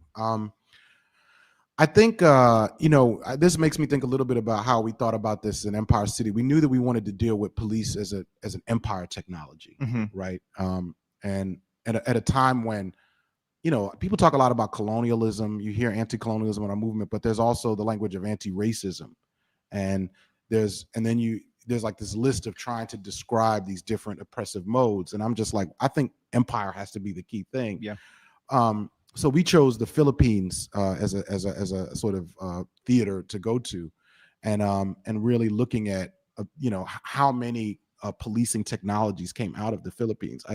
I knew that a lot of them came out. I think the first time I saw that was with the Pennsylvania State Police, which, by the way, for anybody who's teaching or doing political education, that institution is a great one to use, because I haven't checked their website like in the last month, but they had the whole story right there. They basically, Colin Ward wrote maybe like a really dope account of it too, but it's like, they're like, yeah, we used to be the iron and coal police, and then we just decided like we would offload those expenses to taxpayers and become the PA State Police, right? And then they say, and we realized that like we chose horses because a one man on a horseback could control 100 men. We learned that in the Philippines, and we modeled it after the Philippines constabulary, right? And so many of the state police formations were formed after the constabularies, using literally the personnel, including August Vollmer, right, who's the sort of West Coast Oakland-based big police innovator, and he comes out of the Philippines. So we told the story in a more personal way, which I'm not going to spoil for you, but I just invite those examples. And I think that really showing the empire technology, and also shout out to Julian Goh's incredible book, Policing Empires, is a tremendous research on this. I mean, he deepened it. I didn't realize how many of these technologies came out of that era, right? And this is why I think, have to find a way, without being antagonistic to people when they say like militarization of the police, to say, the way I've heard it put once was, every step of police professionalization is military. Yeah, they're never not military, but it is important to have a language to address what's new. So we're going to come quickly. We're going to open this up in a moment. There's so much in this book. I know you have some interventions on the state and the police. And one question I wanted to ask is, a lot of movements that we've seen in cities, including New York, because, you know what I'm saying, we about to have a new mayor, you know what I'm saying? But are about seizing control of the state at the municipal level, right? And even like some abolitionist ideas, like if we could just make the mental health, component more robust, and how do we reconcile that? And I don't know if this was of interest to you in this book, with what do theories of the state have to do with understanding, like, how do we reconcile that, trying to make the municipal state more robust in these other public health kind of ways as an abolitionist technique, while also that municipal state is also taking people's kids, the family policing regulation, and has some elements of it that are like deeply a part of our problem, surveillance, especially in this particular condition. Yeah. Yeah, I think that leads to the question about what is the state? Yes, it does. That's what I want you to. What is the what state, is the Brian? role of the state? Yes. And I think there's a notion that the state is something that, I don't know, could be used to meet our needs or whatnot. I think that's a false one. I think if you look at the origin of the state, it came about as a special institution separate from society that is the committee of ruling class interests. There's a whole different ways you can talk about it. But the committee of ruling class interests, the ruling class or the capitalist class, just so people understand, when these people say they are anarchists, they are saying they are anarcho-communists. They are not anarcho-capitalists. They do not believe in private property. They are anarcho-communists. When they are talking about abolishing the state, they are talking about abolishing the capitalist government. He just said the state is the committee of the ruling class. That means the capitalist. Being that capitalism requires a body that floats above civil society. Everybody. Capitalism requires. He literally just said capitalism again, Brian. Thank you. In the state, it came about as a special institution separate from society that is the committee of ruling class interests. There's a whole different ways you can talk about it. But the gist being that capitalism requires a body that floats above civil society, everybody else. And that's important because it appears like it's not direct rule by the billionaires, by the bosses, by these sorts of things. And because, strangely enough, all the billionaires have slightly different interests in some ways, right? Like they're in competition with each other. Marx calls them a band of warring brothers because they all have the same interests, repressing us and making the most money, but making the most money also means them competing with each other. And so the state is also something that tries to generalize what we say when we get into abstract territory, to generalize the collective interest of the ruling class. It's the agency that does it, that tries to devise what's the best policy to better business interests. They have a whole series of like parastate apparatuses, all the think tanks, universities sometimes. Hang on. Ever thus welcome. I'm new to this, and it boggles my mind that people are motivated to convince everyone else that they are actually oppressed and miserable. Okay, so you have to understand something. The vast majority of people that you're seeing at this event are either second or third generation socialists. That means they were raised by socialist parents. They've been in these communities since they were really young, or they've been indoctrinated to this ideology in the public schools since they were very, very young, or it could be a combination of the two. This ideology is taught throughout our public schools all over the country. Yes, in red schools, not just in blue school, not just in schools in blue cities. This is taught in red states all over the country to this day. Trump has not banned anything. They have not changed what they are teaching in schools. Anyone who claims they are changing what they are teaching in schools is lying. I have them on video saying they're not changing what they're teaching in schools. So the vast majority of people pushing this have been indoctrinated into a cult from the time they were very young, where they believe with all of their being and all their identity that they are oppressed by capitalism, that you are oppressed by capitalism, that literally everyone is oppressed by capitalism, that the world is miserable because of capitalism, that all problems are created by capitalism, that all wars are created by capitalism, that capitalism creates all crime, capitalism creates every single heartache and stress that people have. They believe with every fiber of their being that if they can just wake up society to class consciousness, they may also call it critical consciousness. If they can just wake people up to get them to see that they are oppressed by capitalism, then they're going to be able to overthrow the system and implement something else that it's going to be better for everyone. No, I don't mean the Jews. Explicitly. We don't do bullshit talking points here. No, it's not fucking drugs. This is a deflection. This is a fucking cope. You're seeing it happen. I understand you're new, but you are seeing it happen on the screen right in front of you, and you're dismissing it by saying they're on drugs. They are not on drugs. This is what they have been brought up to believe, reinforced by the public fucking schools. Do you want to know why this is happening? Because decades ago, they took over the public schools and no one did anything to stop them because conservatives were only out dunking on the libs and saying it's just drugs. They're going to grow out of it. If you're not a liberal when you're young, you have no heart. If you're not a conservative by the time you're 30, you have no brain, etc., etc., etc., etc., etc. They're mentally ill.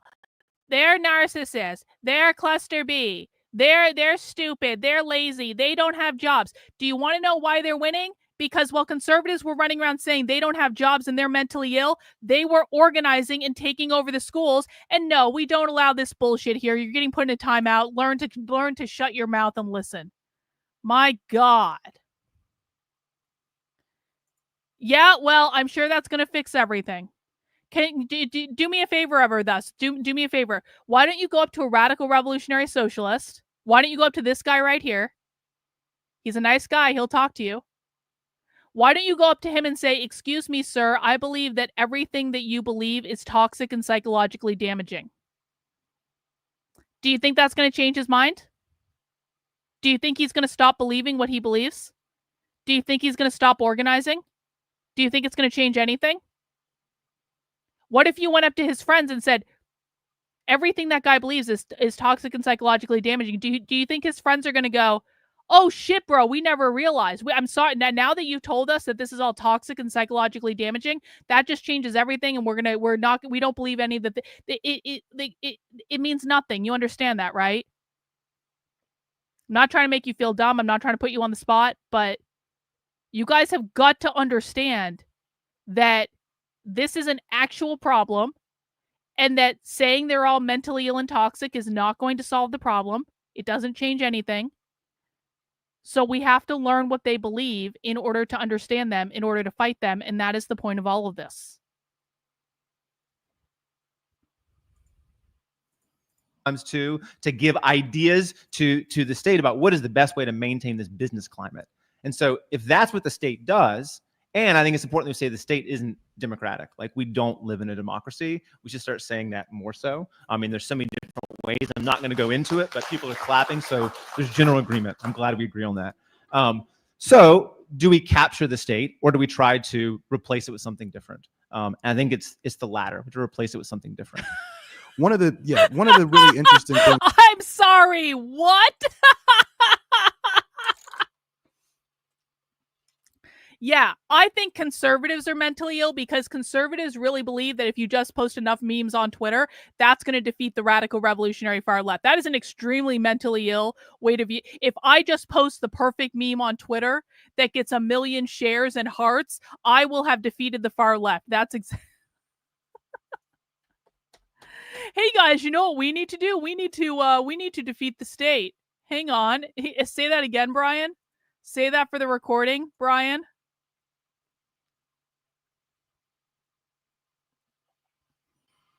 Don't worry, guys. Trump is totally going to save us, though. Trump is on the case. He's absolutely going to save us. We don't live in a democracy. To all the think tanks, universities sometimes too, to give ideas to the state about what is the best way to maintain this business climate. And so if that's what the state does, and I think it's important to say the state isn't democratic, like we don't live in a democracy, we should start saying that more so. I mean, there's so many different ways. I'm not going to go into it, but people are clapping, so there's general agreement. I'm glad we agree on that. So do we capture the state, or do we try to replace it with something different? And I think it's the latter, to replace it with something different. One of the really interesting things. That's them calling to overthrow the federal government and replace it with something else. Does everyone understand what we just saw there? That is literally a radical revolutionary socialist calling to overthrow the federal government and replace the government with something else, and that something else is going to be communism, I promise you. One sec. Hang on one sec. Just let me clip this real quick. Let me clip it real quick. Hang on. This will take 2 seconds. I appreciate you guys having a little patience when I make these clips.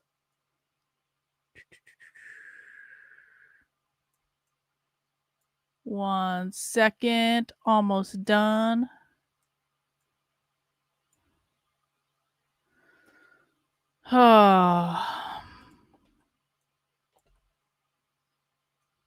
It's like, how many times do I have to get communists on video saying they're going to radically overthrow the federal government? How many times do I have to do this little exercise? Because I have communists on video saying this quite a bit, actually.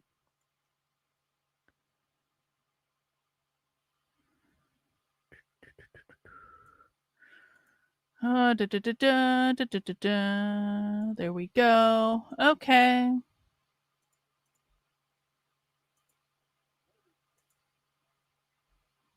One sec, almost done. Okay, export, overthrow the government. I'm going to post that on Twitter. I will let you guys know when it's up so you can share. I think in this, but you talk about the origins of police, and actually, can I get you in 3 minutes? Because I bet a lot of people in here, but I'm guessing there's some people who don't know really where the word police came from, and it's somewhere in the room. So that one person, where did the word police start? And then I want to deepen that. Well, I mean, this ties into the state question. Yes. So it's a good question. So the word police came from the word policy. And so it was generally, what is the policy and the origins of the bourgeois state? What is the policy to be able Capitalist to administer, state, bourgeois to means manage, to capitalist. order capitalist society? And so in the early writings of it, all that stuff was like, what regulations do we need to make sure that the markets run? Essentially, literally. Nah, Elon's not going to share it. Elon doesn't even know about this. And then, of course, it found that in order to keep the markets running, to control the large mass of people who have been forced off their land, forced into the city to try to work. How are we going to organize those people, right? Because they want to make money in their own way. They don't want to work at first, which is a good thing. And how do we organize that? Policies of organizing that, and then it was like, wait, we actually have to force them to do those things. And so then the notion of policy to order the capitalist society, then realized that that ordering had to be one of force. And then we see the word policy, the word police, being that of how do we force this ordering of all these people who are not that of the ruling class.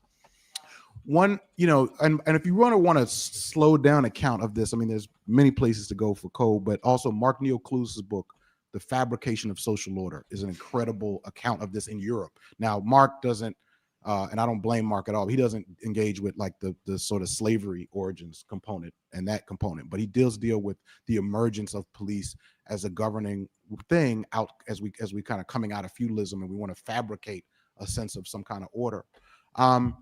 And one reason why I think that's important, this policy thing, is that one assumption I had about police that I would also hear is that the police were expanding to cover more and more things, right? Like the police would move into this, they moved into social work. Yeah. What I learned was that initially when police was conceived, police was kind of all of it.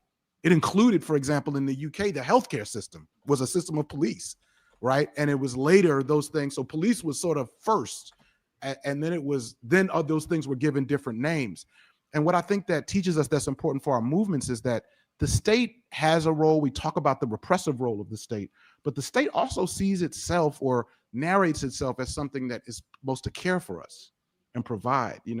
This is something that I think Comrade Astrid Taylor was talking about with me. It's like, yeah, the state, we're in competition when we talk about setting up care networks. We're in competition in a way with the state, right? I mean, you even think about, for example, veterans, right? And you think about all the people who get veterans health care. I mean, that's like a kind of almost like a massive welfare program, right? And that's why so many people get recruited. And I think about that matters when you're talking about something like January 6th. So at any rate, yeah, I know this feels like weedsy territory, but I will say that I think looking at the emergence of the police is a great political education tool for just every ordinary people's, people who think they know, because you just see it unfolding. People get to see it themselves, and it's not nobody. Okay, guys, I people just don't feel like you're posted telling that them what clip to on think. They're Twitter. just like, oh, I'm putting it in the chat. Please retweet this, quote tweet this, share this out. Appreciate it. Let me open it up. I'm getting ready to open it up if we can. Before we open it up, I'm going to ask people one thing. Is I'm going to very kindly and compassionately keep you to, I'm just going to say about 2 minutes. Yeah, American First over on Rumble, they will use violence. Also, do want to do a for quick the federal plug. I'm on government. the advisory board of Hammer and Hope. Hammer and Hope is a black radical publication. You can go to the, Hammer and Hope, and on IG is Read Hammer and Hope. But one of the things we're trying to do at Hammer and Hope so that we can foster this kind of political education is we're trying to build up our membership. We have various membership tiers that you can get involved in because we don't want to be reliant on donors, even though we're thankful to our donors in the short term. But ultimately, we want to be self-sufficient and control the direction. So I encourage you, please, everybody in this, I'm not going to force you to do it right now, but please, when I get back to my room, I want to see an influx in our membership, just flowering, just exploding. But yeah, come on up. Does anybody have questions, provocations, comments? Can we ask people to approach the microphone so we can kind of keep track of who's who? How you doing? Yes. Hey. Thank you for the podcast. It's great. UNA. Looking forward to reading the book. UNA. Yesterday, someone made a throwaway comment about what happens when Zoran Mandani has to choose a police commissioner. And I would love to just get your thoughts, both of you, about if you were in the position to advise him, what would you say? Woo! Thank you for this. What's your name, comrade? Comrade. Lily, pleasure to meet you. Thank you for this question. Yes, I'm gonna take a few. All right, thank you both so much for this. I wanted to ask what you think about with the police as a material force that actually can directly change the conditions we struggle under. I think about how, I was just quickly checking, the Fraternal Order of Police, which is just one of the cop unions, right, has 370, union in quotation marks, yes, has 377,000 active and retired members total in the United States. I think about here in Chicago alone, 12, 13,000 active members plus tens of thousands of retired members.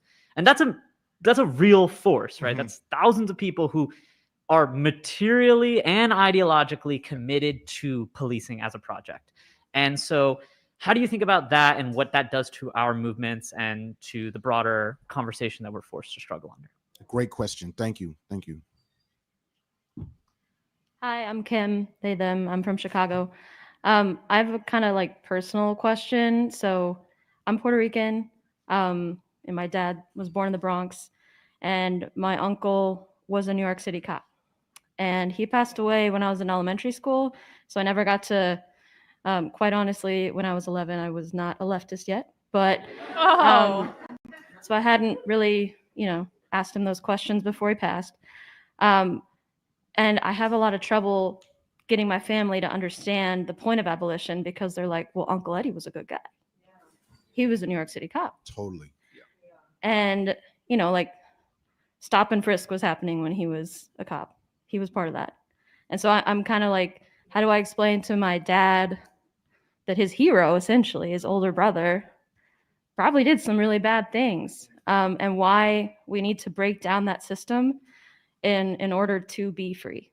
It's a great question, and I actually have an answer for that, but I'm not going to answer it right. We'll take one more question. Thank you so much. Just to get so people don't have to stand too long. Yeah. Hello, my name is Mary. Full transparency, I'm married to that one. Well, thank you to you because we know you. You know what I'm saying? Let's just recognizing labor over here. Bankrolled that book. Anyway, that's not why I'm up here, I promise. So I'm a nurse, and a lot of these reforms that we're seeing, as you mentioned, sort of towards the end of the conversation, is turning social workers, nurses, lots of non-police workers into cops. I'm a nursing professor. I have to teach my students about mandated reporting. Shout out Dorothy Roberts' new book about. Is that Mary Bowman? It is. Holy shit! Holy shit! That is Mary Bowman. You are right, Emma. You called it. Mary Bowman is married to Brian Bean? For real? I would recognize that eye anywhere. That is Mary Bowman. Yo! Wow! She's married to Brian Bean? That's crazy. I can see her. She's right there. She just turned to look at the camera. I have seen Mary Bowman's picture enough that I would recognize her anywhere. Hi, Mary. Hi, we got you again. 3rd year in a row, Mary. Hope we see you next year. Our two of our favorite socialists are married. Isn't that funny? The family policing system, as she calls it, which is also the foster care system. So I'm thinking, I mean, obviously, Brian and I talk about this stuff ad nauseum, but I'm really thinking a lot about how they're turning everybody else into cops, and not just formally, right? Like, as an abortion provider, I've watched the way that places like Texas have Wow, said, actually, that is mind-blowing. any I old thought she was a person lesbian. in Texas can say this is an illegal abortion, arrest this person, arrest this provider, right? But that's making me think about the organizing opportunities that we have within these other communities. So if we're abolitionist nurses, that doesn't mean we have to go fight the cops. That means we have to go fight the nurses, right? We have to talk to everybody about like, nah, dude, don't call the cops when you see that happen. And once again, as an abortion provider, the people who come to the hospital bleeding and they're suspected of abortion, the people who call the cops are their providers. Almost always nurses, social workers, and physicians are the people who call the cops on folks that they think are having illegal abortions. So I just want to shout out, if you're an abolitionist or a burgeoning abolitionist and you're like, okay, so I got to go up to the cops at the protest and I got to swing, do it. But But you can also, at your workplace, be like, hey, have we thought about an alternative to calling 911 when they're threatening suicide? Have we thought about an alternative to calling 911 when we're worried about that kid? Have we, you know what I mean? Like, how can we actually change what we are doing to embody abolitionist values and to Mary remove Bowman's eyes the are police crazy. from the spaces that we're in, including ICE, right? And so I just wanted to kick ICE to you too. Thank you. Yes. Hi, Mary. Mary I'm has gonna shaved her go ahead. head. It's okay. I'm just going to answer these real quick so we can give attention. And on that last point, I'll just say briefly that I think that's, Wow. you know, one of the things when you look at the Cop City organizing in Atlanta was that there was so many, since there's so many expressions of policing, right? It filters into all these different areas. They were really innovative about fighting those expressions in different places, which doesn't always look like the quote unquote front lines. It looked like zoning. It looked like the subcontractor part of the fight was really important. So, but in the healthcare, and I have personal history there. I mean, Brian, what do you, which of these, I don't know if you want to, we have sort of four things. We have the Zoran police commissioner. We have the massive size of the force of policing and what that means in the police unions.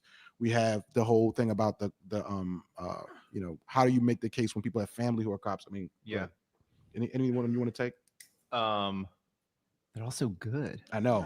They're great questions, and we got a lot more coming. I mean, I think that I'll say something about the Mamdani one. I would advise him to not be the mayor. Not be the mayor. They don't want to I be the say mayor. that as a joke, but I think it's a huge challenge when our side takes on responsibility for managing the capitalist state. So Brandon Johnson was backed by a lot of folks in the Chicago left and stood for a lot of great things. So again, I want to emphasize this because people might be confused, right? They're like, why doesn't he want Mondavi to be the mayor of New York City? Mondani is a socialist. So why doesn't the other socialist want Mondavi to be the mayor of New York City? This is the difference between reformism and revolutionaries, which I've been trying to explain to people. There is a schism on the left. This is the difference between the Democratic Socialists of America and the Radical Revolutionary Socialists. The Democratic Socialists of America are what's called reformers. They want a post-capitalist society. They want a post-capitalist world, but they still believe in working within the electoral system and winning positions through political power that they use to make small reforms over time. Mondani is a reformist. The Democratic Socialists of America are reformists. The Working Families Party are reformists. Brian Bean is a revolutionary. You already know this because we already got him saying he wants to overthrow the government. He doesn't believe in elections. He doesn't believe that they will win via elections. He believes that the only way that they're going to win is by overthrowing the system. So this is why they're saying, I don't actually want Mondani to be the mayor of New York because I think it's going to be a giant fuck off waste of time, and it's going to be a waste of time, and it's going to be a waste of resources, and nothing much is going to be accomplished, and it's going to be distracting and all that stuff. And he's about to say, listen, the mayor of Chicago is a Democratic Socialist, and now he's doing all this administrative stuff. He is basically becoming, when they get into political office, they basically become tools of the state, which is why the revolutionaries don't want them to run for political office, because they get basically sucked into the capitalist system and become the administrators of capitalism. Does that make sense to everyone? I mean, just getting their ducks in a row, just they're getting the pieces on the chessboard right now. They're 30 moves away from checkmate on the chessboard. They're a long ways away from checkmate. They don't have all their pieces in place yet, but they're going to get there. Listen. I would advise him to not be the mayor. So let's go back. How do you make the case when people have family who are cops? I mean, yeah. Any one of them you want to take? They're also good. I know. They're great questions, and we got a lot more coming. I mean, I think that I'll say something about the Mamdani one. I would advise him to not be the mayor. I say that as a joke, but I think it's a huge challenge when our side takes on responsibility for managing the capitalist state. So Brandon Johnson was backed by a lot of folks in the Chicago left and stood for a lot of great things. And he's someone who came from the movement. And he also gave the police here the largest raise they ever had. And in 2025, in the first 5 months, there has been more people killed by the police than all of 2024. That's a contradiction that I think that is a big problem when we talk about executive office on the federal or the municipal level. And so I think there's a way broader question to strategize about that I can't go into here, but my pithy answer is that I think it's a challenge to us if we take on the managing of the capitalist state, which requires us to do stuff like pick police commissioners.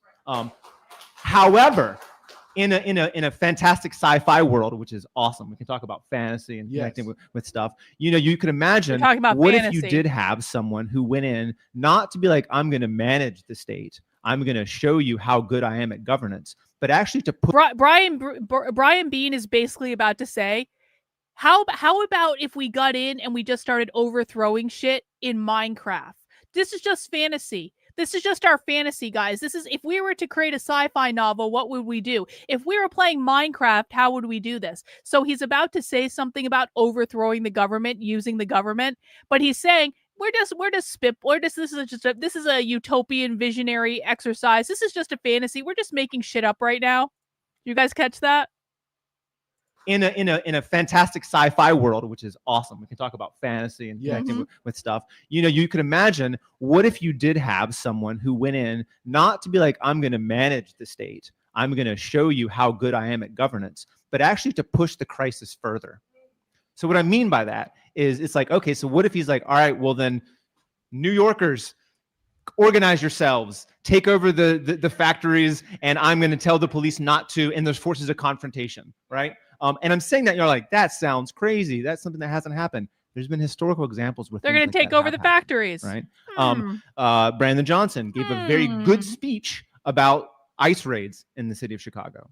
At the same time, the Chicago police have at best stood aside and been complicit in that way with ICE raids. If he wanted to actually force a confrontation, then what if he said, cops, stop the ICE raids? He wouldn't do that, but I'm going with sci-fi to sort of play out, like, what if we saw something like an executive office being like, how can I force the crisis, as opposed to, I'm going to show you how good I am at managing the capitalist state. Yeah, no, thank you for that. I think that was really insightful. I disagree. In a respectful comment, like, but we agree on the key thing. What on earth makes you think that they don't have control of the military? Are you still living in some fantasy world where they haven't been teaching far leftist bullshit at all the military academies for a long time? Are you living in some fantasy world where you missed that a member of the military literally lit himself on fire like a year and a half ago to protest what's going on in Palestine? Like, conservatives live in delusional fantasy land where they really believe that everyone in the military is a conservative and that everyone who owns guns is a conservative. That is delusional. Stop watching conservative media. Which is that, and I'm going to keep it quick because we got people. Thank you for your patience, folks. We're going to get right to you.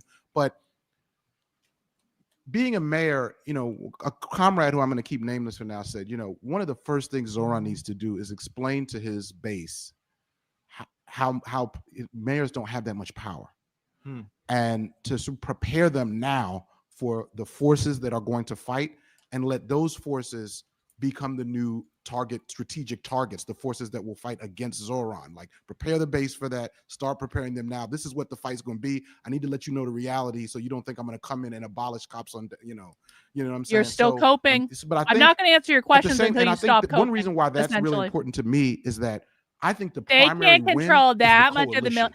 like. I can literally point you to years of woke indoctrination bullshit being taught at all the military academies. Maybe even decades, if I go back far enough.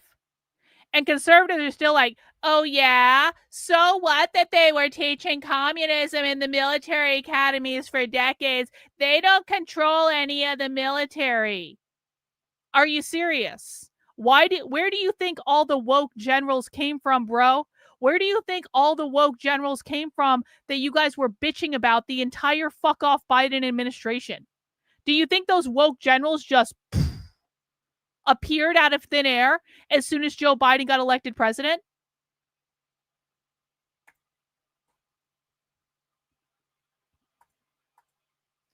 All the officers in the guess what you have to do, guys. I know this question because I worked in a military college. You guys know that my first job out of college, I worked in a military college for real. Guess what you have to do to be an officer in the military? To be an officer in the military, you have to go to college. You get commissioned as an officer in the military after college. You're telling me that there's no member of the military in the officer ranks that went through college, that came out of college as a leftist? That doesn't make any sense. It makes absolutely no sense at all. Glad to have the Zoran chess piece. We still got to secure that, by the way. But the coalition is the thing. And to your point, I understand why you would say that, because it's so dangerous the way that once he's in, what it can do to our coalition. So really good question. Quickly, on the question of the family cops, I also have family who are police officers. History is a great way, and there are specific parts of the history. In Empire City, we interview one of the NYPD 12, Edwin Raymond, and I think his story, because one thing I've learned is that no one hates a good cop more than the NYPD. Mm-hmm. Very true. And when you see anybody who's seen the Crime and Punishment documentary, the way they turn on police who simply are saying, we don't want to do this quota system. We signed up to help. We don't want. Did you guys know? Did you guys know there's a veteran organization at this conference? Hang on.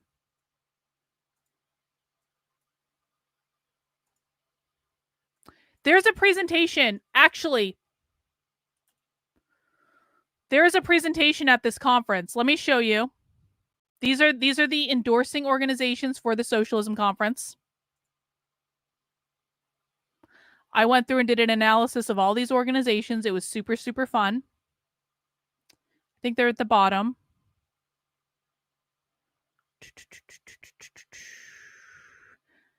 About Face Veterans Against the War. There is literally an organization sponsoring this conference of military veterans. Now let's go back. 2025 schedule. About Face. About Face sponsored a presentation at this conference. They didn't stream it, but this presentation did happen yesterday at the conference. State violence and GI resistance. From within and outside the machine, there is a long history of GIs rebelling against U.S. militarism and fascism. Through an abolitionist framework, this discussion highlights the legacy and revolutionary power of GI resistance against the backdrop of military mobilization to violently suppress people's movements. There is literally a fucking presentation at this conference yesterday that is about using the military to fight fascism, presented by an organization that is literally called Veterans Against the War. They're not hiding what they're doing.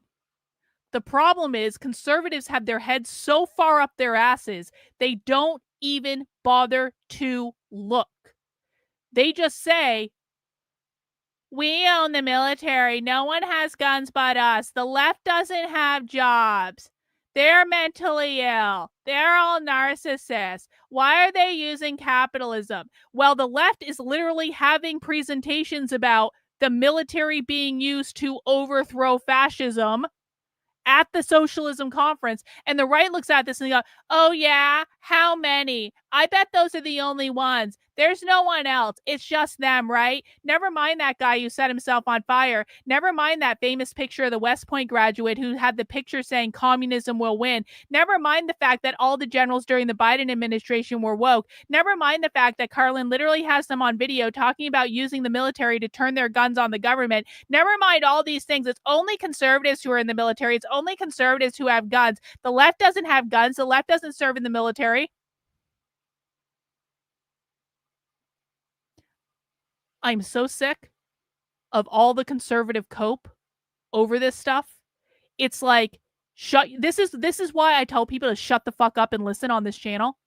Because it's like, truly, if all conservatives did was shut the fuck up and actually listen to what the left says, actually read the fucking documents, actually look at the organizations, look at the conference schedules. They're saying it explicitly in no uncertain terms. They're talking about violently overthrowing the government on fucking video. And conservatives just sit there and go, they're mentally ill. They don't have jobs. They're lazy. Kamala Harris is a communist. They just want everything done for them. Why do they engage in capitalism? Why don't they move to Venezuela? Don't they know this will never work? Why we have all the guns? They don't have any guns. They don't even know about guns. They don't even know that it's like, shut the fuck up. Yeah, not all veterans are good guys. Veterans About Face. There's their YouTube channel. Go watch it. You guys want to know why I'm going insane? I have idiots to my, I have clowns to my right, and I have jokers to my left. This is why I'm going insane. Clowns to my fucking right, jokers to my left. That's why.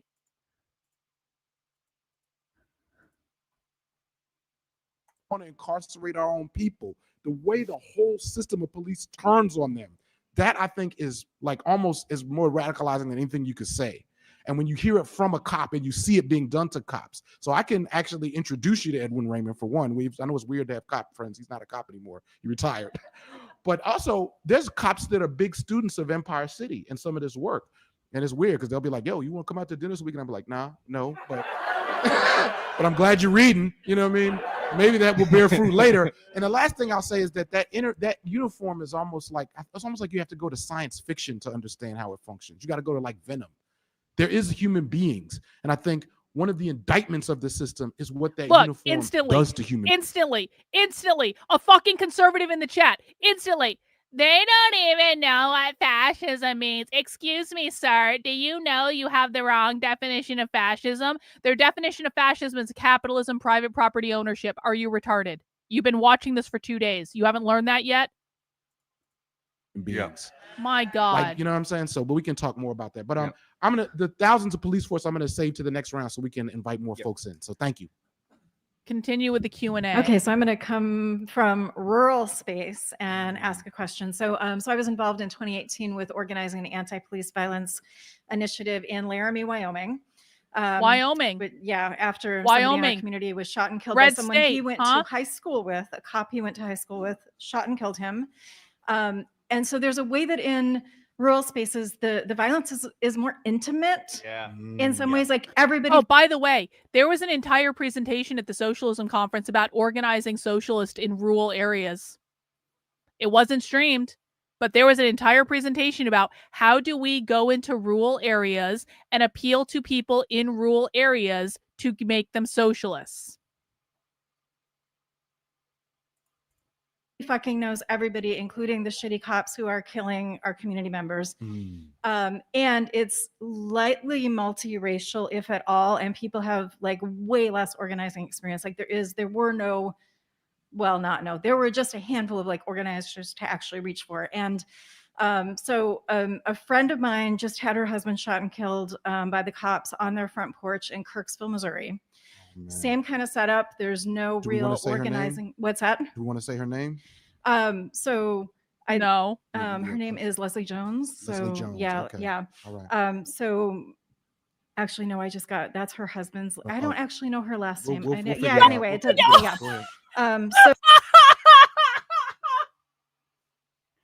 I don't mean to minimize the death of someone. If this story actually happened and someone was actually shot on their porch by the police, that's not funny. I'm not laughing about someone dying, but it is actually really funny that a communist got up at the socialism conference to be like, my best friend got shot on their porch by the police. And then the guy running the session was like, what's her name? And the woman was like, I don't even know her last name. So I guess He was my best and one of the friend. things that I noticed, so we had a few socialists in the organizing team in Laramie and way more liberals, and the demands process was like got watered down very quickly. And it was funny. also so specific, and there wasn't really anybody with like understanding of this whole, so I guess like what do you recommend for more rural spaces where it is a person I gotta pee. I'll be right space who back. is probably always going to be the Right. poster child, I don't know, whatever the Right. fuck that is, Right. for what people are fighting for, and there's not like a basis of actually understanding the power dynamics in general already in place. So is there the thing that I should have queued up the next time one of my friends has somebody shot on their porch? And I fucking hate to say that, but it's like happened. So like I'm one degree of separation from like 8 people now who have been killed by the cops. And so it keeps happening. Right. And I keep not knowing how to help in a way that is going to actually get them out of that like liberal spiral down. And it's like, can you just like wear more cameras? And I'm like, I don't know what to do with that. Help. Yeah, thank you. You're Yana. welcome. And by the way, it's Yana. Is that the pronounce? Yana, yeah. Yana. Everybody, if you have resources for Yana, please share those. You know what I'm saying? Keep it going. Thank you. And we'll try to. And, I mean, we had a lot of questions. I think also people should feel free to respond to each other too. Yes, respond to we each don't other. have all the answers. Feel free to We're not gonna turn the have mic time to, around.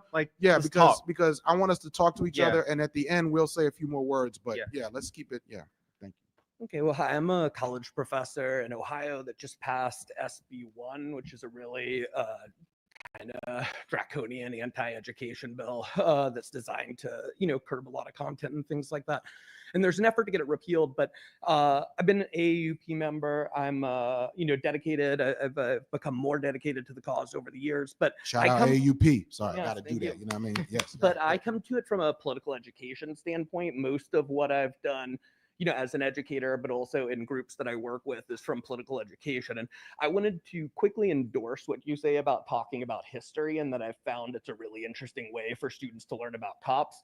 But also just to say, over the 20 years, I've seen that labels are really killing our causes in the realm of political education. And that I'm back. just as a side point, I'm working on a paper about how students tend to have more radical ideas, but then their solutions tend to be grounded in more traditional forms. And where I find it is that I can ask them, a very simple position like defund the police, your position, and 2 or 3 students will support that idea.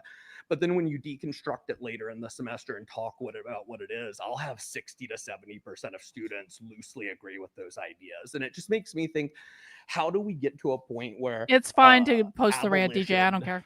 Isn't as scary of an idea to talk about, and we can kind of normalize it in classrooms as part of the spectrum of things you talk about? Because I think that's where we're really at a disadvantage right now in a lot of this. Yeah. Thank you. That's really a great point in question.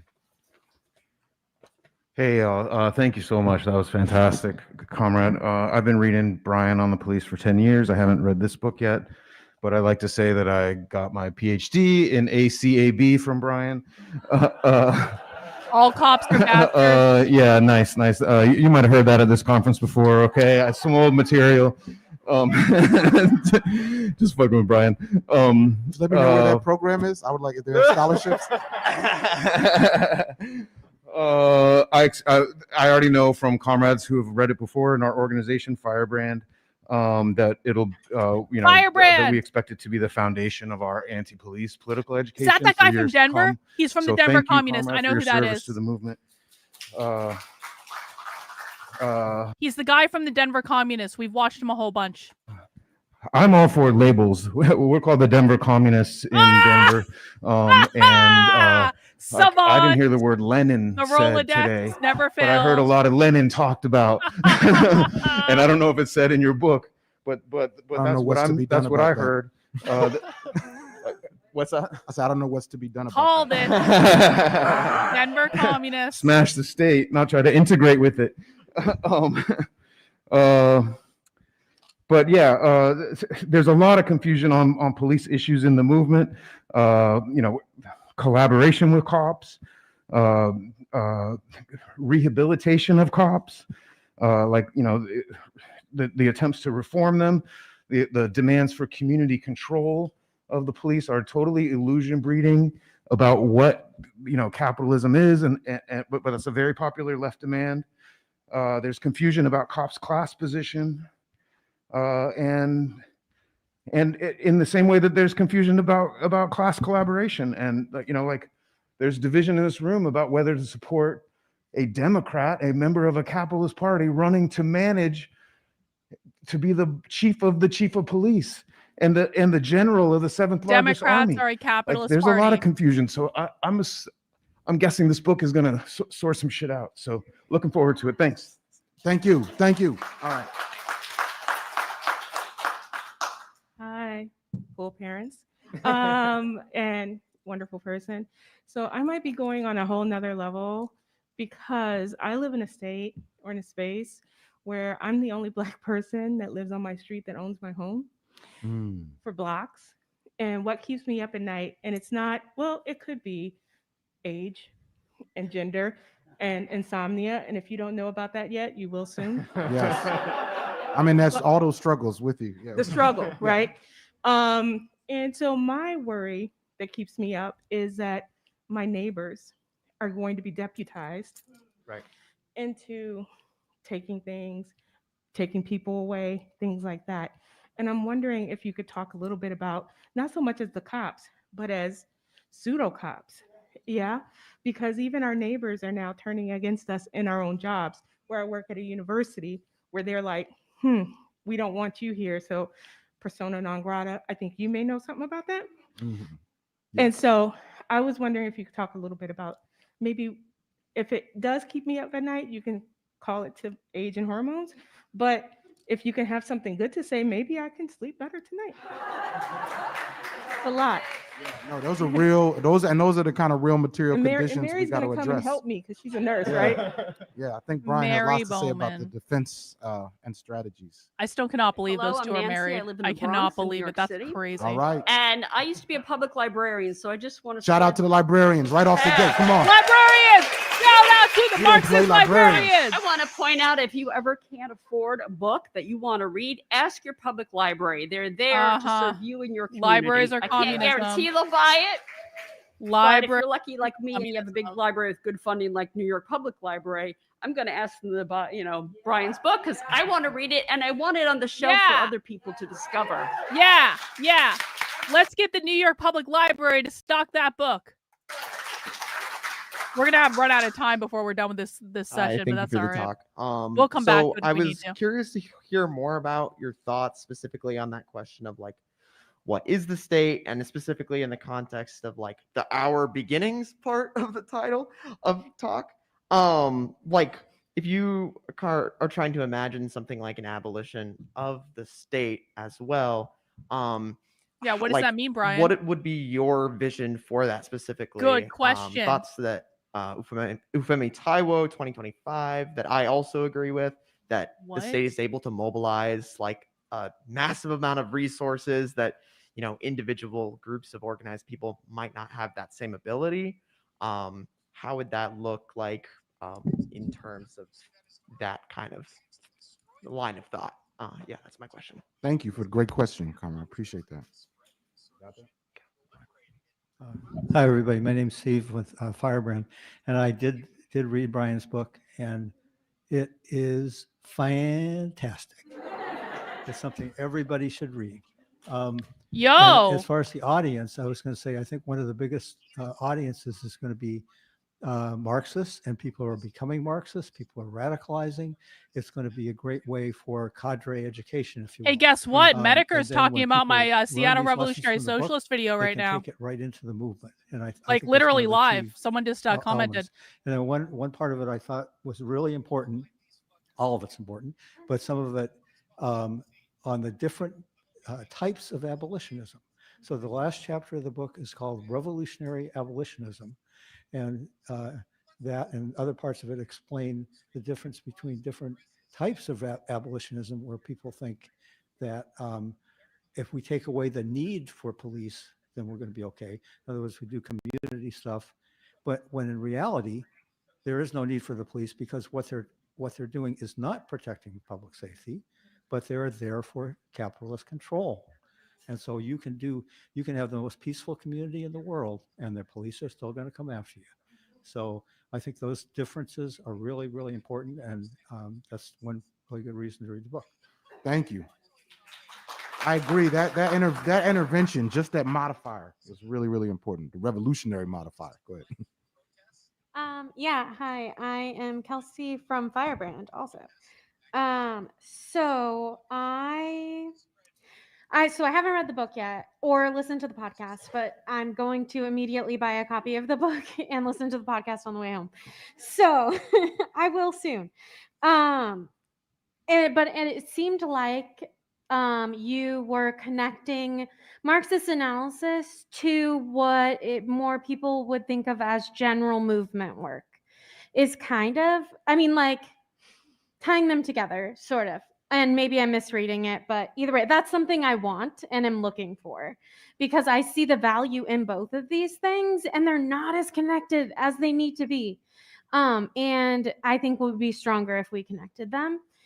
So I just kind of wanted to ask, that wasn't, anyway, I just wanted to thank you for that. And also ask if you have any thoughts on thank you for the actions we cash app. can take to target the state I as appreciate it. the kind of the people in the room.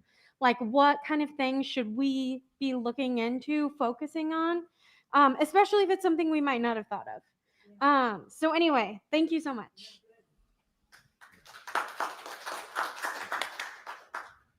I don't know how you're going to answer all these questions.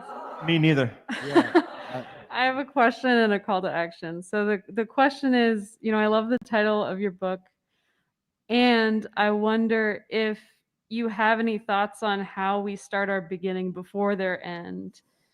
And I'm a big fan of prefigurative politics and creating the world we want to see today. So where are you seeing the opportunities to even if the state's not our source of care, how do we use it to show people a different way of being safe? How do we use our networks of community to demonstrate what it takes to build real safety? Secondly, this one's for the crowd.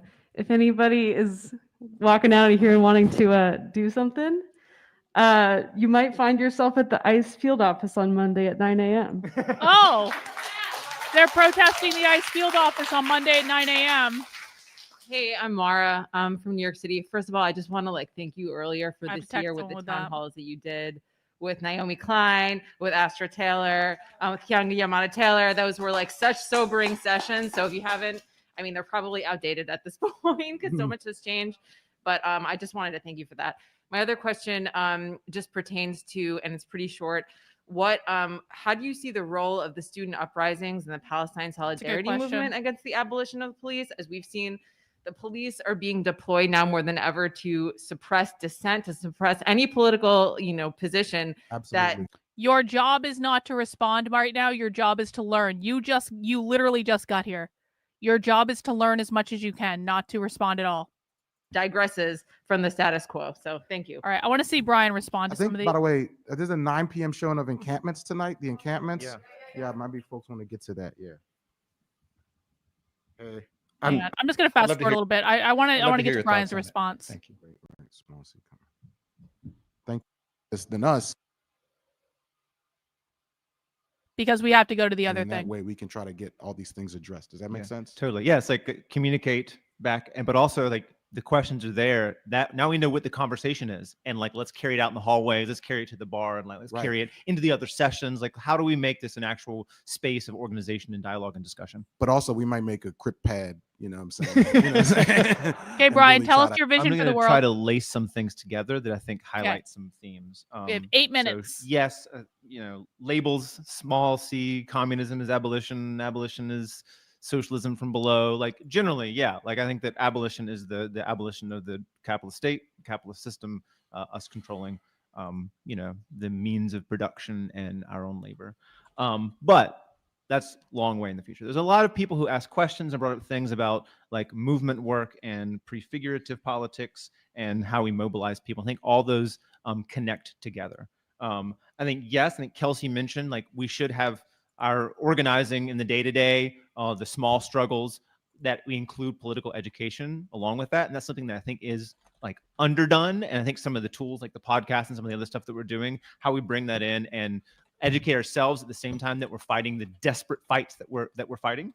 And I think that ties into the prefigurative questions too, is that the answer to all that is just like organize, right? I don't have a magical answer as far as like we need to begin to prepare to organize our communities, talking to our coworkers and preparing in that ways. Comrades, yesterday we're talking about some of the anti-ICE organizing in LA. Some of the origins of that came from mutual aid around the fires. And so figuring out that we have to organize our comrades, our communities, our coworkers, and that is going to sort of pave the way for our larger struggles. And the importance of larger struggle also gets to the question about labels and defund. I think that ideas, we don't always combat ideas on the level of ideas, but ideas change and struggle. And so what made defund a popular idea? It wasn't just small arguments, but it was the largest social movement in the history of the United States, in which it changed people's ideas in weeks, in which they thought, yeah, I do want to defund the police, right? This does make sense, to the point where even they had to talk about it, in the August halls of city councils, and attempted it in some ways that were radically rolled back, et cetera, et cetera, et cetera. Why is defund now considered a liability by some and unpopular, which is the case if you look at some of the pollings? Again, it's not just about the idea, but it was about a concerted campaign carried out by the ruling class to push it back.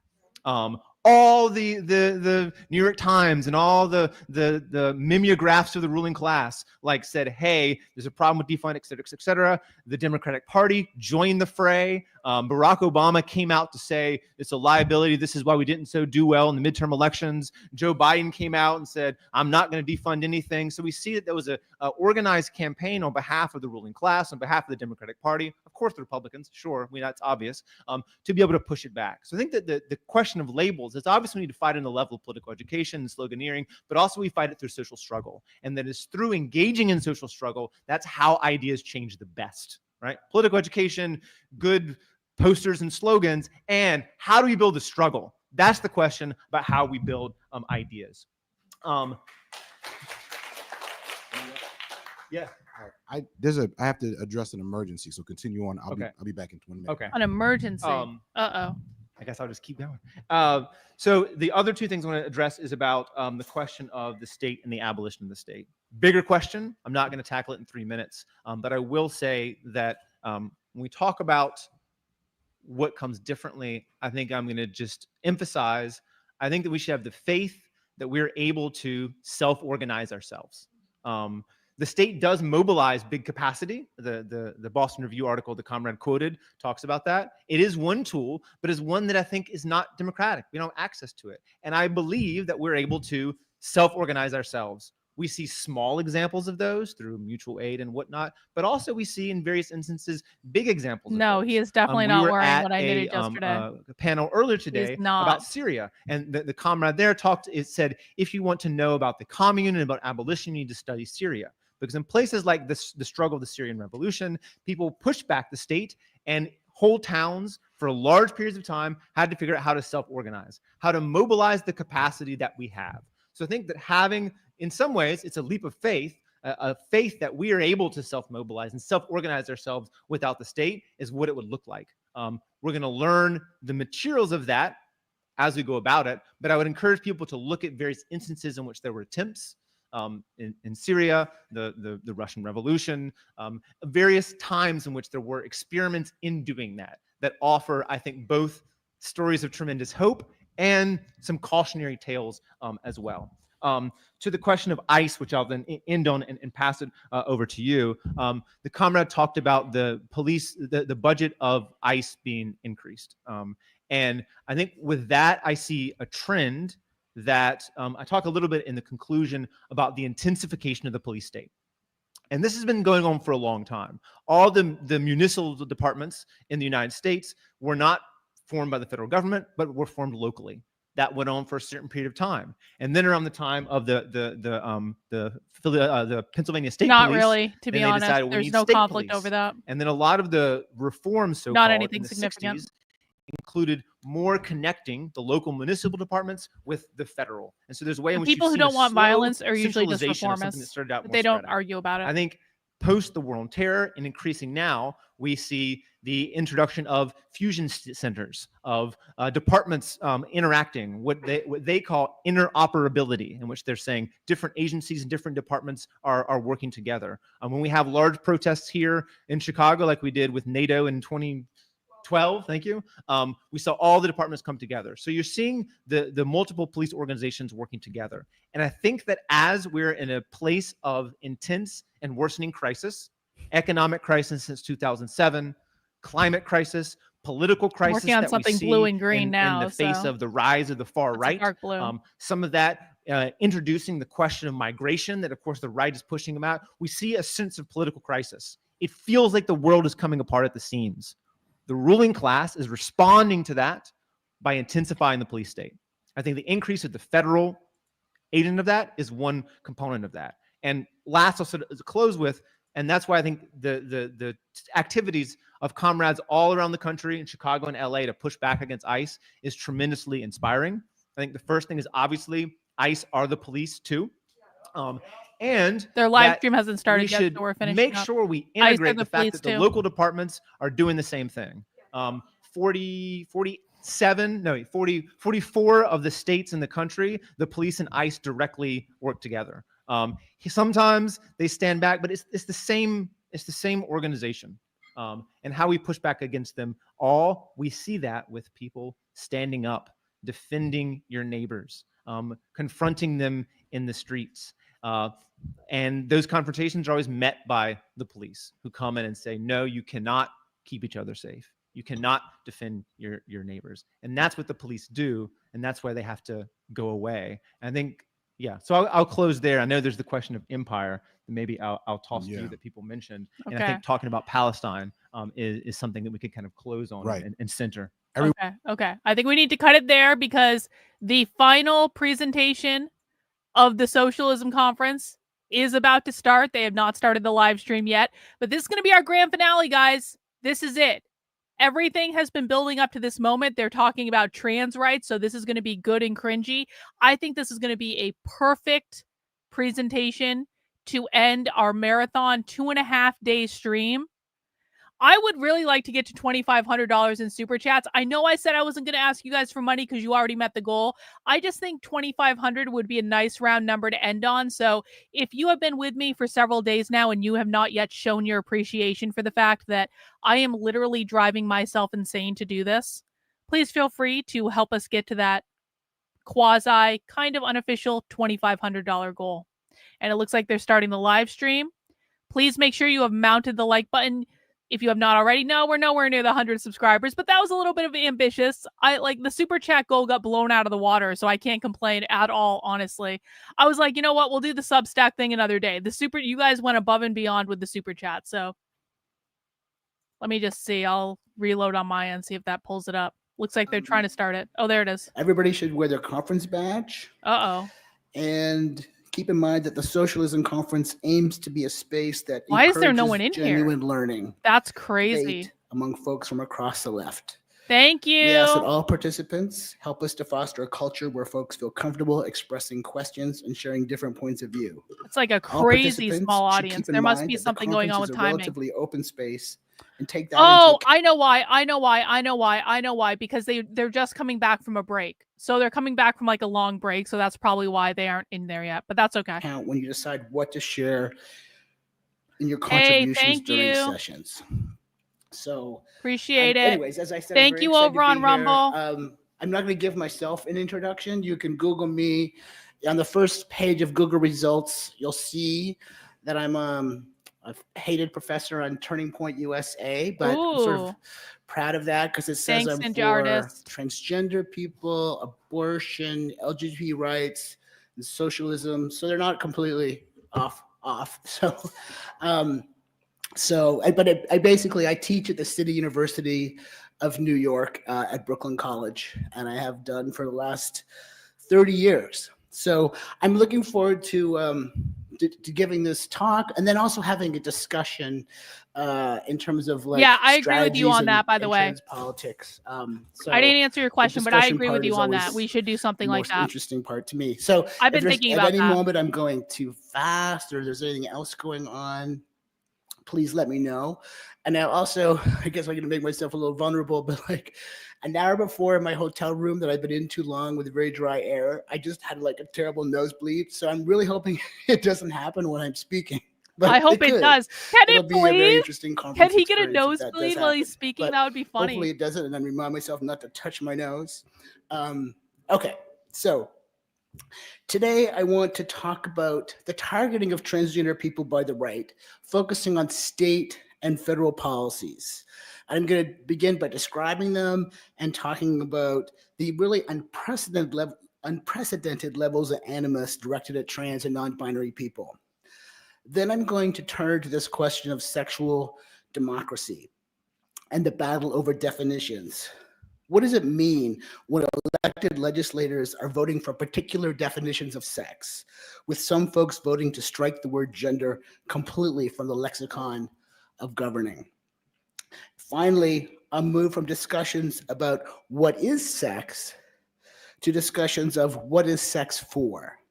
I'd like to shift our thinking a little, moving the focus from the targeted attacks on trans people and debates over definition. Hey, thanks, Donnie girl. Appreciate to it. the work that sex does for states. Yo!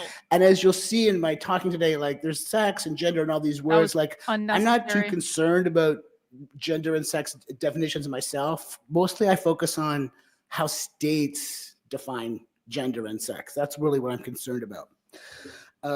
So when I'm using the word sex, I don't mean to use the word sex like, oh, sex is biological and gender is social. I'm just using it because it's the most common word in a lot of this legislation I talk about. Okay, so during the first Trump administration, a memo had circulated instructing federal agencies to adopt a uniform definition of sex, which would seek to define transgender people out of existence. Well, during the first Trump administration, Trump succeeded in banning trans people from serving in the military. Overall, the first Trump administration didn't make much headway on this project of defining transgender people out of existence because it got caught up in rule change procedures and the courts. In the 2024 election cycle, Trump's campaign went all out on anti-trans ads, spending about 20% of its ad budget, thanks, Judgmental $40 Lizard. million, Hope you had a good birthday on yesterday. anti-trans ads in the last weeks before the election. Those of you in swing states may have seen the Kamala is for they, them, President Trump is for you ad, which talked about your tax dollars paying for sex changes for prisoners. So maybe they had that document in there. They had a lot of things kind of wrapped up in this panic over transgender people. Trump himself recognized the power of stirring up animosity towards transgender people. Judgmental Lizard. 2023, he gives a speech when he says, it's weird. I talk about cutting taxes, and you all people go like this. Very and then I generous. talk about transgender, and everybody goes crazy. Who would have thought 5 years ago you didn't know what the hell it was? Attacking trans people, for Trump, attacking trans people is a matter of political expediency. It's not particularly clear whether he cares one way or another. But behind Trump, one finds Christian nationalists who would like to bring back a state-sanctioned gender hierarchy.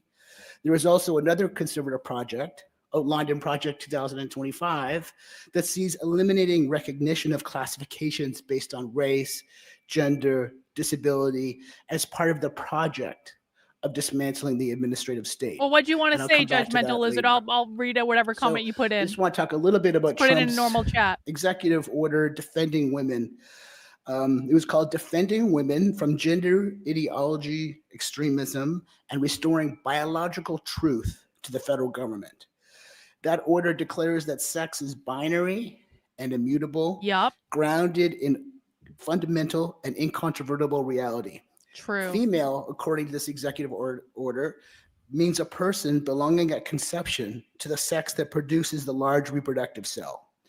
Males belong at conception to the sex that produces a small one. This definition is like nonsensical because there are no distinguishable reproductive cells at conception. Still, it applies to all agencies and programs of the federal government.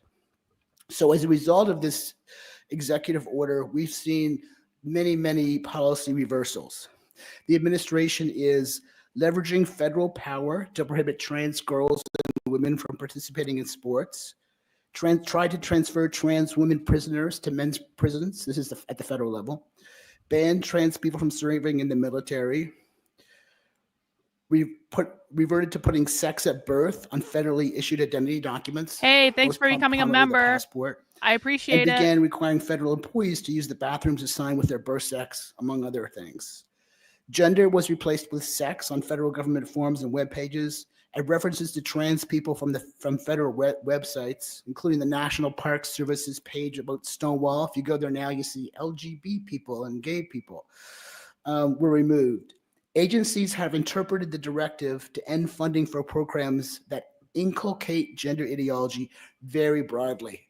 So some organizations have done some FOIA requests on this and found some interesting stuff. So for example, as a result of the Defending Women executive order, the Secret Service eliminated all kind of contact or programming with this organization called Women in Law Enforcement. Like that does not seem like a group that is going to be, inculcating radical gender ideology. The Bureau of Engraving and Manufacturing ended its association with the radical woke gender group called Women in Manufacturing. So like, as you can see, all these agencies, which were given like 2 days to respond to how they were going to end all these programs, just reached out to anything targeting gender. So this is all being litigated, and there has been some wins, but ultimately all these cases will be disposed of in the Supreme Court, which has sort of decided that it can do whatever it wants recently. I saw yeah, an initial actually, study yes, of, unironically, yes. challenges to Trump administration proposals on everything, and Trump was losing like 94% of the time in lower courts and winning 94% of the time in the Supreme Court. So courts are not going to be our friend here. So it's not just the Trump administration, of course. Well, put it in the chat, past 3 Judgmental years, Lizard. Republican-controlled state legislatures have introduced thousands of bills and passed hundreds that target trans people, from banning medical care to barring trans girls from sports, to mandating that bathroom access be based on birth sex, to potentially criminalizing trans people as frauds if our identity documents fail to list the sex we were assigned at birth. Yo! So from all of this, thank you. it seems like Venmo or justice for Cash trans and non-binary people. Thank you to hinges whoever just on sent the Venmo or definitions, Cash App. on Very the meaning of generous. I sex, appreciate of it. gender, and the relationship did? between them. On the one side, you put it in the trans chat? rights advocates I don't rely see on it. explanations about the mutability of gender, the secondary status of sex in determining social roles, the centrality of gender identity, and the non-binary nature of characteristics often associated with sex difference. In contrast, the anti-gender movement posits that gender identity doesn't exist, that gender is a synonym for sex, that sex is binary, The anti-gender given movement? by God or nature, and unchangeable. And 3 years ago, there was a documentary called What is a Woman that was produced, a right-wing documentary, and Matt Walsh was sort of the interlocutor. And he goes around asking everybody what a woman is. When he talks to gender studies people, he talks to people on the street, and it's just sort of like a send-up of like crazy academics that think, gender is complicated. The film ends, I mean, you never have to watch it. It's terrible, but I did. The film ends with him in this kitchen with his wife. And he says something to his wife. He says something like, "So, honey, what is a woman?" She goes, "That's silly, honey. A woman is an adult human female." And then she hands him a jar of peanut butter and says, "Honey, can you open the peanut butter?" And he does, and the film ends. So it's all kind of wrapped up in there. I'll get in there in terms of gender. Yes, I am going to do new merch soon. I've been ignoring the merch store for a while, and I need to do some stuff with it. So yes, there will be new merch coming soon. Sexual democracy. This the sociologist in France called Eric Fesson. He's been writing about this for the last 20 years, in which involve political contexts over the meaning of sex and gender.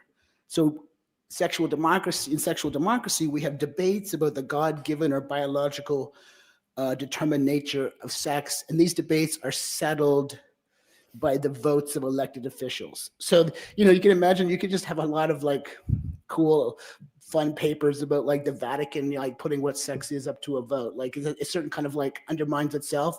On the other hand, I'm a political scientist, and I'm like, well, there is the force of law. So like Trump's definition of sex makes no sense, but he has the power of the state to make it make sense. And I'll talk more about that. With the election of Trump, the anti-gender forces appear to be winning.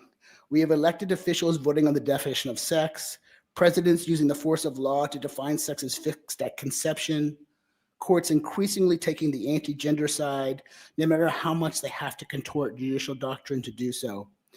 Last year, the Florida legislature enacted a statute that banned employees of public K through 12 schools from communicating their pronouns or honorifics like Ms., Mr. to their students, but only if such preferred personal title or pronouns do not correspond to his or her sex. That's from the law. This July, just a couple of days ago, a federal appellate court ruled that a high school math teacher who was challenging this law, she had included her pronouns and her honorific on her syllabus and on the class whiteboard. This appellate court ruled that she had no First Amendment right to share her pronouns with her students. When she's teaching, she's a government employee, and that is not government business. But according to a different appellate court, a professor in Ohio who deliberately and repeatedly misgendered a student in his class is protected by the First Amendment. After last month's decision, the Supreme Court in Scrimeti, which found that a Tennessee's ban on gender-affirming care for trans youth, but not gender-affirming care for cis youth, does not offend the Constitution. And so all these bans on gender-affirming care for trans youth will now be seen as constitutional. So that's just what's been going on recently. I want to talk about a certain kind of bill that emerged 2 years ago. Sometimes they're called women's bills of rights, or sometimes they're called state bills defining sex. I think Nebraska's or North Dakota's is called a bill to define sex and to redefine the definition of scrap metal. They were like, let's do two things at once. Is it not Nebraska? Yep, Maybe upside down North pink Dakota. triangle. Yep. Something begins with an N, I apologize. So these bills have passed in 15 state legislatures. And what they do is they install the same definition of sex everywhere in a state's legal code. There's 50 of these bills. You can kind of look at a map and find out if they're not going to be surprising states. If you go to the Movement Advancement Project and look under issues, you can find these maps. And there's also 2 executive orders that kind of mimic these. So this legislation usually defines sex according to one's reproductive capacity, which is is determined at birth or at conception. The wording varies. And what these laws do is they upend the older practice of adopting rules for sex reclassification to further particular state projects. So instead of having different definitions for different agencies, it's the same definition everywhere, from birth certificates to driver's license to marriage licenses to death certificates. And these bills, of course, will be harming trans and non-binary people a lot, just like Trump's executive order will. In Kansas, for example, is one of the first states to get off the ground with this. They have decided that they're not going to, recognize people's gender for the purposes of driver's licenses. So you can't change your gender in your driver's license, and trans people who are going to renew their driver's license will get their sex assigned at birth on it when it comes back in the mail. So they harm transgender people. They also are all about bringing back a certain, a very particular kind of gender hierarchy. And I want to Like the read you the patriarchy? findings from the Texas bill, and you can kind of get a sense of the flavor of that. This is what they found in the head notes of the bill. Biological differences between the sexes mean that only females are able to get pregnant, give birth, and breastfeed children. Biological differences between the sexes mean that males are, on average, bigger, I'm not sure the stronger, answer to that, and Ray. faster Good question, than though. females. And when I read that, I think, I'm sure they wanted to put smarter in there, but they thought, no, let's hold back on that. Biological differences between the sexes leave females more physically vulnerable than males to specific forms of violence, including sexual violence. Females have historically suffered discrimination in education, athletics, and employments.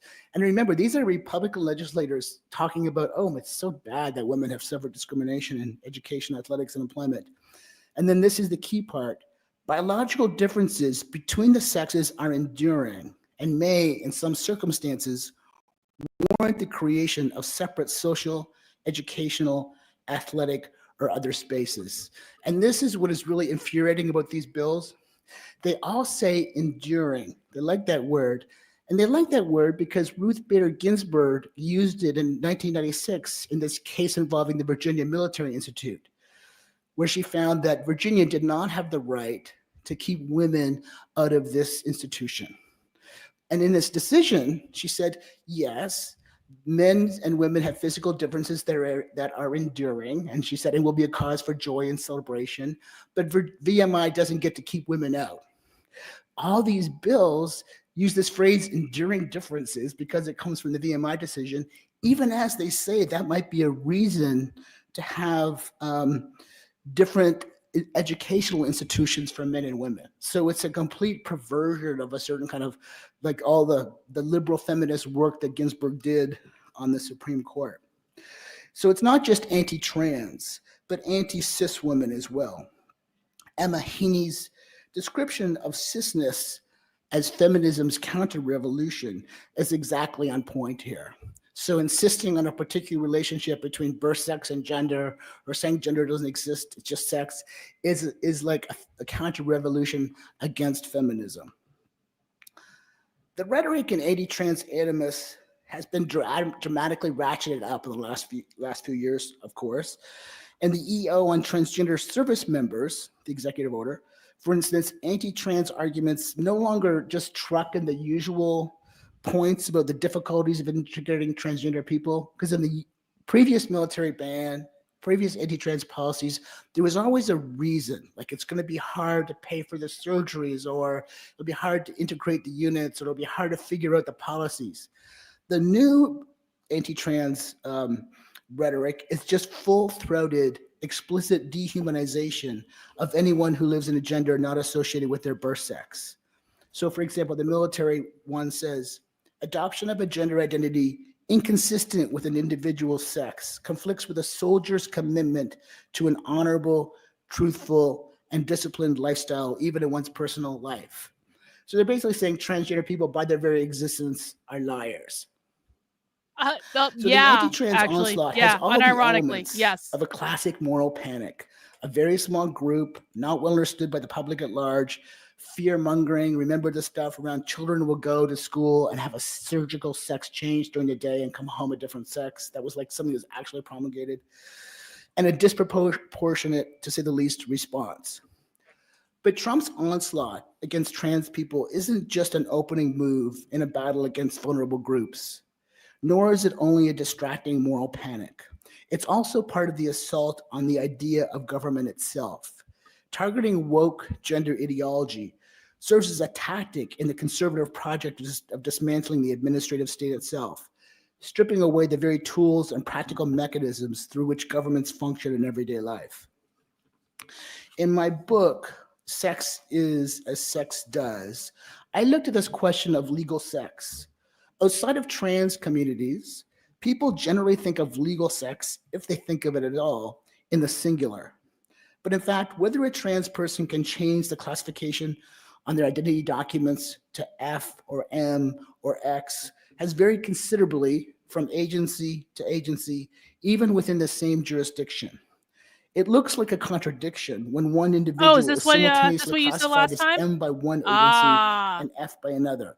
So in this book, I kind of try to unpack what seems to be this kind of these contradictions, this paradoxical situation. And let me just tell you a story that kind of was the kind of aha moment when I was trying to figuring that out. So many years ago, I was part of a group trying to get the city of New York to change its policy on birth certificates. That was when Dean Spade was with the Urban Justice Project, the Civil Rights Law Project in its early stage, and I was with some group called the Transgender Law and Policy Institute. Since the 1970s, New York City had not had this policy of giving trans people who had been born in the city a new birth certificate if they had had all the possible surgery and medical interventions you possibly could have. But the new birth certificate had no box for sex on it. And at the bottom, it said, this certificate has been amended according to so-and-so part of the New York City Health Code. So it basically was a birth certificate that, to anybody who looks at birth certificates all day, would indicate the person is transgender, because everybody else has a box for sex on their birth certificate. So we were trying to get them to change the policy. In the 1970s, this was considered a progressive policy because most states didn't change birth certificates. But by 2005, it was like very embarrassing because New York City imagined itself to be more progressive, but had been surpassed by more than half the states at that time. So we had a bunch of meetings, and it seemed like we convinced the Department of Health and Mental Hygiene to adopt this standard of just make it gender identity, and the department seemed to agree with us. And then they shopped it around to other parts of the city government. Some agencies, it turned out, were fine with the new policy, but some were not. So as a result, the proposal, which would have made gender identity the metric for classification of M or F, X wasn't on the table back then, was shelved. It seemed obvious to us at the time that the reason was because they were just transphobic. The city just didn't care.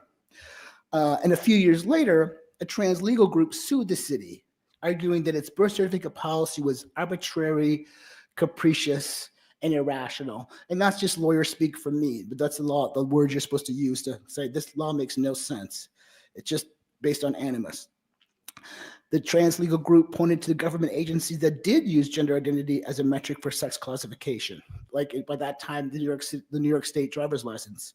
So why was the Department of Health and Human Hygiene not doing that for birth certificates? And when I was reading the city's response to the lawsuit, this sentence jumped out at me.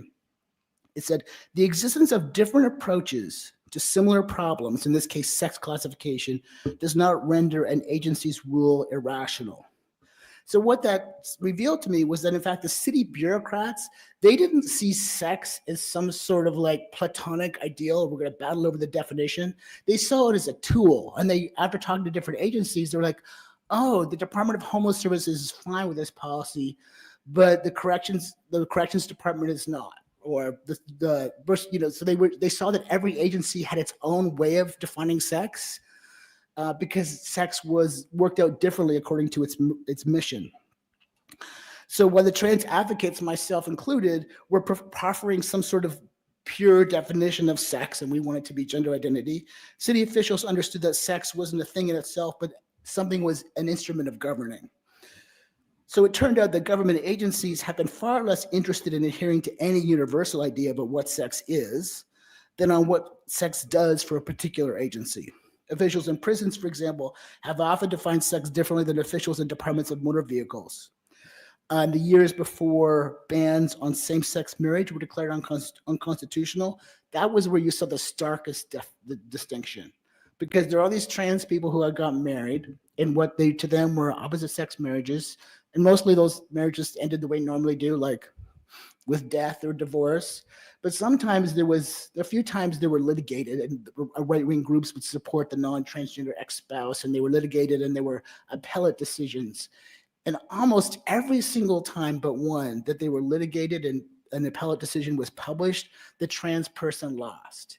Even if they changed their birth certificate, their identity documents, even if it had every possible bit of surgery you could have, they always lost. And that's because, of course, marriage is like not just about recognition, but it's an instrument that, you know, governs the transmission of property from one generation to the other. For people who don't know, for people who might be new, this is like the first big golden nugget of this entire presentation. And even though it's live, we can pause it because we don't have anything else going on after this. Okay, so first of all, everyone knows this is a trans man, right? Everyone knows this is like, this person was born a woman and is now a man. I just want to make sure people know that, okay? Because obviously the transition happened a long time ago, and some people might think that you're looking at a biological man. You are not looking at a biological man. You're looking at a trans man. You're also looking at a queer Marxist, okay? So someone was asking over on Rumble, this person is a queer Marxist, right? Yes, this person is a queer Marxist. Queer Marxists do not support gay marriage. Queer Marxists don't support any marriage. This is, again, for the new people who might have never tuned into stuff like this before. Queer is not about being gay. Queer is not about being trans. You do not need to be gay to be queer. You do not need to be trans to be queer. This person is obviously and clearly queer because this person just shit-talked the idea of marriage. In the 1990s and the 2000s, there was a schism between the kind of liberal LGBT rights movement that wanted to legalize gay marriage and the queer activists who did not want to legalize gay marriage. And so if you go back to around 2008, 2009, 2010, you can find all sorts of queer Marxist essays, and this was years before gay marriage was actually legalized. You can find all sorts of queer Marxist essays saying, we don't want gay marriage. Do not legalize gay marriage. We are anti-assimilationist. We think it's stupid to fight to legalize gay marriage. So the radical revolutionary socialist left did not ever want gay marriage legalized ever. It was the liberal institutions like the Human Rights Campaign that were pushing the legalization of gay marriage. And when they did that, there caused a schism between just kind of like your normal gay activists who are like, we literally just want to get married and that's all we want. And then you have queer Marxists who are more social revolutionaries who were not just seeking to get married. They weren't seeking equal rights. They were seeking to overthrow and abolish the system. Well, eventually gay marriage did get legalized. And do you know what happened? All of the gay marriage activists went home and they said, all right, we're done. We got what we wanted. We can get married now. The queer Marxists then took over all of the organizing institutions. And so they never wanted gay marriage or any marriage. They're not in favor of any marriage. They believe that marriage is a form of property relations in which you are the property of another person. They also believe it is a property-driven institution that allows you to pass private property from parent to child, which is what this person just said, and we're going to rewind and you'll hear it again. But I really want to make sure people understand this that are new, because right now there's a school of thought on the conservative right that's like, we're going to ban gay marriage. Well, guess what? If you actually do that, if you actually go through and do that, you will be handing a gift to the far left like you have never given them before, because the left never wanted marriage to be legalized in the first place. Not really. They are anti-assimilationists. They do not believe in assimilating to what they would call cis, heteronormative, patriarchal, capitalist norms or whatever. They believe marriage is a capitalist institution. They believe that by rights and purpose, all people who are gay should be far leftists anyway because they're inherently an oppressed class. So if you repeal the legalization of gay marriage, what you're going to do is instantly, and I mean fuck off instantly, radicalize every single kind of like normie gay person that literally just wanted to get married, and they're all going to go over to the far left. They're not going to go to the right. You just took their marriage away. They're going to go to the far left, and the far left is going to be like, we tried to tell you assholes. We tried to tell you this was going to happen, and you didn't fucking listen, and all you wanted was your capitalist marriage, and then how did that work out? Because then they took it away. You are instantly going to radicalize a huge number of people to the radical revolutionary far left. Listen to this person say it again. He's going to talk about how marriage is a propertied institution that allows for the passing of private property from parent to child. That's what they believe. And remember, again, they want to abolish all capitalism. Capitalism means private property ownership. So if they believe marriage is a propertied institution, they never wanted it to be legal in the first place. Single time but one that they were litigated and an appellate decision was published, the trans person lost. Even if they changed their birth certificate, their identity documents, even if it had every possible bit of surgery you could have, they always lost. And that's because, of course, marriage is like not just about recognition, but it's an instrument that, you know, governs the transmission of property from one generation to the other. And there's all these kind of fictions of biology that are wrapped up in the institution of marriage, and the presence of trans people in that will always upset the apple cart. See? They never wanted it. There's a famous sentence from a Texas decision with this woman, Christy Lee Littleton, who had transitioned and changed all her documents, and the court said, a surgeon cannot change with a scalpel what God created at birth. And of course, what that case was being litigated because she was suing the hospital for medical malpractice. So in all these cases, there was something at issue. It was often access to children of the marriage or some sort of estate. But interestingly, even in red states, almost all but one red state, you could change your driver's license. In most red states, you could change your birth certificates to something different than your birth sex. So it just shows you that marriage is about distribution, driver's license is about surveillance and making sure this or that particular person is known to the state. It's in the interest of the state for trans people to have identity documents that recognize themselves. Initially, I thought, oh, New York State is nice. It likes transgender people because you can change your driver's license. And then I was like, no, maybe it likes transgender people, but it's actually furthers a state's surveillance powers to kind of have people carry around a document that reflects who they are. So in short, in looking at state decisions on sex classification, it's useful to focus not on what sex is, but what it does. So that means not starting with the claim that sex has been misclassified or that the rules of sex classification are unconstitutional. It means looking at sex decisions as an effect of governing and then kind of seeing, well, what are they trying to achieve? What is the particular state agency doing? So I wanted to underline how sex and gender has long been a tool of governing. The reason why transgender people are so easily targeted now is because sex classifications, although in many cases they're just vestigial parts of the law, are baked into it because sex has long been used to kind of distribute. We see sex in immigration laws and anti-cross-dressing laws and homesteading acts, marriage and inheritance laws, property rights, anti-miscegenation laws, in the organization of slavery through partis sequitur ventrum. All these ways sex has been instrumental in state building and nation building. But with the gradual decommissioning...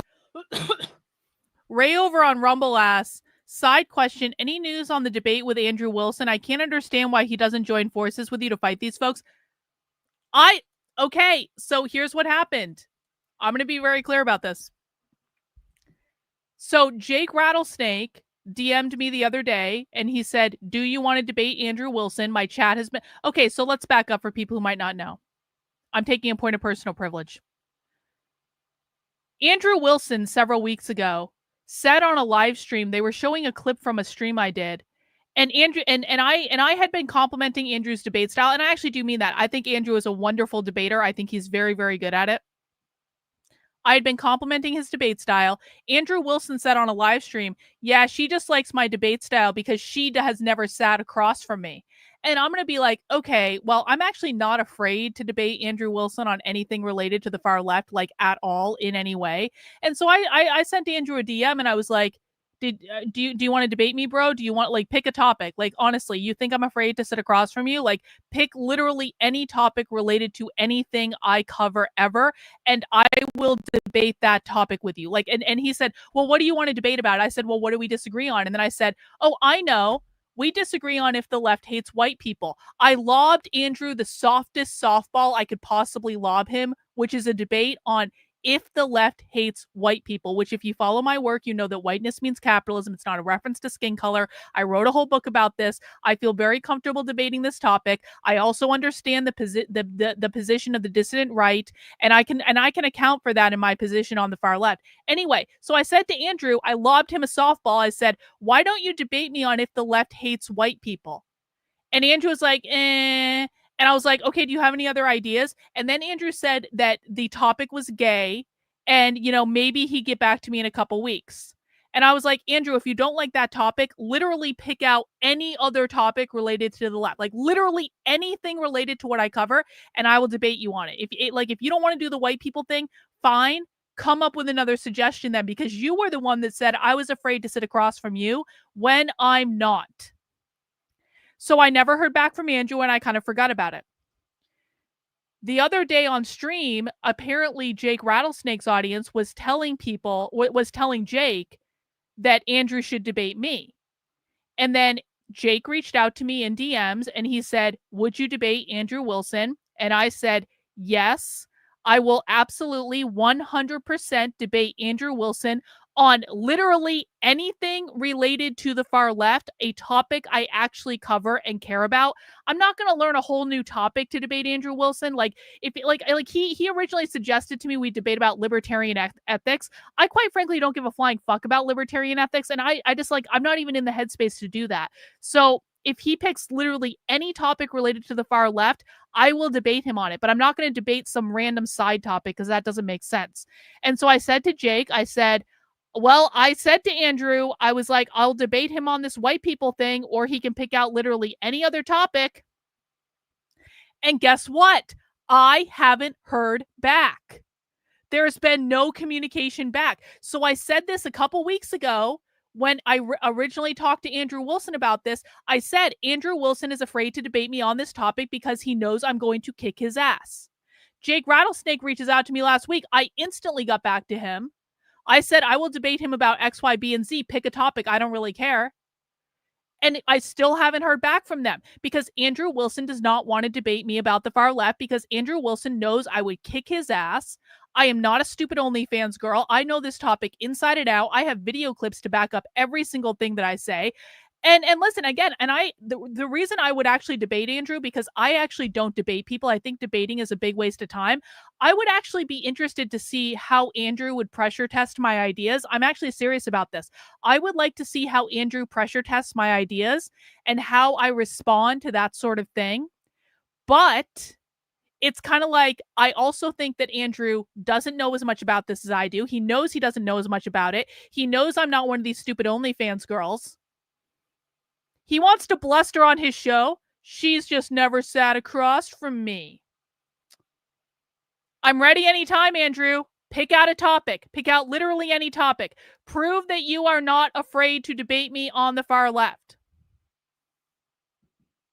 I will do literally any topic related to what I cover, and there are about 1 million topics related to the far left that you could pick. So, the ball is in Andrew Wilson's court. This is not my call. I am not the big famous internet debate bro. I'm just a woman that covers socialism on the internet. And Andrew thinks I'm afraid to debate him when I'm not. And he can shit talk me and say I'm afraid to debate him when I'm not. And yet he is the one that can't seem to pick out a topic to debate when I literally said pick out any topic related to the far left. We could debate about abortion. We could debate about what the left thinks about environmental justice. We could do the white people thing. We could do something related to gender or quit. Like literally any fuck off topic that he wants to debate me on. Pick one. He won't do it because he is afraid. So that's what's going on with that. Of sex from its role in distributing rights and resources, barriers to sex reclassification for transgender people began to crumble. And that's where we see like transgender people getting different sex classifications. Like, oh, the DMV, yes. For marriage, no. For prison, no. For homo services, yes. It all would depend on what particular state agency was trying to do. Now, though, what had been a confusing, but outside of transgender communities, little noticed bureaucratic patchwork of contradictory policies has been transformed into a stark partisan map of red and blue states.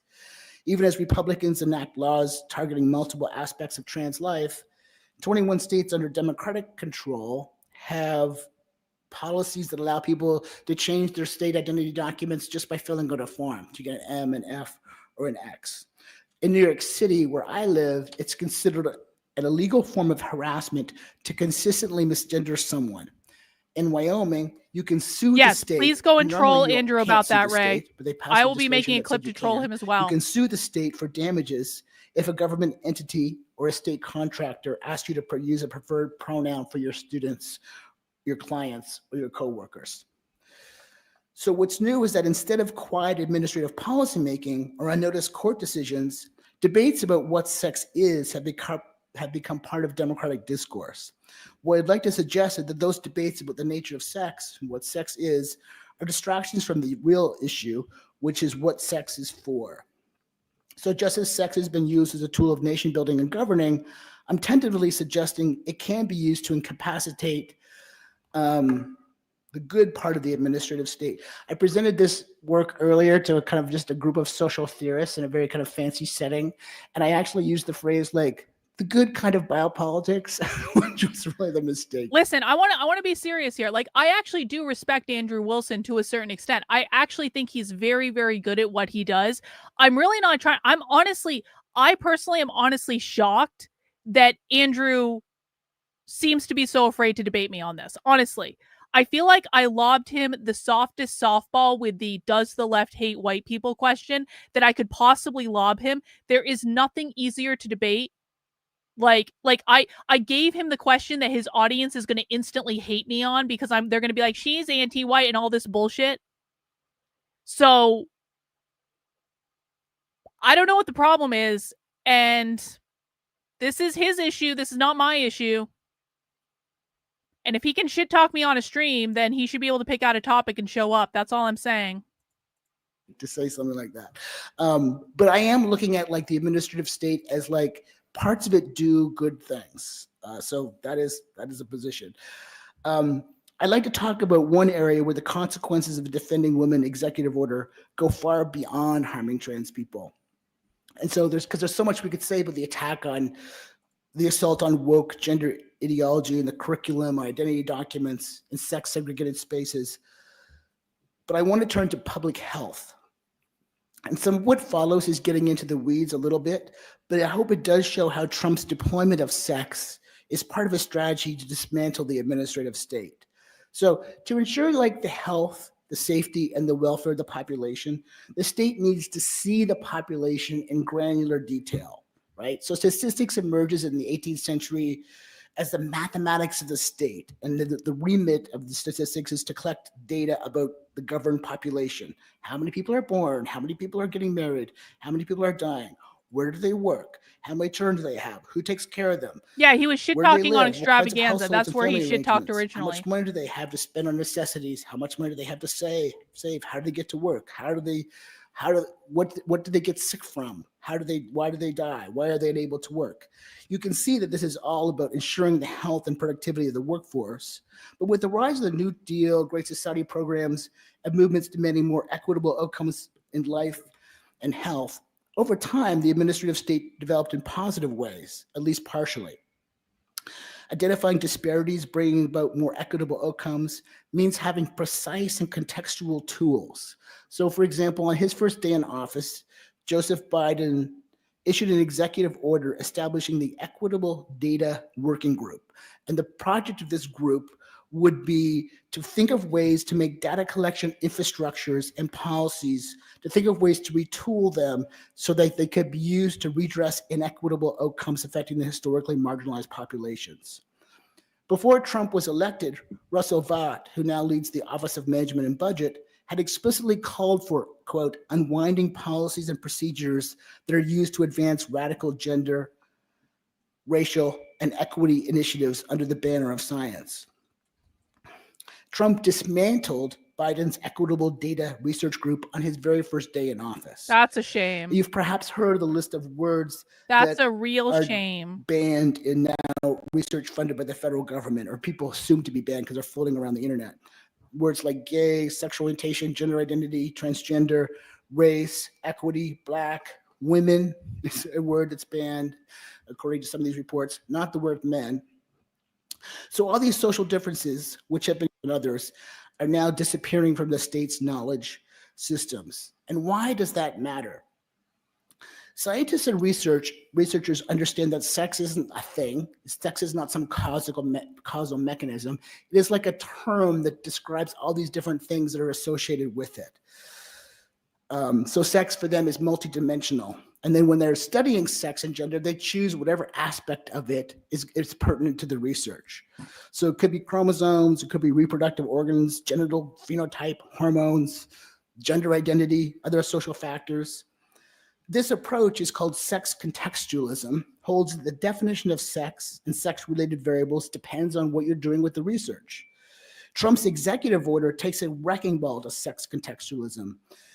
The federal government now mandates that all federally funded research use only the first documented birth sex, because that's basically, when they say sex is determined at conception, effectively it's going to be the sex that is listed in the first identity document you get, which is effectively going to be external genitalia. As a result, research on health outcomes, on health, will be less accurate and less useful. So sex contextualism in biomedical research mirrors the instrumental use of properties associated with sex and governing. Just as researchers should define sex and operationalize sex variables according to the specific research question, I thought this was going to be so much better. Sex and law and policy, as I've said, based on particular governing rationalities, rather than healing to any universal definition. Sometimes that helped transgender people, sometimes it harmed us. But changing the policy meant understanding, and in some cases challenging, the larger rationale behind it. Often those rationales centered on distribution or surveillance. The Trump diktat defining sex obliterates this nuanced, purpose-driven approach, allowing and kind of makes it impossible for agencies to kind of public health researchers to study the population. So you probably heard about Trump. I think he talked about it at the you never know. You never know. Maybe he'll still say NIH something. Study on what he called transgender mice. But what these studies were doing is they were like giving estrogen to mice to try to understand the effects of hormones on disease, fertility, and vaccine efficacy. For example, there's one kind of question about like, why do women have more asthma than others? So one study was like giving estrogen to mice and looking at lung development. Like it's not really about transgender people whatsoever. However, that study was canceled. So the assault on administrative flexibility and sex contextualism is particularly egregious at the NIH, where these rigid definitions perhaps now preventing scientists and researchers from carrying out the work that they wanted to do. So they've canceled hundreds of millions, possibly billions of dollars in research. There's this one researcher at University of Nevada, Las Vegas. He was studying cognitive decline, and he had access to 200,000 medical records, and he was doing all the things that public health researchers do. But his data set included 2,000 transgender people. So the NIH canceled the whole research proposal because you might find a little bit of information about cognitive decline in transgender people. There's another study at the Veterans Administration that looked at prostate cancer in trans women veterans. And that study, which would be interesting and helpful for the trans women veterans who had prostate cancer, but would also possibly generate useful knowledge about the effect of hormones on the development of cancer. As someone from the NIH points out, trans wasn't incorporated into biomedical research just to advance trans people. Maybe it was not even thought of as that way. It was because trans people are an edge case that helps us think about sex and gender in smarter ways for the betterment of the entire population. There's another really good example that involves math, but I'm going to try to do it anyways, around uterine cancers. If research on the prevalence of uterine cancers were to be based on the executive order definitions, and then even Health and Human Services, they kind of modified it and said sex is defined at birth, the findings would be less accurate. So long before the phrase people with uteruses was tagged as a language of woke gender ideology, researchers have known that including all women in the population at risk underestimates the prevalence of disease.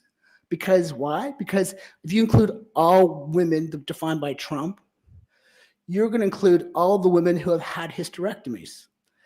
This is with the math. I don't do math. But if you include all the women who have had all the women, including women who have had hysterectomies in the denominator, in the population at risk, that means the prevalence is going to be underestimated.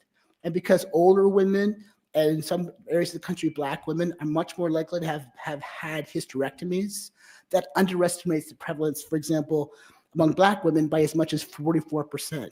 And it's interesting, like this is a smart audience, but sometimes when I give this example, people think I'm talking about trans women or trans men. They think it's a trans example. And it's like, it's not a trans it has example, but become it's an normalized. That's a example really good about point, how Suzanne. these definitions don't work for everybody. Thank you. Trump's defending women executive order, it doesn't just target trans people. It signals that the concept of gender itself has become a chief target. But you can't study disparities in health outcomes without studying the social, cultural, and psychological traits that typically fall under the banner of gender. There are so many studies that are like, they seem to be about the body and about biology, but they're really about social and psychological factors about gender. So for example, maybe you remember during the first years of the COVID pandemic, there was this whole news thing. It's like, oh, men are much more likely to die of COVID than women. Oh, it's biological differences. Thanks, Maybe it's Richard. I hormones. appreciate Maybe the it's super chat. genes. But when researchers at this institution at Harvard called the Gender Sci Lab, when they kind of combed through the data, it turned out that gender-related social factors, such as occupational segregation, had played a significant role.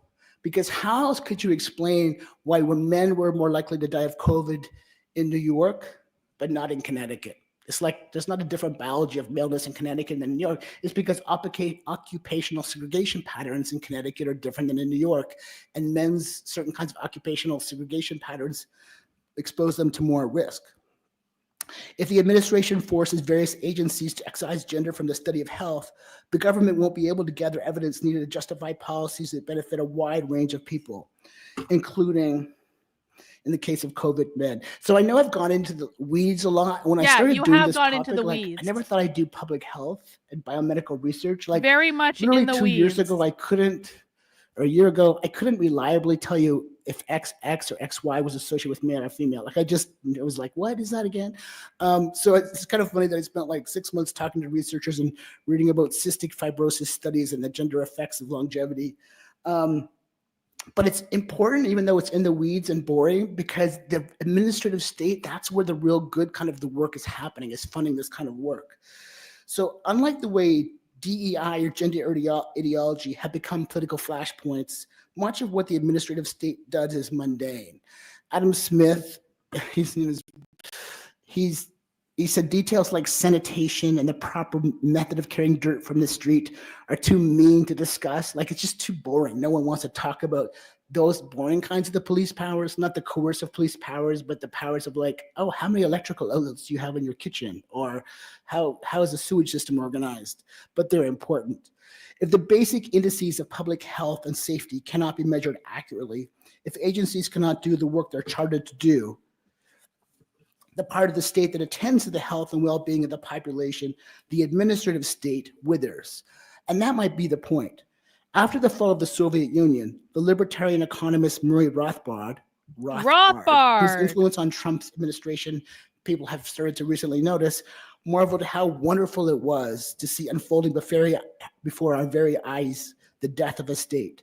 Trump's anti-gender politics will help bring that death closer to home. So to conclude, I've talked about transgender animus, like hating transgender people, being mean to transgender people, harming transgender people. That's a thing. I've talked a little bit briefly about the misogyny and the trying to reinstall a gender hierarchy in these policies. That's also important.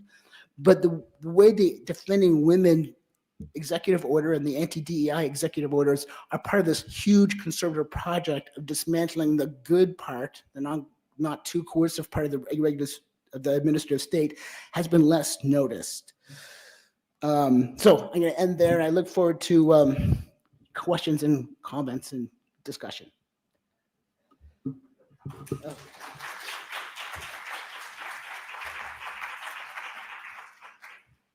Thank you so much for that. That's very All right, common when we've you got first some encounter time socialism, for Tim. questions and comments from the audience.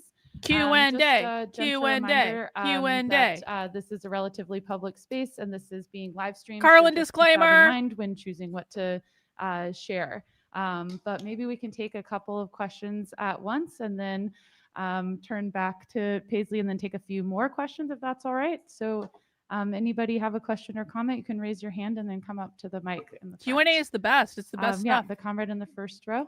Oh, good. Hopefully we get some good questions. Thank you so much. This is great. So actually, I used to live in Wyoming, did LGBTQ advocacy there.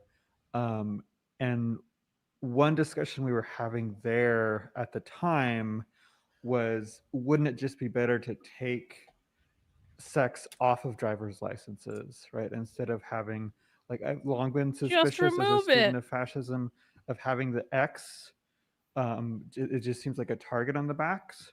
And I'm That's wondering quite a what your mask. thoughts are now about It's like an X, industrial and mask. do we even need sex if it's just going to be misused on state apparatuses?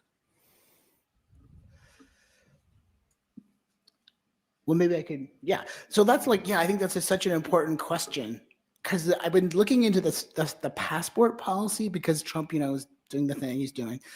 Trump is doing the thing he's doing, that passports didn't have sex on them until the 70s.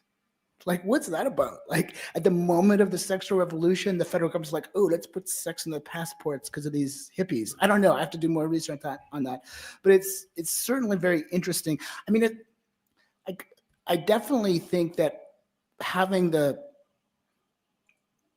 sex on people's identity documents for the state has used to be a biometric. I'm glad you can save that plant, Ray. Like, they used to have people's race, they still have people's hair color, eye color, height, and sex would be a biometric identifier. But sadly, biometric identifiers now are so much more sophisticated, and gender, you can't actually even tell. When you look, what used to be when you went to the airport, I think they phased out those bad X-ray machines, but there would be like all these different gender systems coming into play. There'd be your own gender, there'd be the gender in the identity document, and there'd be the gender revealed by the machine you walked through. So it just confused things. So for some people, being able to change the gender marker on their identity document was an important mark of recognition. Like, I have this identity document that says I'm a woman or says I'm a man. So there's that. Another thing that is super counterintuitive, but I was doing some research on the effect of voting ID laws on trans voters. And like, you and I would probably both think is like, oh, voter ID laws are bad for trans voters. And weirdly, they're not.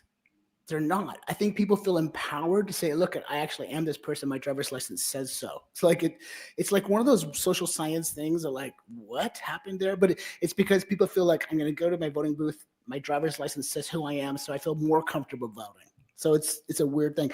But yes, sex is on there because because sex is still an instrument of governing in terms of sex segregated spaces. But my whole project is for us to think about like, well, what's going on with the distribution of power that they need to put people in particular institutions or particular spots. So we need to challenge those classifications, but by challenging them, we need to kind of go to the larger rationales about why they have them.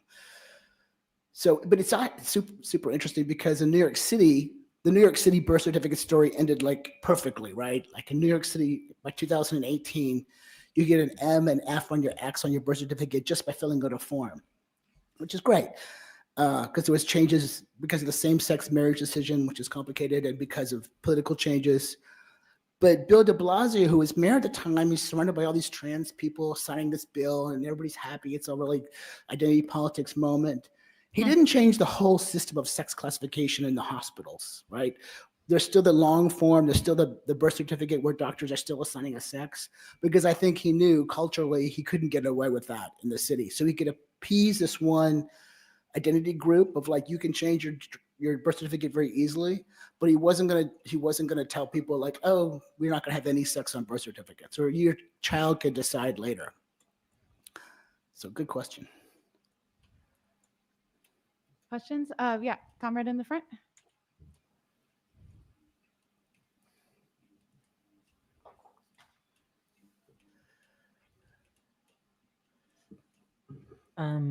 So we've seen like how this crackdown on trans identity politics and everything within the government has affected not just trans healthcare, but also like healthcare for cis women and other people when it's healthcare specifically on the basis of sex.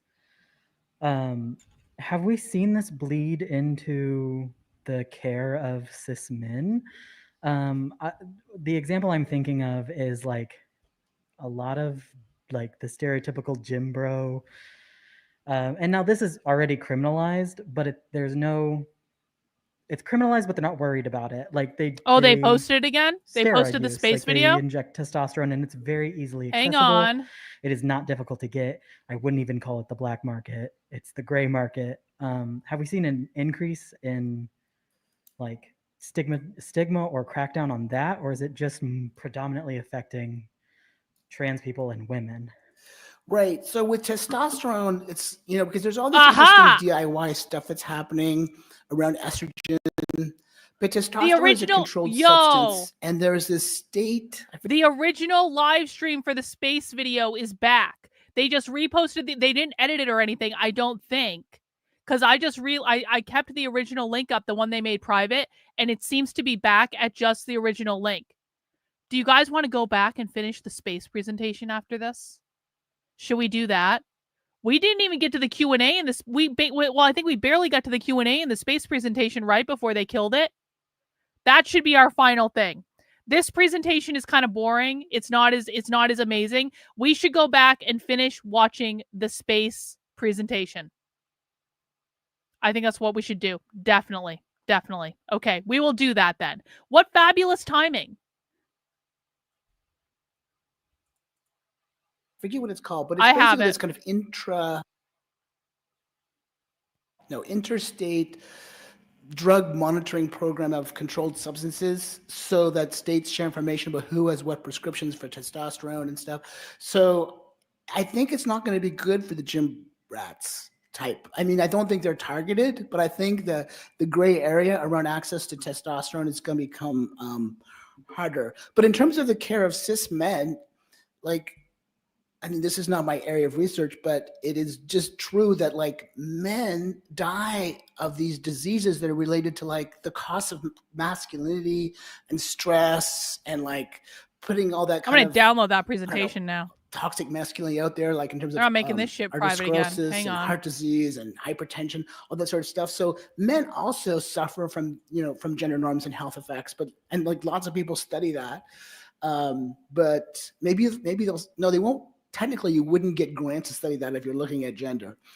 I mean, it's not the case. No one really knows at the NIH how they're going to be how these rules are going to be interpreted. But people who work at the NIH want to keep their jobs. They're just cutting everything, and researchers are not going to risk their career on putting in a grant that is at high risk of not being covered. So it's even going to affect men. But the testosterone question is interesting. Maybe they'll become a more visible group, because it does seem like some of the what does cis mean? Okay, so cis, which they spell CIS, is a reference to cis heteronormativity, essentially. Okay, so cis is okay. So basically, you can either be trans or cis. Cis means you assign with the gender you were assigned at birth or whatever. It means your gender matches your body. But isn't there, Mizakan, please correct me if I'm wrong, doesn't cis also just mean normal, like norms that uphold the gender binary and capitalism to the left? I feel like that's a thing. Hey, mass genocide, thank you. Been in and out all day, but I hope you are having a great day. I'm starting to lose my mind, if I'm being honest about it, mass genocide, but I appreciate you. Thank you for the super chat. Yeah, so to the left, cis is a reference to normal, the norms that uphold capitalism, the norms that uphold gender. So we always have to keep in mind what their definition of it is. Trump men might partake of that kind of activity. Yeah. Did they just call Trump supporters gay? Questions? Yeah, comrade in the back.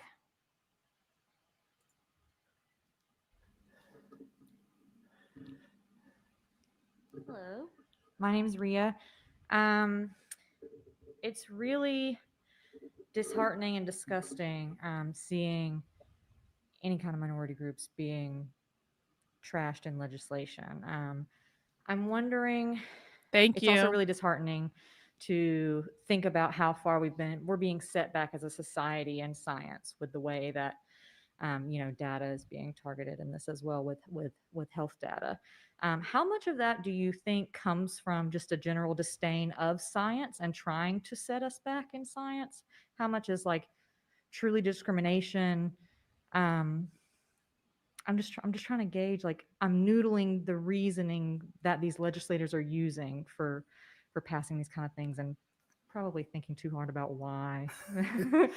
No, that's a super important question. So science is funded not so much by state governments, but the federal government. And then you have all these influences. You have like the tech bros who think like tech bros. Only they, someone said the other day, we should just fund the best science. We don't need to fund all the science, which is like not how research works, right? Like you just fund a whole bunch of stuff. Like there's all the science writers at universities now are really working hard to put out all the stories about unlikely science. There's one I read recently about like some guy was just looking at a butterfly and it's like, that's weird. I think it changes color. And then he's a scientist, so he like studies it. And then it becomes a key part of a chemotherapy drug for years. So science is just like, you can't govern it the way you think you can. I think there's not one to spend money on science, but there's also, I think, what Naomi Klein talked about, talking about climate science, where she's interviewing, I think she interviewed some policymakers at something called the Heartland Institute. And he just said, well, climate science tells us that the climate is changing. So the solution is get rid of climate science, right? Science tells us about health disparities and that minority populations have worse outcomes. So let's not find out that information. So I do think there's like a logic to it. Like I wouldn't accuse Trump of any logic, but if you look at like some of the stuff around Senator Cruz's, they did a report in November 2024. He was chair of the Senate Committee on Commerce, Science, and Technology, and that's where this big appendix of all the words that had to be banned from science comes from. Because they do understand that a lot of research on outcomes and health equity depends on being able to categorize people. And these like not static or biologically essential as categories, but they look at their social locations and how that affects things like asthma and environmental racism, all those kinds of things. So I do think there's an understanding that if they can get rid of the science and they don't have to see the problem. Though it is interesting that I don't think scientists realized that Trump was going to attack them. At my university, there was somebody interviewing for a job and who was in the humanities, and she had to meet with this panel of scientists, and they said, we hate you people because you talk about gender and race all the time, Trump is defunding us, and half of them probably voted for Trump. So there's this weird thing that happened that was not anticipated. But I think if you look at what Naomi Klein was saying, there is a certain kind of logic to it.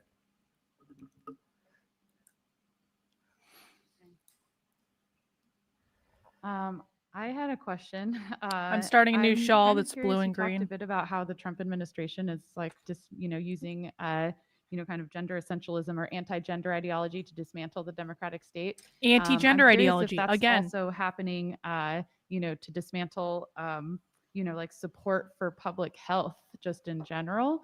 Like if this is being used in a way to either undermine the idea of any kind of government support for public health initiatives, and if you're seeing like if there's a tension, I guess, between any kind of the limited public health that we have in this country and like private healthcare or insurance companies. Like, is there some kind of profit motive?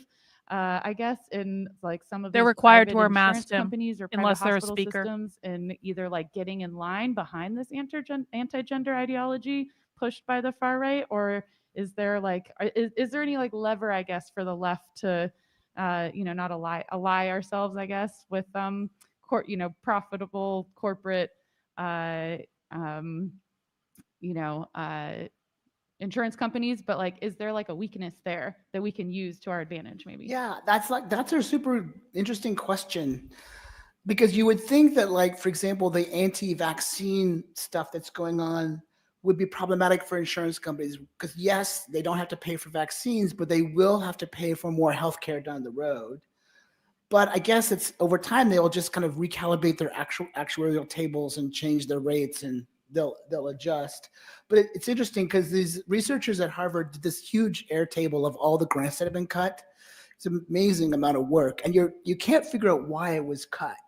Like this is a typical example. There was a grant that looked at cisgender Black women and HIV and something else. It was so you're like, and it was at Columbia. So you're like, was it cut because it was about race? Was it cut because it was about HIV? Was it cut because it was at Columbia? Because was it cut because it used the word cisgender, which actually the Trump administration should like, because it didn't. The researchers were like, we're just not looking at trans women for this study. We're looking at cisgender. So it's kind of what Trump would want, but the very use of the word cisgender possibly made it cut. So I think with the anti-science stuff, there's all these different streams, because you have the anti-vax stream, the anti-equity Project 2025 approach, and then you have a kind of a little bit of a blowback as a result from COVID, where closing the schools and vaccines, mandatory vaccines, and where a lot of people felt their individual rights had been under assault. If you probably remember the signs from anti-mask people saying, "Keep your laws off my body," which is, yeah, good idea. So I think all these contingent kind of formations have come into play. But I don't really know enough about the insurance industry. I imagine they'll figure out how to be profitable with death, with more death. That's more arguments for public health, like a national public health policy. Questions? Yes, comrade back here. Oh, I'm sorry. Did you want to go?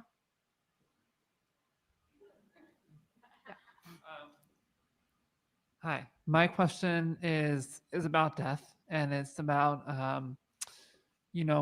does it look like the anti-trans forces are going to stop at, well, you just can't have your birth certificate the way you want, or is it going to go to, we're going to put you in cages and we're going to take away your life? Do you have a sense of where we're at on that trajectory? Maybe you don't, but I'm curious. Well, I think if you look at federal employees, it's a good example of where we're at, because there's a Supreme Court decision that says you can't fire someone for being trans.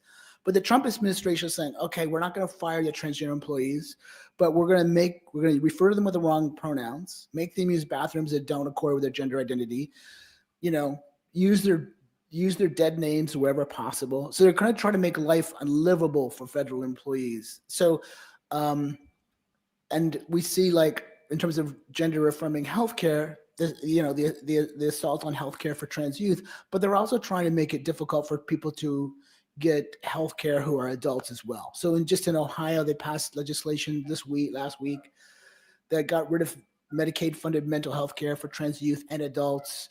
The big, beautiful bill had this bit of Medicaid, had a exclusion in Medicaid saying we won't cover gender-affirming care for trans adults on Medicaid. And it got dropped, I think, maybe because of the Senate parliamentarian at the last minute, but no doubt that will come back. So I don't know if they'll be arresting transgender people, except making it impossible to, like, live as a trans person. Like the example of this, the example in Florida where the teacher can't say her pronouns because when she's in the classroom, that's government speech. But you can say your pronoun if you're cisgender. That's totally allowed. So it's those kind of distinctions that are really going to they're really terrible and depressing. And every time I look at the internet, something else has happened. I mean, true. I don't know how, they're like every day there's some. Fuck the internet. The internet sucks. The internet ruins everything.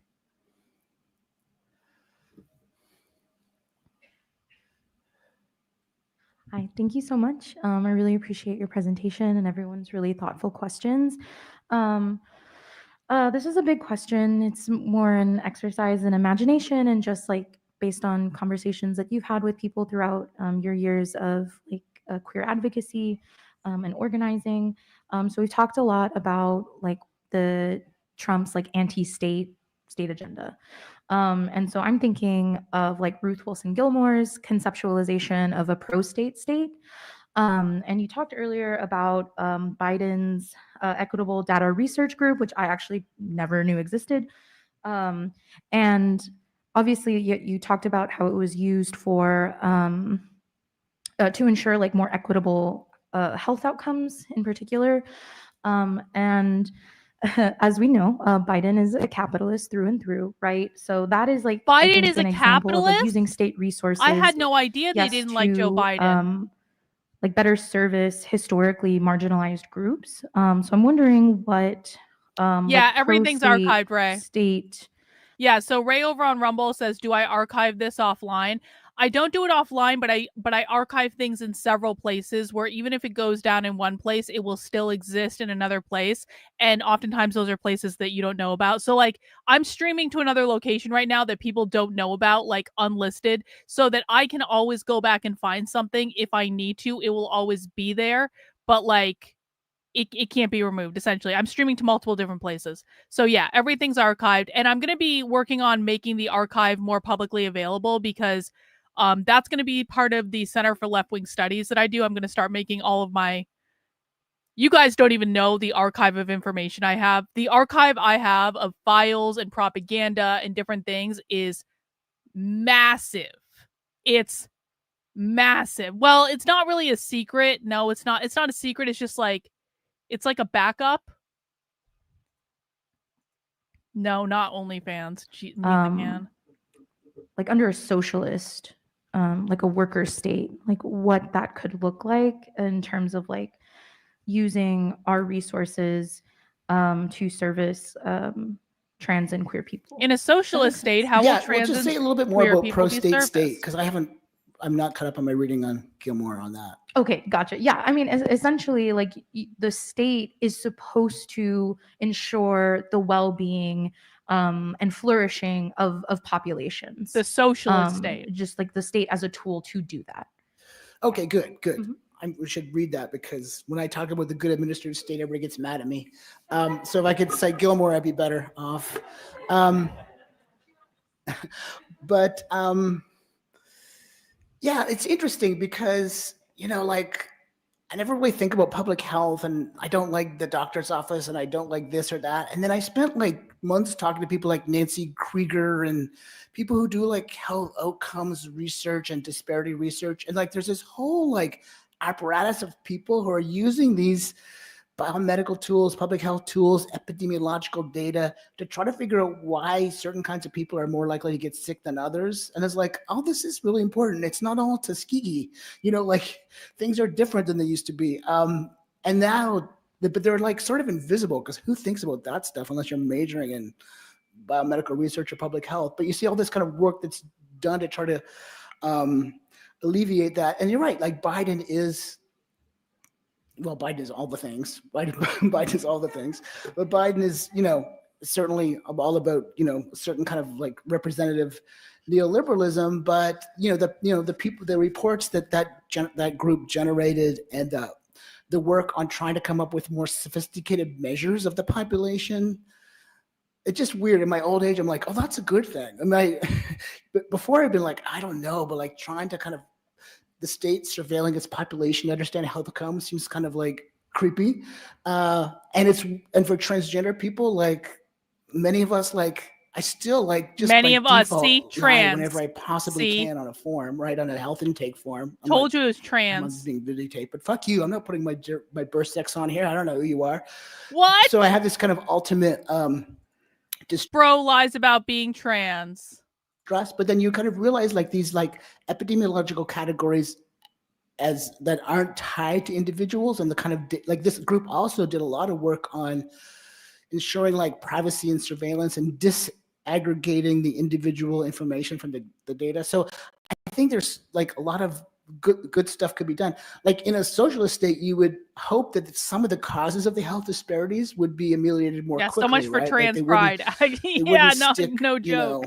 Noxious, plants near neighborhoods that people live in. There would be more, more food to eat, things like that.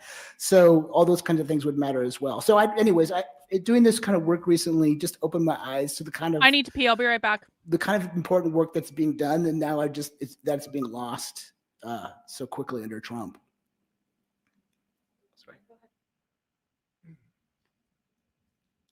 Thank you. There's a book out by like a Chicago doctor out of Cook County Hospital called The Death Gap.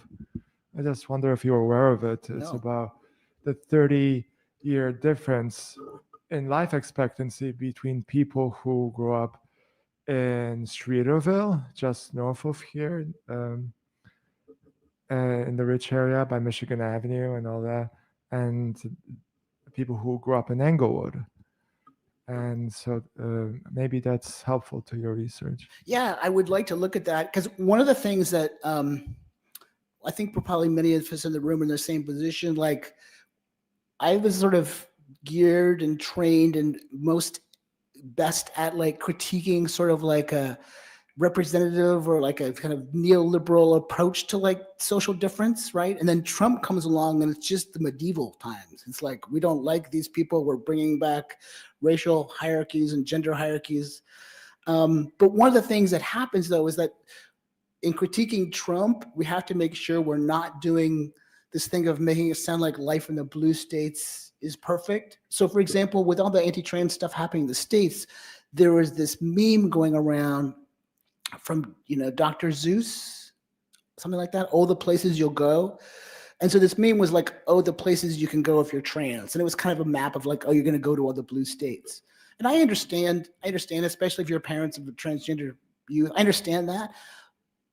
But it's not like, in terms of like health and life outcomes, it's not like trans women are dying at 35 in red states and dying at 85 in blue states. Guys, guess right? what? Those health I have disparities Chinese are food. not Dumplings. based on like, oh, if you have a Democratic governor that gives you a F on your You guys driver's don't mind if I license eat and Chinese food on recognizes stream, do you're you? going to live longer, because we still the same insurance systems, the same Medicaid policies, the same income inequality might be a teeny bit worse in some states, but with largely the same income inequality that produces those bad effects. So I think we always have to kind of be focusing, because you see that example of Chicago. I'm not going to which share the is, dumplings. Not going to happen. They're my dumplings. Where we have these different outcomes. Even my husband got his own package of dumplings. These are mine. It's always really important, even as we're You're kind of going to make talking about bulgogi Trump, beef? Oh, to not that sounds good. turn blue states into some sort of utopian place. And I think everybody in this room knows better, but I think talking generally in the kind of the language of trans identity politics, that somehow happens.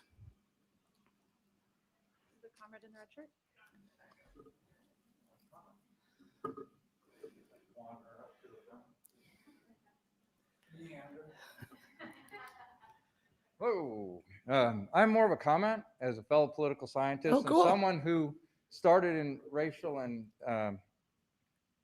sexual minority studying politics and direct democracy, eventually ended up in public health as well, studying the inadequacies of data collection for LGBTQ several years ago. So I understand your plight, so to speak, and people thinking it's mundane, especially when you go to ASPA or in the Midwest and everyone's looking at you like, what is a community needs assessment? Which You I've don't need to probably hear my read about chewing. 1,000 of them. But in some of the stuff, if you're looking, we should talk maybe. Yes. But there is some stuff where there's discussions about moving from the social determinants of health to the social determinants of equity, which started out with I don't know if you've seen that, but I think the director of health under Obama was kind of pushing it, but as you can guess, it went nowhere given neoliberalism and all that, moving from that idea of individual discrimination to systematic discrimination, which you and I know as political scientists, we've been talking Individual about for versus systematic but discrimination. I really They've been talking about it appreciate for the study, decades. not just because I'm a political scientist, but I do. But I also come here because it's interesting to hear the activist side of things. It's just so refreshing. So. Oh yeah, well, thank you. And we should. That was actually very important. I want people to hear that. The political scientist came up to say that, listen, Obama, he was really stupid because he was thinking about discrimination on an individual level, which is a neoliberal interpretation. But we as political scientists and academics have been thinking about discrimination on a systemic level for decades. This is why whiteness means capitalism. Whiteness meaning skin color would be individual discrimination. The left does not think in terms of individual when they are talking about discrimination. They think in terms of the overall system level, which is the collective. And they're saying, we've been thinking about the system level stuff for decades. I don't know what you guys have been doing. So that's what they're saying here. Of health under Obama was kind of pushing it, but as you can guess, it went nowhere given neoliberalism and all that, moving from that idea of individual discrimination to systematic discrimination, which you and I know as political scientists, we've been talking about for decades. So, but I really appreciate the study, not just because I'm a political scientist, but I do, but I also come here because it's interesting to hear the activist side of things. It's just so refreshing. So. Oh yeah, well, thank you, and we should definitely talk. Yeah, let's definitely be in touch. Yeah, just to get me after. Okay, I got your name. Yeah, the comrade up here in the front. Yeah, hello. So I'm a lifelong resident of Nebraska. So Nebraska. 31.5 years ago, there was a trans person called Brandon Tina who was raped in Falls City and murdered in Humboldt, Nebraska. And between that, he was interrogated by Sheriff Charles Locks, and he mistreated him. Anyways, since then, his mom, Joanne Brennan, had sued Richardson County for tort and won in the state Supreme Court. And in that ruling, the Supreme Court ruled that Locks' mistreatment of Brennan Tina was considered outrageous and extreme, and that no reasonable person should have to go through. I was wondering if you had any comments about that particular case. Yeah, I mean, like I was, aware of that case when it was happening, and one of my friends was a litigator on the the tort or the civil suit. Hang on, we have a question over on Rumble from American First. He says, so the system is white too. I don't get that one. I get individual being white. Because when the term whiteness was invented, it was not a reference to skin color. It was a reference to people who do not work in the sun. So they were saying when the term whiteness was originally created, it was about essentially the class of people that owns property. It wasn't about the skin color of the people. It was about these are the people who own property, slaves. They don't work in the sun. Whiteness was a distinguishing feature about who was the capitalist class. That's why when they're talking about critical race theory, they're talking about the system level, the owners of private property versus the people who do not own private property. It's an oppressor, oppressed narrative, bourgeois proletarian narrative. That's what they're referring to. This is one of those code switching things you got to do in your head. But I promise you, if you do this, if you listen, they're always talking about the system. That's why systemic racism exists as a term. They're talking about the system that upholds racism. That resulted in that, and it was sort of like a symbolic victory because they hadn't been able to achieve anything. Yes, that's why they called Larry Elder the blackface of white supremacy. That was like a big moment in kinds of bringing attention to hate crimes against transgender people.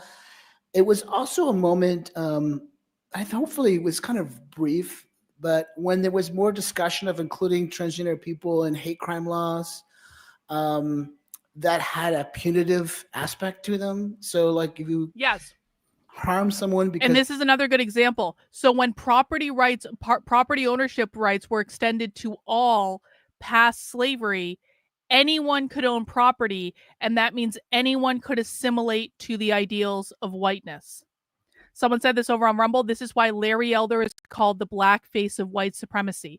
This is why there's this idea of multiracial whiteness in NPR and the Washington Post. This is why Cheryl Harris, who wrote the paper Whiteness as Property, literally said black people can be white too. This is why they were burning down black-owned businesses during the Black Lives Matter riots, because it was never about black skin color, because they don't consider the blacks who have businesses, who own property, to be politically black. This is why Joe Biden said, if you don't vote for me, you ain't black. They're talking about political blackness or political whiteness, as it were. That's what they're referring to. I know this is a difficult one for most people to make, but that is actually what the deal is. Yeah, he was calling you a capitalist. If that actually happened, he was calling you a capitalist. He's not calling you, he's not talking communist.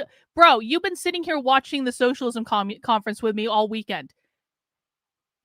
Have they given you the impression that they support individualism? No, they have literally said they don't support individualism over and over and over and over and over again. Socialists do not think in terms of individualism. Socialists think in terms of collectivized. They think about the collective. They want the society to be about the collective, the community. And so when they're saying things like racism, they're not talking about individual racism. They're talking about collective racism. When they talk about things like cis heteronormativity, they're not talking about individuals. They're talking about the collective system that upholds the norms of capitalism. Once you guys understand this, you will understand the left. This is the heart. If you can understand why whiteness means capitalism, this is what will explain everything else. Once you understand this, you can get everything else. This is the hardest one.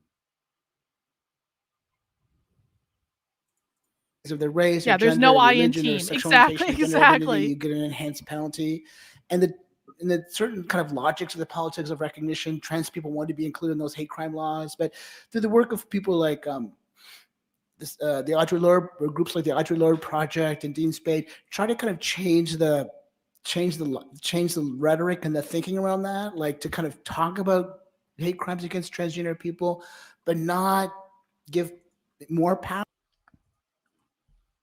Sorry to keep interrupting, but people are asking questions. To add to that, when it comes to whiteness, is that determined based on the behaviors and actions of a person? Yes. So do you guys remember the characteristics of white supremacist culture chart that came out in the Museum of African American History in 2020? What were the characteristics of white supremacist culture? Writing things down, working hard, being on time, like being diligent in your efforts, stuff like that. Those were all things that uphold capitalism. If you actually go back and look at the characteristics of white supremacy chart, it's not about rugged individualism was on the white supremacy chart. That's right. Thank you. All of the aspects of the white supremacy culture chart that created all that fuss, every single one of those things uphold capitalism. They're the norms that uphold capitalism. So when we're talking about, does someone assimilate to whiteness, is that person assimilating to a capitalist ideology? Does that person operate along the norms that uphold capitalism? Does that person get married? Does that person have a family, participating in the nuclear family, the property relationship of marriage? Does that person buy a home? Do they own private property? Does that person work in corporate America? Are they assimilating to the bastion of capitalism in order to make a profit? Right? So if you do all those things, you're going to be considered white because you are adhering to the norms that uphold capitalism, whereas a lot of these people purposefully live outside that system, especially queer Marxists, by the way. They purposefully live outside of the norms that uphold capitalism because they want to create a fundamentally different society. Hope that helps. Power to the coercive part of the state to harm people and to threaten people with longer prison sentences. It was like the beginning of the trans movement integrating with abolition politics. So, but that was certainly a big moment in the trans community, because it was the first time a national kind of press paid attention. Yeah, the comrade up here in the blue. Hello, my name is Annie. I wanted to thank you for your New Yeah, that's Yorker not article accurate, earlier America this First, but year, good which try. I just found so insightful, and I hope people find it and read it and share it. They don't care what you think is the problem. And I just wanted to throw out sort of the idea of the parents of trans kids being a force for change in this fight. That didn't go where I thought it was going I to. have a trans son who's now thankfully over 18. But when we received our care for 10 years at Lurie Hospital, which is right near here, and Lurie announced right after Trump's executive order that they Wait. I have a trans son who is now thankfully over 18, which means that person probably turned 18 recently. We received trans care at the hospital for 10 years.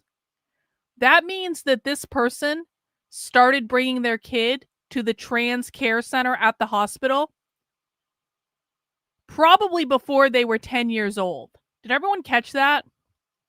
Let's play a game. We don't know how old the kid is, but the person seemed rather relieved that they just turned 18. So we can assume maybe they're 18, 19, 20 at the most, right?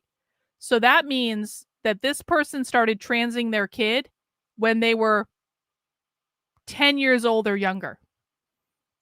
Parents of trans kids being a force for change in this fight. I have a trans son who's now thankfully over 18, but when we received our care for 10 years at Lurie Hospital, which is right near here, and Lurie announced right after Trump's executive order that they were canceling all appointments, and there's a network of parents who've all gotten their care at Lurie, and people were pissed, and we organized, and within 24 hours we had a rally in the snow in the winter of close to 500 people, lots of children, outside the hospital to demand that Lurie, reopen its clinic. And we even had clinicians who joined us at great risk to themselves. And then I went to another rally in New York, same thing outside of NYU, a lot really organized by parents, hospital workers, kids.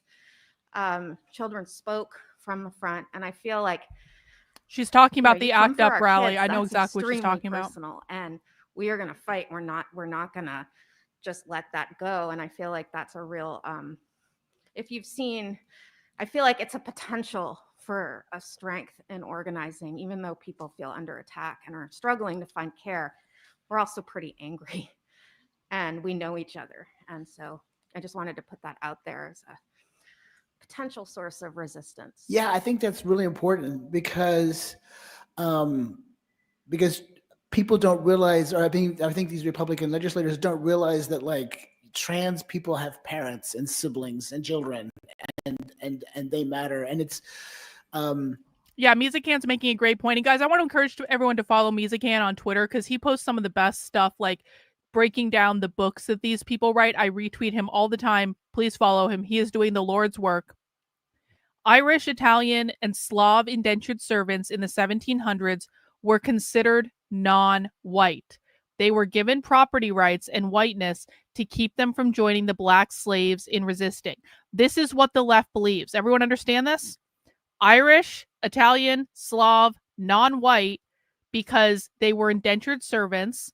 They were not the capitalist class. They were not the ownership class. They were given property rights, the ability to assimilate to whiteness to prevent them from joining black slaves in resisting the capitalist class. Does everyone understand this?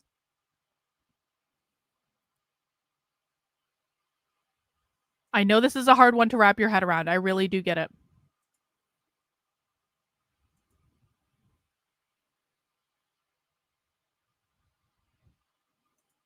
I don't think Ashkenazi Jews were considered to be white. Weren't they the slave owners though? Weren't they the property owners? Like, were Jews considered to be white? Mizakan, do you know the answer to this? Because weren't Jews the ones who brought slaves to America? Like, I mean, maybe I'm wrong about that. Maybe I'm just making that up, but I'm pretty sure Jews are considered to be white under this paradigm. Well, yeah, because Israel is considered to be the settler colonists. They're iffy on whether or not Jews are considered white. That's something to look into. It's interesting. My friend who's a litigator, they'll have a trans youth case, and they've all lost now because Scrimeti, but like they'll take a trans youth and her family and her pastor and all these people, and they're often like white evangelical southern rural Christians, and they do not like transgender people, but then their kid is trans, and like they're fiercely recognizing who their kid is, and they're gonna support them. So I think that's a way to kind of cut across these sort of divides to be like so-called urban and rural or red and blue, or because trans people and their families are are everywhere. And I really appreciate that comment to remind people. Have any other questions?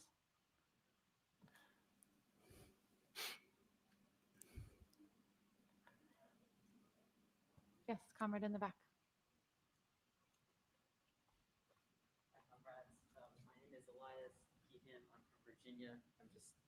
Oh, we saw Elias yesterday. I was going to ask, because there was also a talk about trans politics and kind of scapegoating of trans people this morning, and comrades also came to the conclusion that it was that anti-trans moral panic was being used as a tool to dismantle the small bits of welfare state and public institutions like education and healthcare and libraries that we have in the United States.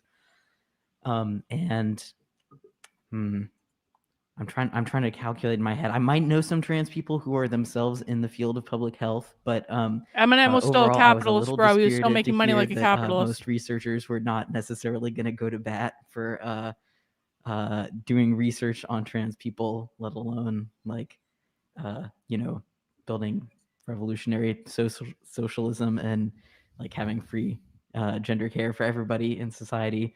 But I was wondering, like, are there opportunities, that you have seen in your professional world where people Hey, thanks, like, Ray. I appreciate realize that. they're that if they want their field to survive, that they should start supporting trans people openly? Maybe if it's not in your industry, like, are there other industries that, trans people on the outside who are like patients of these institutions should be linking up with?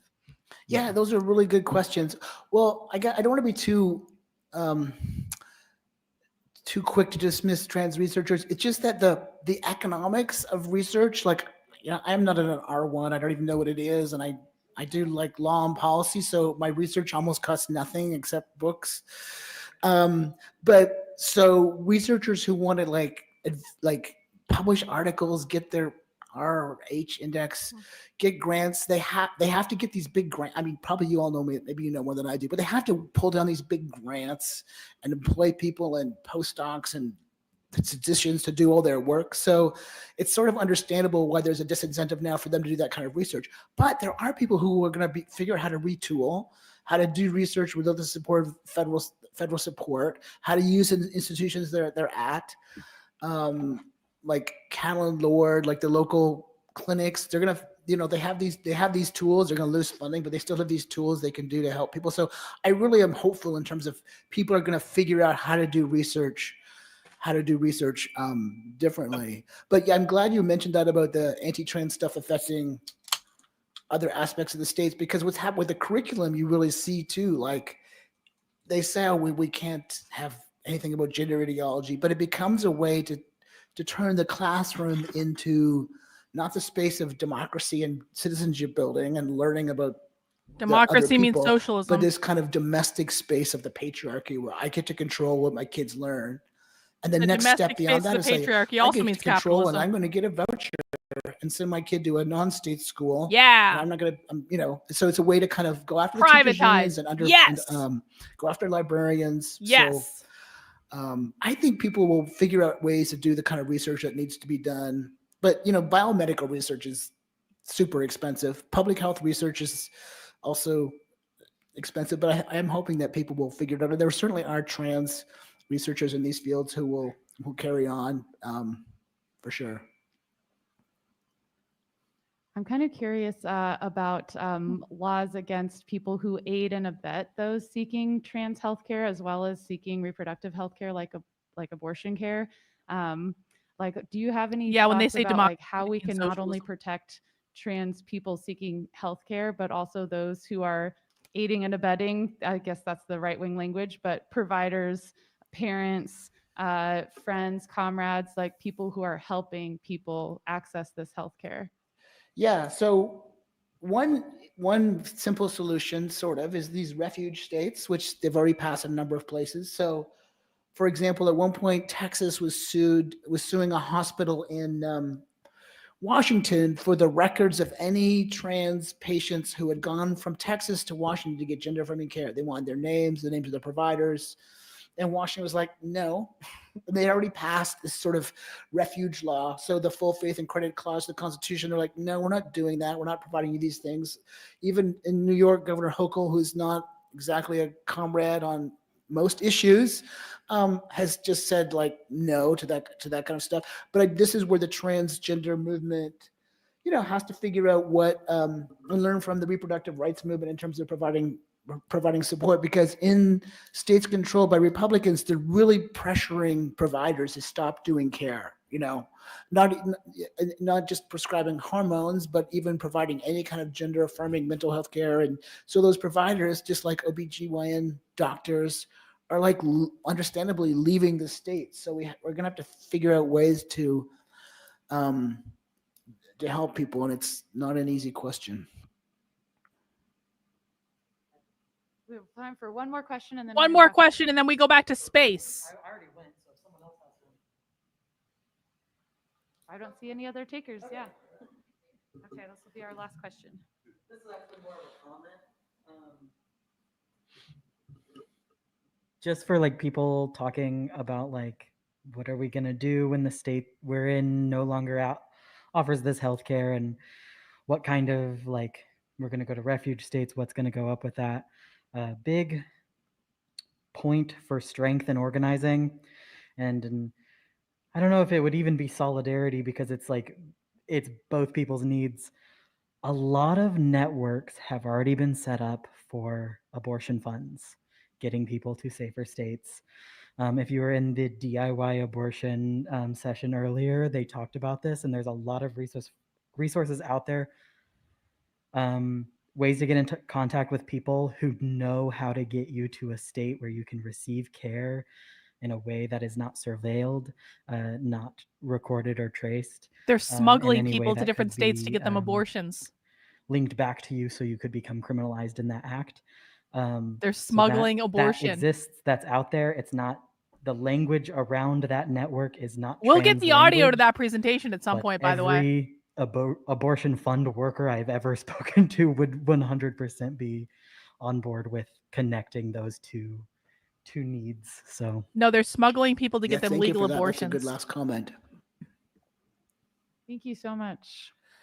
Right, so I'm around after, and look, I have the green sticker, which means I like to talk to people. Yo, this is one of the funniest things. When you go to the Socialism Conference, and I've seen this happen at other conferences too.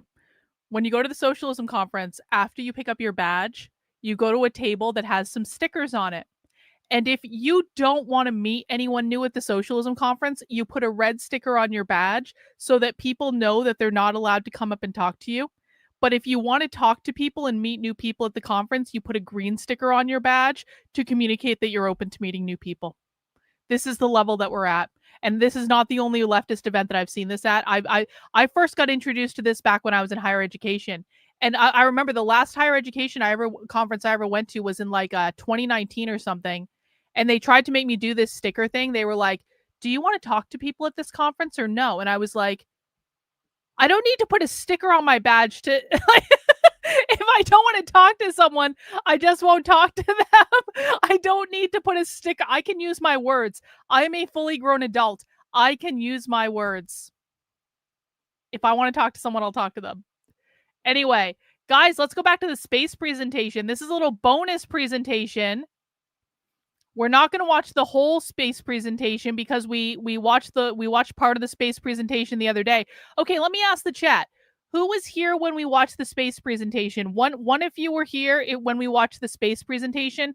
Two, if you are not, if you have no idea what we're talking about when it comes to the space presentation, let me know. My doctorate is in it's a PhD in psychology with a focus on industrial organizational psychology. Okay.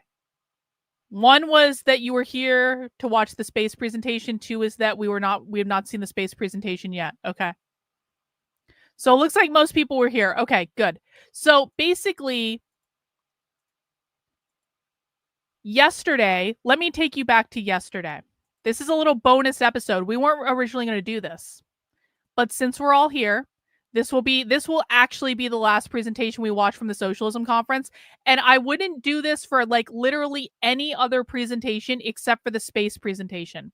And now my computer's freaking out and my mouse is freaking out and doesn't want to select this browser. Okay. So, yesterday, we were in the middle of watching the replay of a presentation called Reclaiming the Future, Outer Space as a Site of Organizing and Imagination. And this was 2 non-binary people, I think, that worked in the Biden administration, and they are also astrophysicists or something like that. And the basic gist of the presentation so far is space is too fabulous for capitalism, that we need to control the food supply so that people can be free to think about space, that we need to do environmental justice so that people can be free to think about space, that we need to abolish the prisons because people need to have their mind free to think about space, that leftists want to use space in order to organize their constituency, and that we need to do every leftist thing ever so that people can lay on the ground and look at the stars and think about space. That's where we've gotten so far. And just as we were getting to the really good stuff, Haymarket Books made the presentation private on YouTube, so it just cut off in the middle of the presentation. And it was so rude. We were watching the space presentation.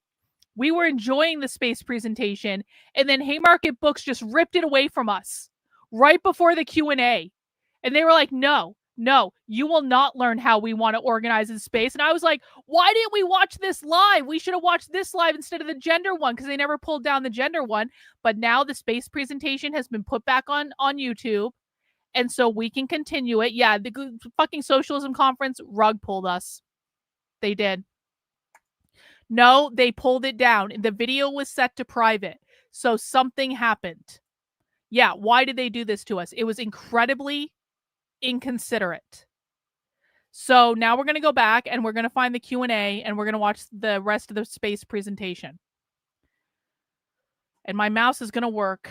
I'm going to will my mouse to work. I don't know why it's not. We watched this one for a while. I think we're about up to here.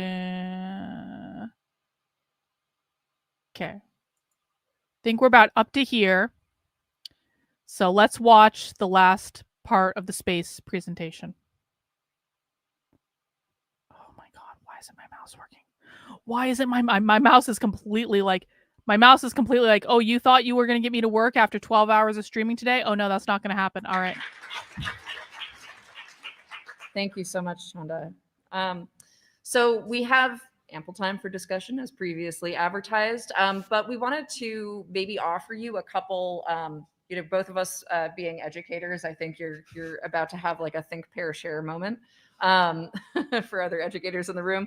But we wanted to offer some questions to you to maybe turn and talk with your neighbor for a second or two before turning back to us and offering your thoughts or your questions or whatever it might be. And the ones that we came up with were to talk with each other for a couple minutes about what are the ways that you have been impacted by space, or how is it part of your life? So Chanda mentioned, like maybe you take pictures of the moon, or you're a designer who uses like public domain NASA images or something like that. And then also as part of that, how would you want space to be part of your life? So I'm gonna give 5 minutes. What's that? 5 minutes? Yeah, maybe 5 minutes to turn to each other and discuss. Oh, they're doing a breakout. That's right. You all are so they wonderful edited out the talking to each breakout. other, and I hate to interrupt, so I hope you continue these They edited the conversations. breakout. They said But something I on the wanted open mic. to offer the rest of our session for time for people to share back maybe some of the things that they were talking about, to ask questions, etc. Because we are live streaming, for people being able to appreciate the conversation online, I would ask that if it's accessible to you to come up and use the microphone that is here. If it is not accessible to you, you can raise a hand and we will deputize a community member to come over and bring you the microphone. Sound good? We have a volunteer. Yeah, so I would love. Are you coming up?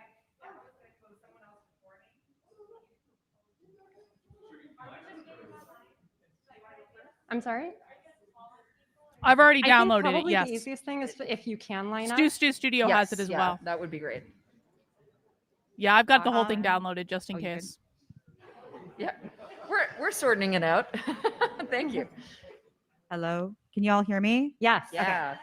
So this isn't a reflection, it's a question I had while I was listening to all of you. So while I was listening, I was thinking about Lauren Alamina in The Parable of the Sower by Octavia Butler.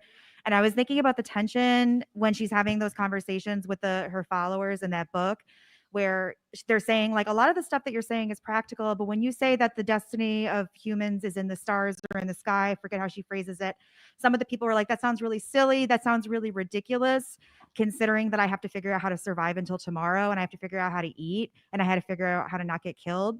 And like, that's like a big tension and conversation in those books that I think Octavia Butler is exploring. So I was wondering how you both would respond to the idea of, like, why Lauren Alamina was like, this is important for humans to say that their destiny is in the stars. And then also the reality of people who respond saying, that's silly, I need to figure out how to survive until tomorrow, I need to figure out how to eat today. Yeah, thank you. Yeah, so I think I will respond with an Octavia Butler quote. So in 2000, and I think it's notable, she published this essay in Essence magazine, which for folks who don't know is a Black women's magazine, a few rules for predicting the future. And one of the things that she says in that essay is that we must count on the surprises. And the point that she was making is that the future isn't written until it is happening. So I do think we need to think about our material considerations, like our immediate material considerations. Like if I need to pee, then I got to think about peeing before I think about like writing my next book. That's just like, it's an ordering problem, right? To pick a very like silly example. But it's also the case that we do have this bigger picture of like what is motivating me to even make sure that my bladder is taken care of. Like what's the bigger point? And so I think that the challenge that people run into, and I think capitalism invites us into this like false juxtaposition of thinking that we have to choose between either not dealing with crisis or only dealing with crisis. I actually think that that's the setup that capitalism puts us in. And that part of the challenging job that we have is figuring out how not to get stuck in that trap of only responding to capitalism and never thinking about what awesome shit we want after capitalism. I actually think that's part of the job. And I think that's like... capitalism is preventing us from not only peeing, but also taking our rightful place in the universe and imagining all the possibilities with space. If we didn't have capitalism, we could be thinking about space and becoming space explorers in space. Part of the responsibility, I'm not a parent, but I will say as someone who teaches the next generation in a university setting, part of my responsibility is to walk into the classroom thinking about what future I want for them, not just like the things that worry me about right now. I have to think about how I set them up for a better future and to be good citizens in that better future by making sure that they're prepared critical thinkers. Right? That requires a future-looking attitude. And I don't think that those two are in conflict. They go hand in hand. Yeah, I absolutely agree. And I think the piece of it that I will select out of there, of all these wonderful comments you just made, is that it truly is a false binary, right? That like keeping I think like fascism particularly, but in general, our opposition and capitalism wants our horizon small, right? They want us. She just said that the fascists are the capitalists, by the way, and the capitalists want to keep us on Earth. The capitalists don't want us to go into space. Hey, thank you for the Cash App. I appreciate that. With our eyes down and keeping only the next step in front of you. That's no way to plan. It's also no way to keep in touch with the idea that things could be radically different than they are now. And that is one of the things that I think is a gift that like my education, I think particularly in physics, but also in astronomy, I think of it as a kind of like a reality augmenting like education that I have had, where I can look at the things of my day-to-day life, the lake, for example, and see things at work that I have learned about, and that people before me, that I benefit from this long tradition of scholarship that allow me to see beyond the thing that is right in front of me at that moment, whether it's, like, even if it's like I don't know, a styrofoam cup floating in the lake, something bad, right? I can see something interesting and beautiful about it, right? And so I think what the cosmos confronts us with all the time is that things are very, very different, often like unintuitively so, right? And so that sense that like we cannot see every possibility, that things could be radically different, that things are unexpected and surprising in ways that we aren't necessarily privy to, that sometimes like people don't know some of this stuff yet, right? And the things we do know are like amazing enough. And so I think that is a really, really important part of not only building a world for the future, but keeping in touch with the fact that that world is possible, and that things are the way they are now, but they will not be that way forever. I just want to add one more thing, because I had this on the long list of things that I was hoping I would get to say today. Some of you may have heard of Ached Tamimi. She's a youth activist in Gaza who has been arrested multiple times and incarcerated by IDF multiple times. When she left prison, I believe it was in 2018, she was interviewed by Al Jazeera, and they asked her, what did you miss most while you were in prison? And she said, I missed being able to look at the night sky without barbed wire. You could still in see Gaza the sky. as well. Okay. Even though Just 'cause there there's are all barbed sorts wire of doesn't mean you can't see the safety sky. issues associated with having a telescope out, because IDF will readily misinterpret objects like telescopes. From Palestinians, they readily misinterpret so many things. The Palestinians can't have telescopes to look at space because of the evil settler colonists in Israel that are oppressing them from having the telescopes.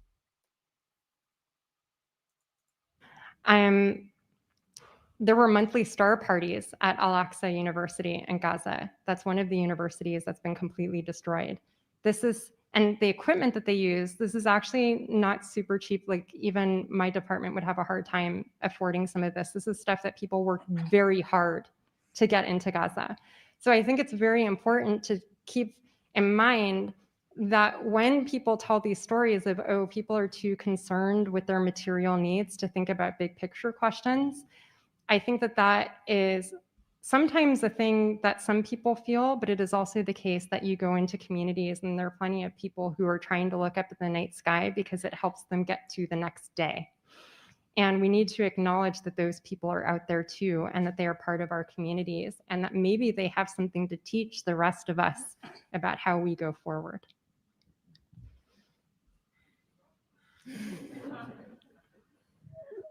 First, I just want to say thank you for what has been really a fascinating exploration, and just a session that I knew the moment I saw it, I wanted to go to it. I'm glad I made it. And I'm trying to get two quick questions, one for Lulu, one for Chanda, but like if both of you want to answer, that's fine too. So I remember reading some years ago that people said if Elon Musk was allowed to build the Starlink network, it was going to set weather prediction back like 20 years. And that's happened, and it's getting worse. And do you think, was that true? Was that a scientific thing that I read? I don't recall where I got it from, but it feels like it's real. And my other question is, so in 2021, I became a researcher and a community health worker around COVID. And a big problem with that is trying to convince people to understand things they can't see. And so I wanted to know what you do to help people understand dark matter, because we can't see it the same way people can't understand that you're contagious with COVID 2 days before you feel symptoms, and they can't see what a virus looks like anyway. And those are my questions. Thank you. Thank you so much. I think on the satellite piece, you know, a lot of weather prediction comes from satellites that are in a different orbit than Leo. They're usually up in a higher orbit. I think currently what is happening to our weather prediction is the massive like demolition derby that is happening with our ability to observe and understand weather patterns and the ideologically motivated opposition to being able to The better weather understand is the Earth's political. ecosystem more broadly. So I don't They're know whether they're Starlink weaponizing the weather. The specifically has right is had an weaponizing impact the on that. weather Your against posture us, tells me guys. that like maybe you do. No, okay. Lily All right, is you're the just- satellite expert here. I'm a theorist. You don't want to. Oh no. Yeah. So I don't know, but I will say that we desperately have a problem not only with weather prediction, but with Weather is I think capitalism. more broadly the Yep. efforts to understand our climate and the way that that depends on space resources. The sun is So I will white. just try and quickly answer your question. Snow Usually is I give white. talks with slides, and this is very hard on me. So what you're looking at is an image of what I call the invisible NB.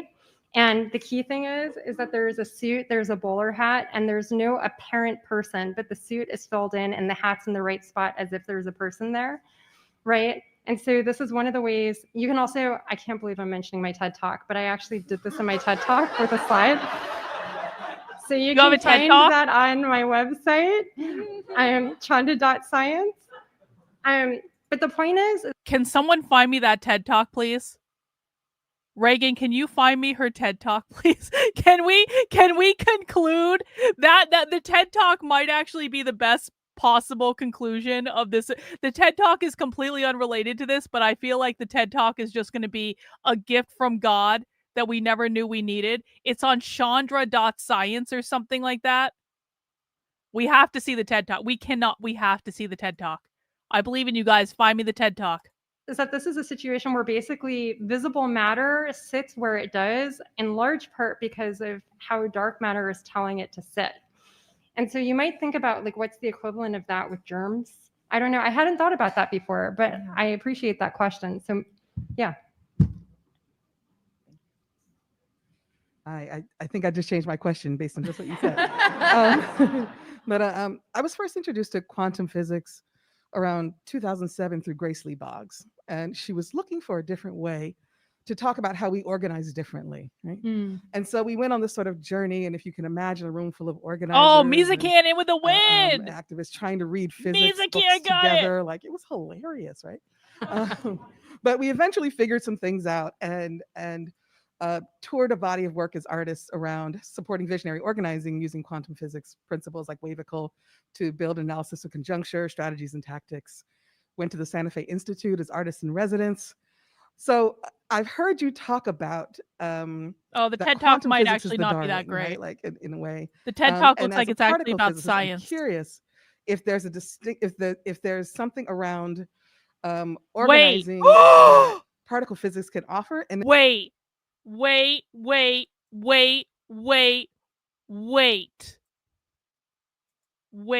I almost dismissed this. I cannot believe. Hang on.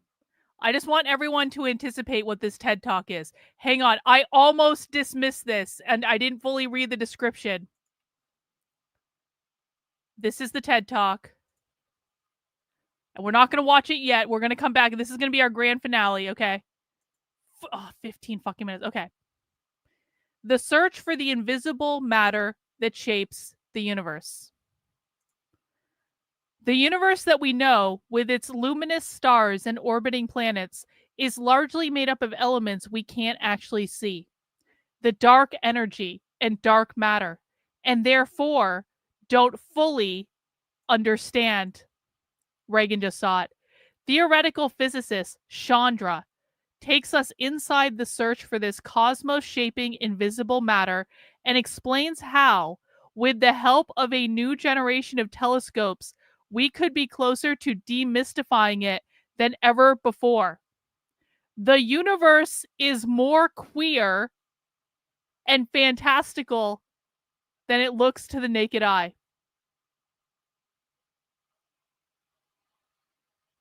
She gave a TED Talk about the universe being queer, guys. We'll return to that. That's on our list. We're not forgetting about it. We're just going to watch the space presentation first. And then we're going to watch the TED Talk about the universe being queer. And then that's going to be it. That's it. That's all we're doing. That's it. I'm done after that. Okay, let's continue. And certainly, and now when I'm looking at that image, I'm thinking about the invisibility of social labor, of like so the labor and things like that in relationship to dark matter. And so I wonder if you could talk a little bit about that, like what does it mean, the invisible and the visible and how they live together. And then I got two questions, and then I got one for you. Because I think there's going to be a lot of Octavia Butler popping up, right? I really appreciate you talking about sort of the settler colonial mentality of the way we think about space. Particularly at the end of Parable of the Talents, when they are going to space, she names the vessel the Christopher Columbus. And I think that is not, I mean, nothing about Octavia is an accident, right? She's giving us some kind of message. And so a part of what I'm curious about is, what are other ways to think about what it means to go to space? Or do we even need to think about going when we have such this you've talked about the connection to it and what it offers us here. But is there any, do we even need to go to space? What is a rationale that is not colonial that makes us think about going to space? Only capitalism sends us to space. All right. Space is literally capitalism. Yeah, thank you so much. First, I will say that if you think the idea of a bunch of organizers reading quantum physics is funny, you should see physicists and astronomers trying to understand organizing strategy. Ooh. I said what I said. People watching online. Yeah, I think. I think one thing that I like to think about when we're talking about questions of like people going out into space and like what the motivations are and like how we might think about it in a way that is decoupled from settler colonialism.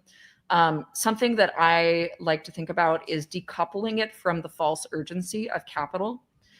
A lot of times you hear and these were like a lot of the very early SpaceX marketing was very focused on saying that like the Earth was going to become uninhabitable due to an asteroid strike, or like the sun is going to expand and we're going to need to leave Earth. We're going to need to leave Earth. Like, let me tell you, yes, the sun is eventually going to expand. We have like 1 billion years. We will be so lucky if we have 1 billion years to be worried about it, right? So there's all this manufactured urgency about like needing to go now. And I think one way to think about it is if you decouple yourself from that timeline and start thinking about like, well, what might it look like if it was never going to happen in my lifetime? What is like the thing? And I think I'm actually pulling from things that you have said many times is what are the things that I would do that ensure sort of the maximum number of future possibilities for other places that human beings might go. And I think that question and questions sort of in that vein are, I don't know, I can't prescribe the exact way that we might think about it, but I think decoupling some of that, we have to go right now because it's a matter of survival, which is total like cockamamie bullshit. Like, the Earth, the worst place that you have ever been on Earth is a bajillion times better than Mars. Word. Yeah. So I think decoupling from that manufactured urgency is one way. And also, these questions that we ask about space, like you don't really want to go to Mars. Elon Musk wants to go to Mars. It's capitalist. Are not our own. Like Mars no land is capitalism. Is our own. We might have historical or ancestral relationships to it, right? But the Earth is the Earth. And so all of these questions are questions that we ask about our own planet. Yeah. I think that would be my beginning of my answer. So just quickly on the question of particle physics, I think maybe I'll offer kind of a taster, which is that, so the mathematical framework that we use to understand particle physics is something called quantum field theory. And this is something that arises from the merger really of special relativity with quantum mechanics, is that in order to put those two together, you have to create this new framework. And in that framework, there's kind of this interesting interpretive question when, let's say, a particle, or even let's say my finger goes from here to here, what happens? So did my finger disappear here and then reappear here? Did it go through the vacuum and disappear and then reappear? Or is there some other process? Like, how do we think about actually getting from point A to point B? Is not a completely resolved question in quantum field theory. And so I think when we're talking about these questions of the cosmos as a site of our imagination, I think spending time thinking through those questions invites us to think about perhaps our art in different ways. An artist that I've had the opportunity to write about, a feminist artist working out of Korea, Young Kim, uses quantum mechanics and special relativity to great effect in her work to actually talk about labor issues for working class people in Korea. Oh my God. So I think that that's an example of, I wouldn't have thought to do that, but Quantum Young did, theory and she and did that art partly talk because she about had labor. access to popular science that helps people think about these issues. And so without advertising, I guess I will say, like, usually a lot of books don't talk about like this aspect of quantum field theory, and it's actually something I spent a lot of time thinking through for The Edge of Space-Time. So I'm hoping that that's something, that book is really, the next book that comes out is really written with the intention of giving people something to work with in thinking through those questions. Thank you so much for this panel. So I'm a historian of the space program and of the space age, and try to approach it from a left perspective. So I'm so glad that this is Space happening and is there's so much interest leftist. at the Socialism Conference. I'm interested in a sort of practical policy level, what your thoughts about the sort of the future and the past of the space program are in the US. I am totally with you, and I'm sure most people here are, with resisting the privatization, the Muskification, the SpaceXification of space. But of course, Muskification. the public sector also has a very dark history in space, as anyone who takes a close look at NASA will know. Just an example, the art that you mentioned in the Collier's magazine in the 1950s were illustrations for a series of articles by Wernher von Braun, who is one of the major popularizers of space, and the person most associated Nazi. with space in the Werner American von Braun. public mind at that period. Right, he was German who was, of Nazi, course, wasn't an he? SS Am I making that agent. up? He oversaw the V2 program in Nazi Germany, which used concentration camp slave labor to build Nazi. rockets. The first thing to pass the Space von used to Karman be line was built Nazi, by and slaves, that's what made it right? capitalist. This is a deep part of NASA's history. And still now we have to buildings named liberate after these space from people. capitalism Hundreds of and these people were in the Nazism. space program, and they weren't in the private program, right? They were in the public program. This was the bedrock of the state. How do we deal with that legacy going forward? What should the space program look like? Thanks. Yeah, thank you.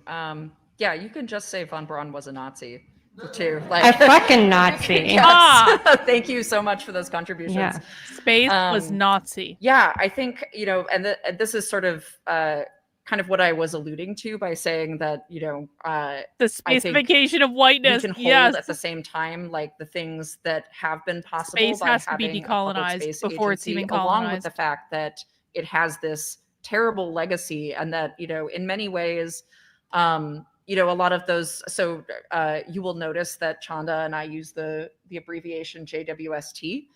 And that is because the person that telescope is named for was the subject of a long campaign by us and others to rename the telescope, in part because it memorializes somebody who, tried to drive queer people out of the State Department, who, God forbid, was the overseer of, a NASA where queer people were also persecuted.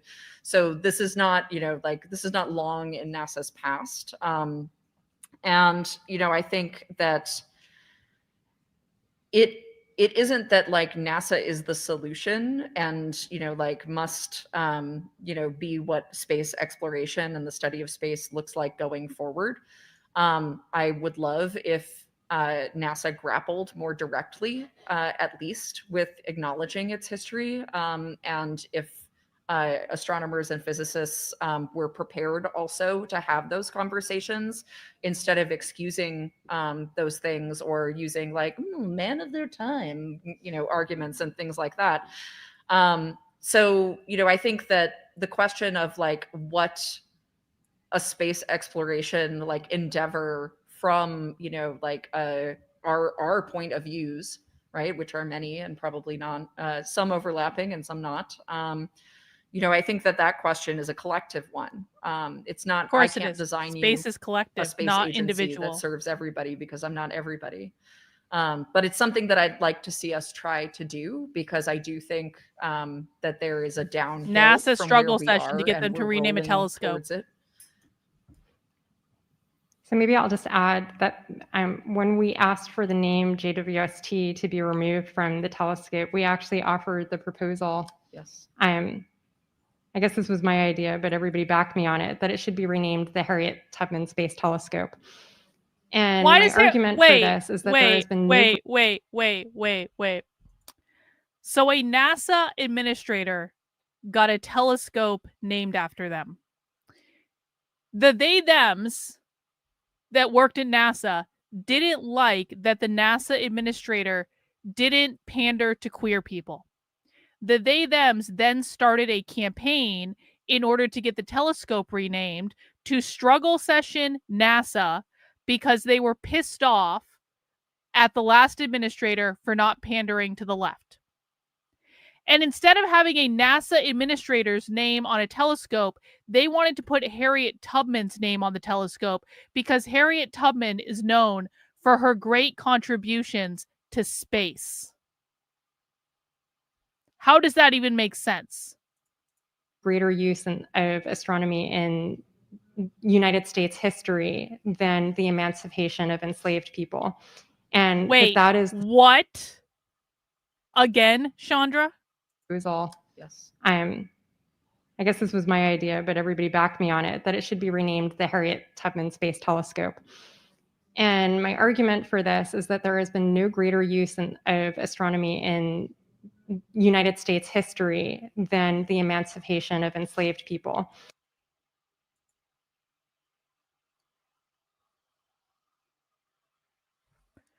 What she's saying is, when Harriet Tubman was freeing the slaves, she used the stars to navigate the Underground Railroad. This is what she's saying. There's been no greater use of astronomy in human history than Harriet Tubman emancipating the slaves, because as Harriet Tubman was emancipating the slaves, Harriet Tubman looked up at the sky and used the stars as the navigation device for the Underground Railroad. And therefore, the greatest contribution to space and history is Harriet Tubman navigating via the stars. From Hubble to Harriet. Oh. And that is the story, that if we were going to send stories about who we are to space, where it's probably not going to run into other life, but it could. That's the story we should be sending into space when we think of space as a place where we do our biggest dreaming, our $10 billion dreaming. Let's $10 billion dream freedom, right? Yes. Harriet Tubman and so I think dreamed of freedom. We could think about that history of astronomy as the legacy that we should be tapping into. There is not just one. I mean, listen, man, like objectively speaking, Harriet Tubman was like a boss bitch. Can we just acknowledge that? Like, that was actually like a pretty ballsy thing that Harriet Tubman did. And I think we can all admit that, yeah, probably a net positive at the end of the day. But I'm just saying that just because Harriet Tubman did something like really, really ballsy that impacted a lot of people very positively, that doesn't mean this is a great contribution of astronomy. Just because the stars, Harriet Tubman looked at the stars, and therefore, ergo, the stars ended slavery. It's like one legacy of astronomy in the United States. There are other legacies of astronomy that the establishment chooses not to have a relationship with. Oh my God. It's an untold history. Do you guys know how critical race theory argues that certain types of history are not taught in schools, and that it's racist that certain types of history are not taught in schools? Chandra is about to argue that the reason that we don't learn that Harriet Tubman made the greatest contribution of astronomy in United States history is because of racism, because they never taught you in schools that Harriet Tubman was an astronomer that navigated via the stars. and therefore it is racist and wrong, and we need to rename the telescope after Harriet Tubman.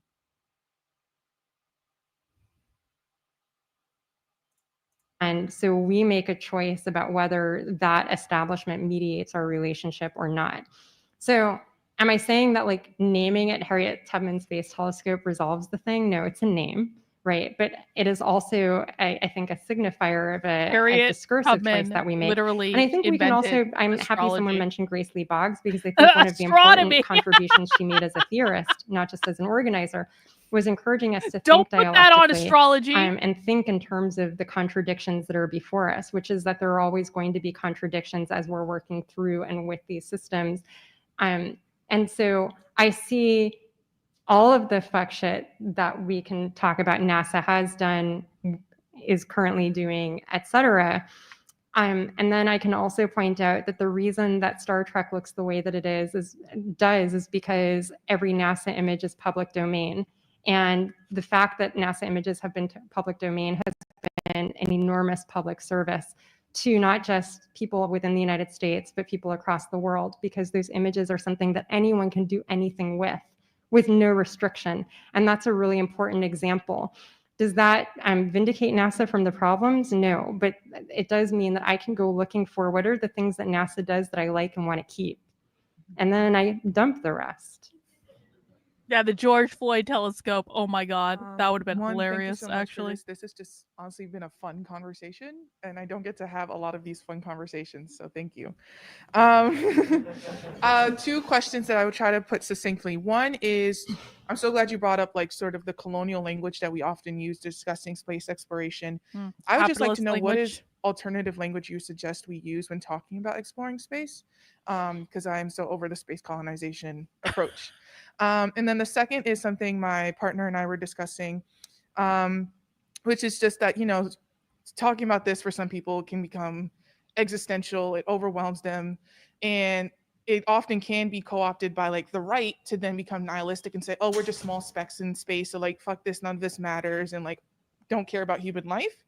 But hopefully more on the left, it can encourage more imagination of just realizing right we're all part of this hates larger space, guys. space ecosystem. in a sense. Conservatives So hate I'm curious to know, space. how would you correct those lines of thinking that tend to sort of then just not want to contribute to life? Yeah, in they our rejected my smallness, proposal for this, Judy. and Can you instead believe like it? view us as part of something larger worth contributing to and being fascinated by. I hope that made sense. But Yeah. Thank you. Thank you. Go for it. That's all you. Yeah, it's not all me. Yeah. So I Why think is her with the microphone language so loud? question, I like to avoid being prescriptive, because I don't think that there's necessarily like here's the magical like palette of words that we can all use that will make space like decolonial, right? And so, you know, like I think what I would ask us to do, and I think like some of the work around problematizing that language, like I was saying, has been interpreted as like, oh, I will use like the woke words for space, and then I can just do whatever, right? So I think what I would look for us to do is to be really intentional about like the words that we choose, and also to use the words that describe the thing, right?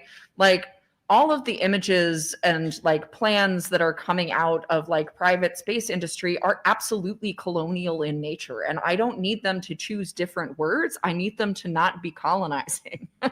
So, you know, like I think words really like they have meaning and they shape the way that we think about like the projects that we are engaged in. And I really like, I am a big believer in the power of words and how they kind of refract our thoughts out to other people.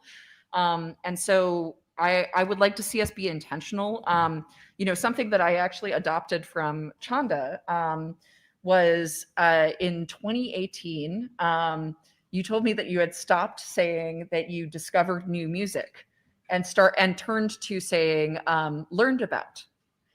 And that was like a very like We can't it's a say very small discovered. change, right? But it's one that Discovered I think is accurately, colonization. like, reflects a way of thinking about like when we encounter new music, and the fact that, you know, like we didn't discover it, right? Like, So I think I would encourage us to be We didn't intentional discover about it. It was our already language there. choice. We merely colonized And then it. as far as like the, we're just little bits and like the nihilism piece, like, okay, we are little bits, but also when you hear that sort of like we are star stuff phrase, I cannot emphasize enough how literally true it is. We are the 4%. It's actually like, that's all there is of stuff like us in the universe, 4%. Yes. Yeah. And like, any of you, well, all of you, right, have calcium in your bodies. You have iron in your blood. Some of you might be wearing like gold jewelry, for example. All of those things were forged in the hearts of stars. You are absolutely part of the cosmos. Not only is it out there, it is also in this room and part of all of you. And that, I think, is such a like beautiful and powerful metaphor for the power of the collective and our connectedness in this universe. That to me, that feels like, maybe it doesn't feel this way for everyone, but that to me feels like a real antidote to nihilism. I think we have time for one quick question. Oh, yeah. From the amazing Vanessa. Thank you so much. I appreciated this so much, and I was tearing up over there. So thank you both. And I have a share based on the question that you asked us to discuss, because I couldn't. Gotta be the black lady. when Black I had lady's last gotta looked have up the at last night word. sky. But then I thought, well, but what about the eclipse? That kind of counts. That absolutely counts. Yes. And in 2017, I had been like, I'm too cool for school, whatever. And then at the last minute was like, why have I done this? What have I created? I need glasses. Rand was able to get some. So in 2024, I decided I was going to be ready. And I had a dress that has an accurate star map of the arrangement of the stars and heavenly bodies in the sky at the time of the eclipse. And I had bought a bunch of glasses, like in bulk. And on the morning of the eclipse, in the little Facebook neighborhood group, I was at my parents' house. There were these people like running around. They're like, oh my God, what if they were in the same boat I had been before? They're like, why didn't I plan? And I'm like, I have a bunch of glasses. And so people were just like driving up to my parents' house. One mother, like, she cried. She was like, I got up this morning and my kids were mad at me because I didn't get glasses. And now I have glasses. And it was just like this moment of like community and connection. And it was amazing. And it was just like incredible because we all are so overwhelmed and burdened, but we can have those moments of wonder and connection. So I wanted to share that and thank you for putting the question thank forward. you. I love that. Very stunning, very brave. That's the perfect endnote. Yeah. Thank you all. Both of us are going to offer ways to stay in touch with us and our work and things that we might have forgotten to say at the beginning. I co-founded an organization with my fellow astronomer Erica Desfold called the Just Space Alliance that is for thinking about some of these things, about how do we do space better and how does space happen on Earth better. You can also follow me on all the internets at Rocket to Lulu or notrocketscience.com. You can find me on Instagram at chanda.prescott.weinstein, or you can sign up for my newsletter, news.chanda.science. I only send out a few a year, so you will not get bombarded and you don't have to pay for it. I'm also on Blue Sky as just my first name, Chanda, but I don't know. I don't know if people should be on Blue Sky. On that note, thank you everyone for coming and for engaging with us. We are really grateful. All right. All right, the last bonus episode that we're going to watch before we officially wrap our streaming of the Socialism Conference for 2025. We're going to watch Chandra's TED Talk about queering space, or about how space is queer because of dark matter or some such shit.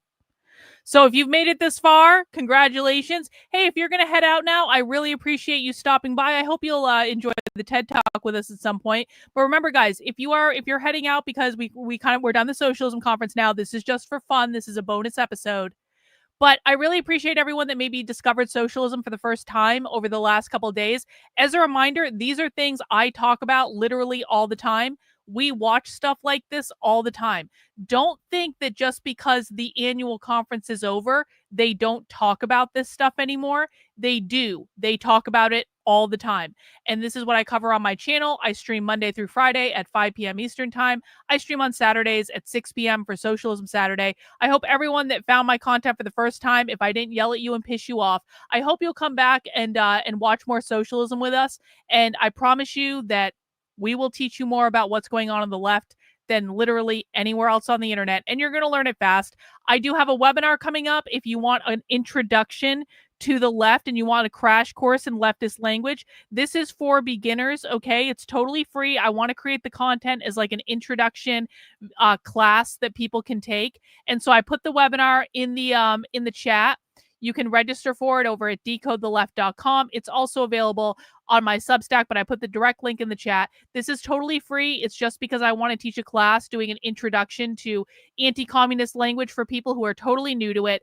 And if you want to make a donation, you can, but you don't have to. You can register for free.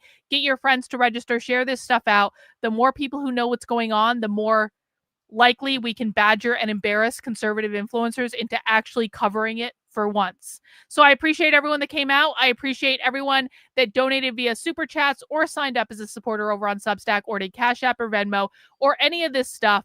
And now we're going to do our final, super final. I promise I'm not adding anything more after this because I've been streaming for 12 hours. Let's learn from Chandra how space is queer. Stars and galaxies and dust, a cosmos teeming with luminous phenomena. So we've all heard some version of that famous Carl Sagan line, "We are made She of is star like stuff." 8 feet tall. And it's true, we are. And that makes it easy to believe that what matters is what's visible, us, the trees, the stars, because it helps us feel connected to everything that we can see. Today, we know that everything visible in the universe is composed from a basic set of building blocks known as elementary particles. We call this incredibly elegant picture the standard model of particle physics, and we understand it in great mathematical detail. Comprehending the standard model is an enormous achievement, but we are now certain that it describes very little of what's out there. It turns out that most of the stuff which fills our universe is completely invisible to us. In other words, visible matter, the kind we and the stars are made from, the kind that radiates light, is not what's normal. And we, the luminous matter, we are the cosmic weirdos. So how do we know? Well, consider this invisible non-binary person who's hiding in plain sight inside of their suit. We can't exactly see a person, but we know that they're there because the suit is filled out. Oh my God. So the presence of the invisible envy is governing how the suit hangs in space-time. So we can see a similar effect with visible matter. We can see that stars and galaxies are affected by the presence of something more, something completely invisible to us. So we now know that the universe is more queer and fantastical than it looks to the naked eye. That's yes, right. Queen. Yes, Queen. So how did the universe get this way, and what exactly is inside? So I'm a theoretical physicist with expertise in particle cosmology. And it's my job to use math to study the origin and evolution of space-time and every single thing that's inside of it. I connect the very small, elementary particles with the extremely large galaxies and galaxy clusters, and I'm a griot of the universe. I develop creative mathematical narratives that may just be our cosmic origin story. Now, as a theoretical physicist, I really love doing math and coming up with different ideas that may describe our mostly invisible universe. But it's important to be accountable to data too, the real stuff. Yeah, you think?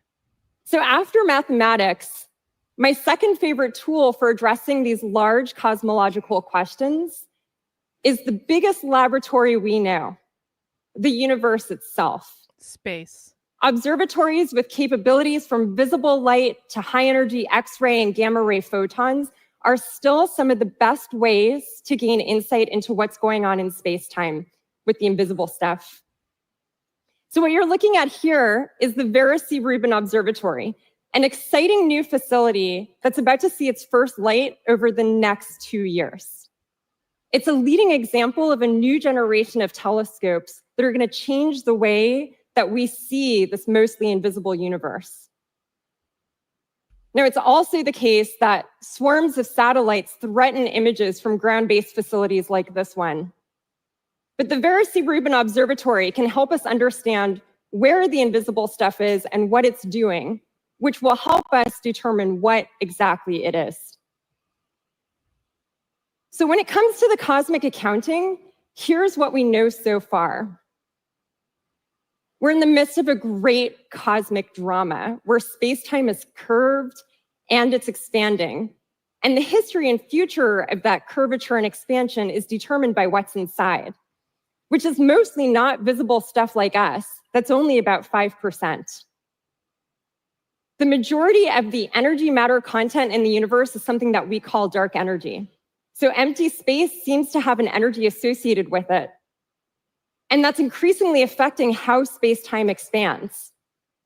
After dark energy, the second largest ingredient is something that we call dark matter. So here's the funky thing about dark matter. Unlike